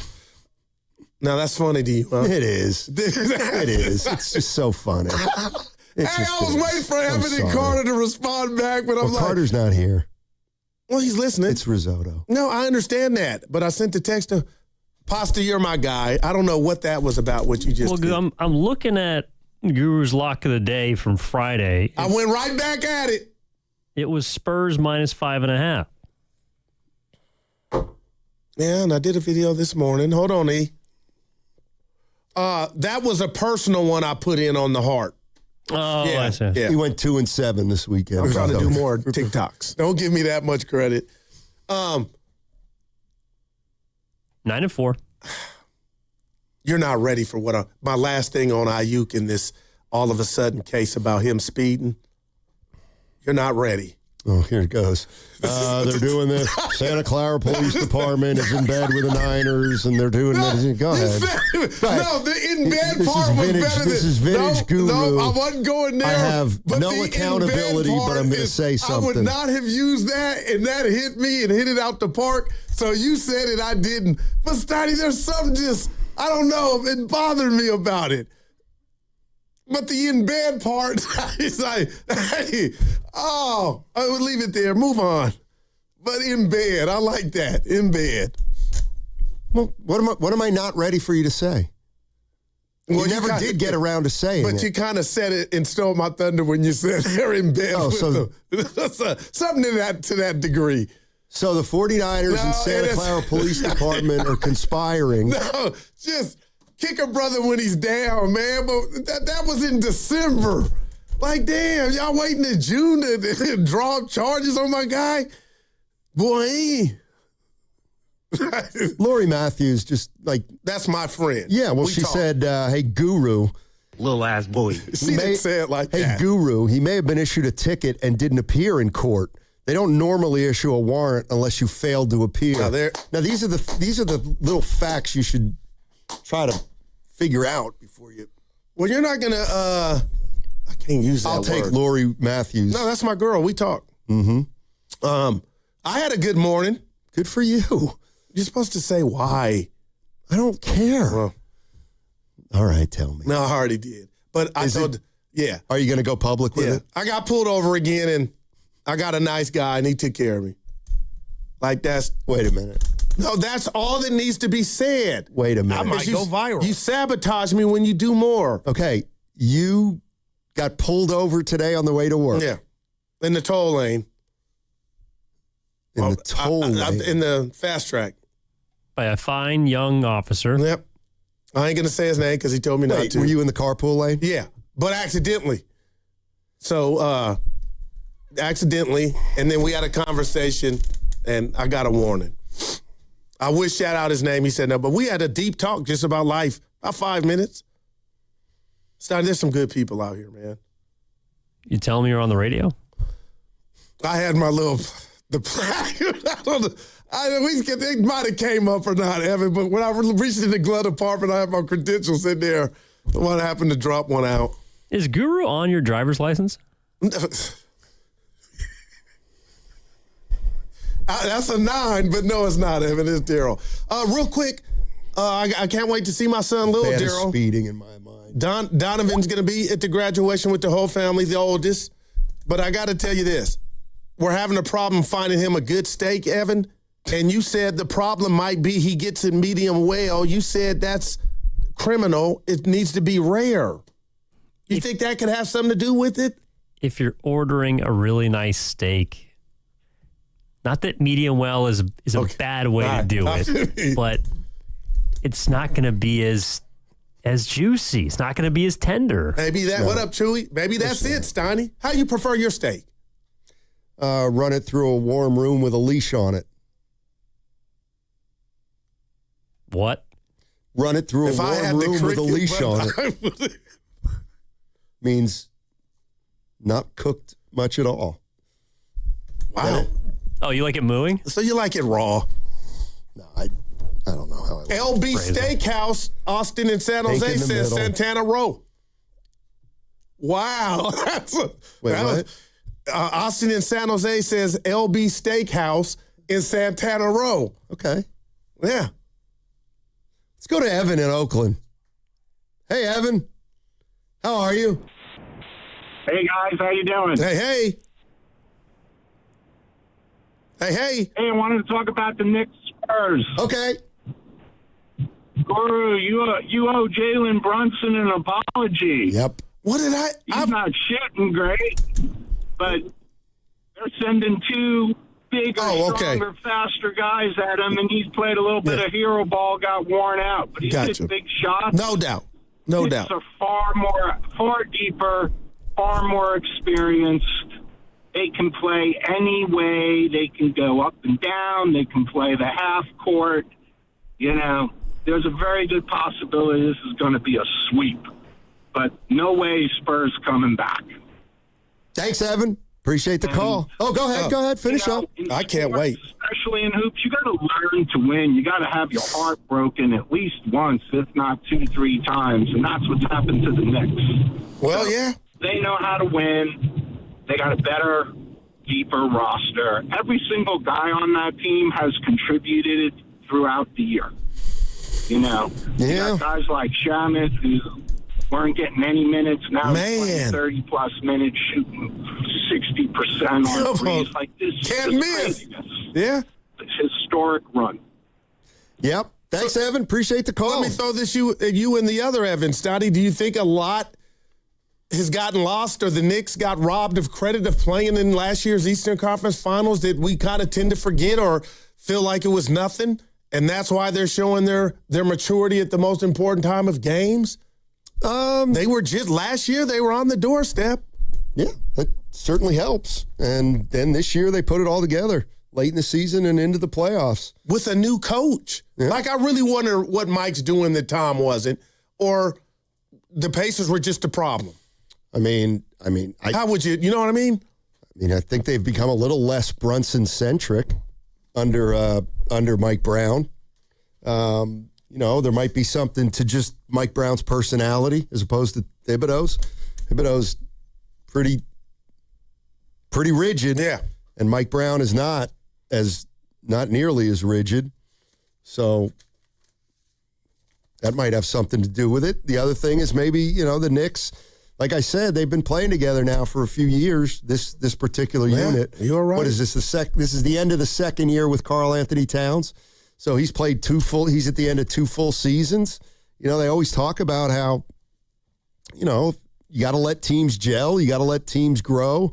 I just think that we didn't think that the Knicks were growing after last year because they didn't have a great 3/4 of a regular season. And Steiny, this year, Mike Brown, you can back me up, he was in trouble. Just this year, not last year, I thought Mike Brown was getting the gauntlet. I was like, oh, man. And now, look, 2 games away. Yep. 2 games away. I got to believe, man. You don't want the president in the building, and if they lose, they're going to blame him. They're going to blame him more. Who? The president. If they're going to blame who? Knicks fans in the city of New York, they don't play. They're going to call him a jinx. Doesn't even matter. You heard it here first. Take the Spurs tonight. So apparently, because the president is in attendance for this game tonight, fans must get there 2 hours before tip-off for security reasons. Damn. I wish I was going. But we've had... You don't have it. Stop. We've been spoiled. I've been to finals. Yeah, but you couldn't, not in New York. It was out here, but yeah, not New York. I agree. Like, it's just that I find, Go ahead. Almost as annoying as these golf videos that LeBron's putting out. It's like who cares if Trump's going to a game? It means nothing. The president's not. It means nothing. Like, Obama went to games, you never said a word. Like, it doesn't matter. Well, he was a fan. It doesn't matter. Yeah. Yeah, the Knicks. Don't even bring it out. It doesn't matter. Watch them. Like, it doesn't matter. If they lose tonight, it doesn't matter. It's not, I'm just telling you. I know who they're going to blame. No player. Like, this is you're just reaching into something. You don't have a strong feeling. You're just making stuff up. I'm not. Yes, you are. You're making stuff up. You're one of the bigots. You can't stand the guy. He said I'm a bigot. No, I did. Was it shooting? He said I'm a bigot. Hey, dude, I'm going off of the last Evans. The biggest, you don't like the guy. It's got nothing to do with liking him or not. Well, it's like, I know who gives a lot of rat's people that ass don't. if he's at the game? Because he's going to jinx it. Yeah. I don't believe in that kind of infantile analysis. Take the Spurs. I don't believe in that infantile analysis. They should lock the doors. Like, dude, come to another game, not this one. This segment can't end soon enough. Not this one, baby. Oh. What was that? What? That grunt. I went, oh. Yeah. Evan, jump in here. Did you golf over the weekend? What do you care? I'm asking. I'm there. You know what? He's going to be a game, and he's going to be a part of the game. And with 3 minutes left in the game, they're going to run a play for Trump. And he doesn't matter. He's not in this. Well, you're truly Let's talk bothered. about Ben Stiller. Yeah, you're truly. How about Ben Stiller? Ben Stiller. He's not a courtside. loser. Ben's not a loser. How about Spike Lee? Yeah. He's been a jinx for 50 years. Ben don't got gas almost $7 a gallon. How about that? Yeah. You care. You just don't know how to express it. You suppress your feelings and you take it out on others, but you're over there jumping around like a little kid because you know what I'm putting down. I don't know what you're putting down. That's fine. I'm right here for you. You're right. I don't think he's going to jinx one of the teams. Right. But you act like I'm talking about Mother Teresa. We all know who he is. Yeah. I don't know why you want to talk about him. And that's why I think it's not going to bode well for the team that he's rooting for. I can have my theories. Like you actually believe that. And these are the times when I have to think to myself, am I really discussing basketball with a guy who thinks that one team's going to be jinxed because there's a bad luck charm in the arena? Yeah. I'm doing a show with a guy that thinks baseball's spoken. Same thing. No, it has.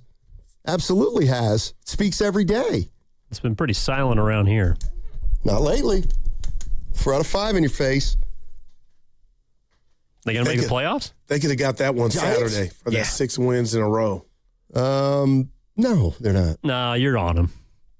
No, they're not. 7.5 back and wild card. Sounded pretty confident. In what? Oh, state of the franchise.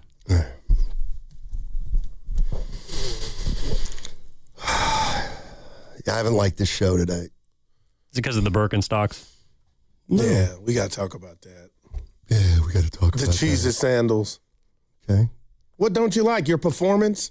No, you were not ready to go today. Yeah. All right. My back hurts. So my daughter says to me. My back hurts. My daughter says to me. If you get the drift. My daughter says to me, Dad, you should wear those shoes, those Birkenstocks. You can wear them with socks. They're really comfortable. Because I'm looking for a new pair of shoes. And she said, hey, how come you don't wear those Birkenstocks? I said, they're all right. She's like, you should wear them. They're nice. They fit. They're comfortable. You can wear socks with them. So I do. So you know what? Go make fun of Mary Page. Don't make fun of me. She's the one who asked me to wear them. Go make fun of my 20-year-old daughter. You think it's so funny. That's my niece. And you think no, she's not. You got a certain style. You're not in my family. Which is none. You're not in my family. You don't have style. So to see you rock something that we're not accustomed to. You rock something. It's a shocker. Rock something. Nobody said they were bad. Rock something. Watching you come out your element. Yeah. Stop being a little cat. That's all on my Trump rant. That's what I wanted to play for you. Stop being a little cat. Oh, that's great timing. Man, this is a great show. I mean, Chris A. from Oakland backing me up. Yeah. We're here for you, buddy. Dibs is back. These are our best shows without any substance. From your side. I'm here for you, baby. I know what you'd... Oh, you know what? What? You're so infatuated with the guy. Would you spend $5,000 to go to that UFC event at the White House since you love the guy so much? See, that's how you don't know. That's right. Me. He's on my list of... No, you like Law and Order. Stop. You know that. I don't like him. Well, you talking about Dana? Yeah. Who? Go ahead, Evan. This can't end soon. Well, he said he didn't like law enforcement, but... I'm talking to a guy that thinks his shirt is red. That was ridiculous. Grown-ass man, almost 70 years old, thinking his shirt was crimson tide, and you got a problem with what I'm saying. Stop and sit down. I can't wait for this to be over. Try to make me sit down, mouth. Please stop. I can try to make me with my left hand. But go ahead, Evan. You've always underestimated my stop. scrappiness. Go ahead. I would lunge at your lower body so fast, and I would have you on the ground, and then it's just a matter of you tapping out. Could you picture that, though? Yes. No, I couldn't. But you were about to say something this actually, morning. it's taken 3 hours and 40 minutes, but I think I finally figured it out. You beat him here again? Steiny's mad because he overpaid for his T-shirt. Yeah, okay, that's it. I actually like it. That's the last time I'm wearing it then. What is it, 40? We got a minute left. We're in no man's land again. Oh, my gosh. Go ahead. I ain't got nothing to go ahead. Okay, we can just go silent. I'll just wait for Willard and Dibbs to come in here, and you won't say a word, and then Willard will come down my road, and then you back them down. Guys. Yeah, I don't like you. Exactly. Yep. That's why we, I don't like phonies. Yeah. Yeah. Yeah. Phonies. I'm a phony. Yep. All right. I am Jake Paul. Okay, there we go. Yes, I kept the grill. Why wouldn't I keep the grill? Well, I'm a bigger man than somebody like, let's say, Guru. Oh. Yeah. See, people think this is real, man. I mean, well, it's half real. Like I don't think much of your show today. Right. However, I'm not gonna fight you because you know what I'm bringing. It's just, man, I like catching spirals, man. That's all I'll say. Yeah, you got to put it right in your bread basket. Although your catch radius. I set myself up for that one. You know what you need to do? You need to bring yourself up to industry. I can't even say it. Industry standards. Oh, let's go. That was great. That segment was brought to you by Crystal Geyser Alpine Spring Water. What makes Crystal Geyser Alpine Spring Water different? We always bottle our Alpine Spring Water less than 1.5 miles from the spring source, and all our bottles are made with 50% recycled plastic from our own recycling plants. Crystal Geyser, bottled at the spring source. In 2026, Bay Alarm celebrates 80 years of security. With burglar and fire alarm systems, 24/7 in-house monitoring, and local service, our promise to the Bay Area remains the same. We got you. Learn more at bayalarm.com. Here's your spring upgrade. Sun's out. Drink in one hand and a free Samsung Galaxy phone in the other. All on unlimited 5G. Switch to Total Wireless and stay connected through every road trip, beach day, and everything in between. Now that's a total power move. Offer ends 7/8/2026 or while supplies last. Device taxes and fees may apply. Requires new activation on a Total 5G Unlimited or Max 5G plan, single or multi-month plan. Additional port-in ID verification or device financing requirements vary by device. Purchase limits apply. Hey, it's Willard. Here's a real behind-the-scenes moment with Habas Law. We asked about their new billboards. Do you smile or not? Then it got real. Omar Habas said, we meet people in the hardest moments of their lives. It's on us to restore dignity and a financial future. Traumatic brain injuries, loss of a limb, spinal cord damage, a life changed in seconds. When everything's on the line, choose the team that understands that. Habas Law. They fight to make it right. Visit habaslaw.com. Omar Habas is a California licensed attorney. Offices in Northern California, including San Jose. Past results do not guarantee future outcomes. History San Jose members are invited to our annual Red, White, and Blue picnic on the 4th of July. Enjoy an evening of crafts, games, and a view of the city's premier fireworks display in a private, relaxing setting here at History Park. Not a History San Jose member? Base membership includes 6 picnic tickets plus many more benefits throughout the year. Join today by visiting our website at historysanjose.org.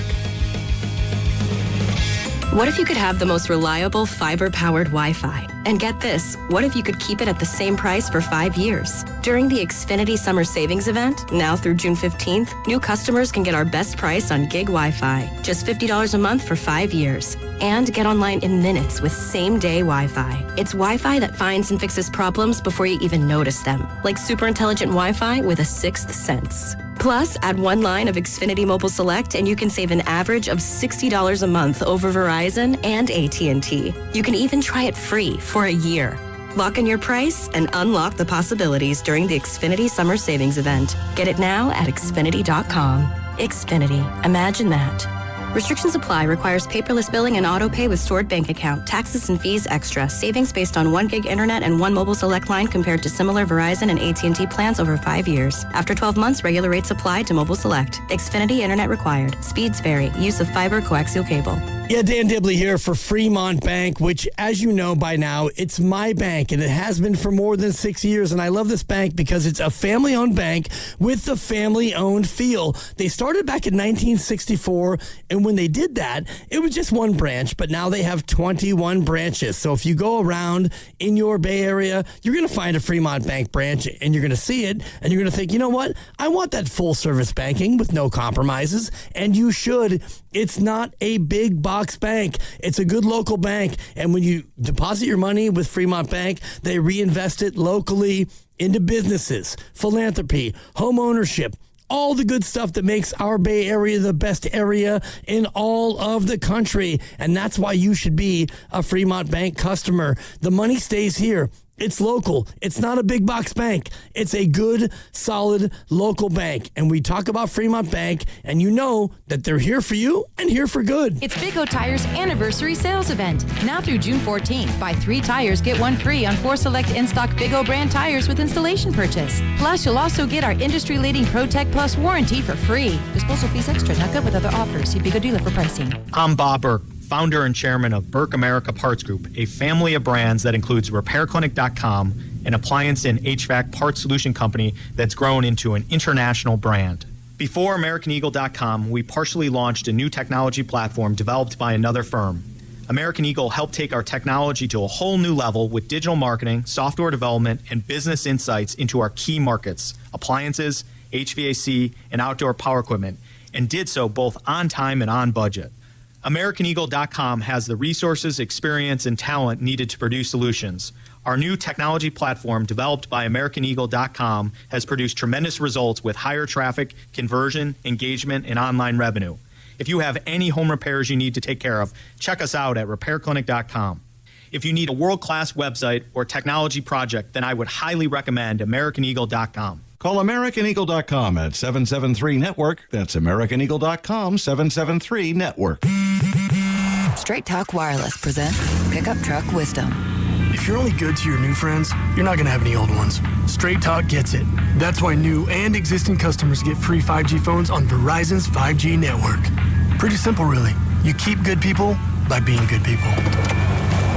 Find us at straighttalk.com and Walmart. Straight Talk Wireless. Straightforward.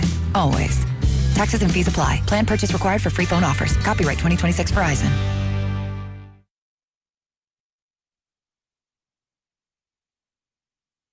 For great talk radio from 10 to 2, Steiny and Guru will get you through. I want my 3 seconds back. Now, back to Steiny and Guru on 95.7 The Game. All right, it's time for the crossover brought to you by Bay Alarm. Rest easy, we've got you covered. BayAlarm.com. Let's welcome in Mark Willard and Dan Dibley, fresh off a week in Maui. Yeah, boys. What's going on? Yeah. What'd I miss? Anything?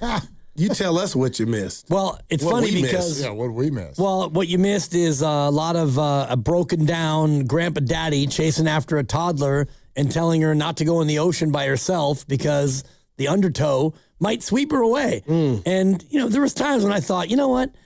You may have to learn this one on your own. And, she took a couple of waves to the face, right in the face. But yeah, I was there, and I was telling Mark earlier off the air, like, a vacation with a toddler, no matter where you go, it's not, quote, restful, and I'm not complaining. Maui was wonderful. We had a great time, but you come home and it's like, oh my God, I'm exhausted. I need a vacation from the vacation. Look at it. Toddlers, man. You guys have been talking all day about, just spending ungodly We want to hear you from you two, too. Well, no, I was thinking about you, though.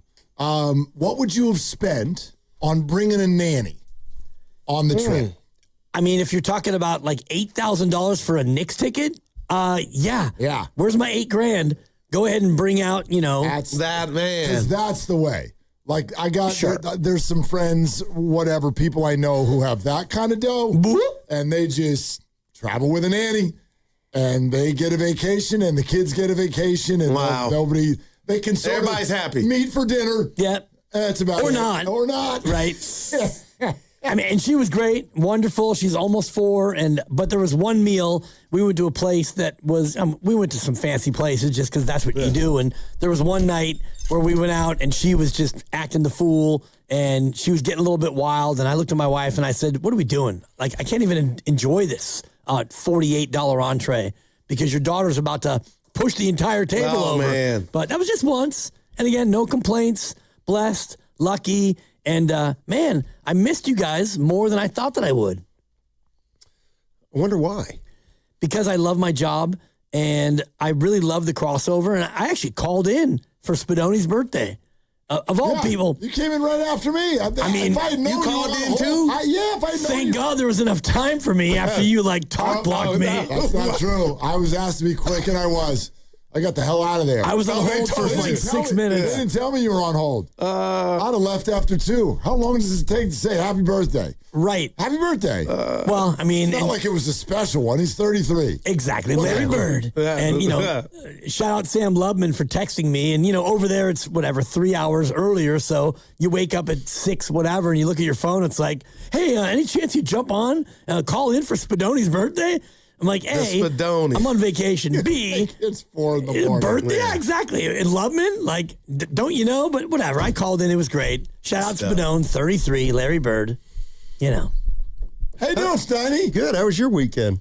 Fantastic. Nice. Yeah. It was very restful. What made it fantastic? Just a lot of fam. There was this is the first weekend I've had in a long time that had no youth sports all over the schedule. So we just got to kind of do whatever the hell we wanted. So There was some 9 holes, and there were some hikes, and there was just some, there was nothing on the schedule.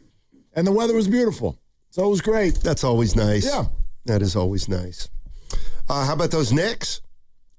Yeah, I mean... did you watch any of the games while you were on vacation? Yes, and the beauty of being in Hawaii, mahalo, 2:30 tip. Well, look at So, baby girl who's not a baby anymore, don't call her that. She'll get mad at you, but she still naps. And so she goes down about 12:30, 12:45. And, your boy was able to sidle up at the bar and watch a little bit of the game there. And then, daughter wakes up and you still watch more of the game. And actually, the game two, I was in the car running errands for the fourth quarter, and I'm on Kalshi, as you guys know. I'm sure you've heard the ads, but my thing was Knicks in 6. And so I'm thinking, all right, San Antonio, go ahead and win game 2, and my Knicks in 6 trade looks better, and they're down by, 14. I'm thinking, come on, Spurs. And here they come, 12-0 run. They're back in it, and I get back to the condo in time to watch the final minute, and your boy Wemby, he looks a little scared. Have you seen a worse stretch from a guy in the finals on that stage, a star? Stoney, and I know Nick Anderson wasn't a star, but 4 free throws. But what you mean, the rebound, J.R. Smith going the wrong way. The foul, and then the game winner? No, I don't think he's looking that bad. Like, the guy turned around and it wasn't looking, to me. No, I just said it was a bad stretch. Yeah, he looks fine. Is he taking over? Is he dominating? No. Mike Brown is. But Willard, the sequence of pass the ball, teammate not looking down one, then I foul. Why is that on him? You got to know why is he having to pass the ball? Yeah, because he's 7'5". They're being poorly coached right now. Mike Brown is the MVP of this series. Everyone's looking for the MVP of the Knicks, and it's Mike Brown. The San Antonio Spurs are suddenly playing like they're young. In no way, shape, or form would I want someone 7'5" dribbling the ball. But you've never said that to me before about Wemby. But my whole point is you're trying to exonerate him. Those were 3 bad. You got the game winner. Yeah, you don't make them all, Will. But passing to somebody not looking in that situation. Come on, Will. You and I love each other. Yeah, and all day. There's never any mystery here. But you can't bring Mike Brown into that bad play. That was a bad play by Wemby, wasn't it? Yes or no? Can I speak? Yeah, I'm just asking. Yes, before you continue. Yes or no? You go with where the wind blows. No, but you go where everybody's not. That's what you do. No. How are you bringing up Mike Brown? You won't say. So was it a bad play by Wemby? Yes or no, Mark Willard? No, because the guy wasn't looking, and why is that on Wemby? I don't. If I'm 7'5". All right, I'm done here. Well, I got you. I'm listening. No, you don't. So it wasn't a bad play by Wemby. Throw it to a teammate when he's not looking with the game on the line. It's not a bad play in Mark Willard's world. I got you. You answered it. Huh? No, you said no. No, well, there's nothing for me to say. Huh? You don't want me to talk, so that's fine. That's fine. No, you can't Jedi mind trick everybody. We all saw it was a bad play. And you're saying it's not. Now you're bringing up the coach. Just say it was a bad play. Hey, it's a terrible play. Stephon Castle had nothing to do with it. The coaches had nothing to do with it. 7'5" human beings should take the ball up in an NBA Finals game of a 1-point game. And my whole point, Will, I love you. How many times have you said that all season long about Wemby handling the ball? You've never said it. Why would I? We don't talk about the Spurs, Goo. All right. You act like he's the point guard of the team. He's not, is he? So that wasn't a bad play by said basketball player in that situation. Since you want to talk in questions, I'll do the same. Does he take the ball up all the time? I've seen him do it. Okay. Yeah, I've never said he couldn't, or I wouldn't want that. I don't know that I've ever even had a Spurs conversation with you. I don't. The issue with Wemby right now, in my opinion, if it's allowed, is that you have somebody who is incredibly tall but doesn't seem to be coached that way yet. I don't want Wemby taking 9 threes. I agree. I don't want Wemby taking the ball up the floor. And if I've got a 1-point game in the NBA Finals, I sure as hell don't want him taking a 17-footer. That's bad coaching, if you ask me. That's how I see it. Is it a bad play that he threw the ball off his teammate's back? Sure. Is the teammate exonerated? He was looking.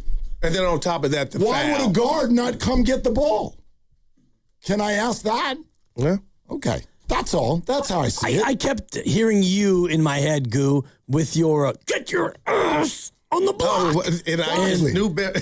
Right. You know, and you did that, and I was like, oh, my God. You know, I was kind of laughing when you said it the first time, and then I was watching not only the final sequence, but the majority of that second half where he's just floating out there with his hands up on the three-point line, and I guess it's partly that they were containing him inside. And he's 22. He's learning. And they're all pups. And what you just said, Mark, at the start of that little back and forth is the reason why I went with Knicks in 6 is because you've got a team full of pups. And you have to go through it before you do it, almost always in the association. And if you look at the Knicks starting 5, Steiny, they all are between year 7 and year 10. Your guy, AJ Anunoby and Bridges and, Brunson and all those guys, Josh Hart, they're all between 28 and 31. They are grown men. They've got hair on their chests. They've got 401ks. They've got kids and relationships. And the Spurs, they're not quite at that point yet. So I thought game 1, the Spurs had control. They had a chance to do it. Game 2, they rallied back and they had the ball with a chance to do it, and they squandered it. And that's what young teams do. Yeah, I think experience has obviously been a big factor in this series. No doubt about it. And I almost feel like everything Devone said is coming to fruition. Yeah, we had him call in last week. Oh, did you? Yeah, we had it. He went on. We had to cut him off. Yeah, he was going. See, now the Knicks fans I know double say D. that's a jinx. I got a good buddy who's a Knicks fan, and I haven't heard a peep out of him. Oh, so he's doing it that way. So I texted him, and I go, I am concerned about you. Yeah, I should have heard from you like 8 times this week. And he's like, you will not hear a damn word from me until they win 4. Like that.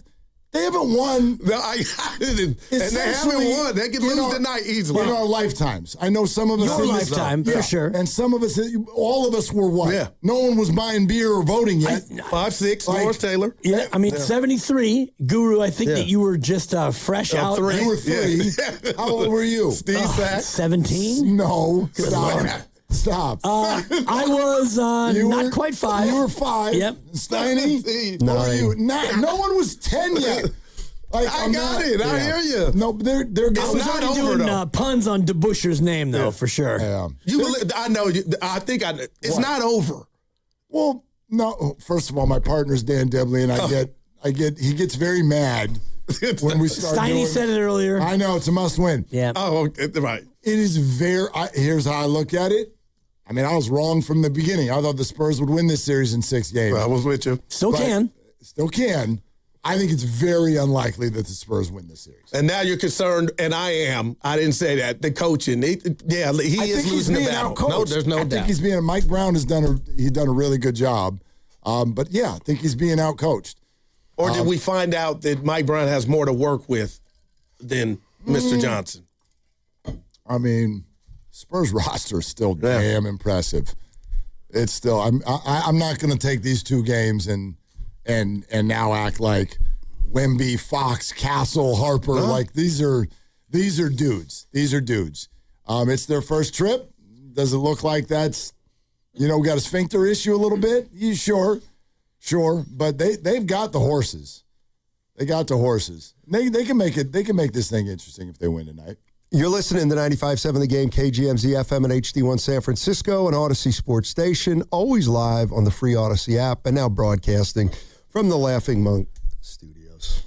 Laughing Monk, righteously brewed in San Francisco. I think fatigue is certainly a factor as well. They had to go 7 rounds with OKC, and, the Knicks were just straight chilling right after a sweep, and so, the younger team had to exert a lot. And also, if you look at the usage, Wemby's playing 40 minutes, and San Antonio's not really relying on their bench at all.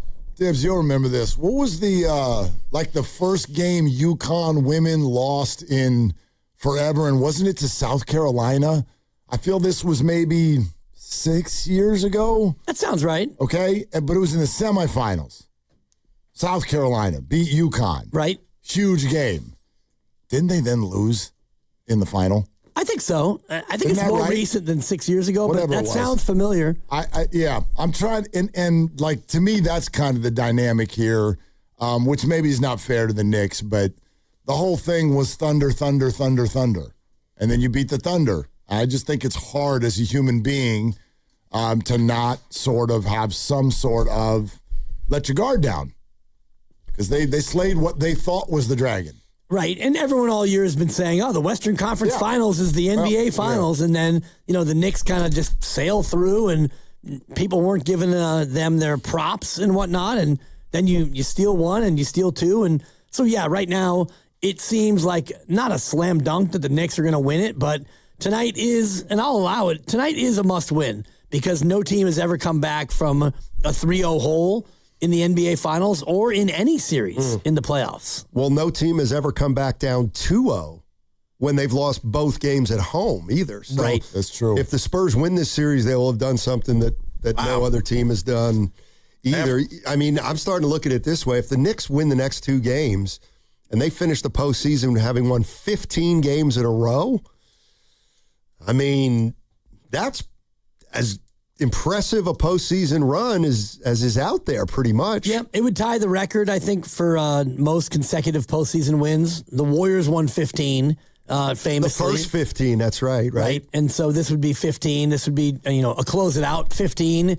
And, you think about Mike Brown himself, a guy who's already won a chip, and he's been, fired, I don't even know how many times, but he's bounced around. And even if you go back to the beginning of these playoffs, there was talk about, oh boy, Mike Brown. I mean, we just had the conversation. That huge lead in the first round. And Cat was shooting 2 or 3 times a game. No, I thought Mike was on the hot seat. Exactly. Mike might have been on the hot seat. And, with James Dolan, the owner, you don't know. Like, if they somehow lose this series, could he still be on the hot seat? You never know with an erratic owner like that. But what I think we undersold, and I didn't hear Devone as he went on his rants. I mean, he's feeling good right now. But the bottom line, I just brought it up to Steiny. New York went to the Eastern Conference Finals last year, and I know a lot of people are making fun of their route this year is easy, so nothing to see here. But they did go to the Eastern Conference Finals and lost to a Pacer team. And I'm just I don't feel like people gave that enough credence going into this. I'm not saying I did, but I didn't see this. It's not over. San Antonio had the game. I feel like you think I'm saying Wemby's a bum. No, that's your superstar. Will, give him the ball. Go down. I just don't want to bring the ball up. I don't want to bring the ball up. Or shoot 9 threes. That's the part. And I'll give him his share of that last play, but to me, Castle and the coach get a piece of the pie. Give it to your goal. Good Lord. He's dribbling the ball 6.5 feet high.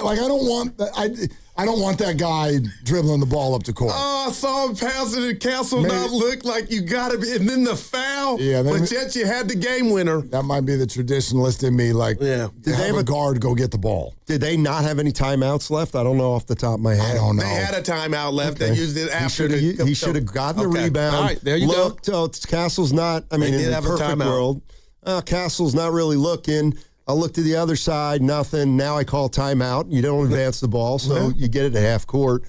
But, it's hindsight, not being in the middle of it.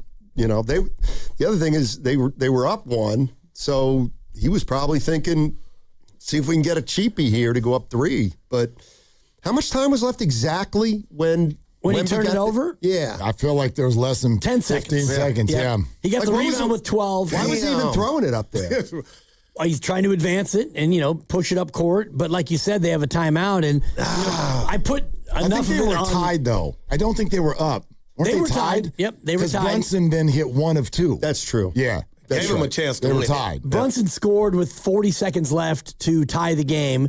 Wemby misses. Yeah. And then Brunson comes down and he misses. Wemby gets the rebound because Wemby challenged it, got the rebound, and dribble, look ahead, and this, Steiny, from being a high-level basketball player. When you're in that spot as Castle, you got to open up. You can't run down the court with your back to where the ball is, especially when your 7'5" center's the guy dribbling. You got to at least have a half a shoulder turned to where, just in case he throws the ball ahead, you can be there to receive it.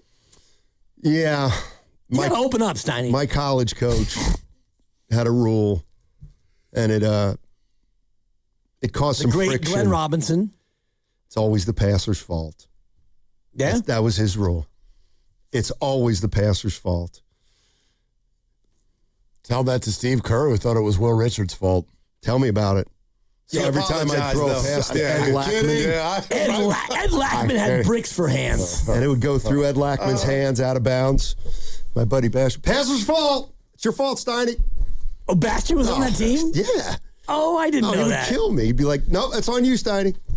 Nope, your turnover. That's Make sure you get that on time. That's not Lackman. When you rear end someone on the freeway.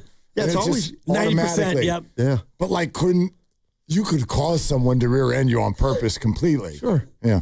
I mean, I put the ball right in the money. Ed's got to catch it. Yeah, I was taught always have your eyes on the ball. Right. When you don't, Castle was just going for a jog. Like, dude. But at the same time, when you, Steiny knows this, if you're with the ball and you got Lackman open, you realize that there's an 87% chance that even if you throw him a dime, Lackman's not going to catch it. Lackman's got bricks for hands. And we know this. I'm now getting a little uncomfortable because Ed was a good guy. Ed was a good guy. To him if he's still with us. No, I'm assuming he's alive. Well, then Ed is a good guy unless he's turned. So, your buddy Bastian, was he like a small forward or? He was an off guard, about 6'2". Any good? Yeah, he was a really great shooter. But he always came. He always came off the bench, even when he was a senior. But he'd get in your ear if you threw one to Lackman and Lackman didn't catch it. Oh yeah, he's the kind of guy. This is my good buddy Matt Bastian. He's the kind of guy that, if we're at Swarthmore, Willard. Yeah. On the road at Swarthmore. On the road at Swarthmore. Tough We're up place to win. 54-47 with a minute. They start fouling intentionally, but we're up 7. He's got to make some. He'd root for me to miss my foul shots. Because he knew that's the one thing that was really important to me, my free throw shooting percentage. So that was always big to put away a game,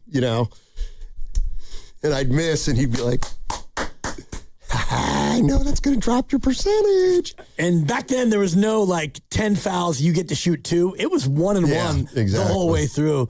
It's funny you say that because my dad, Dwayne Dibley, rest in peace, my brother Doug, the Unibrother, he played 1 year at Napa Community College, and we'd go up and see him. And my brother, same as you, 84%. He led the state his year as a JUCO player from the foul line, and he'd get up there and he'd miss. And my dad, rest in peace, would give him he'd go 2 hands on the throat and give him the choke sign. It's one of the big differences between men and women. Women don't understand why we jokingly root against each other. Right. We completely this is his son. Yeah, we think this is funny. You'll heckle your best friends. Right. We used to play in the pit, San Mateo High School. Oh yeah. They'd be hanging over the walls, heckling your own friends. It's so great. What do you guys got today? Stuff. Yeah. I missed the show. I've got over here. 81 What's that? questions. You peeked over here. Because I don't know what are you holding there? Oh, that's where I put my headphones in. What does it say on it? Oh, you have a Louis Vuitton headphone. It was for something else, and I wanted to protect my headphones, so I put it in there. Understand why my curiosity was piqued. I'm like, damn, Will. What is that? It looked like you had a. Yeah. I just wanted to know what that was, Goo. Yeah. That's all. I thought it was a chamois, he's going to go... a ShamWow? Something. I wanted to hear what you guys would have spent 8 racks on, but we didn't get to it. Well, there's still time. Do you have something you would have spent? Hell no. No sporting event. Around at Augusta. God. Seriously, I believe you. If Bob Fitzgerald, who has some access, if he called me and said, hey, Dips, I could take you to Augusta, but it's going to cost you 8 racks, I mean, I'm in. You find it? I have it. Oh, look at him. I don't think I'd pay more than 1,000. He says that right when he just got back from buying 3 people to Maui for a week, too. Thank you. How much did that run you, Dibs? Probably about 8 racks. Yeah, that's what I felt like. The older you get, the older I get, the more I realize that I want to leave this earth. And my wife is actually listening today, allegedly. What's up, I want to leave this place penniless. So you can't take it with you. You can't, and you could leave it. You could leave it to some loved ones. You can leave it to one of my various kids. I mean, my daughter, she's already a made woman, and my sons, whatever, they're adults. You're on your own. $8,000, I'm in. Call me, Bob. Yeah, but Willard, you're out, huh? Boy, and is it down to 8? I read last night that they had that map, the seat map for the secondary market. The back row was 10. Oh, man. I saw something like 8.5 or 9, something like that. Miss me, man. I'm like, ugh.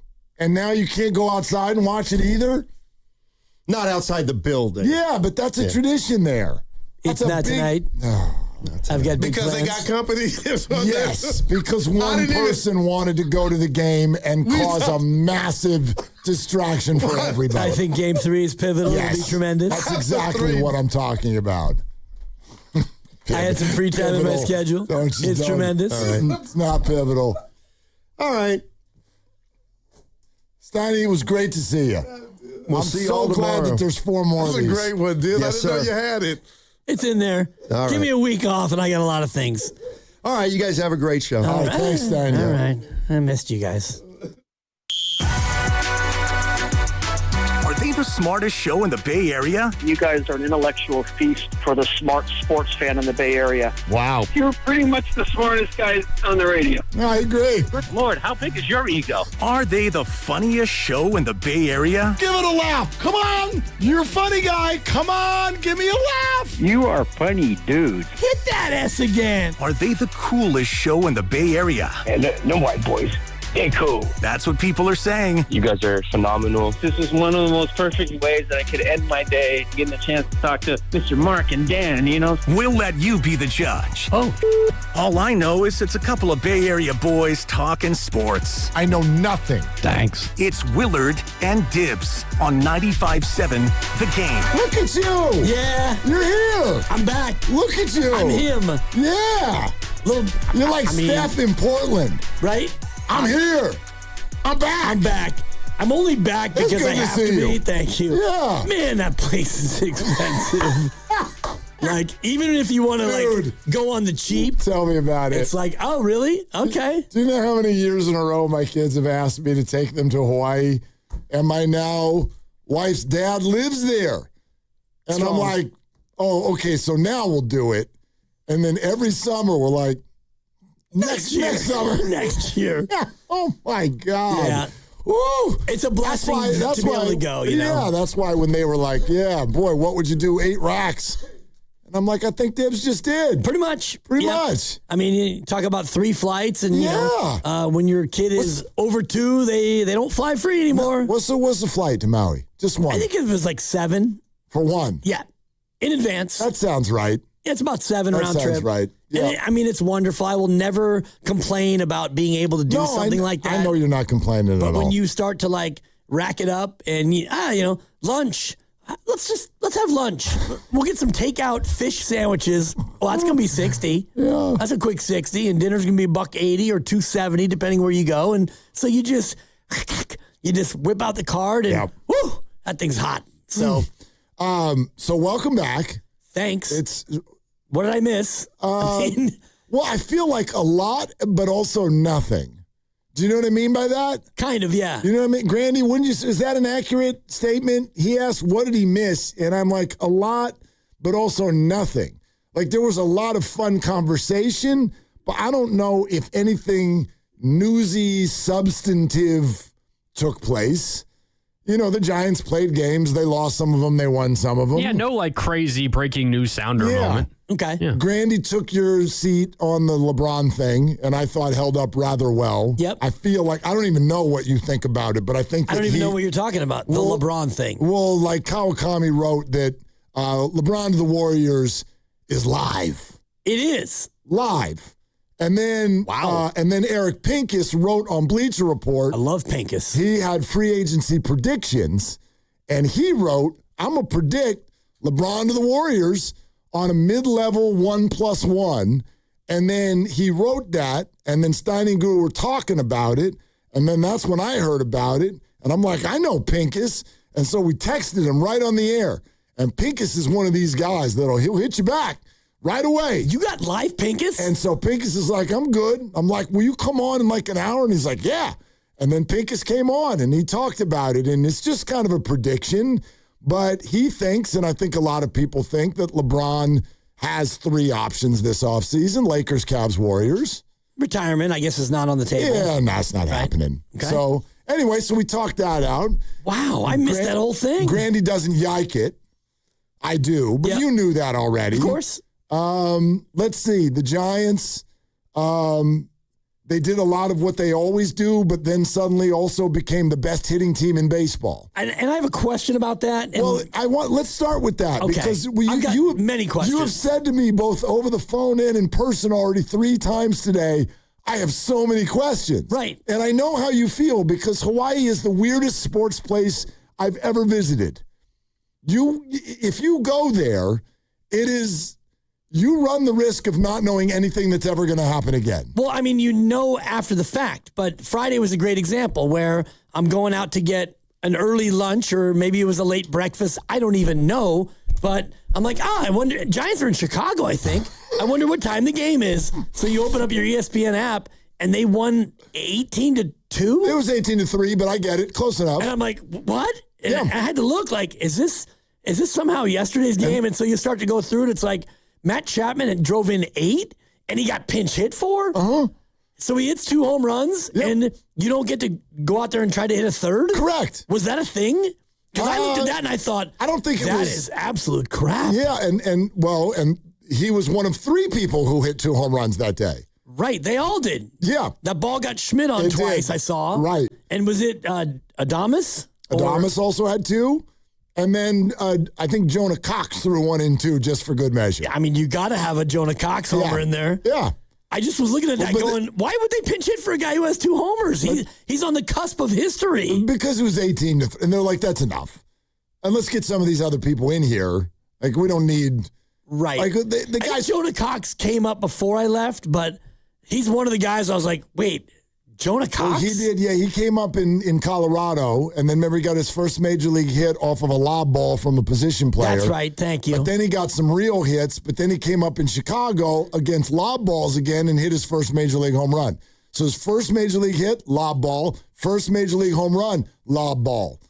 But then some other regular stuff in between. Sure. That's pretty fun. And then he pinch ran last night, and he scored the winning run. I saw that, yeah. I was watching that on the plane. I was like 4 minutes ago, and the Giants play again in 4 hours. Shout out Hawaiian Airlines with an unbelievable Wi-Fi, like stronger than my own home. Hawaiian Airlines is the best airline on the planet. It's not even close. Right. The Wi-Fi is like, mahalo for your Wi-Fi. Yeah. It was like, I watched the whole game.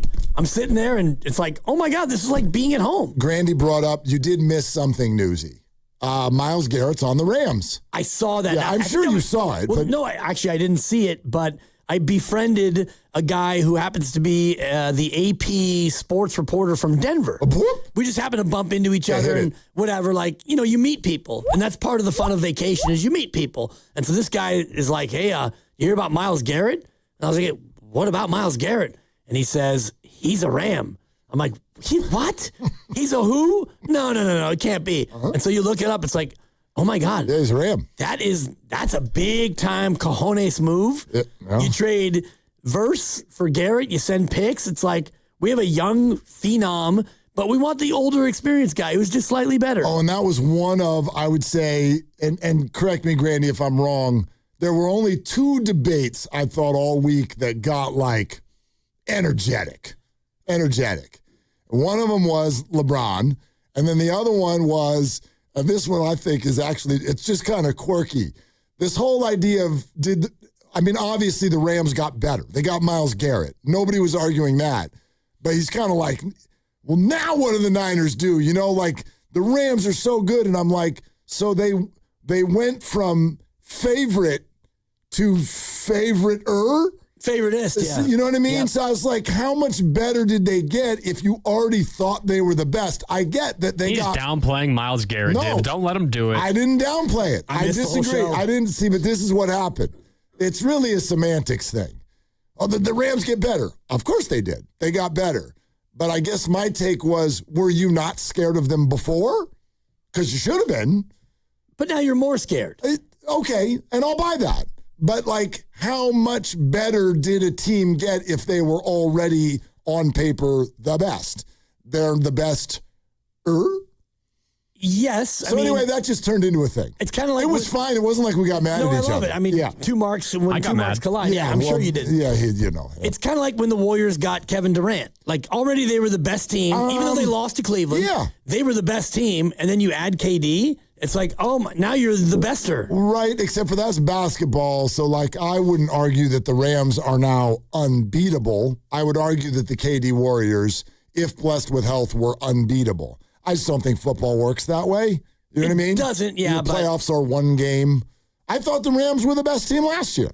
But I mean, But they didn't win. No, they didn't. They were one play away from beating the team that did win. The fluky 2-point conversion probably was the one. But even in the NFC title game. Like, that was a crazy game that could have gone either way. I'm sure your boy, as the president of Brockistan, Brock Purdy, probably wept a little bit that morning when the news broke. And I think that was Saturday or Sunday or Monday. It broke on a weekday. It broke on I think it was Monday morning. Was it the start of the week? I think. Yeah, I don't remember. Yeah, you're probably right, because it was the day that I called into Milwaukee. It was the what's his name? Mason Crosby. They had me call in. Nice. Because they were like, the Giants are going to play the Brewers. And I was like, that's adorable that you're calling me to talk about the Giants. What do you want to do? Just rub it in? Like, what do you want me to analyze the Giants for you? They've lost 15 more games than they've won. What else do you need to know? Your team's good and our team's not. Gutsy split, though, for the Giants. For sure. I'm told. Well, they made a liar out of me, as it turns out. But then they called me, and we ended up talking about Myles Garrett and then Giannis. And at the very end, they're like, okay, Giants. And I'm like, yeah, you guys will notice they're not really good at anything. And you guys are kind of good at everything. So congrats on your at least 3 wins this week. And then they went up 2-0, and I'm like, I'm texting them. I'm like, see? Get your brooms out. And then the Giants have only lost one time since, and they were 1 out away. Right. By the way, should share with our audience, big text stuff going on behind the scenes here at 95.7 The Game all weekend, because that stupid... I love Pete Crow Armstrong, by the way. He's one of my favorite... PCA. Well, he's one of my favorite non-Bay Area athletes.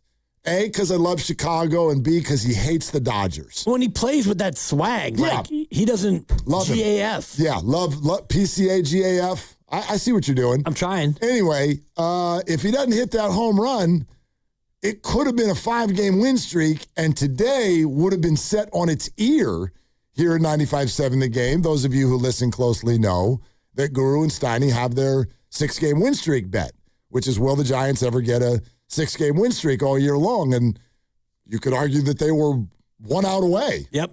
They were 1 out away from that being the case. They shouldn't have won last night. So yesterday was kind of funky. Oh, my God, they got so lucky last night. You keep saying last night. I mean, it was last night. I guess it wasn't really for me, and I watched it on the plane. Oh, right, you were in Hawaii. It was 2:30 start time, and you mentioned it earlier about, like, it's weird in Hawaii, and I was actually looking at the scoreboard. I'm like, what time is the Giants game today? Am I going to miss it? And it's a 2:30 start, and I look, it's like, that's Sunday Night Baseball? Dude, sports in Hawaii is amazing. First of all, I was told you, lovely Christy's dad and his wife, they live there. They live on Kauai. And it's hilarious during football season. You know, those games in Europe, those don't even exist in Hawaii. That would be 3:30 in the morning. 3 in the morning. Yep. It's 3 in the morning. And this guy's got a fantasy team. And he's supposed to, like, you better do that before you go to bed. That's right. You know? And even the morning games. The morning games start at 7 in the morning. Like 7 a.m. If you're retired, are you up?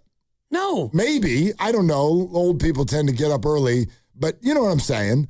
So anyway, the first time I ever went to Hawaii, I'll never forget it. It just cracked me up the way they do sports there. First of all, this is back when people watched the news, and there'd be like that nightly sportscaster on the news, you know, Larry Beal or Joe Fonzie or Mark Ibanez. That guy would come on, but he's wearing a Hawaiian shirt. And he would do that little tease, you know, the tease for the sports. And he goes like this. I'm not kidding. He goes, Benny Agbayani started for the Mets tonight. The sports is next. And they went to break. That was the lead. That's the tease. Benny Agbayani played. That was the lead. I'm like, I don't even know what happened in the game. They're just so prideful of their own in Hawaii that was it. They just wanted to let you know that Benny, he got 4 at-bats. He might have gotten 0 for 4. They don't care. It doesn't matter. He played for the Mets. All right. So actually, we should catch you and us up next on everything that went down. While you were gone, we can go through it. Stay listening to Willard and Dibs at 4:30 today. We've got a code word, and all you have to do is go to 957thegame.com and click on the Father's Day contest page and put in that code word, and then you're registered for a $500 gift card to the Golden State store so you could drip Dad out for Father's Day. And we're also sponsored by Safeway. 888-957-9570. It's Willard and Dibs. Head to Safeway this week for Mix and Match Foster Farms Simply Raised Boneless Skinless Chicken Breasts, Thin Sliced or Tenders. Buy one, get one free of equal or lesser value when you buy two. Clip coupons from the weekly mailer or download them from the Safeway app. See you in the aisles. Hey, it's Dan Dibley here. Happy to be back. The world's biggest soccer tournament has arrived, and you can trade the entire tournament on Kalshi. On Kalshi, you trade every match from the opening stage all the way to the final. The first match down there at Levi's is going to be Switzerland taking on Qatar. And right now, Switzerland is trading at 84% to win that. If you do $100 on the trade, you get $122 as a return if they win. On Kalshi, you're trading against peers in the live market, meaning there's no house. And as the probability changes, you can buy in and out of your position. For a limited time, download the Kalshi app and use the code DIBS and get $10 when you trade 10. Kalshi. Kalshi. Trade the beautiful game. 18 and over only. Restrictions and eligibility requirements apply. Event contract trading involves risk and may not be suitable for all investors. Prices, values, and available markets may differ from those mentioned. For more information, see kalshi.com/regulatory. When you own your own business, you own every decision. Catch the red eye or take the 6 a.m. Make a new hire or promote internally. Celebrate a win with a toast at the gate or unwind at the lounge. Big props to this team. Some decisions are a win-win, like earning 8 times points on Chase Travel. Chase Sapphire Reserve for Business, the business card that gives back all you put in. Visit chase.com/reserve business to learn more. Cards issued by JPMorgan Chase Bank, N.A. member FDIC, subject to credit approval. Terms apply. Neuropathy is a debilitating condition that is sometimes misdiagnosed. Symptoms can include pain, numbness, and tingling in your hands, legs, and feet. Neuropathy is a progressive condition that only worsens unless you get effective treatment. SF Bay Wellness is a leader in neuropathy reversal and uses FDA-cleared, non-invasive electric cell therapy to restore nerve function with no injections, no drugs, and no surgery. The treatments have a 95% success rate. If distance is a factor, ask about our virtual consultation option. Call SF Bay Wellness at 844-94-NERVE for the $99 neuropathy evaluation and receive a personal treatment plan that is tailored to your needs.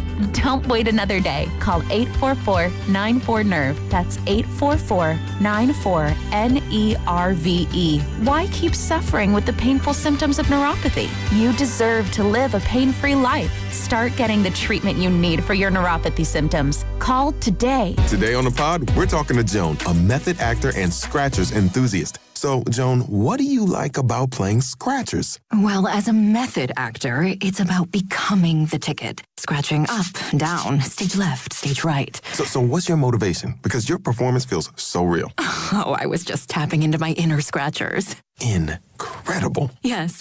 Bravo me. Scratchers from the California Lottery. A little play can make your day. Please play responsibly. Must be 18 years or older to purchase player claim. If you're still using Sportsbook to bet on the finals, you're getting robbed. It's time to delete that app and join millions using Polymarket. Polymarket is a prediction market, not a sportsbook. You trade against other fans, not the house. That means more money for you and less for those greedy sportsbooks. Polymarket, your go-to prediction market for basketball's biggest stage, available in all 50 states. Download Polymarket in the App Store. Use promo code FREE50 to unlock $50 free for your first trade. That's promo code FREE50. Trading not available in all jurisdictions. Check local regulations before trading. Restrictions and eligibility requirements apply. Attention. Have you racked up $10,000 or more in credit card debt? Are you barely getting by making minimum payments? With credit card debt reaching all-time highs, National Debt Relief is notifying consumers about significant debt relief options currently being made available to help those with overwhelming credit card debt. These options may reduce a large portion of credit card debt for those who qualify. You don't need to declare bankruptcy or take out a consolidation loan, and you may only have to pay back a fraction of what you owe, even if you have bad credit. National Debt Relief has already reduced the credit card debt for more than 550,000 consumers, so don't wait. If you owe $10,000, $20,000, or even $100,000 in credit card debt, You can now take advantage of this financial debt relief as the cost of living continues to skyrocket. To check what debt reduction you may qualify for, call 800-358-6868. That's 800-358-6868. Again, 800-358-6868. Here's a World Soccer Championship Team Spotlight, brought to you by the first ever Infinity QX65 and by Lowe's. Give your yard its own moment with the new limited time deals from Lowe's. Argentina arrives as defending champions, anchored by its aging but peerless creative forward, the greatest of his generation. Behind him, a disciplined midfield and explosive wide attackers make them a threat from every angle. One of life's greatest mysteries has finally been solved. Who let the dogs out? Spruce, spruce, spruce. It's Spruce, the weed and grass killer that's safe for use around people, pets, and bees. When used as directed, spray the leaves for visible results in just 1 hour and dead weeds in just 1 day. You spray, they play. Spruce, pet friendly, weed deadly. Find wherever weed killers are sold.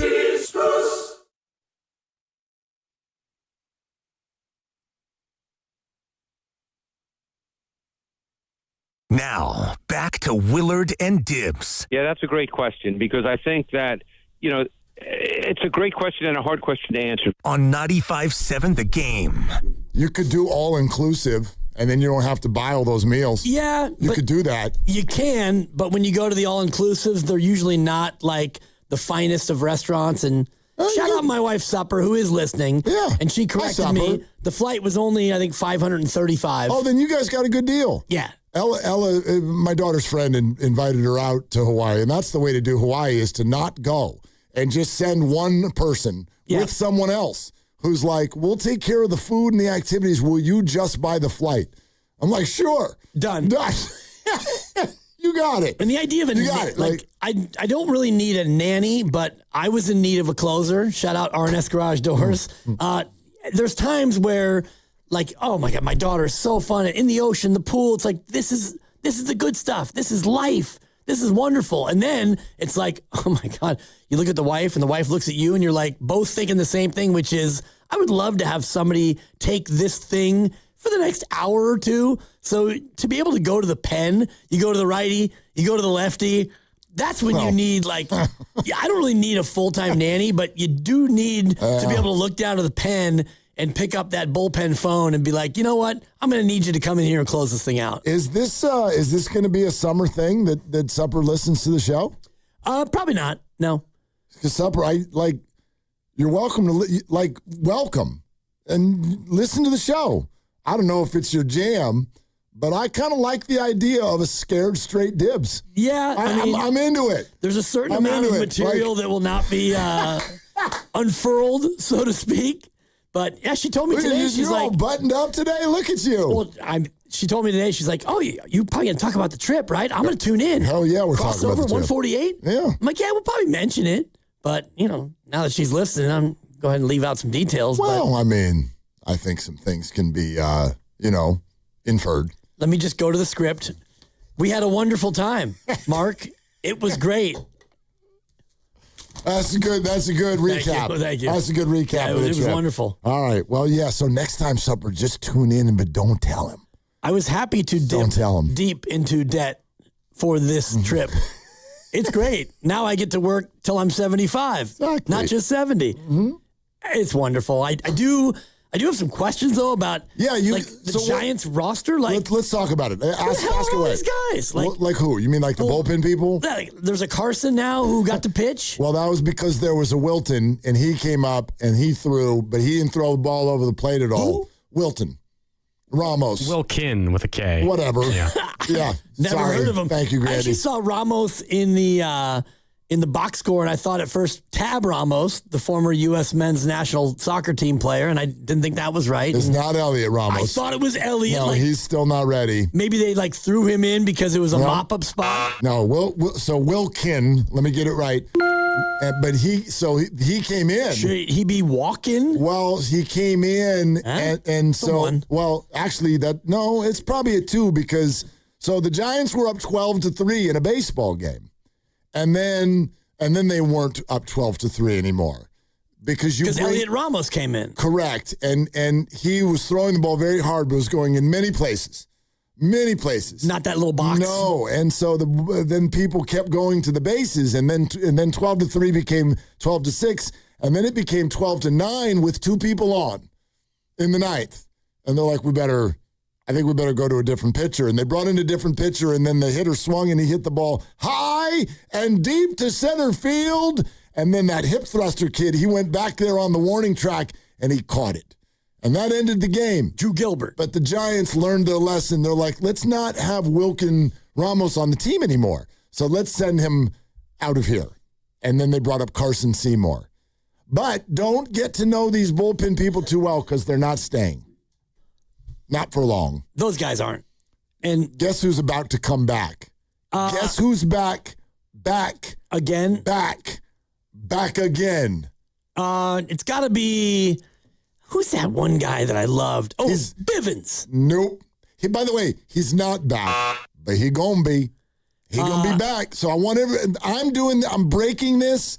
I'm not really breaking it. Like the signs are everywhere, but I want everybody to brace themselves because this is about to happen, and I want Giants fans who are still activated by the season and caring, I want you to be ready for this now because this is going to take some gumption. Brian Walker? No. Yeah. No. Yeah. No. Why? Why? He's been crushing it down on the farm. Really? And they think he's got it figured out. Okay. So he's going to be back. I don't know who the closer is going to be. This Jason Foley that they signed in the offseason. Who? Jason Foley. He used to be a closer for the Tigers years ago. And that Smith guy got a save yesterday. He sure did. Dominic Smith, right? No, Dylan. It's Dylan Smith? Yes. I saw him come in, and I was like, I got questions. I can't wait to get to talk to my guy because he has answers. Ask more. What other questions do you have? Dylan Smith would be one. Does Jung-Hoo Lee ever get out? No, they changed that too. So while you were gone. In the last 2 weeks, he's batting 5 bills? Right. Yeah, he gets a lot of hits. And All the hits. Yeah, and he's now top 5 in the National League in batting, along with your guy, Arise. Exactly. So Jung-Hoo Lee, while you were gone, he lived up to his contract. Yes. Okay. And so now we like him again. And so now hooligans and Jung-Hoo Cruz and all of these things. We're back. It's a homestand starts tonight, and now people can feel good about that again. Matt Chapman gets death threats. Yes. And now all he does is hit home runs? Now he's good again. Exactly. So, and I don't mean to have this coincide with Pride Week, but is hate the new love? No. It's not coincidental. No, it's coincidental. It's not connected. Yeah, no, let's not glorify hate. I'm not. By the way, but I did a thing, and it was organic. We just kind of fell into this, but we were talking about that whole Chapman thing, and Shasky one morning was like, man, I feel for Chappie, and which is kind of the opposite of what you find online. And I kind of went on a rant about how I'm really bummed that Chappie or anybody with the Giants is kind of letting social media and the internet get to them, because I don't think it's real. At all. Man, I know that you are, like those of you out there who do that stuff, I know you exist. I know you have a laptop and a phone, but I just think there's 2 places on planet Earth where people will totally act aside from who they actually are, and it's their way of letting their own self-loathing out. There's 2 places. One of them's the internet, and the other one is inside your car. Oh, yeah. Like, nobody's actually like that. And so I know you're like that there, but I don't think you're like that in the real world. I don't think that Matt Chapman walks down the street and goes to get a bagel in the morning and people are like, I'm going to kill you and your family. No, they're like, can I have a pick? Can you sign this? And Matt Chapman has been much more a good Giant than a bad Giant in the last 3 years. And so I kind of wanted to encourage Matt Chapman and anybody else who may go through struggles with the Giants. Like, man, I know it must be really hard, but I don't know. Here's $25 million a year to not care about that. Like, just block that crap out. It's not real. For every one of those weirdos on the internet, there's 20 people who are rooting so hard for you, dude. Right. They're rooting so hard for you. That guy looked like he had 1 million pounds fall off his back when that grand slam went into the basket. So, anyway. Wind was blown out that day, right? Is it safe to assume? Or I think it was, yeah. Hard to tell. I mean, yesterday's game, just watching Trevor McDonald and watching how just phenomenal he was, even though he gave up some loud contact and the Cubs kind of gaffed their way into a couple of like, oh boy, like, I can't believe that happened. And the old adage, freeze on a line drive, apparently is not being taught everywhere. So, yeah, the Giants kind of got, quote, lucky, but McDonald is the real deal. Just watching him. Well, he's got good stuff. He the doesn't slider, the sinker slider, and the changeup was popping. Doesn't always know where it's going. Right. I think our new issue with the Giants for the week is we just throw the ball over the plate. There's too many guys, especially bullpen guys, that come in and walk people. And there's nothing worse in baseball, I think, other than like, if you're a Luciano and you're a big leaguer and you can't catch a ball. Or you're a pitcher and you happen to underhand a ball 17 feet over the first baseman's head. Well, that was right after he came in and walked a guy. Right. I don't know which thing was worse. And then this guy, I love him. I'll love him all year because he bleep you and bleep you and bleep you. And so I love Eric Miller. But as he's walking off the mound after that inning, and he's like, yeah, let's bleep and go. I'm like, dog, you got saved. Got so lucky. It was walk, flip ball over Devers' head, give up a searing line drive. Double play. And then you got the next guy. Yep. I was like, that's not good. That's not a good inning. That's not one that you let's blank and go about. But, hey, I mean, you got out of it, and they got out of it a couple times. Last one for me on, like... you got questions. Kyle Harrison, was he pitching with anger? Like, how was that? Because he went out and he struck out 12 when he shoved. I just saw the box score because that game was played at like 8 my time in Hawaii. I have no idea. All these games were like over. I would wake up and think about the Giants, and then you pull out your phone, whatever, in a beach break. It's like, oh, that game's over. Like, the games are always over. That was a night game, though. That was a night game. Not for you.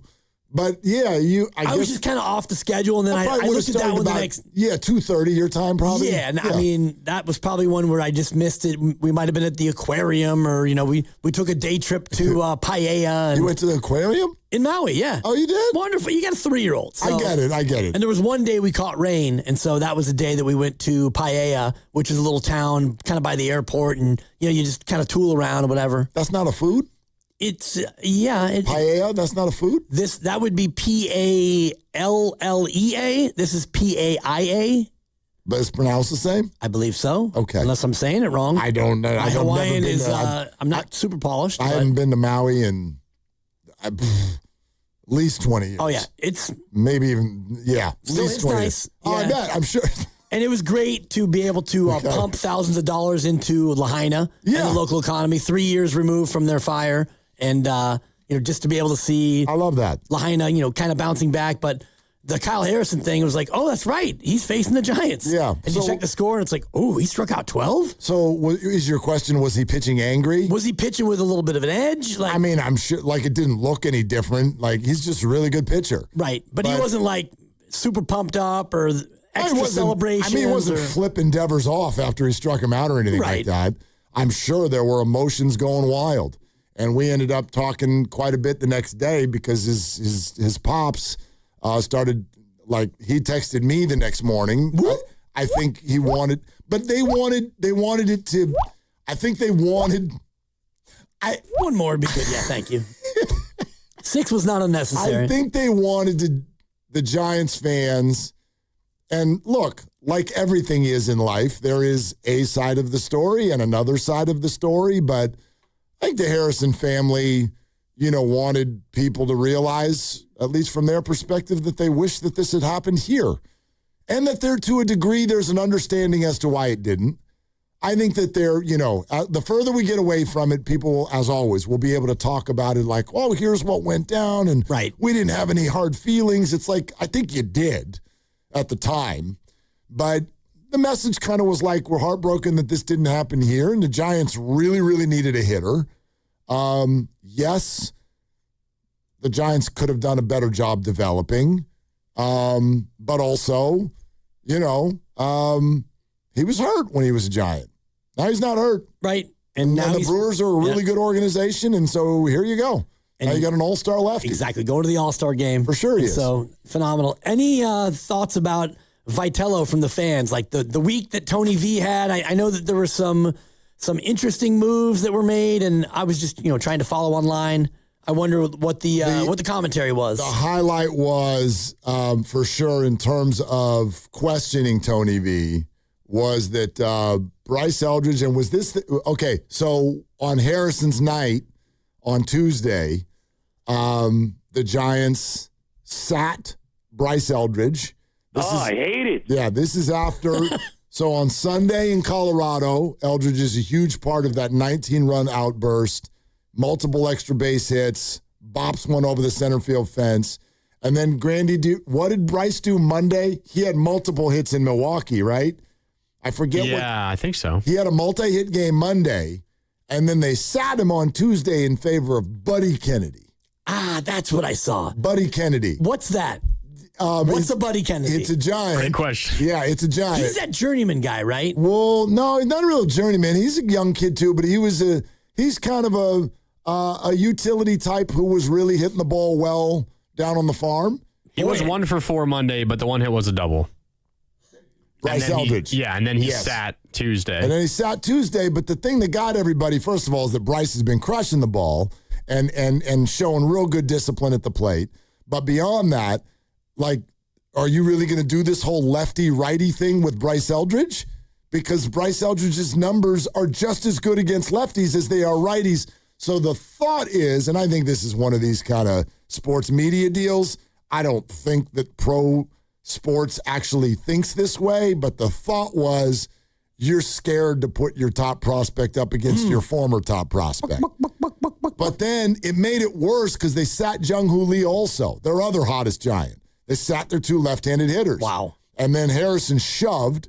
And then when Harrison came out of the game, Eldridge and Jung-Hoo both pinch hit in the same inning late in the game, both got hits, and brought the Giants to within 1 run and put their rally together. Did you mention how there was a point in the game where maybe the Giants could have gotten Eldridge and Jung-Hoo Lee in earlier, but they basically told the Brewers what their plan was, and the Brewers stuck with a lefty? Great point. Yeah, good observation, Grandy. Wait, they told him, they sent him an email, or they called him? Worse, they just said it to him, and I didn't even realize. Hey, Brewers! No, Vitello and Pat Murphy, the manager of the Brewers, are really good friends.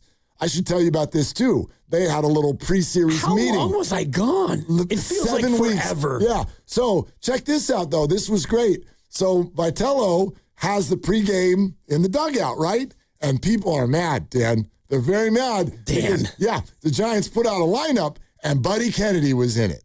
And people were like, Tony, what are you doing? What the bleep are you doing? Because Bryce, I don't know if you noticed, he goes out there and boom, ball starts flying all right. And so here comes Buddy Kennedy, and everyone's very upset. And so as usual, Tony needs to answer questions in the pregame dugout.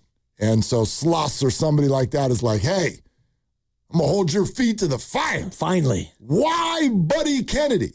Well, Tony, as he is wont to do, he gets chatty, and he says, so here's the deal. We got a tough lefty out there, but what we've noticed is that the Brewers love to go lefty, righty, when they bring someone in out of the bullpen. So what we're doing, we're going to hold Bryce and Jung-Hoo, but man, we're going to be ready when they bring that righty in. And so then Kyle gets in trouble in the 6th inning, and there's people on base. And I'll give you one guess what the Brewers did. Probably went to a lefty. Brought in another lefty. With a righty at the plate, Buddy Kennedy. With Buddy Kennedy at the plate. So right when they would have brought in Bryce, the Brewers are like, duh, just bring in another lefty. Right. We'd rather face Buddy with a lefty than face Bryce with a righty. And then Buddy flew out or grounded out or something like that, and that was the end of that. 0 for 3, I'm looking at it here. Yeah. Bryce had, he was 1 for 1, scored a run and drove in a run. Exactly. It was a seed, too. He shot to right field. Jung-Hoo 1-for-1 with an RBI. That's all he does. When he pitched it for Betakoto. Yeah. And that got them back within a run, and then they immediately gave up 4 runs in the 9th, or the bottom of the 8th. Yep. Because they went to Tristan Beck, which was another head scratcher. Right. Got it to 1 run. But this is where I get torn on the Vitello thing. Because I know that there were people that were like, Tristan, you just brought Tristan Beck up. Keaton Wynn was just sitting there, and they go with Tristan Beck, and it blows up in their face, and they give up 4 runs. But also, I feel for Tony in terms of, so let's get someone ready in the bullpen. All right, who? I mean, one of these guys. Right. I don't know who he's supposed to go to. You don't have Bo Rucky anymore. I saw that. But Brubaker's still around. Brubaker? You got Beck. You got Wynn. I mean, you got Dylan. Right. You got Dylan. How many Giants Dylan fans? Smith. Giants score last night, national TV. How many Giants fans? That camera goes, because the bullpen is inside at Wrigley. The camera, because they're all thinking it. Keaton Wynn gets out of the 8th, gets through the 9th, and the Giants take a 2-1 lead, and we're all looking at our score. We're like, oh, crap. Who do we got? Who are you? Are we going? Seriously. Are we going with Christian Koss? What are we doing? And the camera goes down to the bullpen, and they're like, I don't even know who that is. Right. Who are you? Who is that? It's Dylan Smith. It's Dylan Smith. And he got him out. Of course. He did it. Got him out. He did not look at Pete Crow Armstrong at second base, which allowed him to steal third. That's fine. It's not. It's really not, because Pete takes his lead, he takes a secondary, and he's thinking to himself, I might as well just start running. You work that hard to get the first out and not let the runner get to third, and then you're just like, sweet. And then he just goes to third, and it ruins the whole thing that you just accomplished. Yeah, but a couple pop-outs, and you get out of it. Then it's okay. And Buddy Kennedy, turns out, he pitched in the game. Sure. Gave up 4 runs in Milwaukee. Every 4 days, the Giants score 20, and then all of these other people just come in and pitch. Ooh, Landon Roop gave up ESPN the Ocho in Milwaukee. He had a tough outing. Yeah. His back was hurting, he said. Gotcha. But he didn't tell anyone. And Interesting. That was another one that Tony got criticized for, because he just left him out there. He's down, and they're just like, keep on pitching. Yeah. But I kind of supported that, because it was the first day of you were playing all 7 days on the road that week. Like, you don't want to burn your bullpen right when you arrive in Milwaukee. Fair enough. Second inning, he's giving up 7 runs. Like, just chalk that one up. You're going to lose today. But so Roop's going to have to go out there and wear that. Roop, there it is. Yep. Throw your hundo, and then we'll go from there.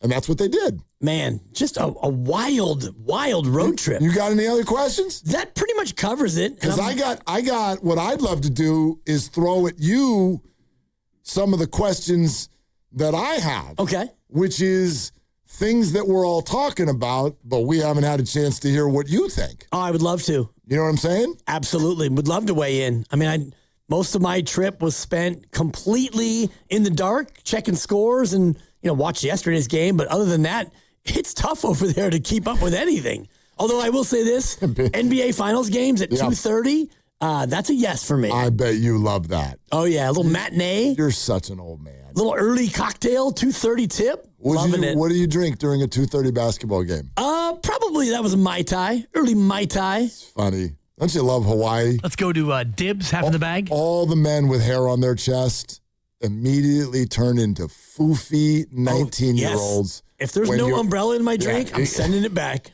Can I have a pineapple-infused green drink? It's going to have to be coconut in this. But like LeBron, Aiyuk. Oh, boy. Oh, Grant Paulson from Washington, D.C. is going to join us in 45 minutes. Okay. And we'll talk about the Aiyuk thing. Man. Because Washington, I got questions for you. For you. No doubt. And we'll let you hear what Aiyuk said on social media this weekend. All right, we're brought to you by Fremont Bank. Here for you, here for good. 888-957-9570. It's Willard and Dibs. And it's Dan Dibley here. All right, summer is upon us. And if you're still trying to figure out that weight loss plan on your own, come on. The do-it-yourself thing can only get you so far. And I want to tell you about what's working for me. It's Jumpstart MD. They're local and they've been helping people around the Bay for years. And you work with an actual, real clinician who builds a personalized plan just for you. And yes, they do offer access to GLP-1 medications, and they are at some of the most affordable rates you can find. If you've been waiting to finally get serious before summer comes, don't wait any longer and start to panic. Start now and get ahead of it. Call 855-JUMPSTART. That's 855-JUMPSTART, or go to jumpstartmd.com today. I got started a week or so ago, and the results are already here, and I'm feeling great. Call 855-JUMPSTART. That's 855-JUMPSTART, or go to jumpstartmd.com today. Wow, what is all this? These screens, the food. All for the game, bro. Let us pitch in. No need.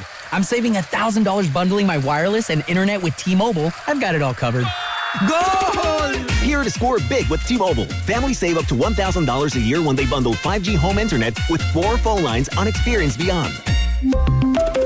Compared to regular rates after third line free on Experience Beyond plan with internet bundle discount via monthly bill credits and auto-pay discount. Credit stop if you cancel or change plans. Attention taxpayers. If you or your business owe the IRS back taxes or have years of unfiled tax returns, the IRS has greenlighted billions of dollars in tax relief to those facing financial hardship through its tax relief initiatives. If you have a delinquent tax problem and possibly facing wage garnishment, liens, levies, audits, or already in a payment plan, you may now qualify for significant relief. Qualifying and enrolling in this program could stop all collections, settle your tax problem, and may even reduce what you owe by up to 99%. Call the hotline at TaxPro USA to see if you qualify by dialing 800-315-5222. If you or your business owe at least $10,000 in back taxes to the IRS or state, you can now get the help that you need during these hard economic times. Call TaxPro USA to get your free tax assessment to see what you qualify for by dialing 800-315-5222. 800-315-5222.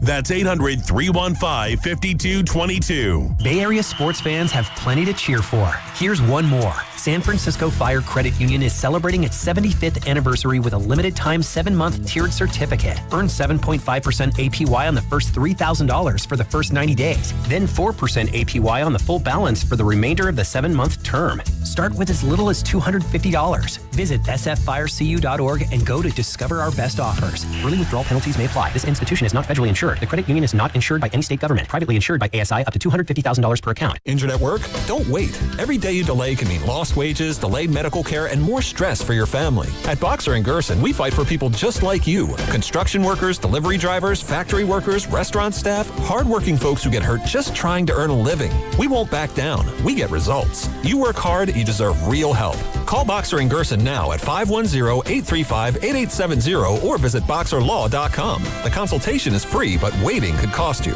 Boxer & Gerson, justice for workers. If you're still using Sportsbook to bet on the finals, you're getting robbed. It's time to delete that app and join millions using Polymarket. Polymarket is a prediction market, not a sportsbook. You trade against other fans, not the house. That means more money for you and less for those greedy sportsbooks. Polymarket, your go-to prediction market for basketball's biggest stage, available in all 50 states. Download Polymarket in the App Store. Use promo code FREE50 to unlock $50 free for your first trade. That's promo code FREE50. Trading not available in all jurisdictions. Check local regulations before trading. Restrictions and eligibility requirements apply. While the world watches the stars at the FIFA World Cup this summer, Hyundai has its eyes on the next generation of talent. The future stars who are already turning heads at age 14. Because next doesn't wait for an invitation. And neither do we. Hyundai has always moved the future within reach. We did it when we made advanced safety standard on every vehicle and engineered EVs with ultra-fast charging capability. Because the future isn't some far-off concept. It's already here. Next starts now. Hyundai, an official partner of FIFA. This is the story of the one. As a maintenance engineer at a beverage manufacturing plant, he starts his day knowing every line is ready to run because Grainger delivers the industrial-grade products he needs to keep mixers, conveyors, and packaging equipment moving. With Grainger's vast selection of bearings, belts, and motors, he keeps operations running smoothly, so nothing grinds to a halt. Call 1-800-GRAINGER, click Grainger.com, or just stop by. Grainger, for the ones who get it done. $5,000. That's the average amount of money people in the U.S. are now spending on gas in a year. $5,000. That's crazy. If you drive, you have to download Upside, the free app that gives you cash back for buying gas. That's right. You can earn cash back with Upside just for buying the gas you're already buying. You can literally start earning cash back today. I use Upside, and just last year, I made nearly $300. You're putting gas in your car anyway. Why not get cash back? If you like extra cash, download Upside. I'm saving the cash I earn from using Upside to help pay for a vacation later this year. Download the free Upside app now to earn cash back when you fill your tank. Use promo code SNAP to get an extra 35 cents per gallon on your first tank. You can cash out anytime, right to your bank or a gift card for Amazon and other brands. Just download the free Upside app and use promo code SNAP for a 35 cents per gallon bonus on your first tank. That's code SNAP for a 35 cents per gallon bonus. You're listening to 95.7 The Game, KGMZ FM and HD1 San Francisco on Odyssey Sports Station and the home of the Golden State Warriors and Valkyries. Always live on the free Odyssey app and now coming to you live from the Laughing Monk Studios.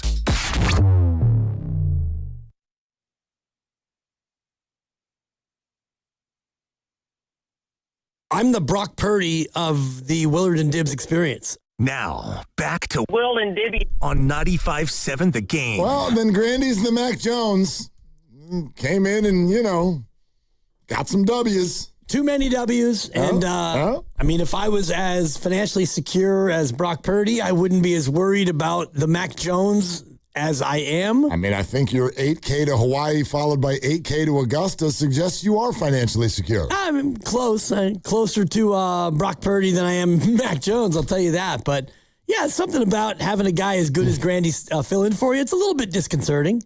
You ever bury the lead before, Dibbs? On occasion, yeah, but it's really an uncomfortable feeling.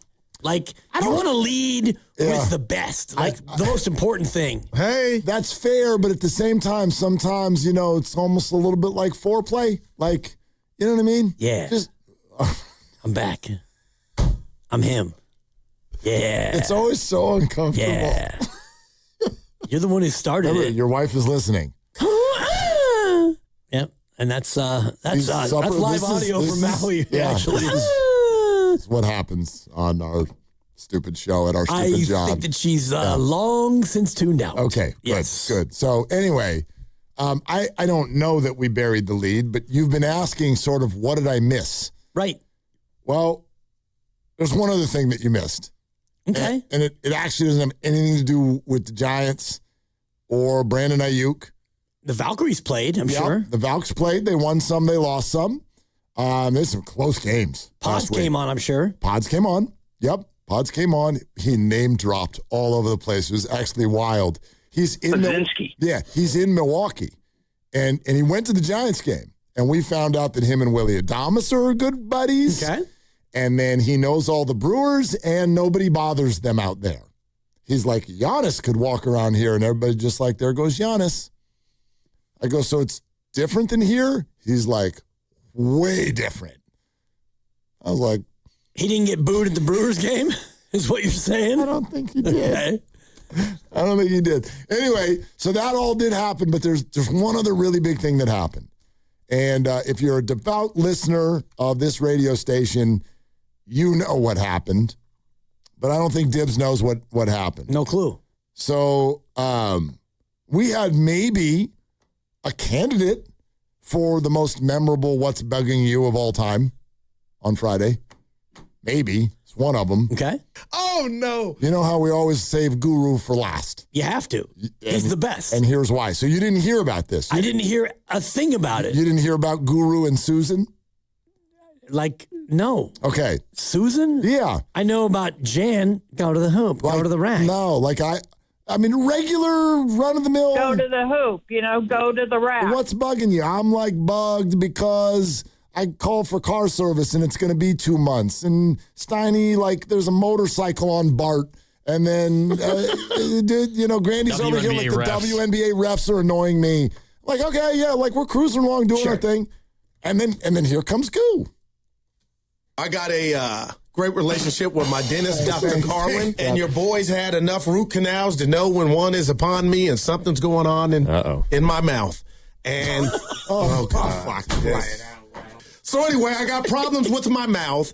I called Dr. Garland. We got a great relationship, great receptionist. They take care of me. There's been emergencies over the years, but I know something's up, right? So I'm driving home in traffic. I said, let me call the dentist's office before they close.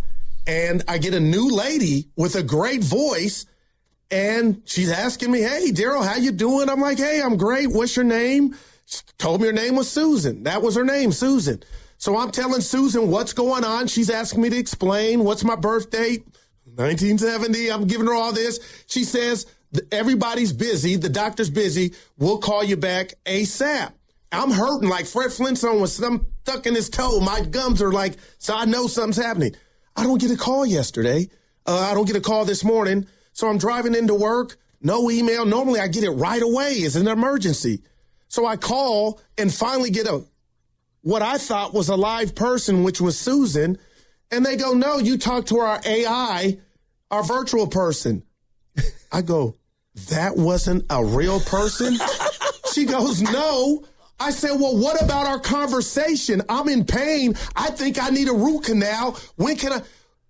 It didn't record. We have no recollection of you calling. So I said, well, where's Susan at? Susan doesn't exist. Well, then why do you got her answering the phone? Because everything that I told and explained, I got to get back in line again. I go, how does that happen? She goes, I don't know. Daryl, we have no record of you calling. I talked to Susan. Now you're telling me Susan is not real. This is stupid. Anyway, I am so upset at my dental office because I talked to Susan. Now Susan's not real.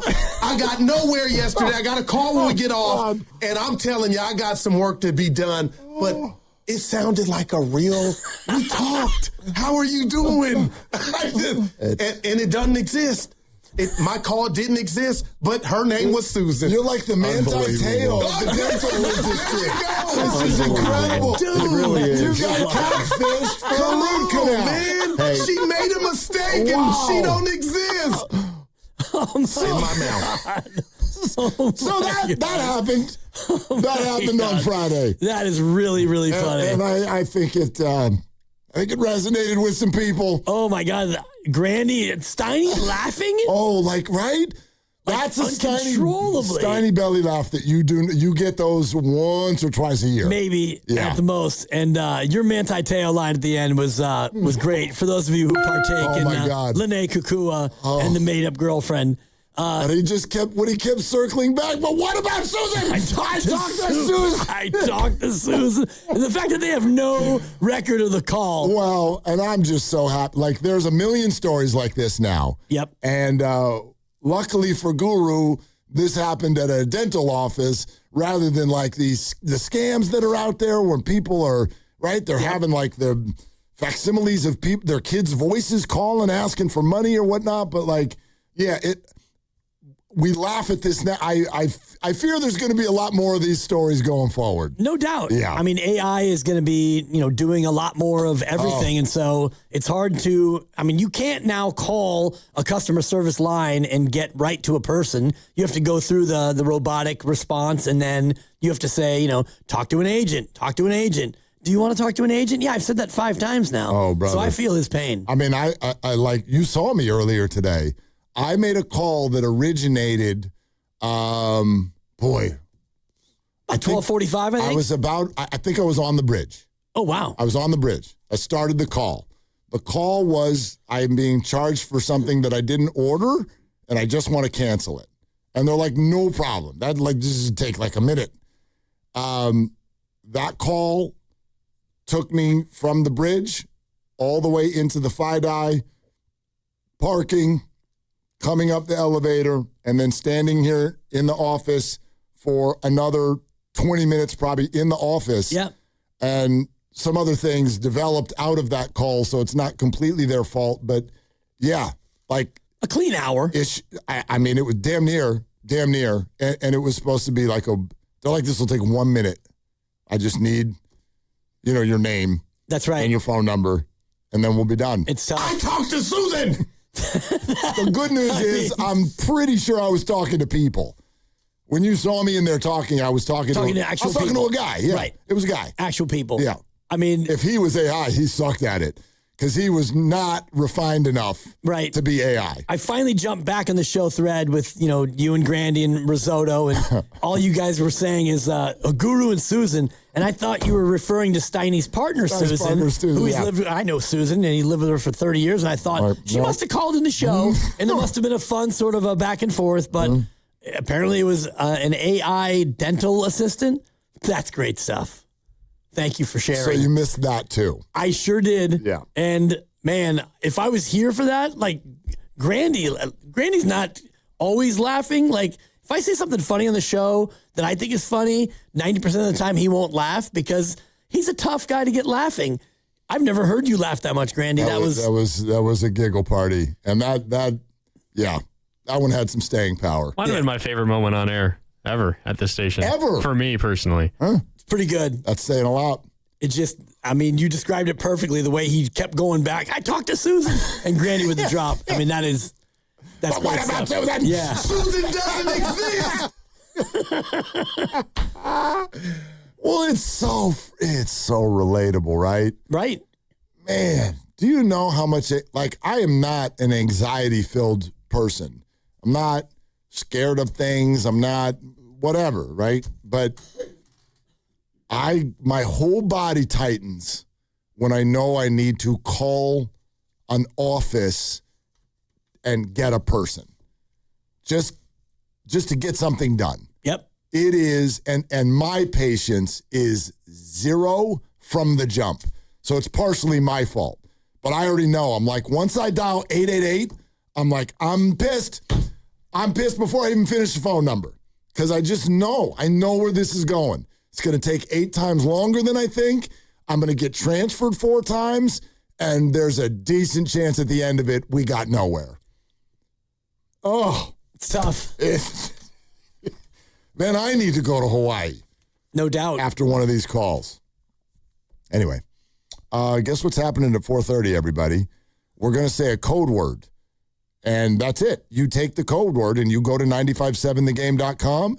You click on the Father's Day contest page. You put in the code word, and you're immediately registered to win a $500 gift card to the Golden State store. And then you could drip out Dad for Father's Day. So, okay? Pretty awesome. Yeah, it's very easy. So we're going to do that around 4:30, okay? All right, so Aiyuk, LeBron, there's some Giant stuff. And then Grant Paulson, who's on our sister station in D.C., on both Aiyuk, the Nationals are in town as well. He's a half hour away. 888-957-9570. It's Willard and Dibs. This hour of traffic is being brought to you by Crystal Geyser Alpine Spring Water. What makes Crystal Geyser Alpine Spring Water different? We always bottle our Alpine Spring Water less than 1.5 miles from the spring source, and all our bottles are made with 50% recycled plastic from our own recycling plants. Crystal Geyser, bottled at the spring source. Hey, it's Willard for Habas Law. Here's a real behind-the-scenes moment with Habas Law. We asked about their new billboards and asked, do you smile or not? And then it got real. Omar Habas said, we meet people in the hardest moments of their lives. It's on us to restore dignity and a financial future. Traumatic brain injuries, loss of a limb, spinal cord damage, a life changed in seconds. When everything's on the line, choose the team that understands that. Habas Law. They fight to make it right. HabasLaw.com. Omar Habas is a California licensed attorney. Offices in Northern California, including San Jose. Past results do not guarantee future outcomes. What if you could have the most reliable fiber-powered Wi-Fi? And get this, what if you could keep it at the same price for 5 years? During the Xfinity Summer Savings Event, now through June 15th, new customers can get our best price on gig Wi-Fi, just $50 a month for 5 years. And get online in minutes with same-day Wi-Fi. It's Wi-Fi that finds and fixes problems before you even notice them, like super intelligent Wi-Fi with a sixth sense. Plus, add one line of Xfinity Mobile Select and you can save an average of $60 a month over Verizon and AT&T. You can even try it free for a year. Lock in your price and unlock the possibilities during the Xfinity Summer Savings Event. Get it now at Xfinity.com. Xfinity. Imagine that. Restrictions apply. Requires paperless billing and auto pay with stored bank account. Taxes and fees extra. Savings based on 1 gig internet and 1 mobile select line compared to similar Verizon and AT&T plans over 5 years. After 12 months, regular rates apply to mobile select. Xfinity internet required. Speeds vary. Use of fiber coaxial cable. When you own your own business, you need to keep things moving. Need to book a last-minute flight? Earn a $300 travel credit to cover that. Need to take a meeting before takeoff? Do it from the comfort of the Chase Sapphire Lounge by the club. Need to catch your breath before you board? Done. Chase Sapphire Reserve for Business, the business card that gives back all you put in. Visit chase.com/reserve business to learn more. Cards issued by JPMorgan Chase Bank and a member FDIC, subject to credit approval. Terms apply. With increasing summer temperatures, this is a good time to replace your home siding, decking, and fencing. Golden State Lumber and Showroom works closely with contractors to keep your home protected. AZEK Exteriors offers outstanding durability, is easy to install, and protects against fire and dry rot. And TimberTech Advanced PVC Decking has a Class A fire rating and is backed by industry-leading warranties. Visit GoldenStateLumber.com for products that increase the value of your home. Golden State. When you succeed, we succeed. Alameda County Fair in Pleasanton returns June 19th through July 12th with mouthwatering food, fantastic shopping, and the popular Racing Pigs. This year's Big O Tires concert series is stacked with all-star performers like Flo Rida, The Maine, El King, Collective Soul, The Beach Boys, country band Lone Star, and more. And don't miss Winefest and the fan favorite Foodie's Choice Awards. Plus, the Demolition Derby and Monster Truck shows make their return. Open Wednesday through Sunday. Save big with advanced ticket prices at AlamidaCountyFair.com. If you're still using Sportsbook to bet on the finals, you're getting robbed. It's time to delete that app and join millions using Polymarket. Polymarket is a prediction market, not a sportsbook. You trade against other fans, not the house. That means more money for you and less for those greedy sportsbooks. Polymarket, your go-to prediction market for basketball's biggest stage, available in all 50 states. Download Polymarket in the App Store. Use promo code FREE50 to unlock $50 free for your first trade. That's promo code FREE50. Trading not available in all jurisdictions. Check local regulations before trading. Restrictions and eligibility requirements apply. Are you interested in being an install or service technician? Good news! R&S Doors and Gates is hiring. If you have good mechanical skills and a knowledge of power tools, welding, and motor controls, you should apply today. R&S Doors has openings to repair and install commercial overhead doors, entry doors, and loading dock equipment. You must be able to work in a professional, fast-paced environment. Call 800-FIX-A-DOOR and apply today. That's 800-FIX-A-DOOR. Or visit rsdoors.com. R&S Doors. Look for the red truck. It's Big O Tires anniversary sales event. Now through June 14th. Buy 3 tires, get 1 free on 4 select in-stock Big O brand tires with installation purchase. Plus, you'll also get our industry-leading ProTech Plus warranty for free. Disposal fees extra, not good with other offers. See Big O dealer for pricing. Okay, I have to tell you. I was just looking on eBay where I go for all kinds of things I love, and there it was. That hologram trading card. One of the rarest. The last one I needed for my set. Shiny like the designer handbag of my dreams. One of a kind. eBay had it, and now everyone's asking, ooh, where'd you get your windshield wipers? eBay has all the parts that fit my car. No more annoying. Just beautiful.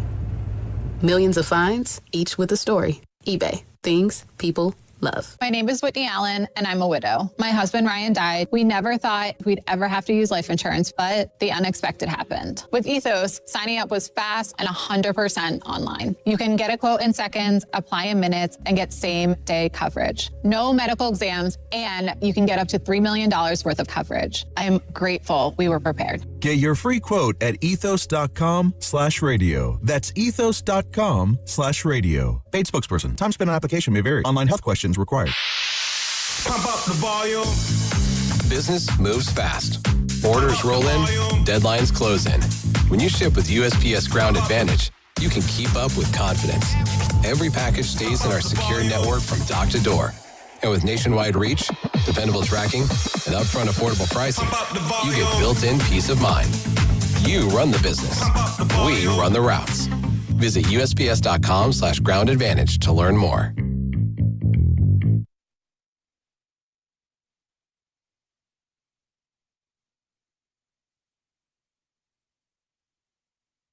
I talked to Susan. Susan doesn't exist.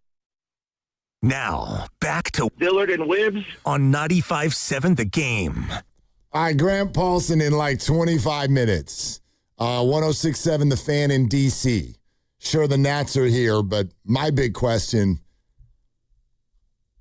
why do you all want Brandon Aiyuk? They do? Or do you want Brandon Aiyuk? They do. I mean, Aiyuk follows, I think, 5 people on Instagram. It's like his business, his wife, the Commanders. Santa Clara PD. I mean, just, so they can DM each other when he's, when there's a warrant out for his arrest. Yeah, by the way, that's a weird story. There's a whole warrant out for his arrest. It feels like there should be, what's the next part of the story? Where is he? Is he getting arrested? Are they looking for him? He's all over the internet. I don't feel like he's that hard to find. I wonder if he has his location on his post. And I saw the post this morning. Yeah. I read it and then I watched it and listened to it and thought, man, what would I do if I was given a $120 million contract? How would I go about comporting myself? Not like this. Would you like to hear it? I would love to. All right. For everybody else, if you haven't heard this yet, this is, I think it's the first time Brandon, I know that it's abstract, but I think this is the first time he finally talked football. So Brandon has been totally silent, very few posts. When he does post, it's just like a random picture of himself or whatever. There was obviously the YouTube thing where he filmed himself speeding by Levi Stadium. It is for that he has the warrant for his arrest now issued. But other than that, there's been no comment from Brandon with regard to anything 49er related, much less than even the sort of lack of comments there have been from the 49ers. The 49ers have commented on it, but it's largely just to say, we haven't even heard from Brandon. So no, Brandon's not playing for this team anymore. And then that's that. And I sort of here, let's play this and then we can get to the larger conversation about it. But this is a little bit over a minute long from Brandon's Instagram over the weekend or late last week, and it's not hard to sort of put his analogies together and understand what he's talking about. What are you grinning at, Grandy? Everything okay? Yeah, we're just talking about Okay, all right. Here's Brandon. We dealing with, like them kids when they don't get picked for the basketball game at the court, but they the ones that brought the ball. So they like, all right, y'all don't want to pick me? I'm taking my ball. I'm going home. Little ass boys. Or like when your kid, he got this one toy, but he don't really know how to use it correctly. So somebody else about to pick it up and play with it. And they like, oh yeah, this lady. And they like, wait, hold on, that's my toy. Little ass boy. Man, stop running from the belt. The belt coming. You scared. They scared. The truth is they scared. They know how I get. They gonna say, oh yeah, BA did this, BA did that, BA did, allegedly. But what they not gonna say is BA suck at football because they know how I get. And they running from that belt that's on the way. It's inevitable. It's coming. Stop running. Stop being a female dog. Stop being a little cat. Stop running from the belt. Stop running from the belt? Belt. Okay. Because I saw somebody post, stop running from the bill, because the bill's coming due. But I think it's the belt. I took it as championship belt. I took it as belt, as in when you discipline a child. Yeah, at times people will use a belt. The hit back. Stop running from the belt. Yes, that's what it means. The punishment. Okay. And the punishment is I play for someone else, and then I come in and show you how good I am at football. I guess.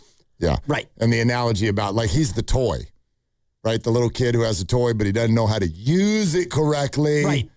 And the Niners are the kid. Yeah.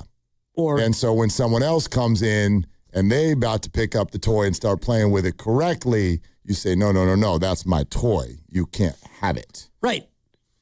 And as of now, to continue his analogy, he is the toy, and they do own the toy, quote unquote, until they decide that they want to trade him or cut him, or, they could put him on one of those failure to report lists and keep him.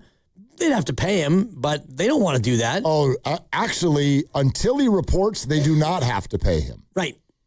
At all. Not $1. They paid him a bunch already, but that's what's crazy about this. If Brandon really, really wanted to force that action, he'd show up. So who's scared now? It seems like Brandon is the one who's hesitant to act. It took him a year to come up with an Instagram post. But, that's just, there's that. Obviously, I think for most of us, the concept that the 49ers are actually scared of this is crazy. The one that gets me, though, is I hear people say it's either one of two things. It's, this is annoying, just please make it go away, so therefore cut him. Or people will go so far as to say, boy, this is the Niners really being petty and holding him down when they don't want him anymore, but they could allow him just move on and allow him to continue his career. Both of those takes are kind of puzzling to me. I don't know. Could you accuse the Niners of being petty here? I guess. Sure. But I would argue if there's even a 2% chance of them getting a ham sandwich in return, what on earth is the reason not to? He's not a distraction. He's not there. He has not done any of the things that would force a move. He didn't do them last year. He's not doing them this year. And so I do think the 49ers have the stomach to just sit here and be like, whatever, dude, do your Instagram posts all you want. This is not bothering us. Why? Someone needs to answer that for me. Why should the 49ers blink if there's even a hair of a chance of getting something in return? And I'll say that is if Brandon doesn't report. If Brandon reports to camp in late July, now you do have a distraction. You literally have somebody on the premises. We don't. Right. Then that's different. But that has not happened. And so I guess I'm failing to understand why the Niners should blink when, in my opinion, Brandon is the one who's been misbehaving the entire time. They shouldn't blink unless this sort of social media stuff bothers them. And it's pretty clear to me that it doesn't. And they're aware of what's going on social media. Of course they are. But if Brandon wants to, name call and do all these things that he did in that clip that you just played, why would that bother you if you're the 49ers? And even if you are, Shanahan, and when you get back to work in July and you get asked questions about it, it's a pretty simple, dismissive answer that you can give. Brandon's not here, and we're just going to talk about the players that are here because we're getting ready to ramp up for a season. So it clearly isn't bothering them, nor should it bother them. And, you talked about getting a ham sandwich. I don't even think you would get a bag of chips or one of those mints they sometimes give you when you buy a sandwich. You probably won't get anything, but until that day comes where he forces your hand by showing up, for example, you're not motivated at all to do anything. And you don't owe him anything when he hasn't shown up for rehab, allegedly, to use his word. And he hasn't done a lot of the things that maybe you asked him to do, allegedly. And so you don't owe him anything, quote unquote. So you just sit tight and you wait. Yeah. I don't know. This to me, just the way that I look at it, this is pretty easy. You're not here. You're not causing any problems. You can go on Instagram all you want. But we signed a contract. You haven't held up your end. Why should you just sort of complain your way out of town to go play with the Commanders? Why? I guess that's my very, very simple question on the whole thing is why. Some other than our own, I know a lot of fans get uncomfortable because we're uncomfortable. This is not what we want to be talking about as a football season approaches. This has actually been the most drama-free offseason that I can remember in a really long time for the Niners, and I want to enjoy that. I think they're enjoying that. They, by all reports, had a really good OTAs.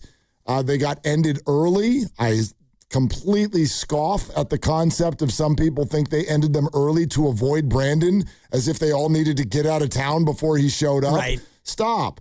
Kyle does not want more injuries, and the World Cup is that's the big reason descending on their building. The World Cup is 3 days away. Yeah. The first match is Saturday at Levi's. So even if you wanted to hold the rest of your mini camp, which I think would have been tomorrow and Wednesday, I don't even know if you'd be able to do it at your own facility because FIFA is there and the World Cup is upon us. And so the schedule is kind of preventative to doing what you normally would do. And heck, if things went as well as they did in the first portion, you're right about avoiding injury. And so this is not about, the fear of Brandon showing up. When Brandon shows up, it's, all right, Brandon, come in this office, you're cut, adios, pelota. You can go ahead and be a commander if you want. And the idea about why would they want him, I still think the one thing he said in there is true, that the Niners have not ever said he's not a good football player. And if he's fully healthy and he's 27 years old or whatever, he still should have some football left in him. You would think, but there are a couple things that I think it's odd that we would sit here today and just assume. I have no, he had a major leg reconstruction and has not played since. So is anybody overseeing that? How does he look? Is he at full speed? I know from a time standpoint he should be, but what do we always know about major injury? Can't replicate game speed. You got to see what it's all about. And then add in beyond injury, my experience in professional sports is when you leave for a long period of time, it is very hard to just click right back in. Very difficult. You don't just leave he has not been on a football field in we're by the time we get to the season, it'll be damn near 2 years. Almost 2 years, yep. You don't just leave pro sports and then come back and click your heels and be who you were. Whole new offense, whole new quarterback, whole new other receivers on the team, all of the wherever he ends up thing. So maybe he'll be good. Maybe. Yeah, no promises. But if I asked you right now, I want to bet on whether or not Brandon Aiyuk ever has a 1,000-yard season ever again.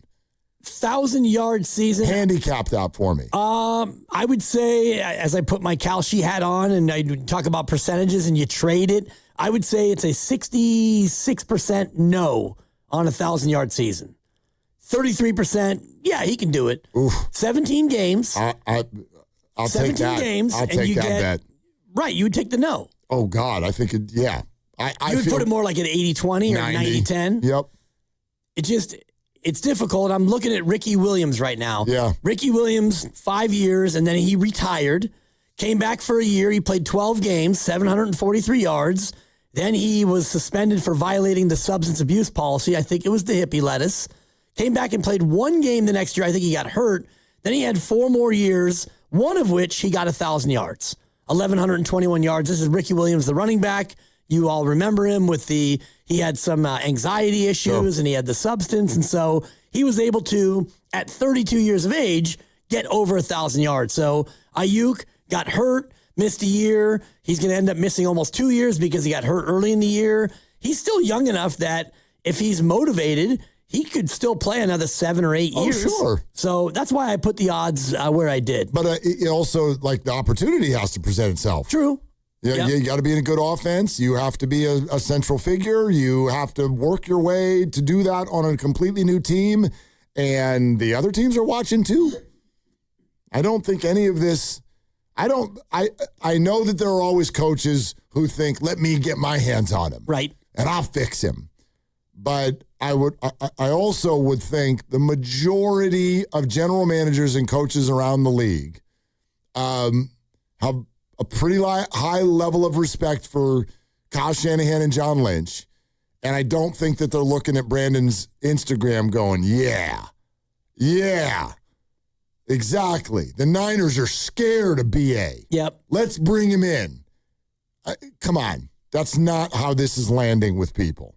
Probably not. No chance. But it just takes one team to think, I can fix him. And he is a really good receiver when healthy. He's proven that he's a guy who can go out there and produce. And so depending on what your team is and what your construct is, you might take a flyer on him for a 1-year deal. And if he plays well, then he might get additional chances. But also in this league, as you know, thinking about Antonio Brown as another example where, he leaves and he winds up going to spot and another spot and it didn't work out. And he kind of, blew up his own career unnecessarily. Yep. Let's go to Robert in San Jose. Hi, Robert. Thanks for calling Willard and Dibs. What's up? Hey, what's up, guys? Can you hear me? Got you. Yeah, I was just wondering, you guys are asking, they don't have to let him go, but when the season's after the preseason, when the Niners report that 52, 53 men roster, he can't be there, right? Because I will be taking another position from that. Correct. From the team, right? Yeah, and so that would be a reference. That would be a reference there. What about prior to that? Do you have to take him out prior to that? Nope, the Niners are not paying him anything right now. Okay. Yeah, I was just wondering about that because you guys didn't give a reference, but just thinking maybe that's what. But okay, and I think whatever if we release him before then the Washington Redskins will be forced to release a player once they get Aiyuk after we release him, right? And that will make it really hard to dump somebody. That will make it a little hard on the Redskins and on Aiyuk to on that transition on that acquisition. But if they really want him, they'll take that chance. And I don't even know that they do, Robert. Thanks. August 30th is the day you have to get to 53. Yeah, and so there's a lot of time. And I also, this is part of the reason we want to talk to Grant Paulson today. I'm a little bit uncomfortable with this whole the Commanders want him thing.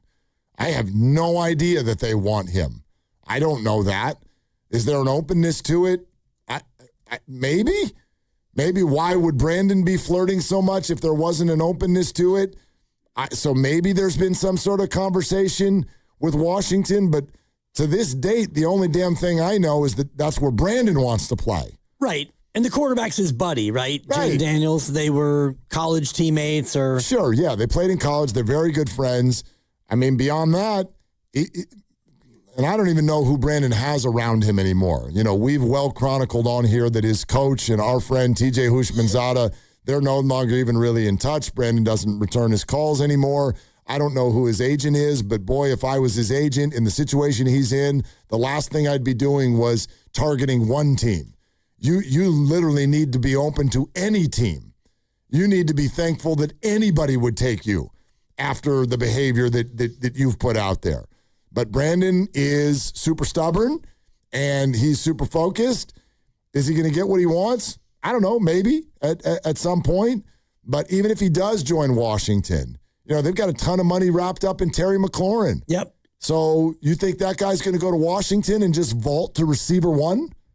No. Yeah, they used a third-round pick on Antonio Williams. They've got Treylon Burks. They've got Diami Brown out of Jacksonville. They've got Luke McCaffrey there, so not a deep receiving core. Van Jefferson's there as well, so they're a team that probably could use another receiver, but there's the health issue, and there's now this whole way he's handled it that might be an issue. And you know, we talked during the break about Adam Peters, who is in the front office there, who is in the front office here. So I wonder how that might play into it. By the way, guys, really quick, to further the question that our caller had, even if he is still technically a Niner or hasn't been traded or hasn't been released by the time training camp opens up, that nothing against the Niners at that point. He doesn't count against the roster because he's on a different list. And in fact, if he doesn't show up to training camp, they can fine him, and he would be owing them money at that point. They can fine him up to $50,000 a day for every day he does not report. Like, if I were to draw this picture, so Brandon's got his phone, and he's got all of his, cuss words that he wants to direct at the Niners. The Niners are on a couch with their feet up. You can end this by just showing up, correct, passing a physical, and then you go from there because the Niners have to decide to pay him or not, and they're going to decide no. Of course, but for the Niners, their activation is simply to snap their fingers. There's no stress here. None. So the whole, you got to just end this. No, you don't. There is no this. Nothing's happening to the Niners. Right. They're unaffected by, in their world, and I don't want this to sound a certain way, but this is just a bug flying around in the sky. You can get annoyed by it if you want, and you just keep walking. It's not affecting you in any way, shape, or form. Where do you think that Shanahan and Lynch are right now, June 8th?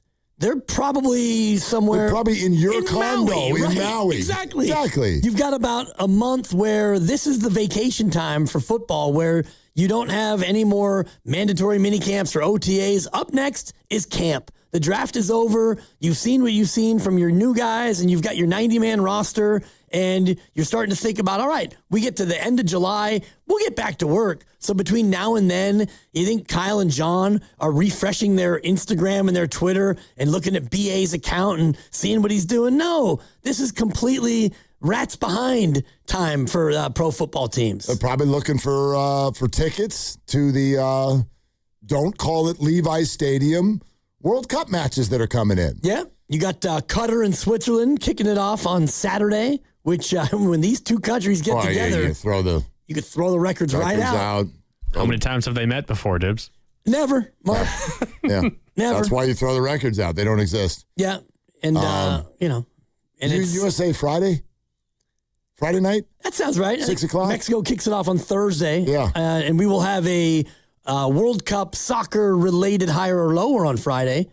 I was offering you guys a higher or lower from Hawaii, but you passed on it. Yeah, I didn't want you to have to do that on the phone with 3 or 4 people. It just felt like it was going to get confusing. It would have been 3. We would have had a play-in game between the 2 people behind the glass, which were Risotto and, was it Cam or on Friday? It was Ken. Ken? Cam was around, but okay. Yeah, And it was all hands on deck. It could all be Hawaii-themed. You don't get replaced by one person. And that's fair. Yeah, it's a bunch of people. I just thought it would be, kind of a fun way for you guys to wrap up the week, but you passed, and I said, all right. Yeah, you wait till this Friday. Aloha. I'll pass again. Yeah, and I think you are the defending champ. I won't be here. Oh, you won't? I won't. Sweet. Free shot, Grandy. Oh, I didn't know you weren't here Friday. I'm not here Friday. Oh. Yeah. Cool. I'm glad we're doing a soccer one then. What's that?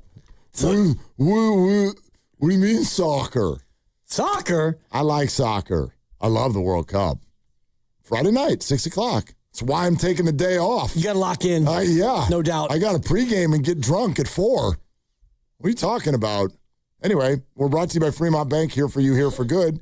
Grant Paulson, 106.7 The Fan, Odyssey Station in D.C. The Nats are here. Brandon Aiyuk's Instagram is here as well. What are they thinking out there? Let's find out next on Willard and Dibs. And it's Dan Dibley here to talk about Fremont Bank, a family-owned bank with the family-owned feel, and they're proudly celebrating more than 60 years in business. It was 1964, even before my time, when they set out to build not only a bank, but a local ecosystem that is built on relationships that benefit all of us here in the Bay Area. And they are proud members of these communities. They support local nonprofits, and they keep the money local, and they reinvest it into businesses, organizations, and activities that make our Bay Area so much better. I've been a customer for more than 5 years, and I made the change because I wanted to be a part of a bank that is local and a bank that knows me. I'm not just another number, an account number, or a balance at a big box bank, but I'm an actual person. They know me, they know my family, and they go the extra mile to make sure that I'm comfortable and well-informed with all of their various products. And by the way, I haven't mentioned it yet, but I have not paid an ATM fee since I've been with Fremont Bank,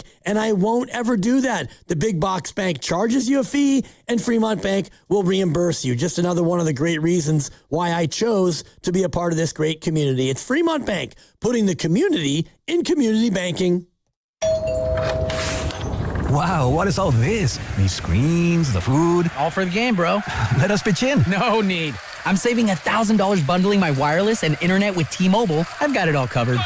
Goal! Here to score big with T-Mobile. Families save up to $1,000 a year when they bundle 5G home internet with 4 phone lines on Experience Beyond.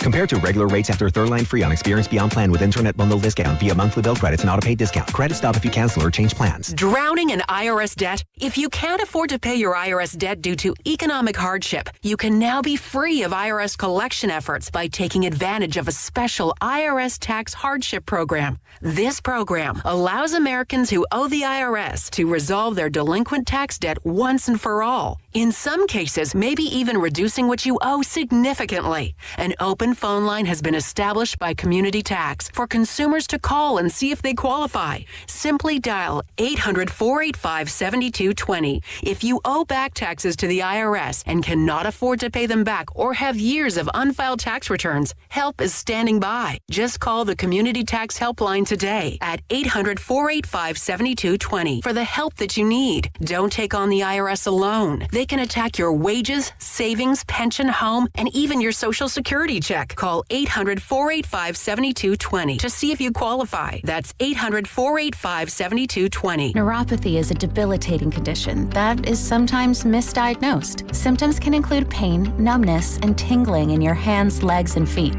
Neuropathy is a progressive condition that only worsens unless you get effective treatment. SF Bay Wellness is a leader in neuropathy reversal and uses FDA-cleared, non-invasive electric cell therapy to restore nerve function with no injections, no drugs, and no surgery. The treatments have a 95% success rate. If distance is a factor, ask about our virtual consultation option. Call SF Bay Wellness at 844-94-NERVE for the $99 neuropathy evaluation and receive a personal treatment plan that is tailored to your needs.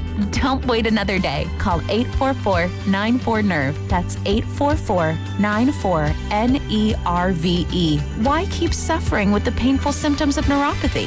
You deserve to live a pain-free life. Start getting the treatment you need for your neuropathy symptoms. Call today. If you're still using Sportsbook to bet on the finals, you're getting robbed. It's time to delete that app and join millions using Polymarket. Polymarket is a prediction market, not a sportsbook. You trade against other fans, not the house. That means more money for you and less for those greedy sportsbooks. Polymarket, your go-to prediction market for basketball's biggest stage, available in all 50 states. Download Polymarket in the App Store. Use promo code FREE50 to unlock $50 free for your first trade. That's promo code FREE50. Trading not available in all jurisdictions. Check local regulations before trading. Restrictions and eligibility requirements apply. Today on the pod, we're talking to Megan, trapeze artist and scratchers enthusiast. So, Megan, what do you like about playing scratchers? Well, they're easy to play when I'm hanging around. Oh, okay. Like when you're relaxing? No, like when I'm hanging on the trapeze. I swing upside down, then do a quadruple somersault, all while playing scratchers. Watch this. Ta-da!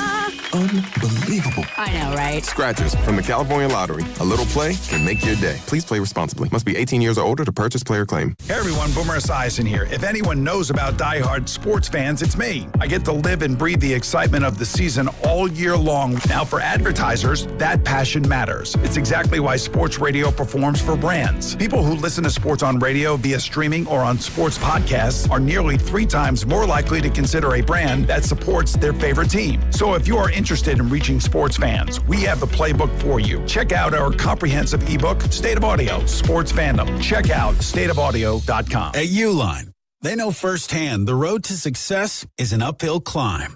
Uline started in the family basement and through hard work is now North America's most trusted shipping and industrial supplier. They get what it means to have the support of reliable, hardworking partners. So they keep 41,000 items ready to ship.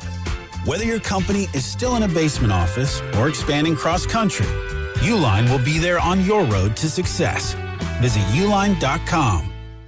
One of life's greatest mysteries has finally been solved. Who let the dogs out? Spruce, spruce, spruce. It's Spruce, the weed and grass killer that's safe for use around people, pets, and bees. When used as directed, spray the leaves for visible results in just 1 hour and dead weeds in just 1 day. You spray, they play. Spruce, pet friendly, weed deadly. Find wherever weed killers are sold.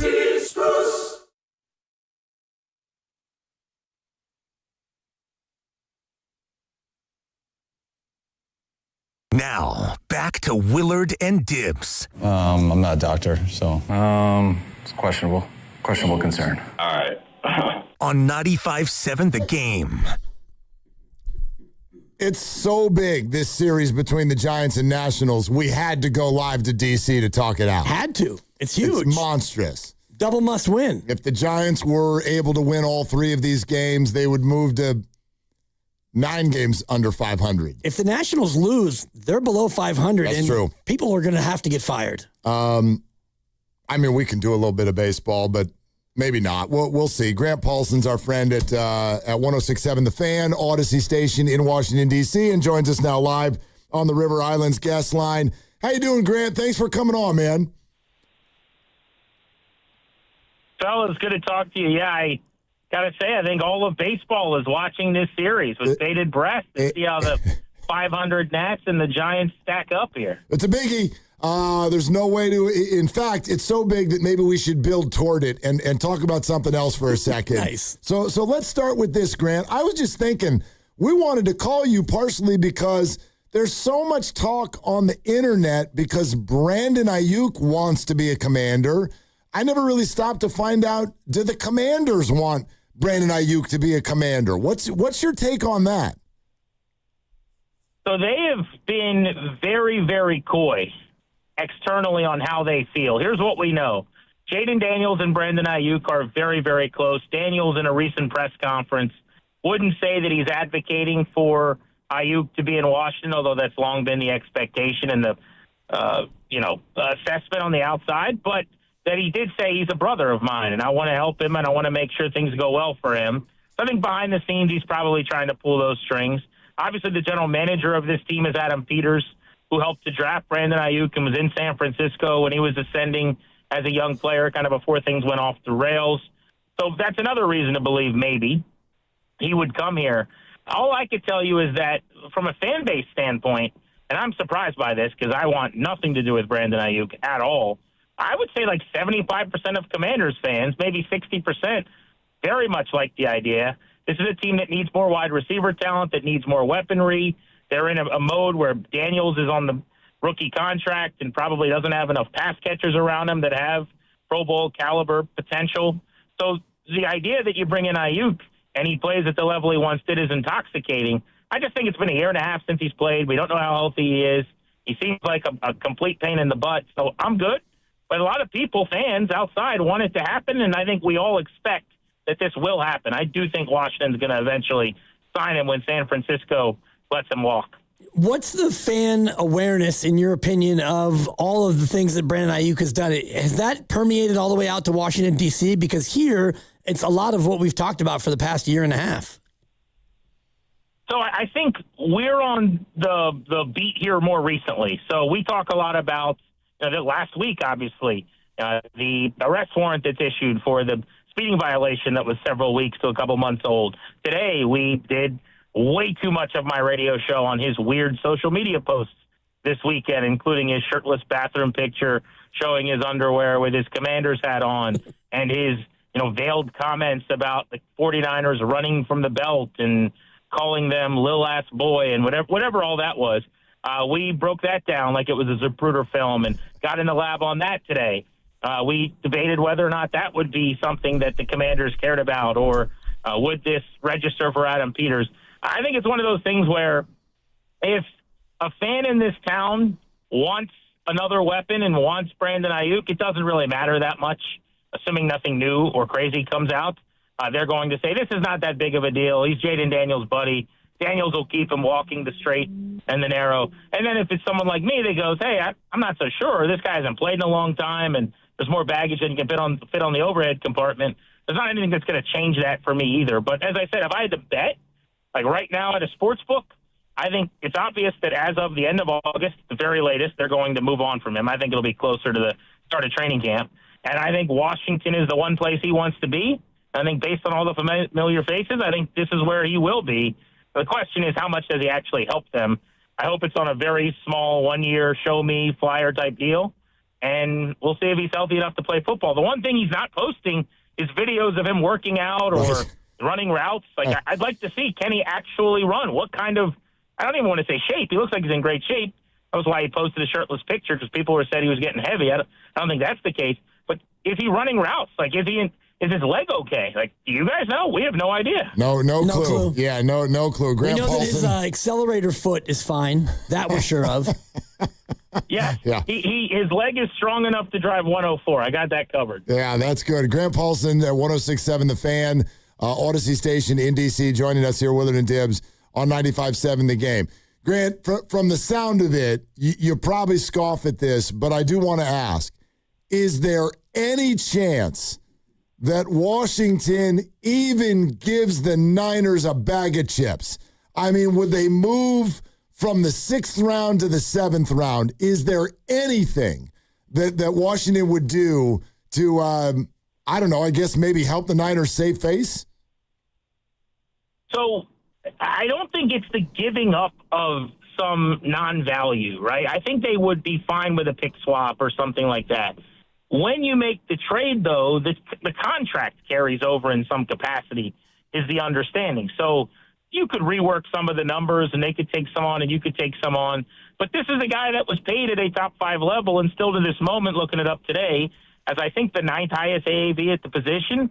So the reason Washington and every other team is going to not offer a 7th-round pick in 3 years or anything else that they could offer is that they're going to sign this guy on the, for 60 cents on the dollar. I mean, he's going to get a 1-year deal, and for me, it should be the minimum based on the fact that, again, it's, everyone talks about the antics off the field, and those have heard him. He has not played in a year and a half. He has not played at a high level since 2023. I don't know what about that would secure him some $5 million, $10 million in a 1-year deal bag, but maybe because of the relationship with Peters, because they have tons of cap space, they'll be more willing to pay him a little bit. But I think you could get him at next to nothing on a show-me contract, which is kind of the mode I feel like he should be in at this point. So I say no to that. I just don't know why, unless you could, if you made the trade and then you're able to just get a new deal, okay, they don't care about giving up a pick swap, but why do that? He also is wearing your gear. He wants to come here. So it's not like you're in some competition. Unless another team's quarterback also played at Arizona State and is his best buddy, I don't think there's a team competing with them, if that makes sense. It doesn't make sense, and I think you put that perfectly. Does Jaden Daniels have enough sway, even at his young age, to go to the front office and really advocate for Aiyuk to become a Commander? So it's a great question. If this was a non-problematic player who wasn't at odds with the team, I would say definitely. Like, let's just say if Kayshon Boutte was about to be released by the Patriots, who played with Daniels at LSU, who's an ascending young player who was okay last year, and Daniels said, I really want to play with this guy, great relationship, great rapport, let's do this, I think that would carry some weight. He's well-liked in the building. He's very sharp. He's a hard worker. Everybody kind of loves the demeanor, the mindset. I think with Aiyuk, you listen to him, and maybe you do your due diligence, but I don't think it's the end-all, be-all. You got a lot of legwork to do after that. Grant Paulson is with us here from D.C. on Willard and Dibs 95.7 The Game. Grant, this is a sort of an aside, but out of curiosity, what was Washington's experience with Deebo Samuel, and why do you think he's still just sitting on the sidelines right now of the whole NFL? It was interesting. I mean, Deebo had games where he was tremendous. He was their best weapon. And circuit to circuit last year, frankly, because Terry McLaurin was hurt so much, he was their de facto lead receiver and probably their most dynamic player on offense for the most part. There were too many games as the year went on, though, where he was banged up, either played through pain or would come on and off the sideline, things that you guys remember. There were some questions as well, and you guys had a lot of these in San Fran about the shape he was in at different points and things as well. I think overall it was a success because they gave up a 5th-round pick. They got a guy who put up very similar numbers to what he did in his final year in San Francisco, and they used him a ton. I mean, he was heavily involved in their offense. They didn't love their offense, though. They didn't love what Cliff Kingsbury was doing. They blew him out. They're going to a completely new scheme with David Blau, a first-year offensive coordinator and play caller, former quarterback, who's going to run something like a Ben Johnson, Chicago, Kevin O'Connell, Minnesota scheme. Those are the last 2 offenses he quarterbacked in the National Football League, along with Arizona. I think he's going to have a little Kingsbury in there too. But my guess is, fellas, that Deebo will be somewhere in training camp and we'll get an okay deal. I just think you've now seen over multiple stops that the health, being in shape, the 17 games over 18 weeks, you're not going to get maximum capacity Deebo every single week. When it's 72 and sunny, it's 7 for 75 and a touchdown, but there's a lot of those weeks where it's like 3 for 24, and he's not a guy that can route people up or get open. You kind of have to scheme him open, get him going downhill, let him run over people. So that there's a scheme element to him, I think, that matters a lot too.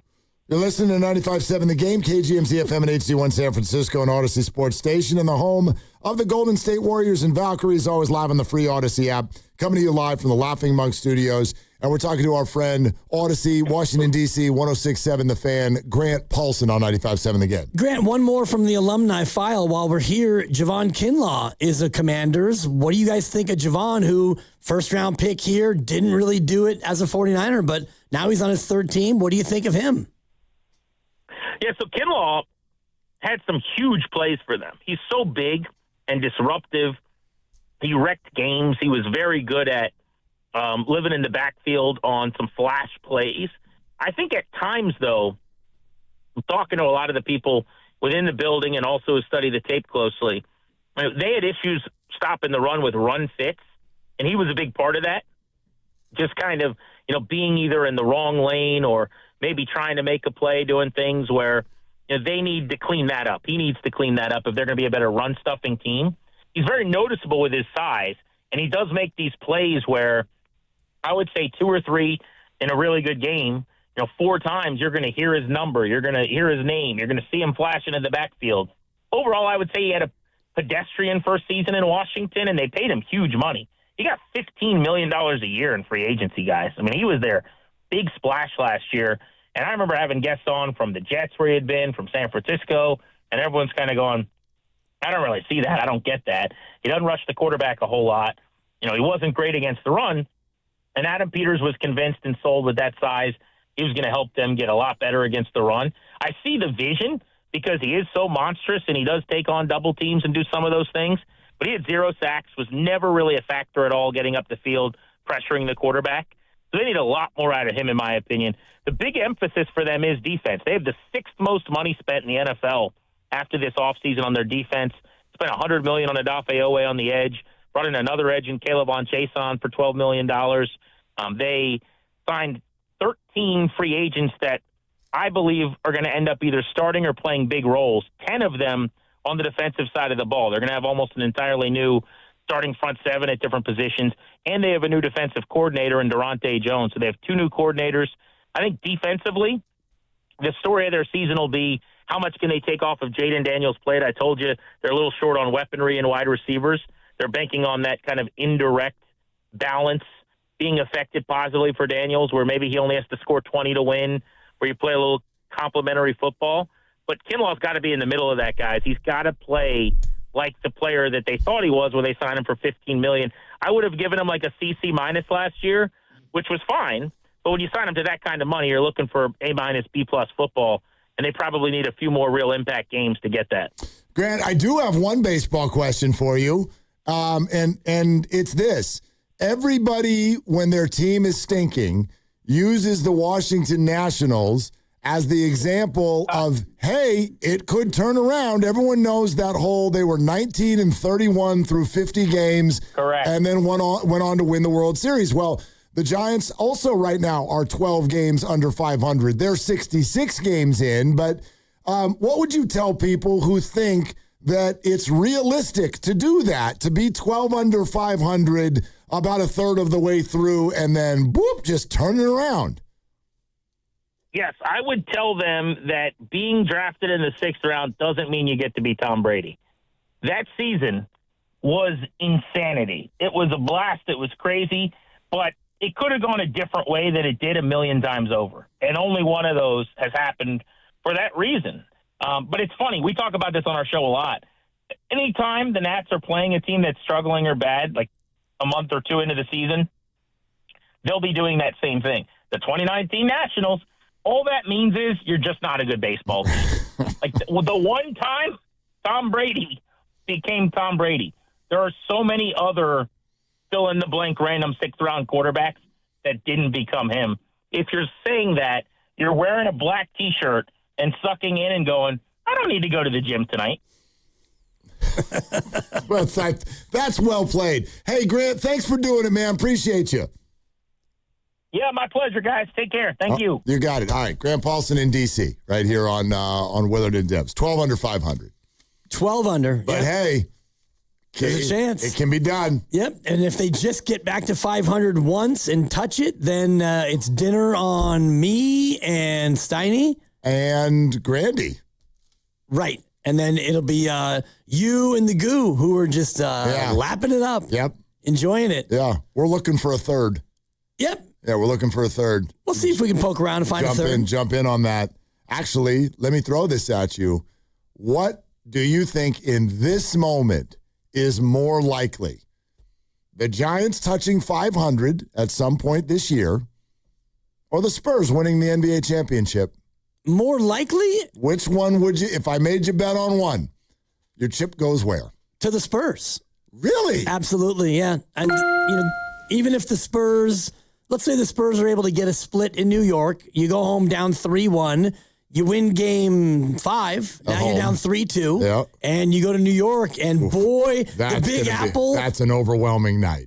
That's a big already night. Tonight's a big night. And but it's not as big as that would be. The Big Apple would become the Big Adams Apple, and that Big Adams Apple would be getting a little tight because if New York goes from up 2-0 to now only up 3-2, I do think that there's going to be a certain amount of pucker factor. I get what the two of you are saying from the perspective, and I think this is where you're coming from. The Spurs are a good team and the Giants are not. So that's why you want to put your chip into their corner. I do think if I gave Vegas that, like, put odds on what I just said, I think the Giants thing is more likely. The Spurs thing has never happened in the history of ever.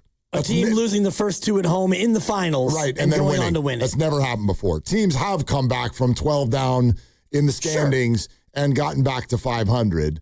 Again, the Nationals won the World Series. I ain't asking for that. I'm just asking for you to win 12 more than you lose the rest of the year. Right, at some point. At some point. And as I mentioned last week, or the week before, actually, because I was gone last week, but the Giants were, the last time they were, I think, 12 below, they went out and won, I think it was 19 of 23. Yeah, something like that. They roared back to be above 500, and that was Bochy's last year. Yeah. And then they subsequently fell back down. I mean, the team that I'm looking at right now, I would term it as unlikely. I don't think it's out of the realm of possibility that at some point they get back to 500. I think the playoffs are kind of out of the realm of possibility. That's fair. But I could see it. It's baseball, you know? They're going to win the final 10 games of the season once they're already eliminated and get back to 500. That'd be great. Watch. That'd be so. Could you imagine? That would be a dramatic dinner. Oh, my God. Oh, my gosh. Guru and I would get so drunk. So drunk. $50 a head. That's right. The current Kalshi percentages to win the series, New York's at 77%. Okay. The Spurs are at 23, 22, 78. It's a constantly moving market, and that's based on $282 million that's been put into that loan market. So that's a lot of votes, so to speak, people weighing in on, who could win the series. Sure. I think there's a piece of that, though, is also people have a very hard time sort of undoing their predictions. And most people thought the Spurs were going to win this series. So those habits will die hard. I said all the things that I've said, and I can already do the mea culpa, even though my prediction is not mathematically over because I had the Spurs in 6. But I am one of the people who said that the Western Conference Finals were the NBA Finals.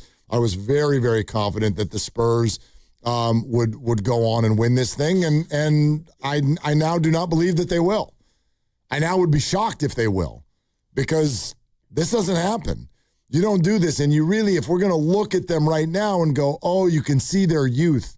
Well, if that's your take, and I'm not saying it has to be, but if that's your take, if what you're looking at right now you feel is experience-based, well, then I would argue that what you're asking them to do next is even harder. Absolutely. For an inexperienced team. Absolutely. Than trying to win one of 2 games on their own floor in the NBA Finals. So if that's your take, I think you have to get to a spot where now you'd be shocked if the Spurs came back and won this series. I'd be shocked, but I also would be I guess I'd be less shocked if the Giants made it back to 500. They're only 12 below. But just looking at the Giants throughout the course of the first 66 games, you are what your record says you are. And, the offense has really turned a corner until yesterday, last night, so to speak, where they get like 4 hits or 5 hits. Yeah, I mean, some guy came out of nowhere from the minors and just shut you down. Yeah, which, I mean, that can happen sometimes. You got no book on the kid. He's got electric stuff, and he goes out there and he's He's pitching well. I don't mind that, actually. I thought the weekend for the Giants is, I think, what Giants fans, you may not love it aesthetically, but it's what you're looking for. The Giants played 2 pitchers duels against a good team in a hitter's park, and they had a couple grinder-type games. PCA got Keaton Wynn on the first night, and Keaton Wynn got PCA on the second night. And you lose one 3-2, and you win the other 2-1. And I kind of think that the wrong team won both games, but that's okay. It's baseball. You should have gone 1-1, and both teams did.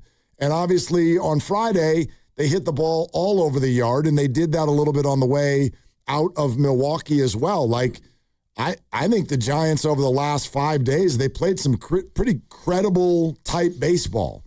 And that's what you're looking for. You're looking for pitchers who can get outs, and they are going to flip the bullpen a little bit because I do think Ryan Walker is going to come back really soon, and I do think Jason Foley, who they signed in the offseason, who has a track record, we'll see how he throws, but he's ready. So he's going to come up, and they got to figure out who the hell their closer is. And maybe one of those two guys is going to either capture or recapture the job. I don't know. I'm not saying I'm optimistic there, but you can't just close your eyes and point at the bullpen in the 9th inning of these games and be like, let's try you. Like, that's not good. But yeah, small thing, but the last 5 days, that was credible looking baseball. In the last 10 days, you went 5-5. So, 10-day road trip, and you looked really, really bad. Then you looked phenomenal, and you lost a grinder, you won a grinder, and through it all, 10 games in 10 days, and you went 5-5. So, you think about them getting to 500. Well, they're allowed to, but the pitching hasn't been consistently stellar. The bullpen is a giant question mark, and the hitting has been up and down. Yeah, but obviously, I know you know this. You take 5-5 when you started 1-4. Yeah, you know what I mean. Like, so yeah, we'll see where that goes. Somebody texted in. I'm your third. Thanks, 925. There, we got it. Perfect. It's me, Goo, and 925. All right, done. Coming up at 4:30, which is not far off, we've got a code word for you. All you got to do after you get the code word is go to 957thegame.com. You click on the Father's Day contest page, put in the code word, and bang, you're registered for a $500 gift card to the Golden State Store so you can drip dad out for Father's Day. That's right, Father's Day. You're supposed to do something for Father's Day also, not just Mother's Day. Father's Day. Coming right up. Also, no. I checked. It's a thing. So I'm told. Right. I'll get back to you. We'll see. I'll let you know. 888-957-9570 is the number. It's Willard and Dibs. This hour of traffic is being brought to you by Crystal Geyser Alpine Spring Water. What makes Crystal Geyser Alpine Spring Water different? We always bottle our Alpine Spring Water less than 1.5 miles from the spring source, and all our bottles are made with 50% recycled plastic from our own recycling plants. Crystal Geyser, bottled at the spring source. Hey, it's Dan Dibley here. All right, summer is basically here, and if you're still trying to figure out that weight loss on your own, well, you're not doing it right. The do-it-yourself thing can only get you so far, and that's why I want to tell you about Jumpstart MD. They're local, and they've been helping people around the Bay for many years, and you actually work with real clinicians who build a personalized plan just for you. I met with my clinician a couple of weeks ago. We put a plan in action, and I'm already seeing positive results, and if you do want to inquire about access to GLP-1 medications, they do have them, and they're at some of the most affordable rates that you can find. If you've been waiting to get serious, don't wait any longer and start to panic. Get into it now and get ahead of it. Call 855-JUMPSTART. That's 855-JUMPSTART, or go to jumpstartmd.com today. Get your summer program rolling now before it's too late. 855-JUMPSTART, or go to jumpstartmd.com. What if you could have the most reliable fiber-powered Wi-Fi? And get this, what if you could keep it at the same price for 5 years? During the Xfinity Summer Savings Event, now through June 15th, new customers can get our best price on gig Wi-Fi, just $50 a month for 5 years. And get online in minutes with same-day Wi-Fi. It's Wi-Fi that finds and fixes problems before you even notice them, like super intelligent Wi-Fi with a sixth sense. Plus, add one line of Xfinity Mobile Select and you can save an average of $60 a month over Verizon and AT&T. You can even try it free for a year. Lock in your price and unlock the possibilities during the Xfinity Summer Savings Event. Get it now at Xfinity.com. Xfinity. Imagine that. Restrictions apply. Requires paperless billing and auto pay with stored bank account. Taxes and fees extra. Savings based on 1 gig internet and 1 mobile select line compared to similar Verizon and AT&T plans over 5 years. After 12 months, regular rates apply to mobile select. Xfinity internet required. Speeds vary. Use of fiber coaxial cable. In 2026, Bay Alarm celebrates 80 years of security. With burglar and fire alarm systems, 24/7 in-house monitoring, and local service, our promise to the Bay Area remains the same. We got you. Learn more at bayalarm.com. Hey, it's Willard. Here's a real behind-the-scenes moment with Habas Law. We asked about their new billboards. Do you smile or not? Then it got real. Omar Habas said, we meet people in the hardest moments of their lives. It's on us to restore dignity and a financial future. Traumatic brain injuries, loss of a limb, spinal cord damage, a life changed in seconds. When everything's on the line, choose the team that understands that. Habas Law. They fight to make it right. Visit habaslaw.com. Omar Habas is a California licensed attorney. Offices in Northern California, including San Jose. Past results do not guarantee future outcomes. If you're still using Sportsbook to bet on the finals, you're getting robbed. It's time to delete that app and join millions using Polymarket. Polymarket is a prediction market, not a sportsbook. You trade against other fans, not the house. That means more money for you and less for those greedy sportsbooks. Polymarket, your go-to prediction market for basketball's biggest stage, available in all 50 states. Download Polymarket in the App Store. Use promo code FREE50 to unlock $50 free for your first trade. That's promo code FREE50. Trading not available in all jurisdictions. Check local regulations before trading. Restrictions and eligibility requirements apply. 1-877 Cars for Kids. KARS Cars for Kids. 1-877 Cars for Kids. Donate your car today. 1-877 Cars for Kids. KARS Cars for Kids. 1-877 Cars for Kids.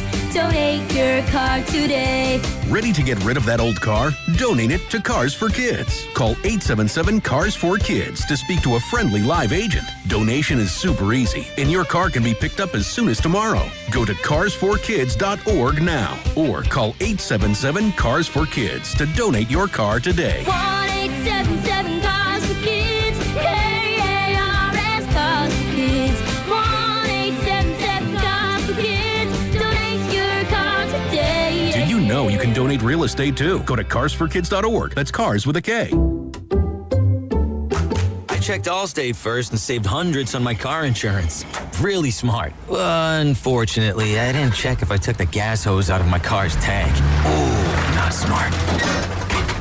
And I drove off while still attached to pump number 3.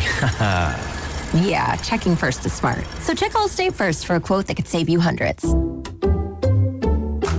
Potential savings vary, subject to terms, conditions, and availability. Allstate North American Insurance Company and affiliates, Northbrook, Illinois.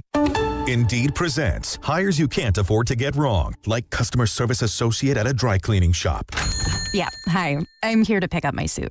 Ah, yes. Here you go. There must be a mistake. This is too small. It shrunk a whole lot. Look on the bright side. Now you have a suit you can give to a child. This is a job for sponsored jobs. This is what happens when you don't sponsor your job on Indeed. Next time, get matched with quality candidates with Indeed sponsored jobs. Visit Indeed.com/hire now and sponsor your job today. Evening showers in San Francisco with a low of 56. Weather brought to you by Duke's Mayo. Welcome to Duke's Mayo Country, where the mayo is so smooth and creamy, it makes every bite better. Duke's Mayo. Look for the yellow lid.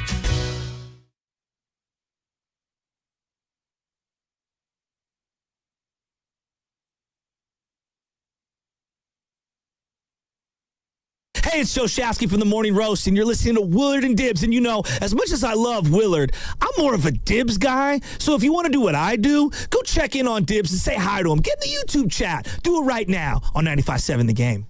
Check on Dibs because he's back. Yeah. Oh, yeah. He's back. He's already gotten a great question. Firing him off. In your first interview back. It's big. I did not like your tweet from the road that stated that when I get a great question, it doesn't count if you're not here. That's not true. You got 2 of them. You're making rules up. I am. I just was jealous because, you know, you're out there racking up good and great questions while I'm just sitting on the beach doing nothing. I'll trade places with you. Nah, that's good. Okay.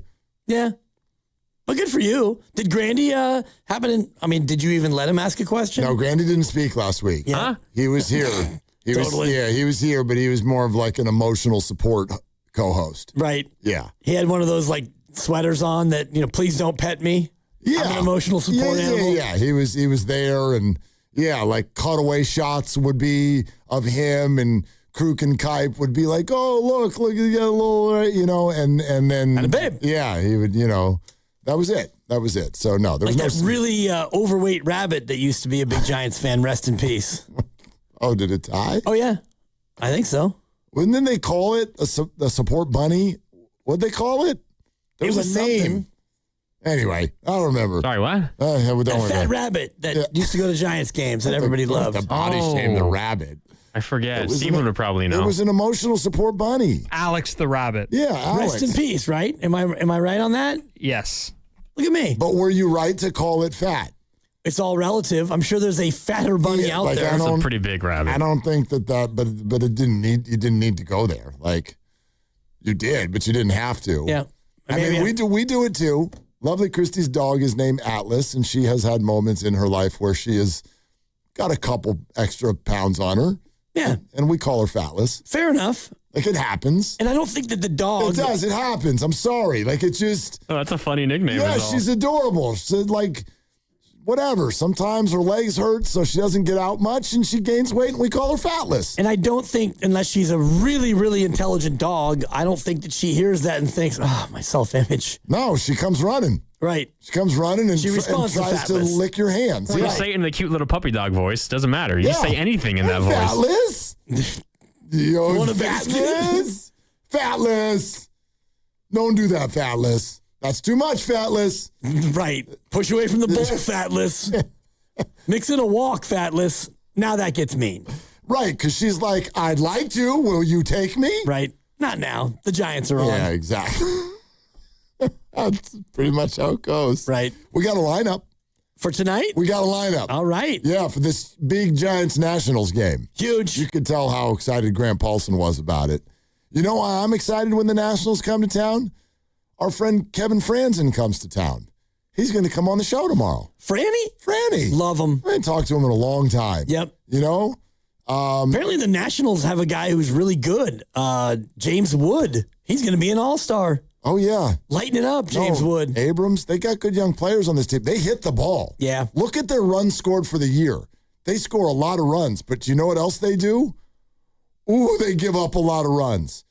There's a total of, checks notes, one team in the National League that's given up more runs than the Nationals. Yeah. And it's the same team that gives up the most runs every year. It's the team that pitches at Coors Field. You realize there's one team in all of baseball who gives up more runs. No team in the American League gives up as many runs as the Nats. There you go. So yeah, it's the Rockies, and then it's the Nationals. You mentioned James Wood and C.J. Abrams. Do you happen to remember how the Nationals got their hands on both those players? Was it related to the Soto trade? It was both from the Padres and the Soto trade. Yeah. Way to go, Pods. That means something different in this town. But anyway. That's right. Way to go, Pods. Yeah, way to go. Way to go, Pods. Way to hit the top of the backboard with your three-pointer. You Way to goof. go, Pods. That's funny. I didn't get that. Yep. Kissy kid. Yeah. All right. You want to hear it? It's got a little, there's a wrinkle. If you haven't noticed, and maybe you haven't, Vitello is starting to zero in on quote unquote a lineup. There's you know what I mean? An actual set lineup. Yeah, like for the most part. The catcher's going to get swapped out every 3 days, but whoever he is, Haas or Susak, he's going to bat 8th. Whoever's in center, Gilbert, he's going to bat 9th. And then you have kind of a lineup, but there's a wrinkle. There's a wrinkle. So it goes Schmidt, Devers, Arise, Adames, Lee, Eldridge, Chapman, Haas, Gilbert. That's pretty much been the lineup. One wrinkle today. Batting second, the designated hitter, Rafael Devers. And batting 6th, the first baseman, Bryce Eldridge. Okay. So Devers hits tonight. Bryce brings the glove. I wonder if that is in response to Devers being unable to catch that lob from Eric Miller that was over his head that Bryce would have probably had to bend over to catch that. That's actually a great point. You know, they're like, so if anybody throws it really high, we've got Bryce Eldridge over there. That's a good idea. I mean, just in case we have a slow roller to the pitcher and he happens to backhand flip it in the air, Bryce, we're going to need you. Of all the people on planet Earth to do the bend over, grab ball, round the back kind of back flips, I'm like Eric Miller. That's not a small man. He's a big guy. That was an awkward looking play. And I was like, don't do that. By the way, I'm not even sure you needed to do that. Like I think underhanded. Yeah, or like I think he might have had a minute to scoop and score, as you would put it. Right. I get why he did it. It was a little stressful, but he made it worse. And then he got so lucky. God, he got so lucky. No doubt. Now, has Eldridge played much first? Did he play any first on the trip? This is kind of what they've been doing. Devers will get like 3 starts and Bryce gets 1. Okay. At first base. And Devers will take a night at DH. And Devers also, late in the game last night, some of you may remember, he had kind of he took a big cut and he needed a minute. That's right. He needed a minute. It looked like something maybe in the rib cage area, kind of felt a little funny. He stayed in the game, but who knows? Maybe that's got a little something to do with it.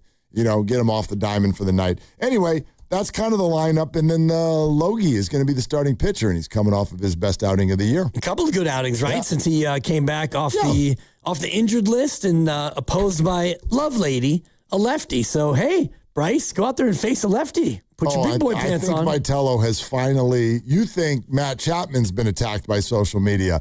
I think Tony Vitello now, it has to go through his head. I'm not saying that he lets Twitter make the lineup, but it's got to go through his head. He's like, if I leave Eldridge out of the lineup, oh God, I'm going to get skewered.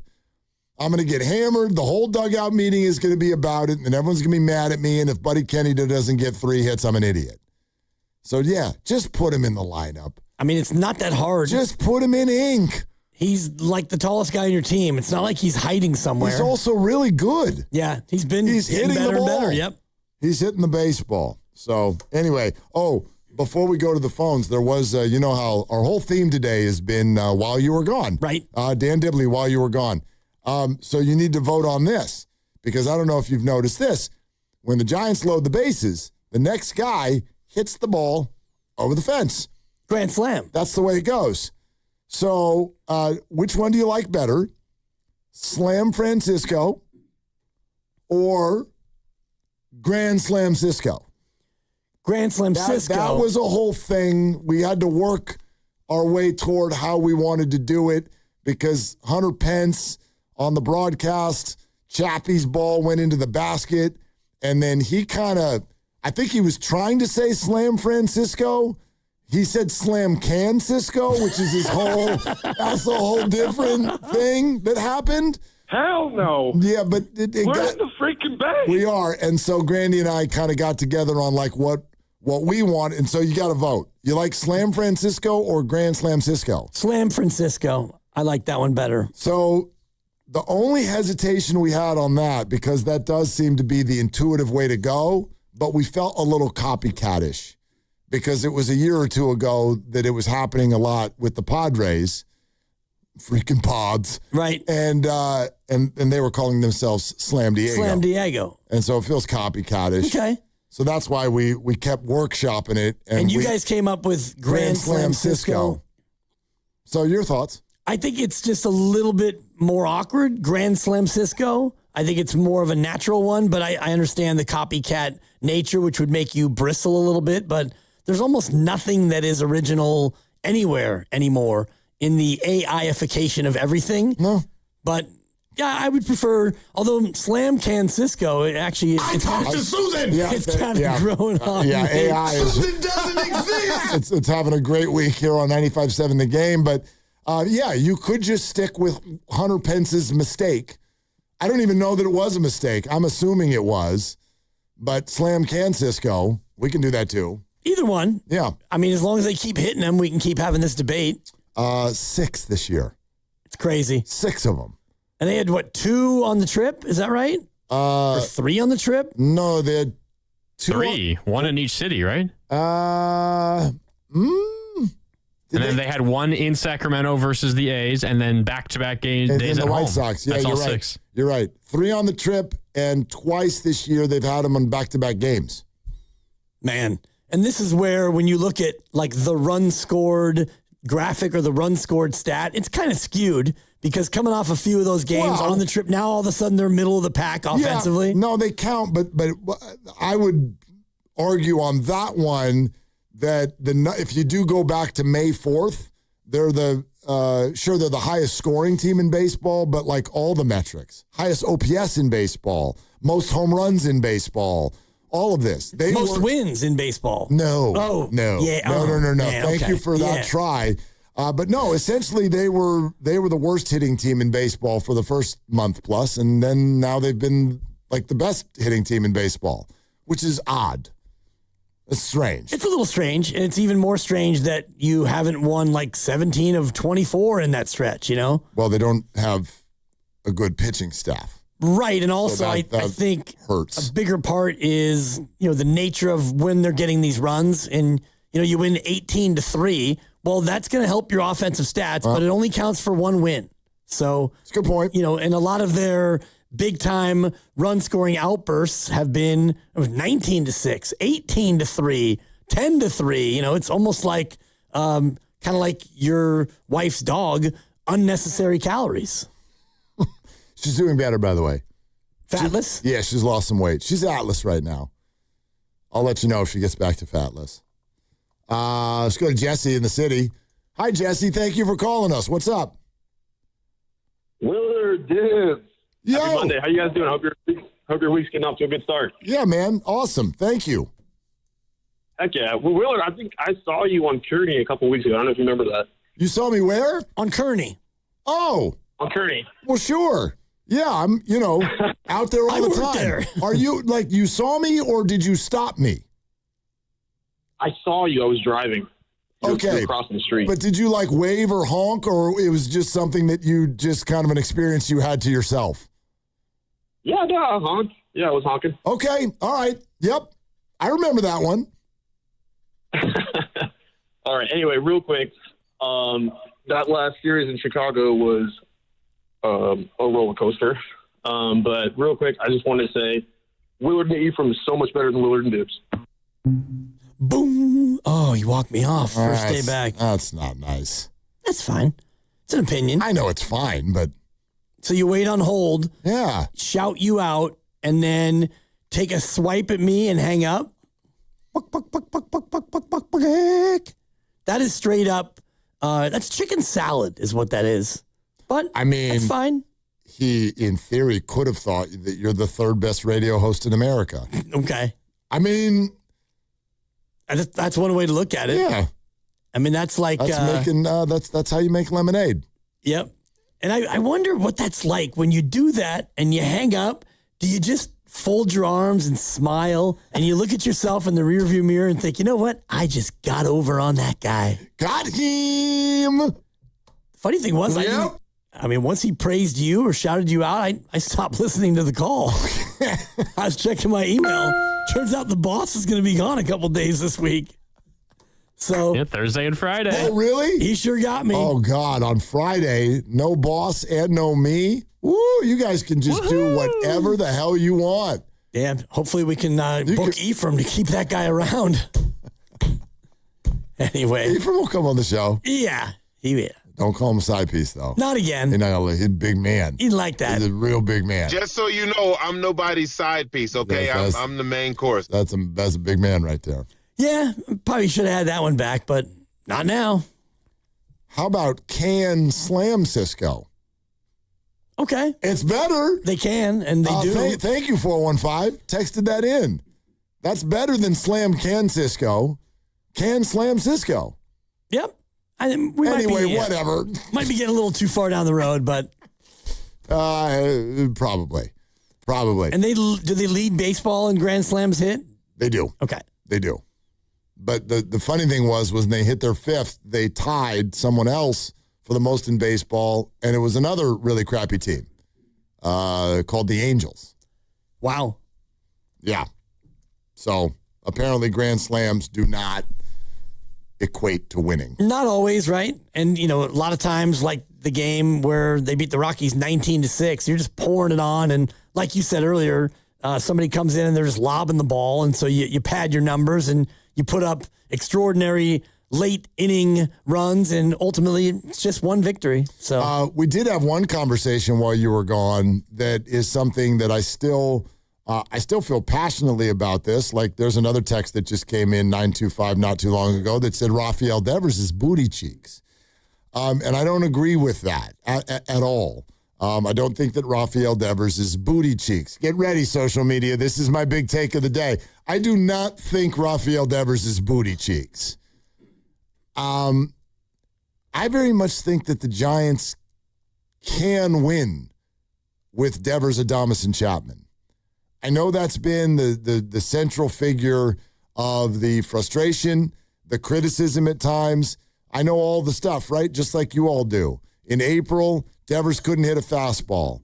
Adames forgot how many outs there were and likes to chat out there at shortstop. And Matt Chapman, after a just kind of fine-ish start to the year, suddenly just had an awful May.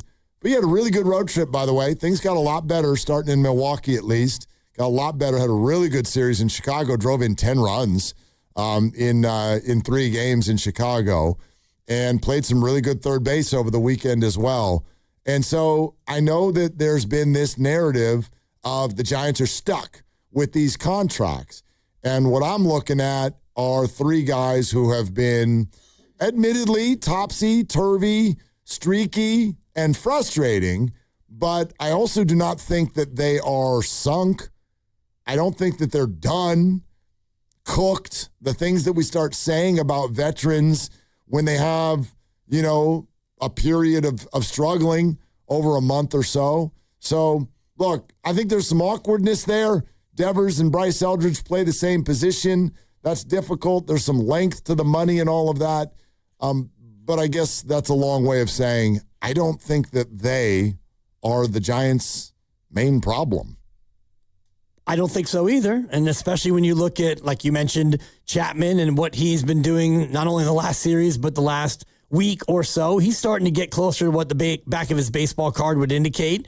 And Devers leads baseball in doubles. He's got 20 doubles already this year. And so the power is not ever going to be what you want because of the ballpark in part. But Adames, I think, has been as good as what you would expect. He's hitting 240 now, and his OPS is 730, which is better than just replacement level. And, you talk about Devers, and he's now creeping up closer to 750. Chapman's almost at 700. I think you can win with those guys if you have the support of Eldridge eventually, and you start talking about Jung-Hoo Lee and how good he's been, and you throw in Casey Schmidt. This team is always going to need more than just a core 3 in the middle of the lineup. So if the 3 big boys, like you talked about, Adames, Chapman, and Devers, if they can play up to their normal level, well, you need support. And that's the same case with any team, really. Well, I still think that what we're talking about, and it gets sort of frustrating and maybe even at the risk of boring, but I still think that you win more games when you lose when you pitch really well. And even when the Giants were pitching, quote unquote, well at the beginning of the year, it was spotty. Remember, we were like 4 or 5 weeks in, and the Giants bullpen had the second best bullpen ERA in baseball. But none of their starters were pitching well. Logan Webb wasn't pitching well. Malley and Hauser were off to a terrible start. Roop looked good, but it was just kind of all over the place. And then some of those guys stabilized a little bit. Hauser had a better May. Robbie Ray suddenly couldn't find the strike zone. Logan Webb got hurt. McDonald comes in. He does his thing. So that's all good. But then the bullpen just becomes a complete and total question mark. With the Giants hitting the ball the way that they are now, I'm not calling this a perfect lineup, not even close. But what I see offensively right now for the Giants is enough. And if you're a Giants fan, you know that I'm right.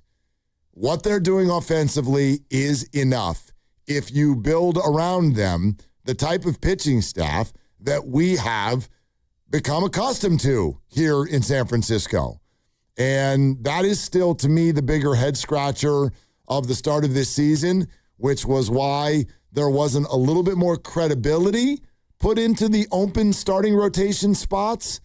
And I guess, for lack of a better word, I'll use the same word, a little more credibility put into the bullpen as well, or at least a backup plan at the late inning spots when you put Ryan Walker out there and Eric Miller, and one was hurt and the other one was disappointing. The way they're hitting the ball now and the lineup they have now, that's good enough to be a good baseball team, but this pitching staff needs a lot of adjustments. No doubt, and the way they're hitting the ball now hopefully can continue going forward, and Casey Schmidt has been far better than you possibly could have thought with an OPS of 850, and that's actually come down, and Jung-Hoo Lee riding a 15-game hitting streak, and Bryce Eldridge looking more and more comfortable each and every day. So, yeah, you have a lot of bright spots. You still have a couple of holes at the bottom of the order almost every day, but most teams are the same when it comes to that. But you look at the ballpark, and that, to me, becomes the biggest issue when you look at the pitching staff. With a ballpark like that, and you always talk about Triples Alley being really hard to be a spot where you're going to hit home runs. Well, then you need to have a staff that's going to be built to help you win games 3-2, and right now they don't. There's still there are numbers that I think will just blow people's minds. Absolutely blow people's minds. The Giants are 12th in all of baseball in OPS. The Giants are 3rd in all of baseball in batting average. The Giants are 1st in hits. 1st in baseball. Number 1. Wow. All of baseball. So that doesn't make them the best. They're not the best. They don't have the most power. And maybe to your point, some of these numbers get skewed. They're top heavy because of some very big games. And obviously there are some kind of slappy hitters that get a lot of hits. Jung-Hoo Lee, Luis Ariz, and it doesn't always lead to runs. On the other side, I think it's pretty easy to look at this and go, they're hitting enough. In this ballpark, they're hitting enough.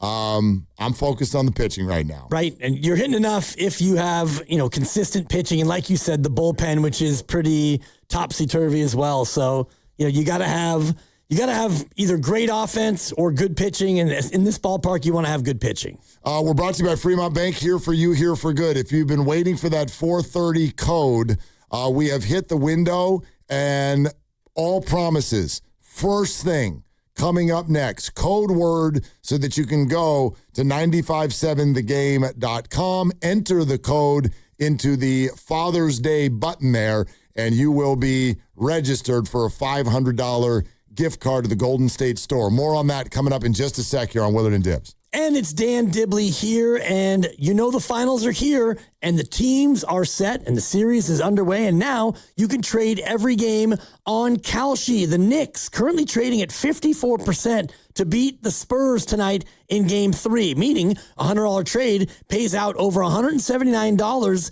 if they go out there and win tonight in Game 3. And remember, on Kalshi, you're trading against other people in a live market, not the house, no odds makers, and as the odds move, you can buy in or out anytime. If you want to trade on the Knicks tonight and they get out to a big lead, then you can go ahead and stick with it. Or if the Spurs take the lead, you can trade out at any time of that thing. And for a limited time, you download the Kalshi app, you use the code DIBS, D-I-B-S, and you get $10 when you trade $10. K-A-L-S-H-I, Kalshi. Trade on anything 18 and over only. Restrictions and eligibility requirements apply. Event contract trading involves risk and may not be suitable for all investors. Prices, values, and available markets may differ from those mentioned here. For more information, see Kalshi.com/regulatory. Running a small business means juggling a lot. Your network has to handle it all. That's where a fiber-only provider falls short. You deserve a partner who gives you a greater advantage. Introducing the Total Solutions Advantage only from Comcast Business. A first-ever combination of the largest, fastest fiber-powered network, the most reliable Wi-Fi, gig speeds with equipment and security included, and a 5-year price lock. Plus, it's all backed by a 30-day money-back guarantee. The Total Solutions Advantage only from Comcast Business. A new standard for small business with reliability, security, and savings in one. When you add it all up, no one does business like Comcast Business. Switch today. Get started for $60 a month for 12 months when you add an advanced solution to a qualifying internet package. Limited time offer. New customers only. Requires 300 megabits per second internet, security edge, and additional qualifying service. 1-year agreement, paperless billing, and autopay with bank account required. Taxes and fees extra. Most reliable Wi-Fi based on Open Signal Awards USA Fixed Broadband Experience Report, May 2025. Every detail matters when designing a space that feels intentional. With rich tones, natural texture, and timeless character, Humboldt Sawmill Redwood products help bring thoughtful outdoor spaces to life. Redwood is non-toxic and stays cool to the touch even on the hottest days. A real wood alternative native to California that is naturally termite and decay resistant and beautiful too. Visit Ashby Lumber online or in store to explore our selection of Humboldt Sawmill Redwood products for your next project. Looking for something fun and free to do midweek? Come explore Welcome In Wednesdays at History Park. Brought to you by History San Jose. Every Wednesday through August, step inside one of our historic buildings, shop unique local finds at the gift shop, and enjoy the charm of this beautiful open-air museum and park. All for free. Take a walk through time at Welcome In Wednesdays, only at History Park, located in Kelly Park at 1650 Center Road. Visit historysanjose.org for details. That's historysanjose.org.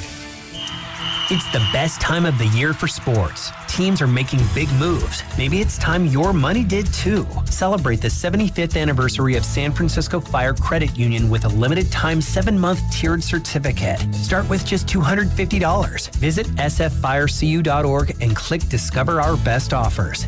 Early withdrawal penalties may apply. This institution is not federally insured. The credit union is not insured by any state government. Privately insured by ASI up to $250,000 per account.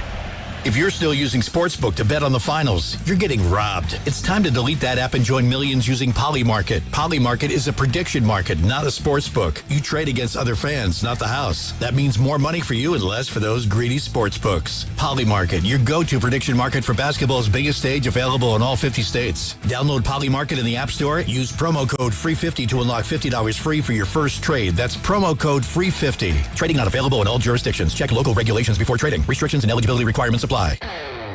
This is the story of the one who keeps multiple buildings running smoothly day after day. Plumbing that flows, HVAC that hums, cleaning supplies that keep surfaces sparkling. That's why she counts on Grainger. With easy reordering online and 24/7 support, Grainger helps her keep the products she needs on hand. So shelves stay stocked and buildings stay ready. Call 1-800-GRAINGER, click Grainger.com, or just stop by. Grainger, for the ones who get it done. Spreadsheets, clunky software, 100 different logins just to run your business? There's a better way. Odoo. One simple, connected platform that handles sales, inventory, accounting, and more. So you can focus on growing, not juggling. Make the switch today at odoo.com. That's ODOO.com.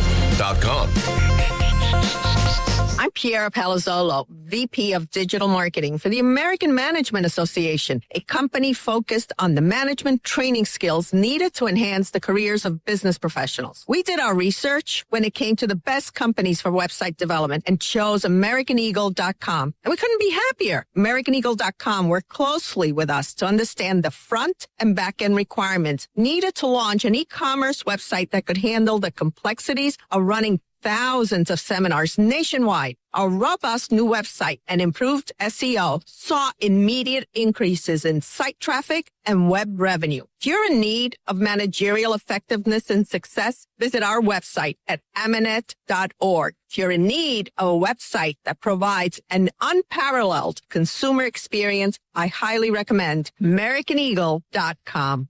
Transform your business today. Dial 877-WebNow1 for a free digital consultation with AmericanEagle.com.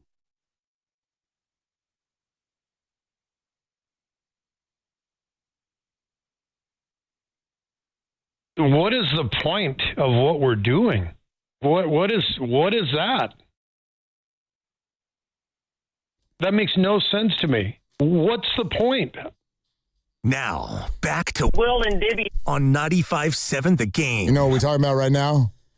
We talking about practice? No. Oh. Money. Okay. You have any left? A little bit. I could probably use $500 for Father's Day. Well, you're not eligible. But I'll talk to you more about money in a second. First, Do you all want to win a $500 gift card to the Golden State Store so you can drip Dad out for Father's Day? Here is the keyword you need to register. It is somewhat intuitive. Ladies and gentlemen, the word is father. Father. That's the key word. So now you just go to 957thegame.com. You click on the Father's Day contest page and enter father.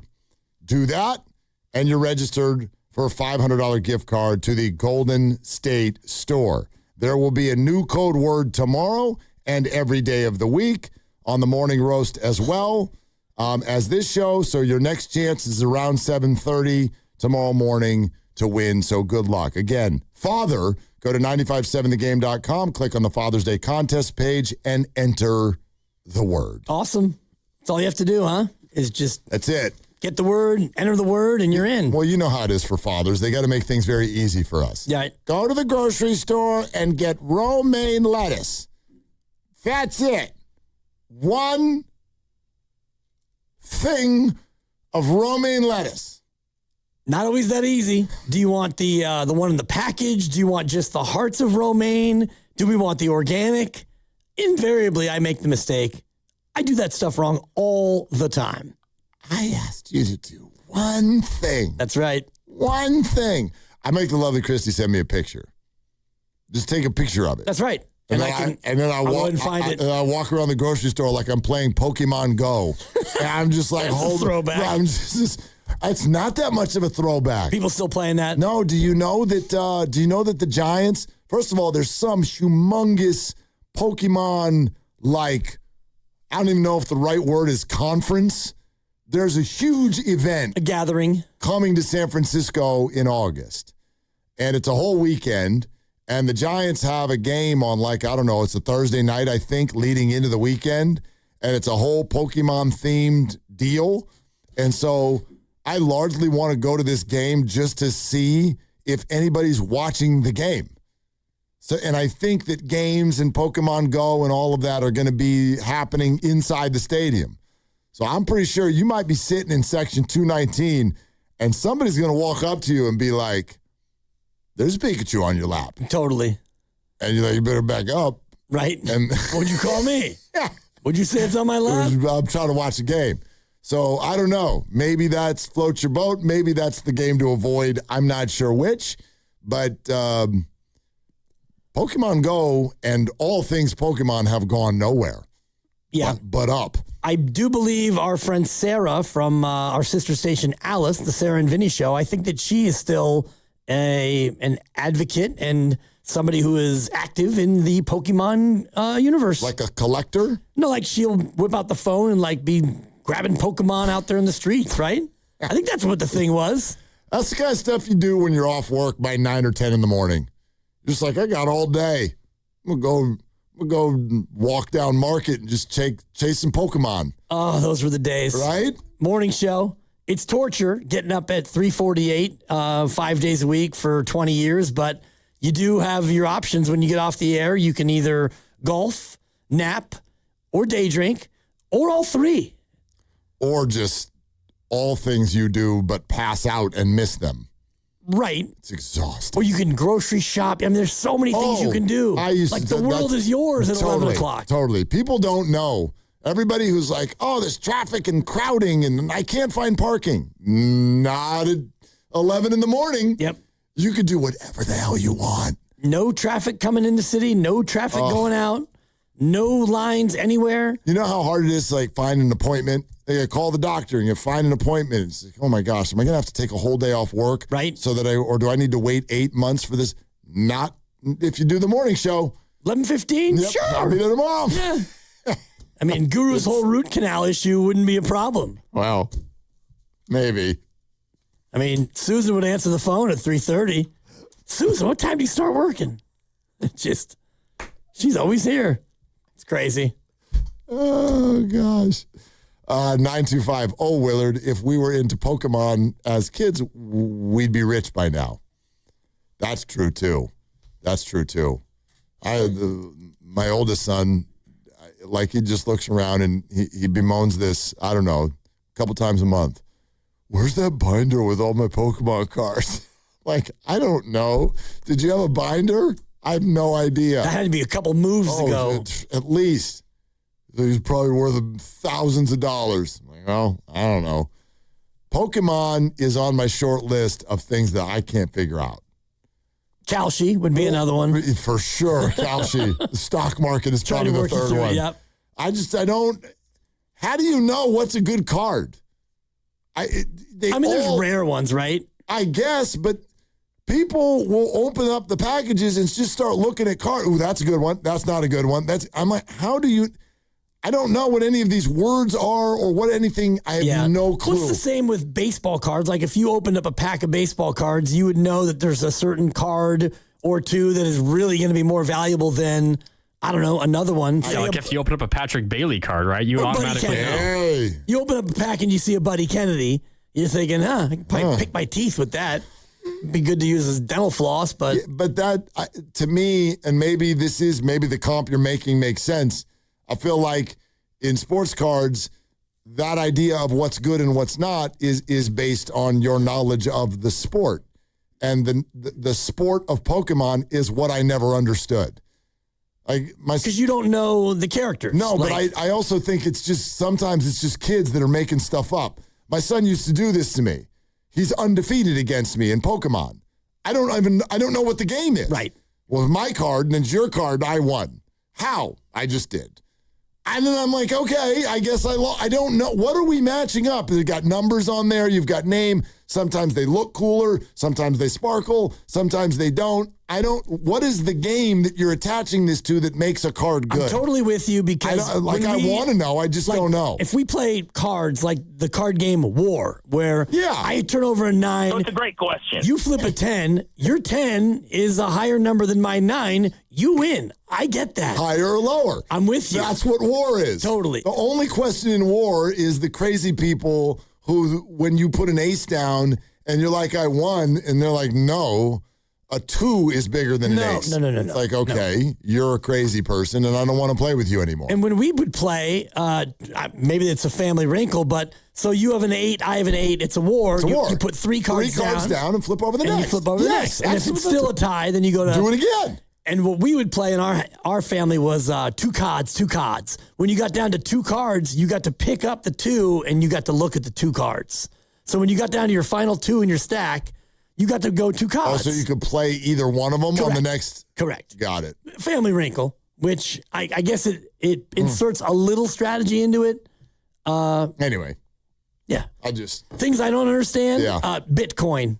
Well, sure. I think that's probably a good thing.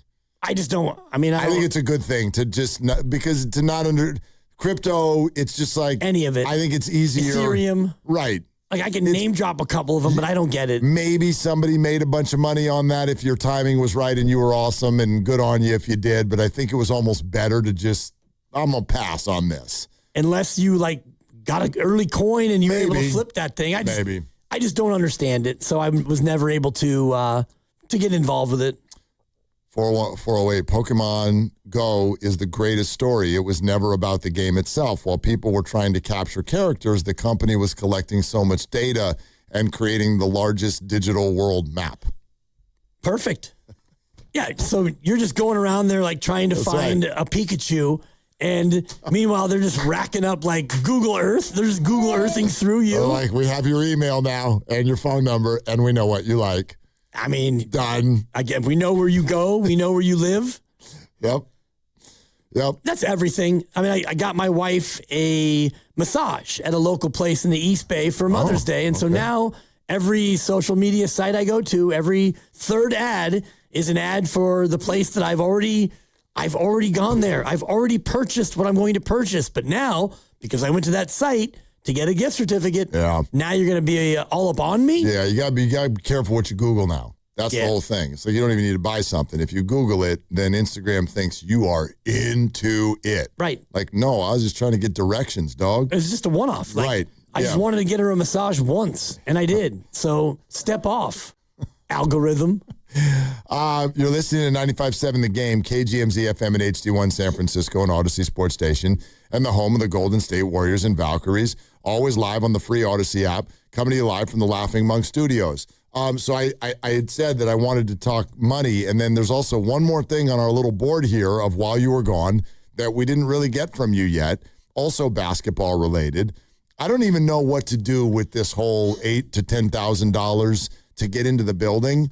What it makes me fight, I know the guys had fun with it earlier about would you spend that on that or would you spend that on anything? And you said you want to go play Augusta and you would pay $8,000 for it. Yep. That's great. Super lucky and privileged if you can even have a conversation like this, I feel like. But at the same time, I just keep thinking about looking at that building tonight, and this game starts in 40 minutes. And I keep thinking to myself, I'm looking in that building, and I'm looking at all the people who are sitting there, and I can't escape the thought of how hard I'm trying not to judge you all. Because it just keeps going through my head of, think of all of that money and what you could have done with it. Like, that's sort of where my mind goes. $8,000 to $10,000. By the way, $8,000 to $10,000 gets you in the back row. Price is going down, by the way. Well, I'm sure. Down to $6,000. Okay. Standing room only for $5,900 if you're interested. Standing room only. You can drop $6,000 and you don't get to sit down. Wait, so that's safe? Can I get on the soapbox for a minute? I promise I won't stay here long. That's safe? It's safe to have standing room only when the president is in the building, but it's not safe to have people outside watching the game, and it's not safe for the players to be the players. Do you know that the players, Victor Wembanyama had to go through 3 levels of security and pat-downs tonight to get into the building because Donald Trump's going to be there? Yeah. The players. I'm pretty sure when Wemby walks in, I'm like, I think that's Wemby. I'm pretty sure that's him. But no, let's pat him down. Well, his legs are so long, if he's wearing pants, he could have a very long weapon, down his pant leg, right? So you got to make sure that security and safety is at a preeminent level. And unfortunately, what we saw was at game 1 when that knucklehead runs on the court to take a selfie. Sure. So, already. But that should have been in place already. And it was in place. Yeah. But, somebody can just hop over a row of folding chairs courtside and run onto the court. So I get it. And, it's the president of the United States.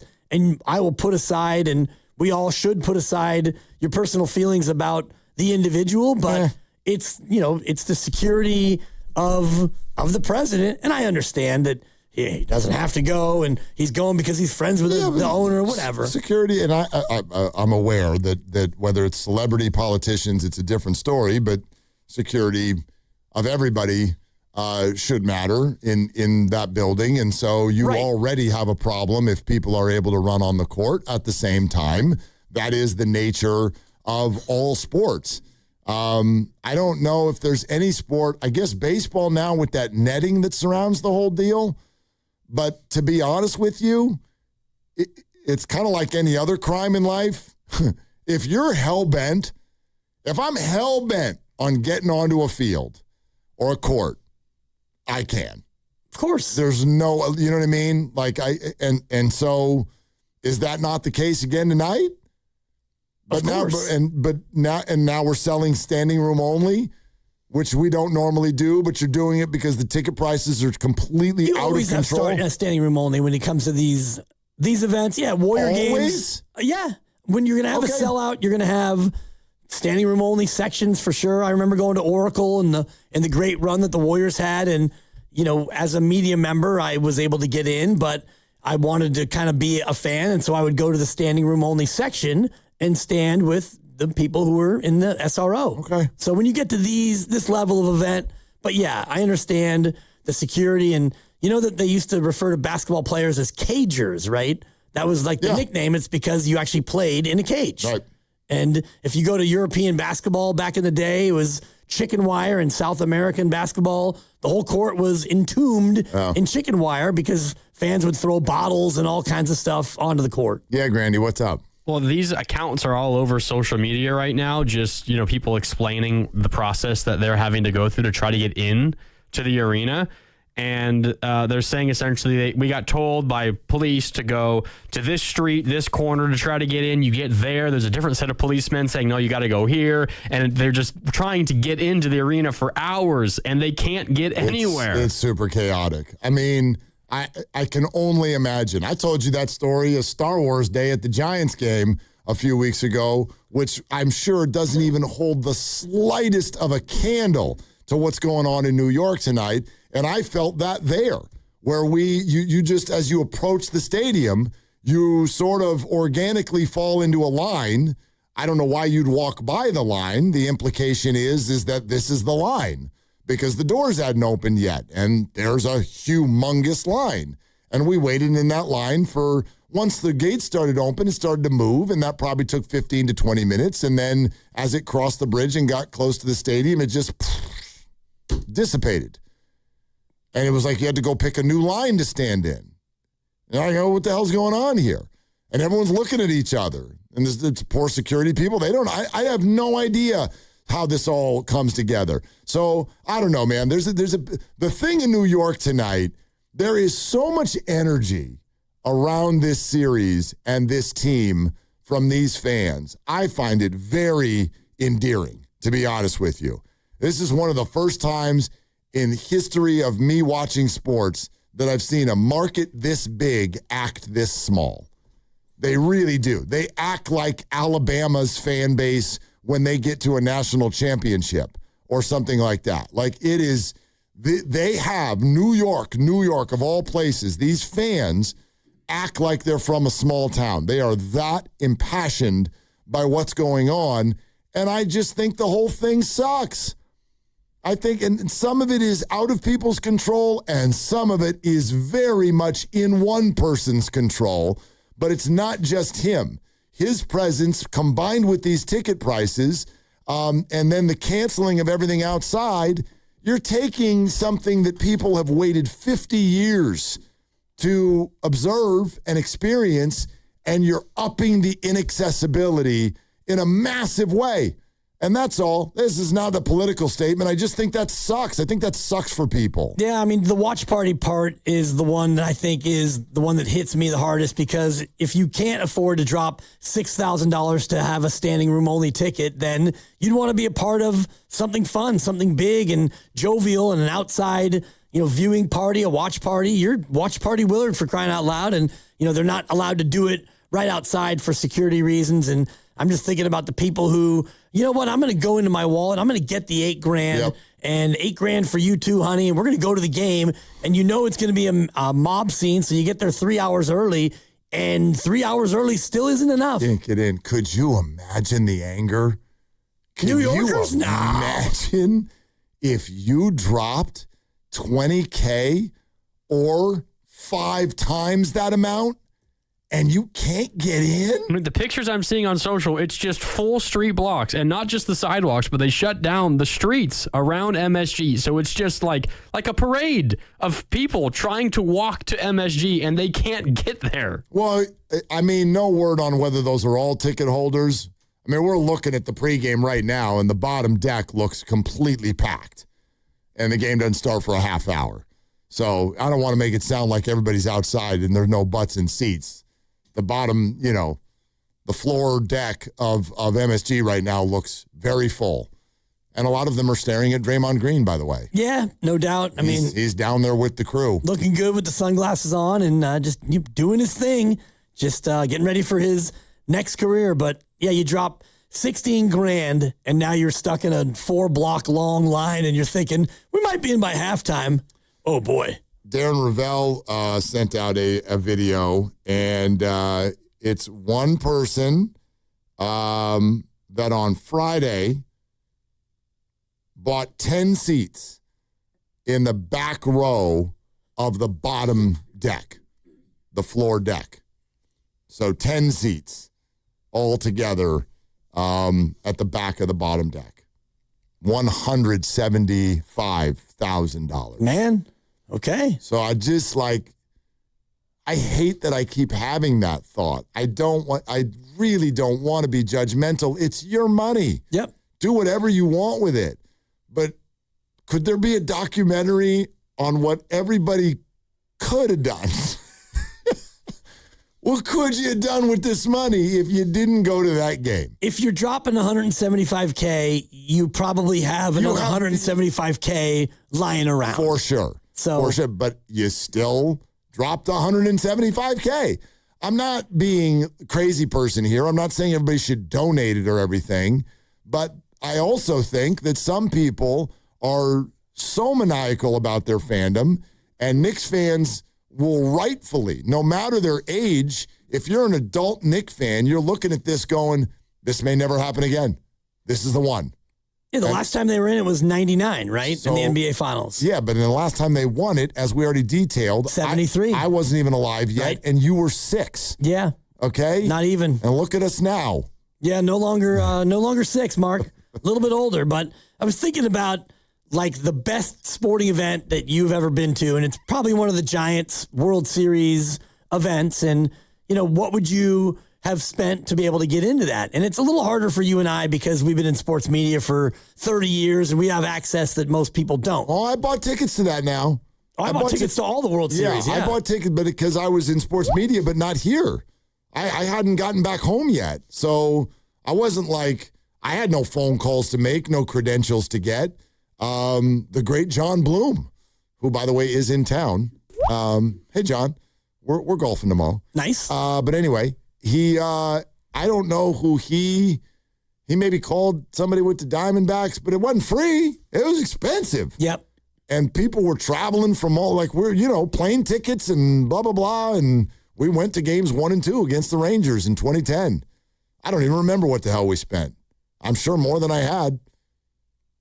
Probably. But it wasn't thousands and thousands of dollars. Right. And even like 2010, Giants hadn't, won the World Series in forever. And so that was obviously a hot ticket, and nobody beats Cliff Lee. So you're thinking, oh boy, you're going to go into that series and you probably aren't going to beat the Rangers because nobody can hit that guy. And then you go out, and game 1 is one of the more memorable, special sports events I've ever been to. And, yes, I had 4 tickets. I bought 4 and brought the Caner, Hurricane Gale, and I did use my credential. I was working at a different radio station, so I had some decent access. And so we were doing the 5 people, 4 seats kind of rotation, in and out. And that was one where, you spent the money. You just paid and didn't even matter how much it was. Yeah. Wasn't $8,000 though. No, exactly. By the way, someone's asking, is it $8K for 1 or for 2? One. Yeah. Down to 6 though. A ticket. Down to 6. Sure. So if you waited to the last minute and you brought a date, the minimum to get in together is $12,000. Plus ticket fees. Oof. Those fees are going to get heaped on. I'm like, I got to think there's some arguments that went on in homes over the last couple days about, game 3 or college for our daughter. I mean, honestly, she can always get loans. She can do it 2 years. Yes. That's a great question. She can go to JUCO and transfer. I mean, that's a great question.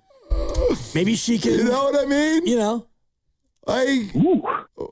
Summer vacation, I tell you what, there's going to be more summers. There won't be more Knicks in the finals. Seriously. The other thing I was thinking, too, is we keep getting all these prices, and it's for game 3. This isn't a clincher. The next one could be a clincher. Or good God, if it gets to game 6. If it gets to game 6 and the Knicks are up 3-2, that ticket will dwarf tonight. Right. So it is, isn't it? I think it's fair to sit here and do 2 things at the same time, which is sort of marvel at how wonderful the story is and the energy behind it. And then in the very next breath go, what are we doing? Like, what on earth are we doing? We are creating memories. I mean, we're out there trying to do everything we can to enrich our lives. And, I've had many of those moments in my life where I chose to do something that I couldn't afford. Yeah. And that was back in... Oh, I get it. It must have been 2009 or 2010. My brother Mikey 1.0, by the way, he's like, I'm going to go to Scotland on this golf trip. And I said, man, what's it what do you think? What's it going to run? He's like, well, we're going to go through a tour company, and it's going to be $5,000 just for the golf and the lodging. You in? And I said, man, $5,000. I mean, I got 2 kids who were like 8 and 6 at the time. I can't really afford it. I'm in. So you go ahead and rack that thing up on the credit card, and you make payments, and you do what you can to chip away after the fact. And I went and played St. Andrews, and I played Carnoustie and Turnberry and all these unbelievable courses, bucket list stuff. I couldn't afford it, but I did it because I wanted to go out there and live it. Anybody got a story? I'm in story mode. Basically kind of along the lines of what Dibbs just shared, where you pushed it. Oh, yeah. You pushed it for something. I get that. Listen, I'm a believer in YOLO. You know what I mean? I got you. I agree with you. I think that stuff can be, quote unquote, worth it. But I also think that this is where people came from and their background and all of those things really comes up in conversations like this, because I know most people I know, they can't even wrap their heads around it.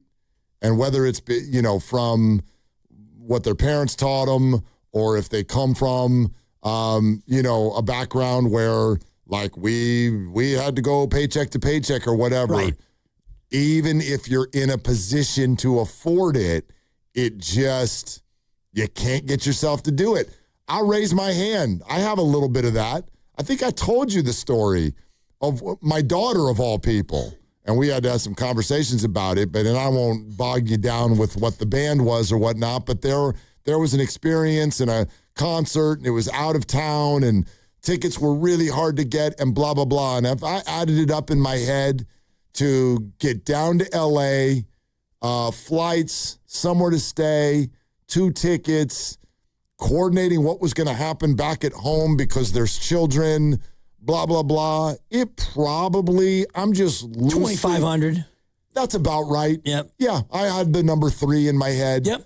Which, that's a lot for me. Could I do it? I mean, I'm allowed to. Right. But, yeesh. And I didn't do it. And my daughter's like, Dad, you want to do it. Yeah. Like, you live one time. And there's a little piece of me that regrets it, but I also feel like if I had gone, I would have had some regret too.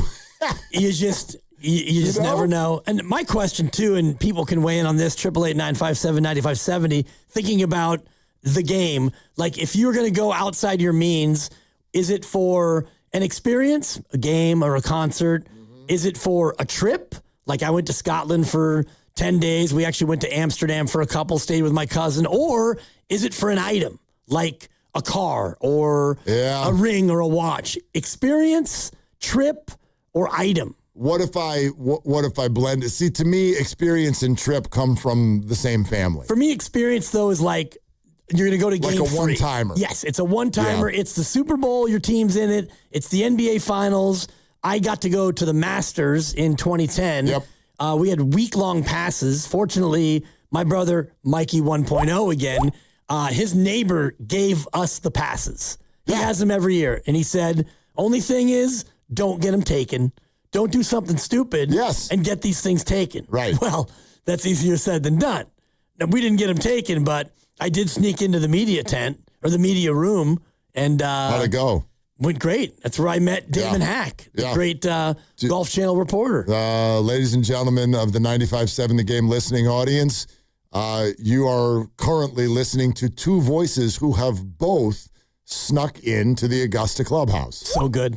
Without access. Yeah. I did the exact same thing. Got to do it. The only time I went to the Masters was when Aaron finally made, my friend, Aaron Oberholzer, made the Masters, and he gave us tickets. So I didn't have to pay. But John Bloom was credentialed. Aaron's a player. I'm just a dork with a ticket. And I'll never forget this. He's walking off the 18th green practice round, Tuesday or Wednesday of the whole thing. And so Aaron finishes his practice round, and he's walking back, and he's got to go do some interviews. And John is working as a part-timer for CBS, so he's got a badge.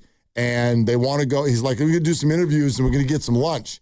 But Aaron's kind of surrounded, but whatever. He's walking along, And all of a sudden, we walk up to ropes. And there's security guards on each end of the rope. Now, it's very crowded. And Aaron just kind of walks through because he's in his zone. Right. And John is keeping an eye on me, but walks through. And I just stopped. And I kind of said to him, I go, well, I guess I'll just catch up with you guys later. And John turns and he gives me the nod and the wink. Yep. Which was just like, dude, head down, go. So head down, go. And you know, master security is a 78-year-old dude and a 79-year-old dude. And nobody ever looked up. No. And off we went. And I did all my souvenir shopping in the actual clubhouse and had lunch on the patio of pretty good. Augusta National Clubhouse. Pretty good. With two of my best friends in the world. Never, Special. ever going to forget that day. And again, free. You didn't have to pony up for it. But I mean, I had to fly there. I had to, fine. But yeah, John had a hotel from CBS, crashed on his floor, all that stuff. Pretty good. Yeah. It's pretty good stuff. It was a strong week. Yeah. I mean, it's a special place. And like, how much would I spend to go to Augusta and actually see the Masters? It would be a lot. And especially if I had never been there, but having, gotten to go there for all 4 days of the tournament, on the house, it's a little tougher. How about to play, though? Earlier, you said $8K to play Augusta. Yeah. How much further would you go? I'd probably go to 10. I go to 10. About 11? I think 10's about the number. And it's tough because now as a golfer, I'm not as good as I was. And so it's going to be a little less, quote unquote, fun. Probably have white tees, don't they? They do. Play from the whites. Hell, play from the reds. Going to struggle. You're almost there. They don't even have, I don't think they even have tees. Senior tees? We're getting there. I will play it forward, no doubt. But I'm much more of a trip guy than I am like spending $8,000 to go to a game. That's special and all, but maybe it's because I'm a little jaded now, having been able to go to so many events, being in the media, T-Dog, daughter asked to go to Coachella with friends. She begged for months. Done. VIP package and all. I was broke at the time. Solid. That's a great move. 415, Masters with dad. Eagles at the Sphere with the wife. Priceless. This is great. I love it. Julie in Concord on Willard and Dibs. Hi, Julie. Thanks for calling. Hi there. So I've got a real doozy. Almost 20 years ago, my husband and I finished our jobs in another state. Online, we bought a 40-foot motorhome, got back to California, hooked up our trailer that carries both of our motorcycles, and went on the road for 6 months, and we did work. And the sum total was? And we had a blast. Okay. And you're here. We went from, oh yeah, we're still riding the Harleys, and we're still have the motorhome. But since then, we have jobs, and then we retired. So that was 6 months on the road of traveling we would have never done if we didn't just take that leap. So no regrets? Not a one. Outstanding. Not a one. I'm fighting so hard right now not to ask how much.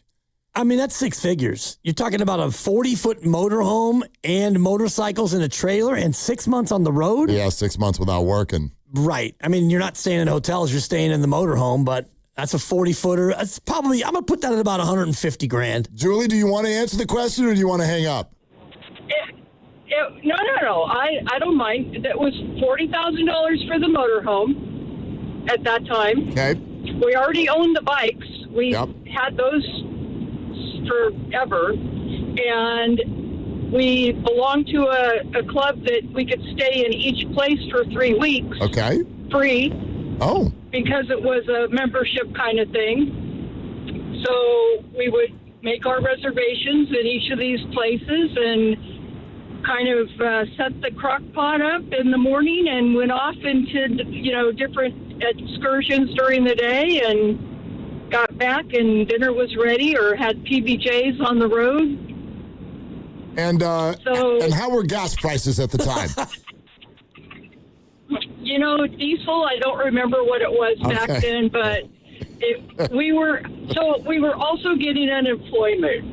I don't want to say too much about that, but, we weren't working after all these years of working. So We were trying to find jobs.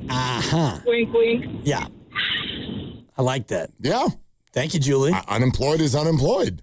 But you're supposed to be out there looking for Thanks, work. Julie. So she's out there on her Travel Harley. the whole country looking for work. That's right. That's right. All you got to do is go to Indeed.com like once a week. Be like, boop. Trying. And send in your application. Ride that Harley to a McDonald's and put in your application. They're not hiring. I could come down on Julie for a tiny bit on that. Unemployment. Everybody collects it when they can. Everybody does. When they can. Yep. I didn't know that you could collect it while you were receiving a severance from a job where you got fired. So, yeah, but doesn't it? No offset. No offset. No offset at all. So I actually. Oh, yeah, actually, that makes sense. I didn't submit makes for sense. 3 months. And so I called the unemployment people and they said, oh, you can come in and file your appeal. So I went in there, filed that appeal. Yeah. Kaboom. Yeah, get that back pay now. Pay into it. Like, let's go to Austin and San Jose. Told it's a different Austin and San Jose, though. Because there's the one who, it triggers me all the time. Is this a different one or is it actually the same one? Let's find out. Austin? How are you, Will and Dibs? How y'all doing? Okay, this is a different one. Hi, Austin. How you doing? Another beautiful day. Thank y'all for taking my call. Yes, indeed. So, Game 1, World Series, Yankees-Dodgers. Diehard Yankees fan, and my wife, diehard Dodgers fan, are saving for a house. And so I decided Game 1, we got to be there. Why save when you could run the game? And it was absolutely epic. Would not change it. So, wait a minute. And was this last year? Yes, sir. Okay. And I can't even remember Game 1 was in L.A. or New York? Game 1 was in L.A., and it was the perfect. So it was our anniversary, ended up falling right on anniversary, and just had to pull the trigger. I asked my wife, hey, how would you feel about going to the World Series? And while she was thinking, I bought the ticket. So it was had to go, had to do it. And you stayed all the way to the end when Freddie Freeman got a hold of one. Yeah, unfortunately, he hit it off Nasty Nestor, hit it 5 rows in front of us, got to take a picture with the kid with the ball. So the only thing I would change was us not winning. Yeah. You know what? Didn't ruin the anniversary. Yeah, sounds like he has a good attitude about it. No That's doubt. the other thing. Like, think about that now, too. Bake into your debate over whether or not we should spend X in order to go to sporting event. It's a sporting event and could go totally sideways. Absolutely. It could go awful for you. The Knicks could lose by 30 tonight. Well, you can also, and I think about, my expenditures on trips, for example. You go to Scotland on a golf trip and you might catch rain every single day. Hell yes. And it can be, and if you don't like to play golf in the rain, that can kind of ruin things. This is why I'm scared of Bandon Dunes. Everybody, Bandon, you got to go. And then they go and they're like, oh gosh, there's rain and the wind and it's whipping around. And I'm just like, oof, that feels like such a gamble. Can be. I went up there and the one time I went, it was August because it was my birthday. And we caught what did we play, 108 holes over 3 days? You play constantly. We caught about 6 or 7 holes of rain. Not much. Wasn't bad. Different times of year, you know, you might get lucky or unlucky. You just never know. Cadillac in the city. Hey, Cadillac, thanks for calling Willie and Dibby. What you doing? What's up, Dillard?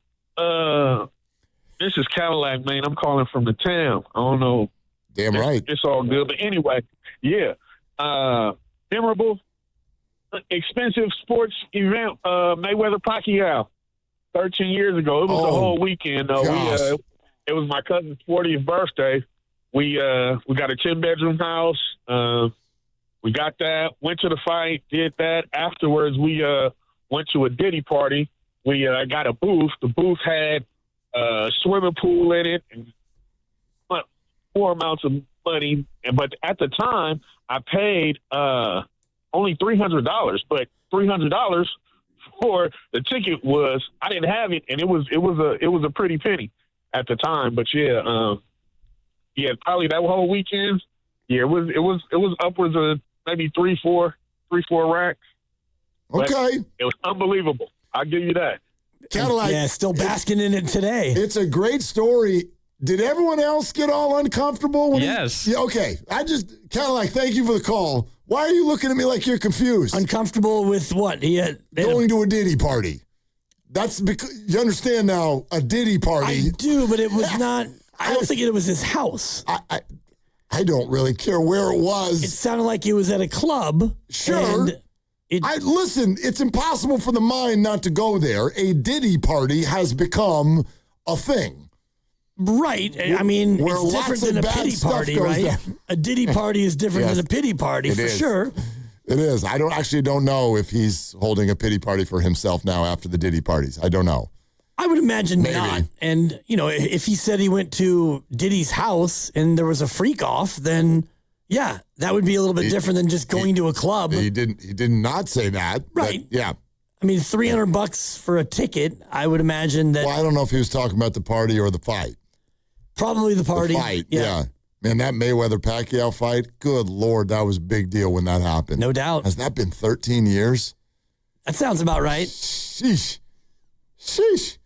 How about Jordan in Walnut Creek? Hi, Jordan. What's going on? What are you doing? Yeah, how you guys doing? Seems like everybody's excited for the basketball game. I'm going to be the diehard I am with the Giants. Let's go. Three call-outs from yesterday's win. Well, first off, I'm just going to say that was the biggest one of the year for the Giants. The trade deadline is creeping. We've seen Posey will do whatever he wants to do. He'll go left or he'll go right. He'll trade everybody or he'll buy people. So Chapman getting the game-winning hit, that go-ahead RBI, he needed that more than anybody. Guys making errors, clearly mentally just being thrown around right now. So that go-ahead RBI was huge for him. Wynn getting the hold after a blown save the day before, also huge for him. And then Dylan Smith, he's 13 2/3 innings coming into yesterday in the MLB. Like, is he so young and maybe naive where this is actually the perfect closer for the Giants? Because, like, Killian wasn't working, Wynn wasn't working, Gage, Miller, like, they're all great. Ninth inning, they suck. So it's like maybe this is the closer we needed. But anyways, I feel like the Giants are finally turning the corner here. 7.5 out of the wild card. Who knows? Jordan, man, you're a breath of fresh air. Thank you for calling. I just want to say this to everybody listening. If you still nerd out on Giants games, this many games under 500, I love you. I think that is so great. I really do. I do. It's the last thing I said to my son when he got out of the car to go to school this morning. I see you tonight. Giants at 6:45. Me and you. And he's like, okay. School? He not done yet. School? What do you mean? It's June 8th. Yeah. Like, school's been over for weeks in most places. No, it's not. He's still in school? No, it's not. This That's is bananas. You're talking about college semester systems. I'm talking about most elementary schools in the greater Bay Area. I don't think that's accurate. I mean, we went till a week or two into June, even when I was in school. It's because we started after Labor Day. Yeah, exactly. And now, I guess because in your district they have that cockamamie ski week in February. You got to take a week in November. And let's be honest, he's in 6th grade. They're watching movies, eating popcorn, and, and playing you have tag. to go. I mean, he's there through Thursday or Friday? Friday. Full week, huh? Full rack. Half day on Friday. Ah, there you go. But the teachers are like, they're in flip-flops. Of course. They have nothing going on. And the kids, they smell blood in the water. It's the worst time of year to be a teacher. Yes. They know. You're powerless. No. They all know. The assignments are done. It's babysitting. It's organized free babysitting for 5 days. June 8th. Man, that hit me. But, I mean, my daughter's still in high school. It's finals week. But they're on a separate schedule this week. But they got still in it. They're still in it. Damn, okay. They go through Thursday. Yeah. That just hit me. I guess because I'm fresh off a week in Hawaii that I thought that everyone would be done by now. Giants at 6:45. Yeah, you got to lock in. No doubt. Big game. Yeah, only 7.5 out in the wild card.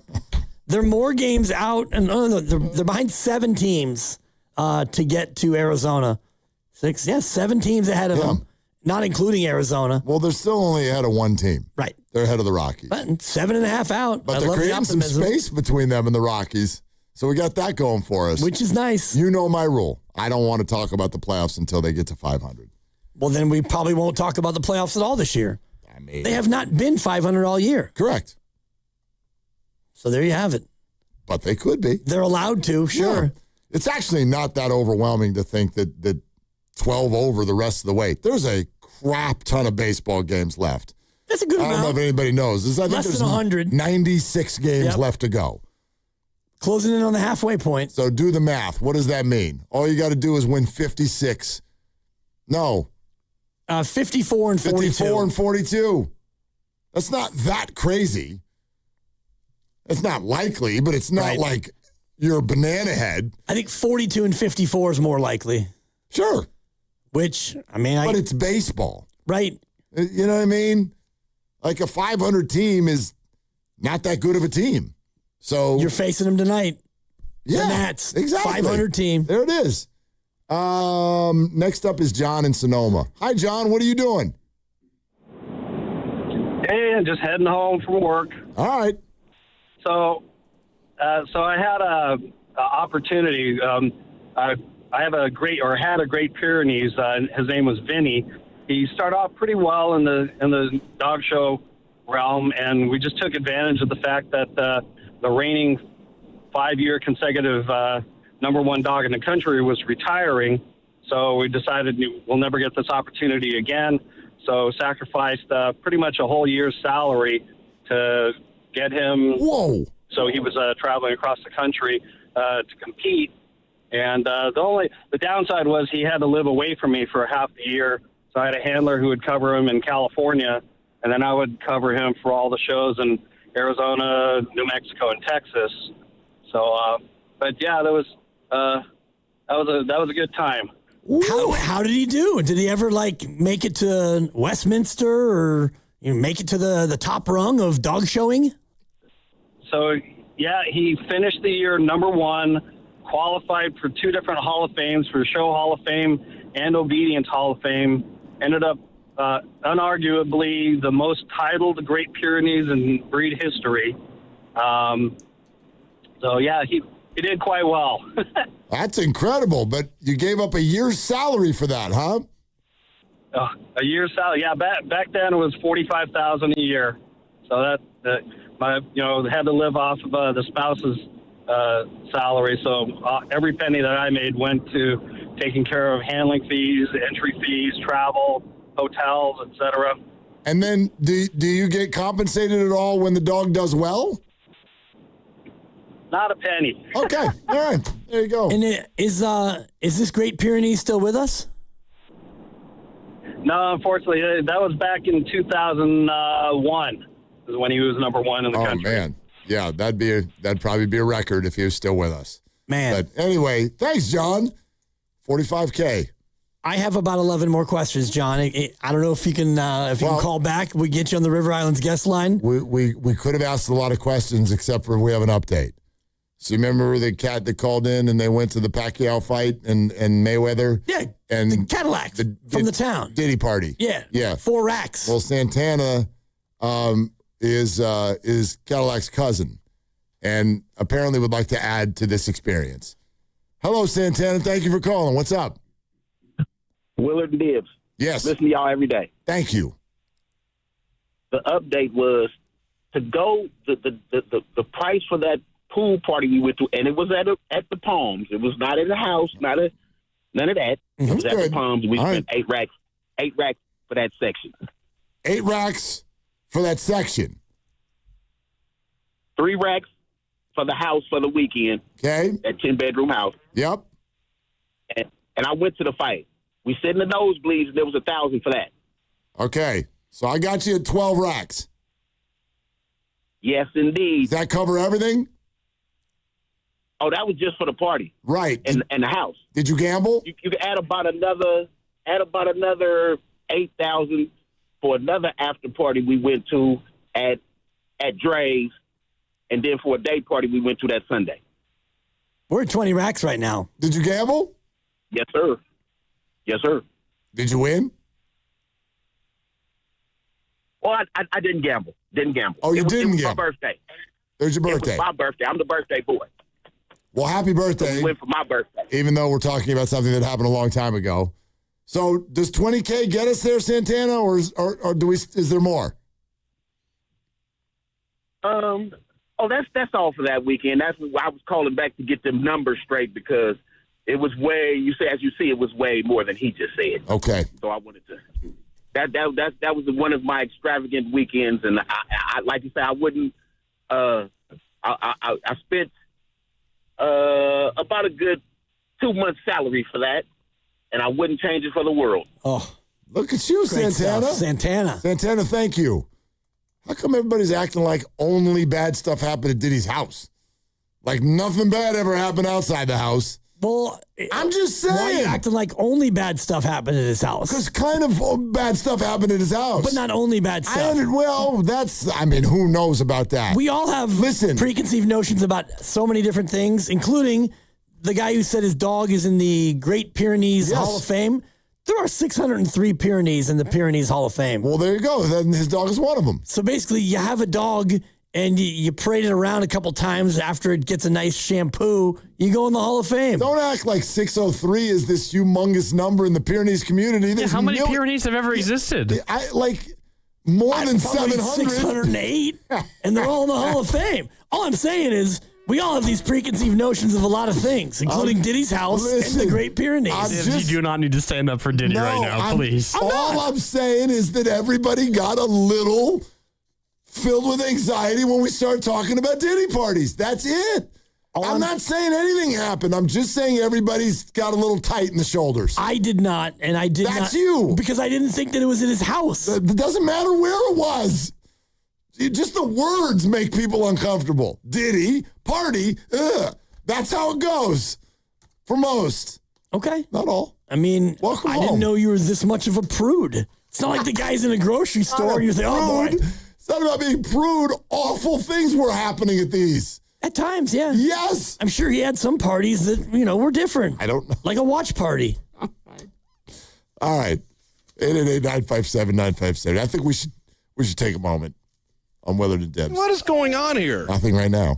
This hour of traffic is being brought to you by Crystal Geyser Alpine Spring Water. What makes Crystal Geyser Alpine Spring Water different? We always bottle our Alpine Spring Water less than 1.5 miles from the spring source, and all our bottles are made with 50% recycled plastic from our own recycling plants. Crystal Geyser, bottled at the spring source. Hey, it's Dan Dibley here. Golden State Lumber and Showroom offers a full spectrum of window and door options in all price ranges. You'll find leading manufacturers like Marvin, Milgard, Anderson, Western, Fleetwood, and Weather Shield. And when it comes to exceptional designs, architects of luxury homes and businesses are turning to Quantum Windows and Doors, now available through Golden State Lumber and Showroom. Quantum's handcrafted custom wood and wood-clad windows and their doors are intended for discerning clients who expect more than standard solutions, because when it comes to warmth, beauty, and authenticity, nothing compares to real wood. Quantum's furniture-grade craftsmanship will accentuate your home's character for decades to come.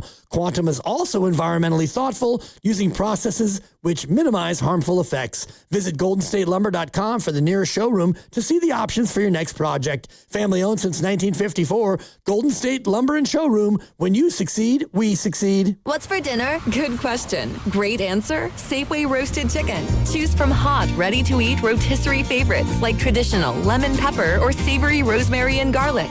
Fully cooked, fresh prepared, and ready to serve the moment you get home. Make it the center of dinner with a salad, sides, tacos, sandwiches, or just carve it up and let everyone dig in. So when the day gets busy and dinner sneaks up on you, Safeway makes it easy. Stop by Safeway tonight for a hot roasted chicken. Safeway, dinner solved right on your way home. Today on the pod, we're talking to Joan, a method actor and scratchers enthusiast. So, Joan, what do you like about playing scratchers? Well, as a method actor, it's about becoming the ticket. Scratching up, down, stage left, stage right. So what's your motivation? Because your performance feels so real. Oh, I was just tapping into my inner scratchers. Incredible. Yes. Bravo me. Scratchers from the California Lottery. A little play can make your day. Please play responsibly. Must be 18 years or older to purchase player claim. Alameda County Fair in Pleasanton is June 19th through July 12th. The Big O Tires Concert Series has all-star acts like Beach Boys, Flo Rida, El King, The Maine, and Tower of Power. Plus, the Gene Simmons Band, Lone Star, and more. Full lineup at AlamendaCountyFair.com. Hey, it's Willard. Here's a real behind-the-scenes moment with Habas Law. We asked about their new billboards. Do you smile or not? Then it got real. Omar Habas said, we meet people in the hardest moments of their lives. It's on us to restore dignity and a financial future. Traumatic brain injuries, loss of a limb, spinal cord damage, a life changed in seconds. When everything's on the line, choose the team that understands that. Habas Law. They fight to make it right. Visit HabasLaw.com. Omar Habas is a California licensed attorney. Offices in Northern California, including San Jose. Past results do not guarantee future outcomes. If you're still using Sportsbook to bet on the finals, you're getting robbed. It's time to delete that app and join millions using Polymarket. Polymarket is a prediction market, not a sportsbook. You trade against other fans, not the house. That means more money for you and less for those greedy sportsbooks. Polymarket, your go-to prediction market for basketball's biggest stage, available in all 50 states. Download Polymarket in the App Store. Use promo code FREE50 to unlock $50 free for your first trade. That's promo code FREE50. Trading not available in all jurisdictions. Check local regulations before trading. Restrictions and eligibility requirements apply.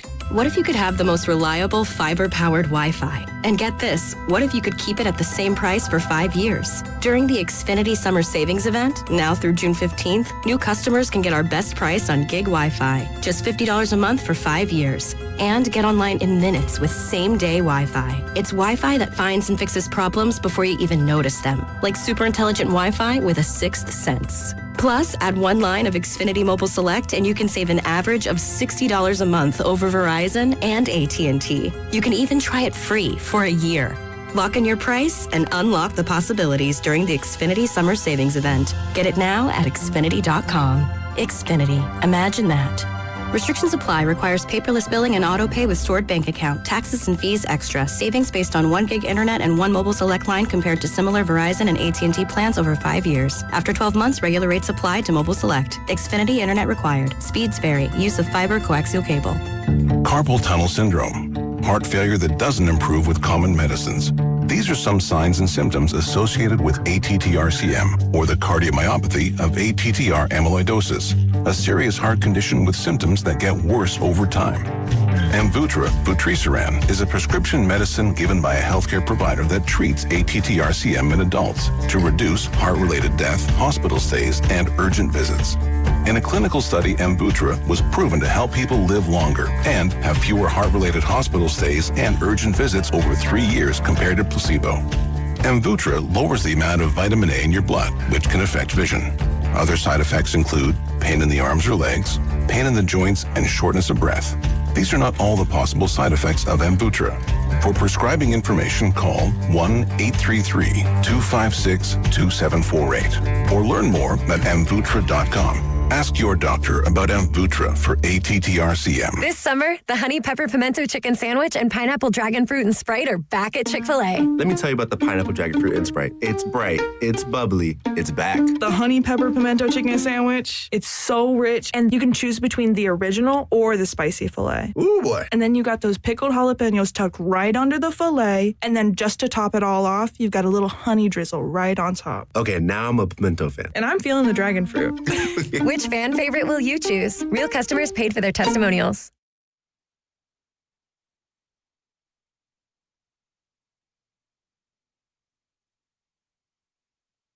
Now, back to Willard and Dibs. Absolute pleasure. Willard and Dibs, y'all take it easy. Have a good one. Enjoy the game tonight. On 95.7 The Game. Multiple screen Monday.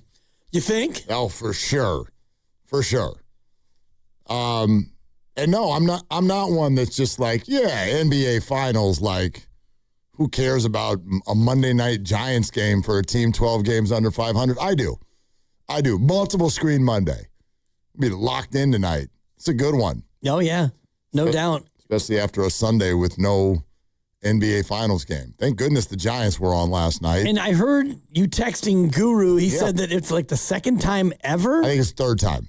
That there was no game on a Sunday. Because they're not playing this Sunday either, even if the series is still going. Right. Third time in the history of the NBA Finals that there will be no game on a Sunday.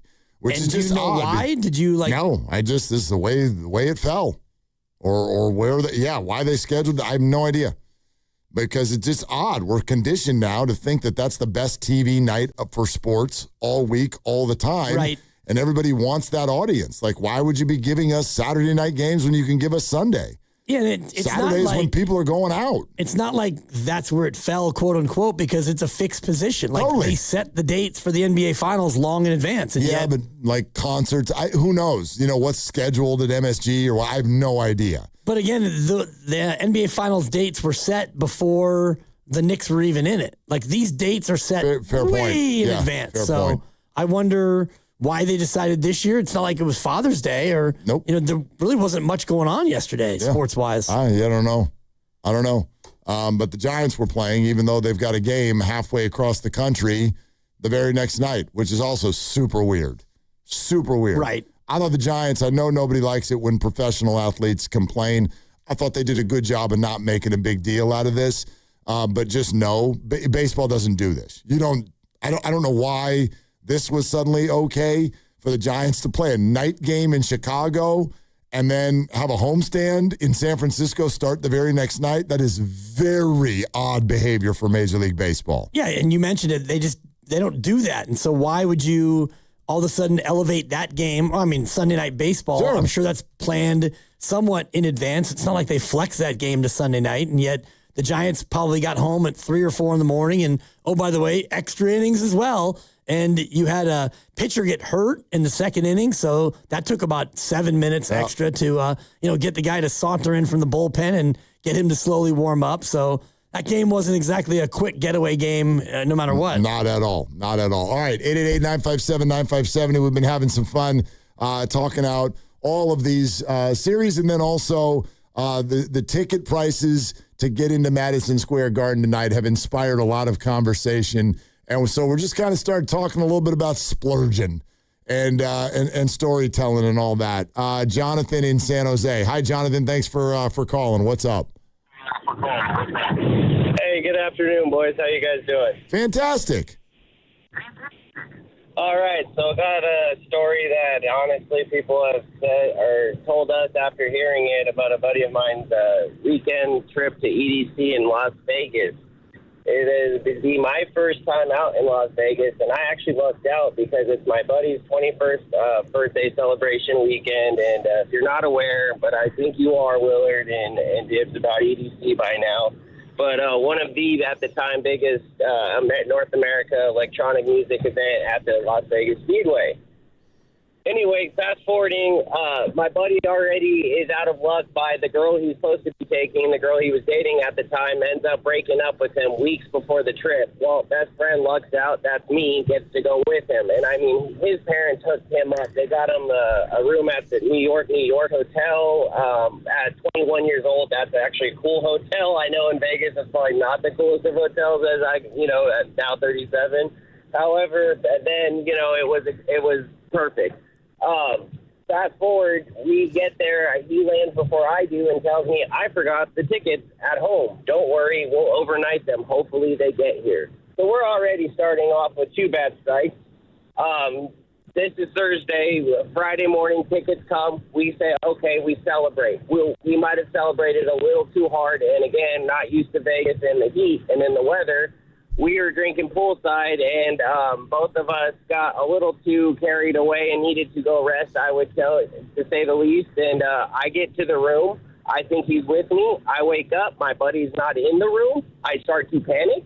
But then I think, at 21 years old, the team just must have went to the show without me. It's about to start in like 20 minutes. I just woke up. Maybe they, so I'm also just kind of also not comfortable because I don't know where he's at. So I'm going outside for a cigarette, and I overhear these guys talking about